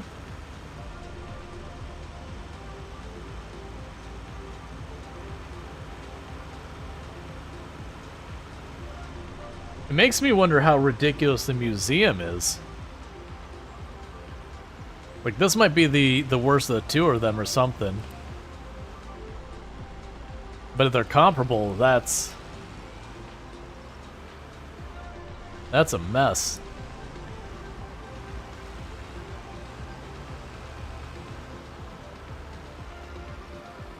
If only had chips. I was thinking the same thing, like, you know what? I don't think I have. I think I have, like, tortilla chips. That after stream, maybe I'll get some tortilla chips and salsa. But I was just thinking, like, man, I could really go for a salty snack. I've been eating relatively healthy pretty consistently lately. And I can go for a little bit of junk food.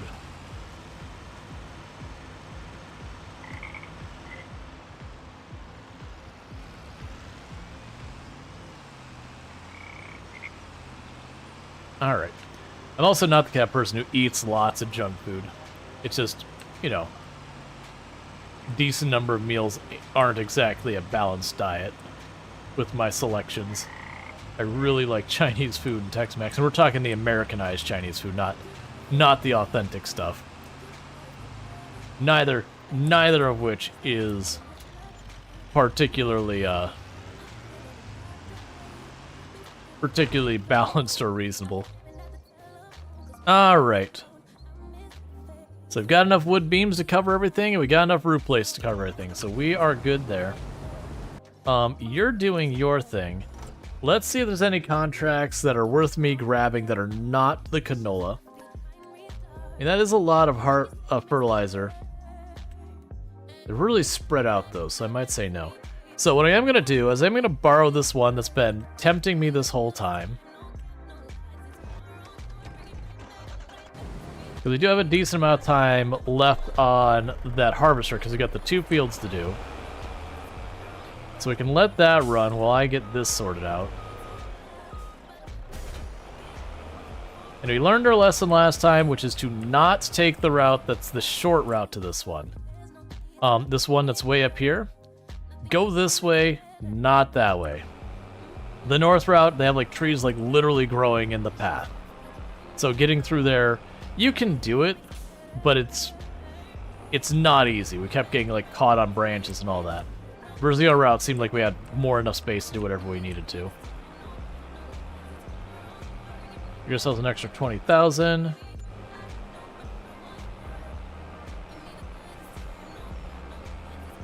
And keep building. This'll pretty soon have us to the point of I'm trying to remember what the routes are. It's off of the actual, yeah. It's literally off the temple path. So let's actually have us pretty close to 200,000. So 1/5 of the way to our $1 million. Now that we've just stopped spending everything that comes in, trying to build that up. And that's even with us buying another like $40,000-$50,000 worth of equipment today. That's kind of what I'm doing, is I'm trying to buy equipment that I could justify by, will I get enough contracts for this equipment to pay for itself, even if it were just contracts? And then that way I get all the surplus and go through here. We also did a decent number of these wood pickup missions. Okay, so it's this one? Yes. So this is the road we want.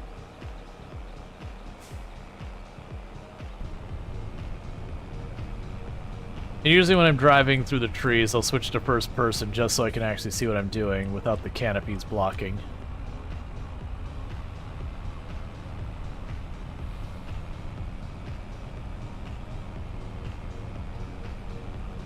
Generally, I don't first person that often in the game. But, well, this path's not bad. I have found dirt roads with trees all around them. It can be really hard to see what you're doing a lot of time.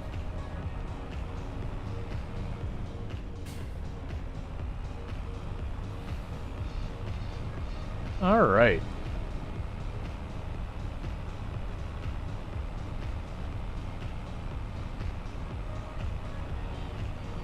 I literally am excited that after stream to pull up the mod websites and see if we start seeing our first custom maps now I have the editor through. Because there's a good chance we'll start seeing that pretty quick.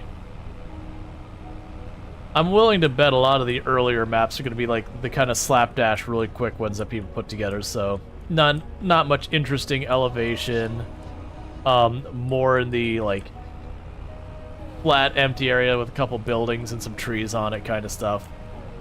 Just because they haven't had time to make proper maps. But still. Because until they have the thing where they can convert the maps, then we won't get a lot of the classics coming back. So like the No Man's Land, if someone's going to remake it, I think they'll have to wait till they have the conversion thing. Unless someone does take the time to just manually by hand remake it, which means all the hills and all that will be different, but I don't think anyone really cares about that. There probably is someone who's like, no, this minor incline, I always like building this one building and the bottom is gone. Now I don't have an incline of the exact precise size I need.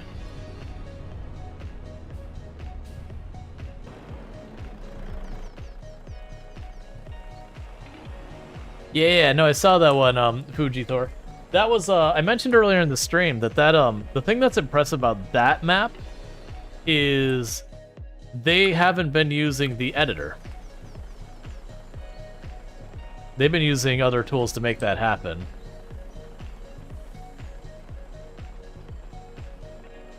So, there's one of those things that they got a lot of cool stuff going on, that they do have a lot of stuff that's kind of not great, but it's because the tooling they're using, that they're having to like work around the lack of editor. But we did get the editor, I think yesterday. So we're gonna see a lot of that coming through.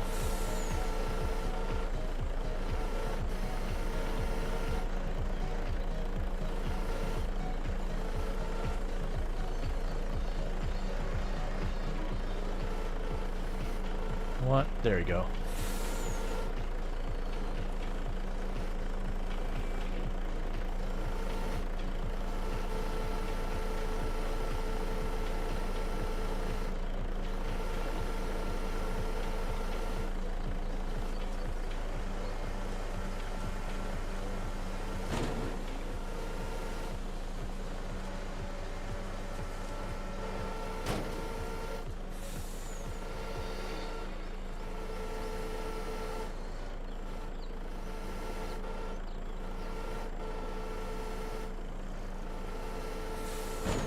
Come on. There you go. I just need to get around that hook.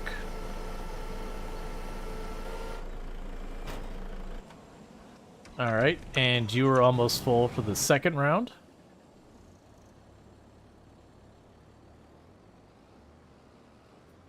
Ulo uses Houdini a lot. I have no idea what Houdini is. Yeah, regardless, the point is custom maps are coming.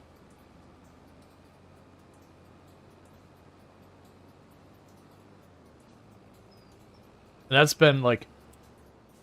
It's a 3D editor? Yeah. Gotcha.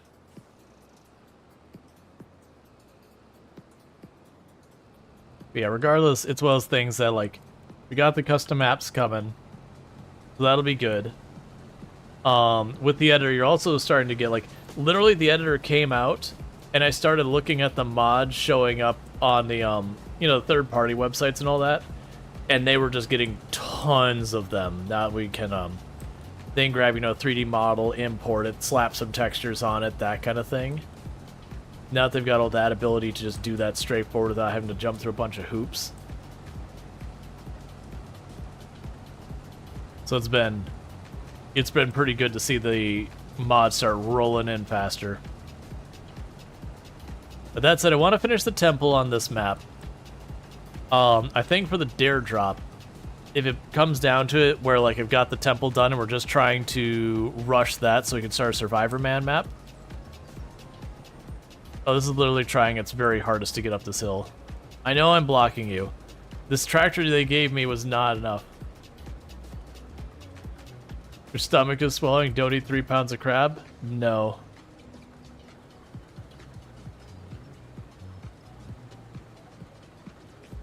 Literally can't do it. Get out of my way, Harvester.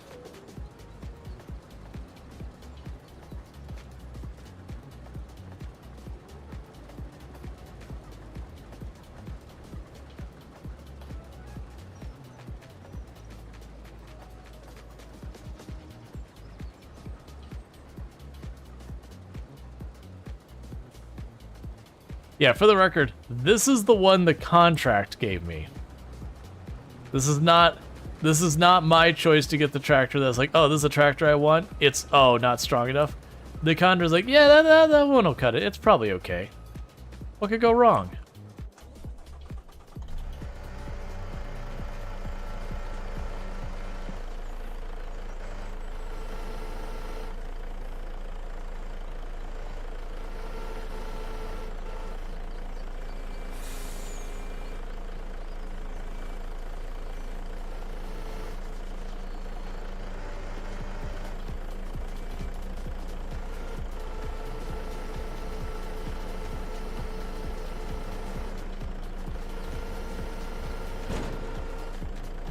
They knew what they're doing, the tractor and field choice. Yeah, they just didn't like me. I'm a competitor.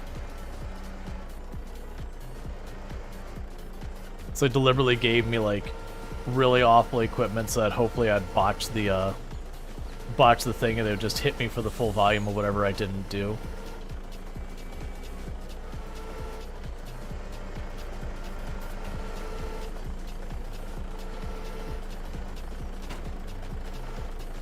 Okay.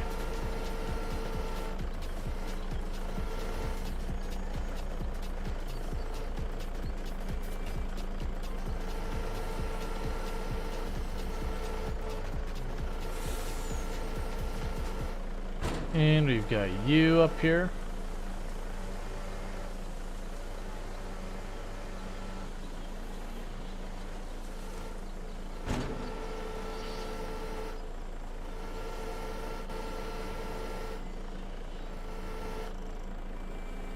That is a very nicely filled trailer. I'm adding more to it because it's too nice and I cannot stand. But, you know, for the moment, it is a very nicely filled trailer.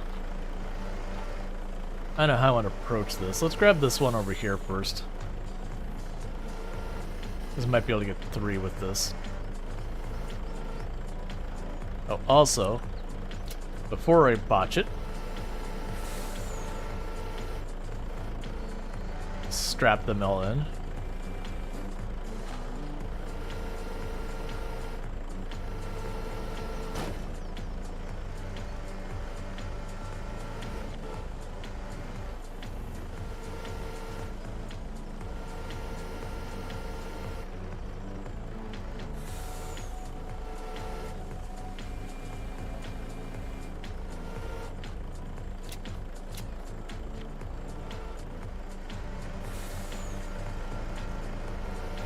Okay.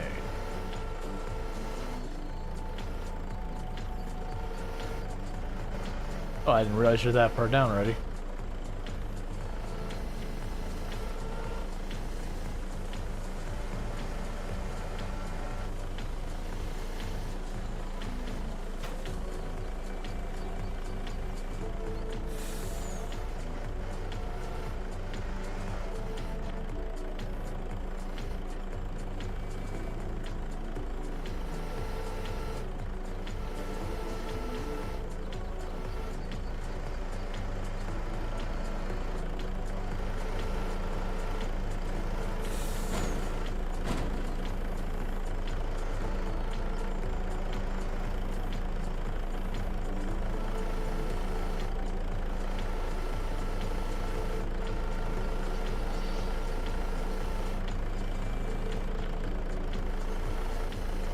There.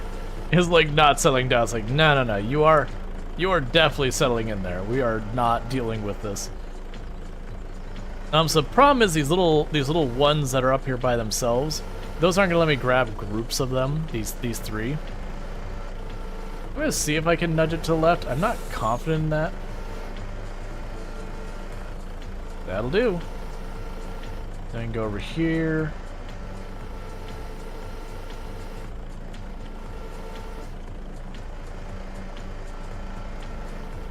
Nicely done. And now I grab as a group of 3. Or 5. I'll take 5. I don't know if that one on the bottom right's gonna stay. It's wobbling.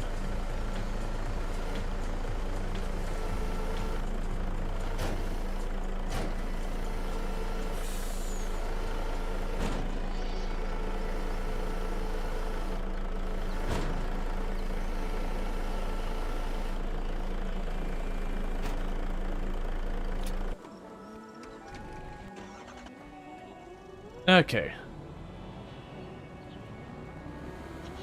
So we're gonna drop this off and get this one started on the next set.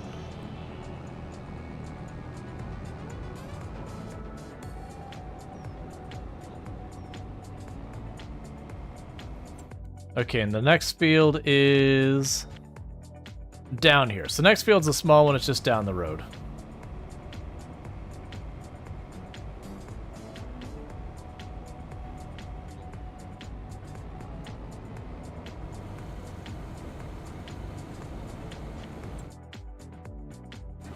Yeah, so it's that field that's kind of tannish straight ahead.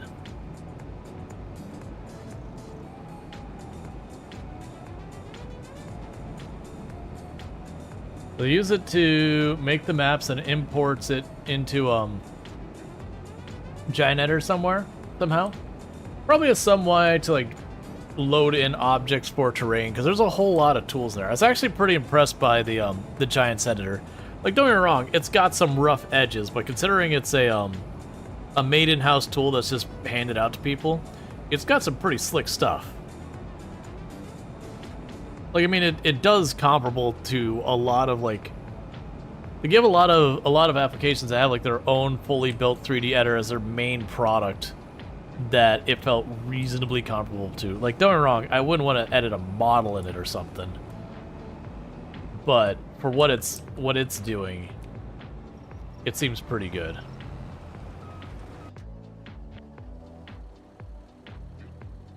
All right. Do I think... No, it's gonna definitely be an empty, isn't it? Yeah, so it's definitely gonna be an empty. So we gotta go take this to where I gotta drop off the canola.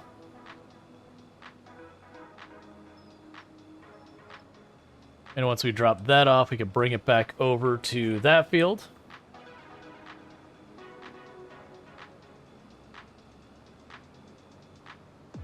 And that should be good.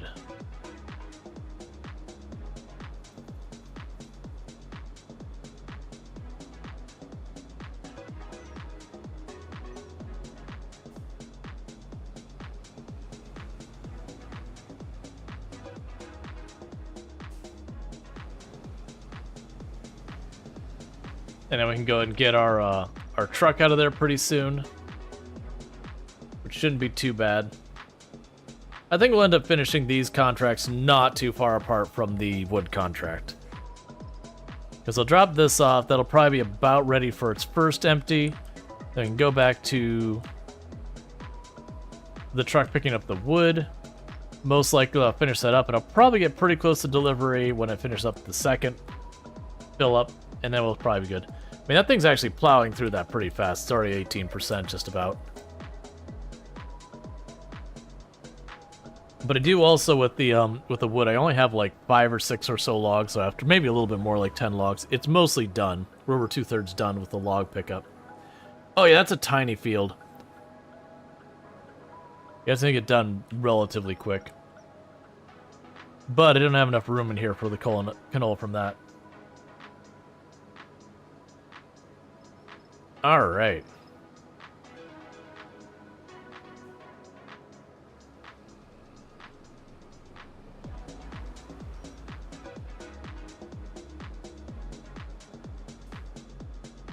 So I need to get down there, so let's go around this corner. Get around this corner.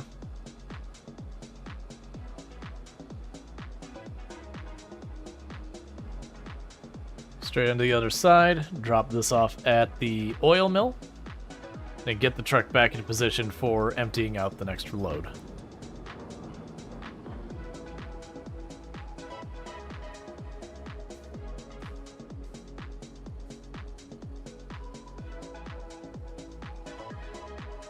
Okay.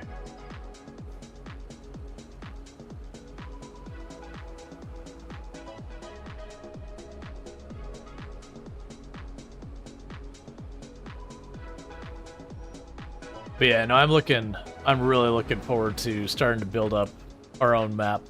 Like, yeah, when you build up your own map, you don't get these, like, cool industrial ports or anything like that, just because 90% of these buildings don't matter, so you're not going to build it. You don't take the time to, like, really put down that. You're not going to have, like, the sheer edges like that.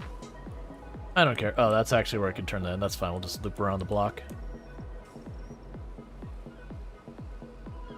Like, that's fine. It's just kind of watching, like, the farm fully, gradually grow, and as you need sell points and all that, or sell points, you need the processing place, you add all that.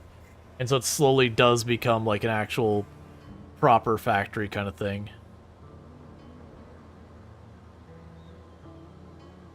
So that's kind of a bummer, because the way that distributed it, we could potentially get ourselves in trouble. It did fully distribute the field that we're working on, which means when it hits 80%, it is going to count it as done. I think we'll be okay, but we won't get much of a bonus, unfortunately.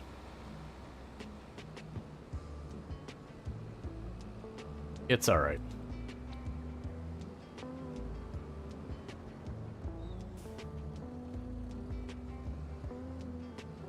Have to drive out farther.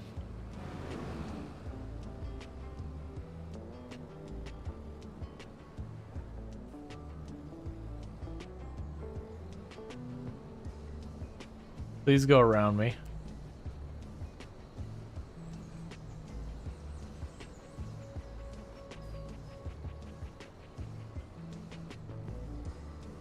Fine, I'll go the other way. Got blocked by the cars.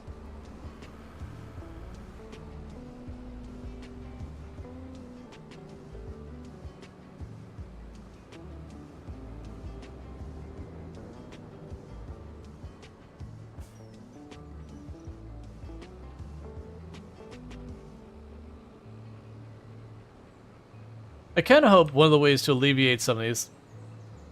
You don't want to try the dredge ship in our stuff? There's just no online cause. It's so new still. The dredge ship. Oh, there's no info online. Oh, like it's a new object or whatever? Alright, so you're fine here for a moment. That's the wrong way.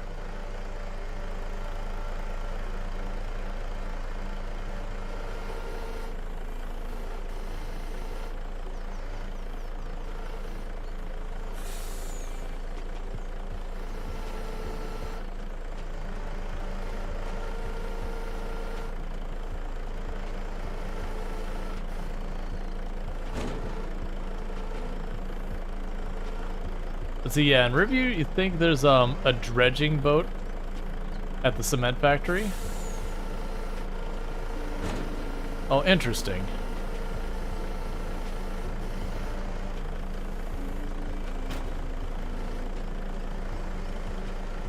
Okay, so we've got you.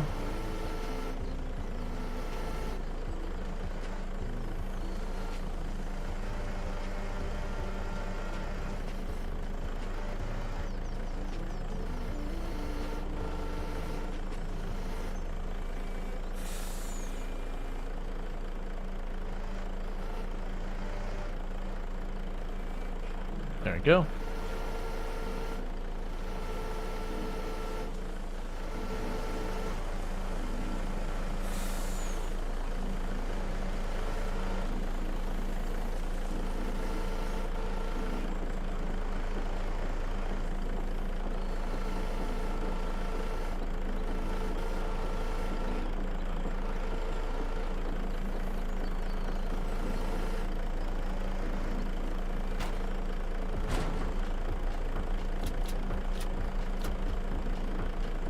Alright, and last load.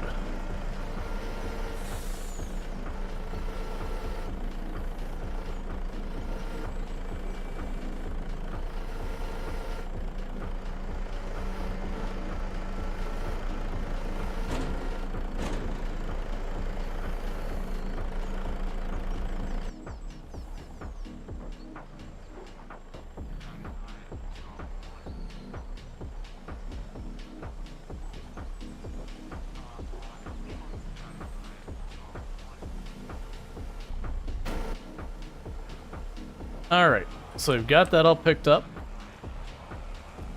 We do not want to keep going the way we're facing.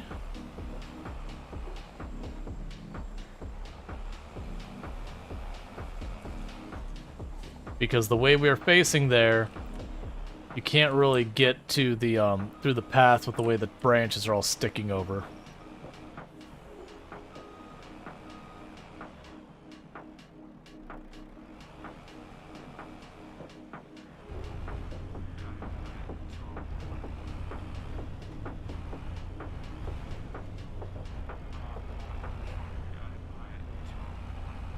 All right.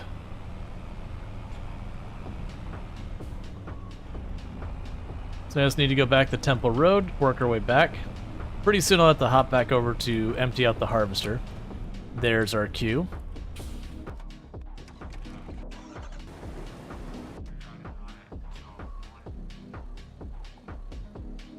Yeah, so my hope is that that doesn't empty up too fast, because I need enough for us to get at least 9% in that last field from the harvest here, which is pretty worrisome because that is going to tick up, and when it hits 100%, it will stop no matter what's left in the field. So I do wish there was a little bit more intelligence about when you double dip the contracts. You don't accidentally finish one and not the other. We'll see what happens. I honestly feel like it shouldn't be that the moment you hit 100% on a harvest contract, it just stops it. I think they genuinely should let you finish out the field.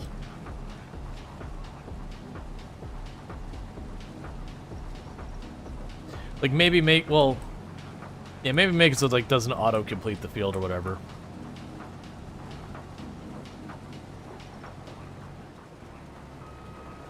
That's fine. You do your thing.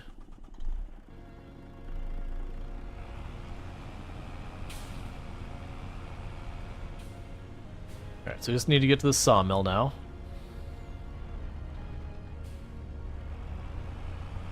And then this will be close to another 20,000.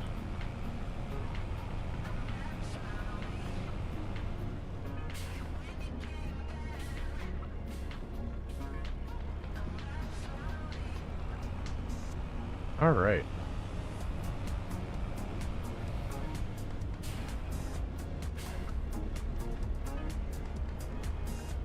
The logger part makes you think of SnowRunner. Yeah, no, it's...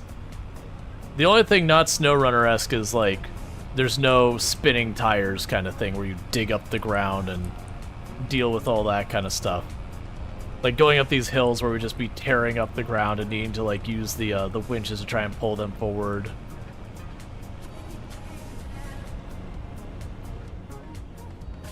I have to hold the brakes every time we start going downhill.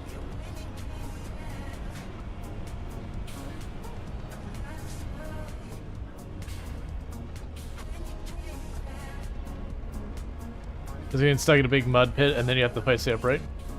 Is there mining in this one? I believe you can set up the thing that you can get stone from it. Like, you're not mining for like iron ore or whatever, but I believe you can put up a production building that gets stone.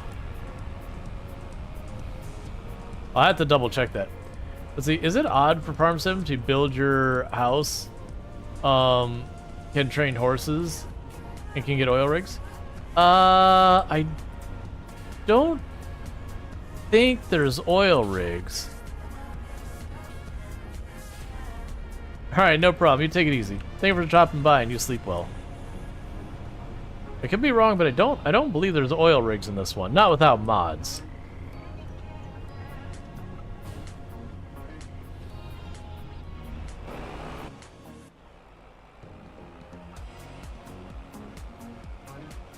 Alright.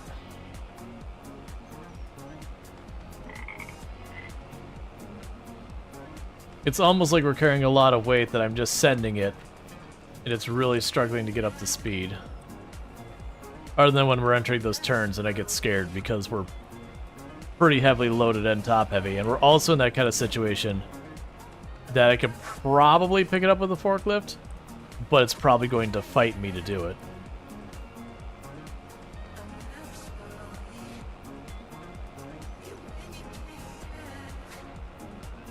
But yeah, no, you don't have oil rigs. You still have like the solar panels and the wind turbines and all that. Is that what you're thinking of? Yeah. Yeah, no, there's no oil rigs in this one. Like I said, there's mods you can well, I mean, there probably will be mods. There isn't yet mods. But there'll probably be mods where you can add like the oil pumps and all that. Right now, the energy stuff you can do is you can build solar panels and wind turbines. They're very lucrative. I should really check to make sure. Okay, we are going to Sawmill. Let's drop this off. Like I said, that'll be like another 20,000 for us.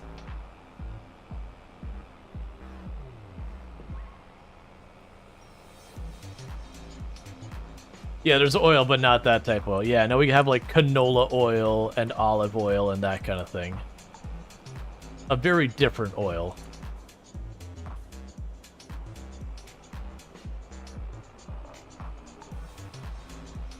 Alright. Can I stop this in time? Ha! I think I got the snooze off in time. Yeah. Because we'll be probably wrapping up here pretty soon. So I'm trying to spare y'all one more round of ads, trying to snooze it until we're done. I only can snooze 3 times or 5 minutes at a time, though.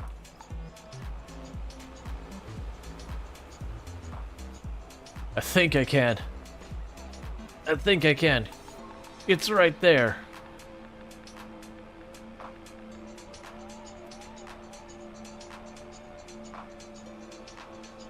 Alright, so I've delayed the ads for 15 minutes as long as I could push it back.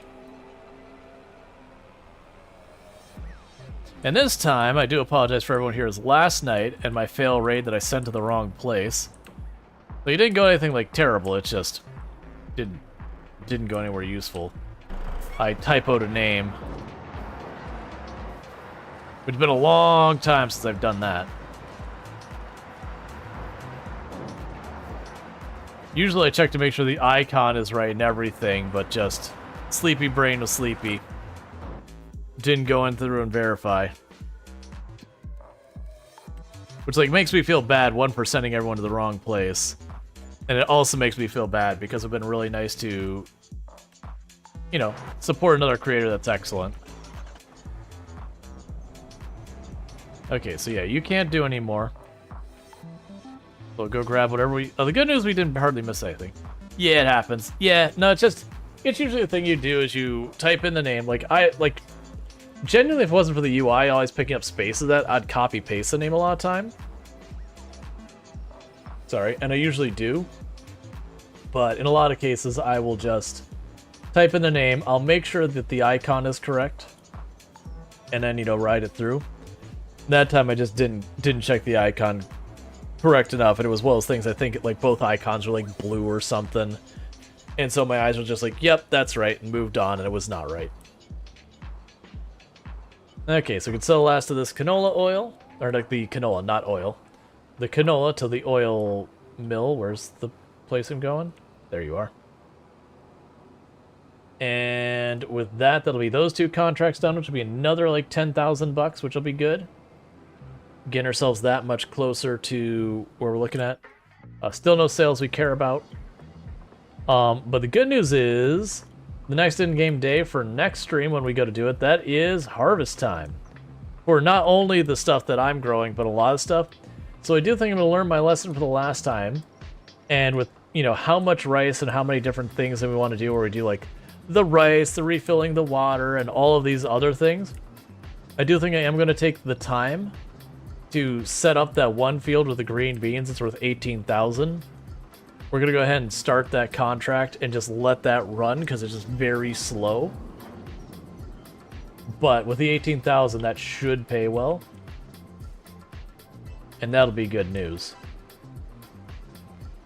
Because that I can just let churn and occasionally empty the thing out while I work on all of the other things I need to work on. And that way, by the time I'm done, getting all the rice out of all the fields, dropping it all off at the various places I need to drop it off, dealing with temple stuff, dealing with the lumber, all of that, kind of getting, filling up the water. If it's not done, we should be pretty well along on the green beans. And that'll be even more money.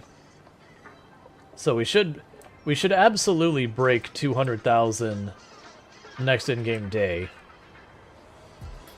by a good margin. So that should be solid.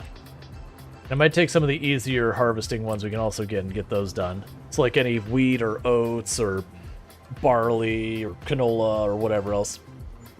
Alright, so I still did get 1,500 extra. I could have probably gotten more, but that's fine. There's the extra 3. Yeah, so you probably got about 10,000 out of that, give or take. In any of these contracts, I'd be like, I cannot miss out. No, the rest of these are all garbage.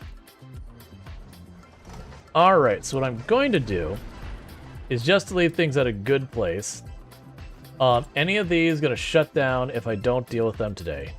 No. I'm going to run over here. You're on PS5 keeps crashing? That's sorry. All I can say is the forums. I unfortunately don't run console, so I can't give you better information than that. But we'll go ahead and we'll advance the day. And then this is the in-game day that we would end up doing our rice, doing all our other stuff. I can check real fast in the temple just to see where it's at. And all that. Yeah, no, it sucks when the game crashes for people. And unfortunately, like I said, I don't run console, so I can't be like, hey, have you tried this? Like that kind of thing, because I just don't know. Yeah, so all the harvesting ones so far are garbage, but we'll see if anything shows up. Let's go check out the temple really fast, and after that, we are going to raid out kind of thing. Yep, so it's still doing the wood plates and all that. That's going to be putting the roof over there, so not much to say there. So let's drop back over here. But yeah, so what's going to end up happening today is you probably noticed all of these are ready for harvest. So I got a busy day in the next in-game day for harvesting. Normally I don't stream on Thursdays and Fridays, except for normally has been like every week lately that I have been anyways, because I'm really bad at taking time off. But with that said, what's going to end up happening, if you are watching on YouTube, the stream will be ending because I need to figure out the hosting out thing. I just don't think I want to deal with hosting out 2 different channels at the same time, because I have both Twitch and YouTube. So don't forget to like and subscribe on YouTube side. That way you can find your way back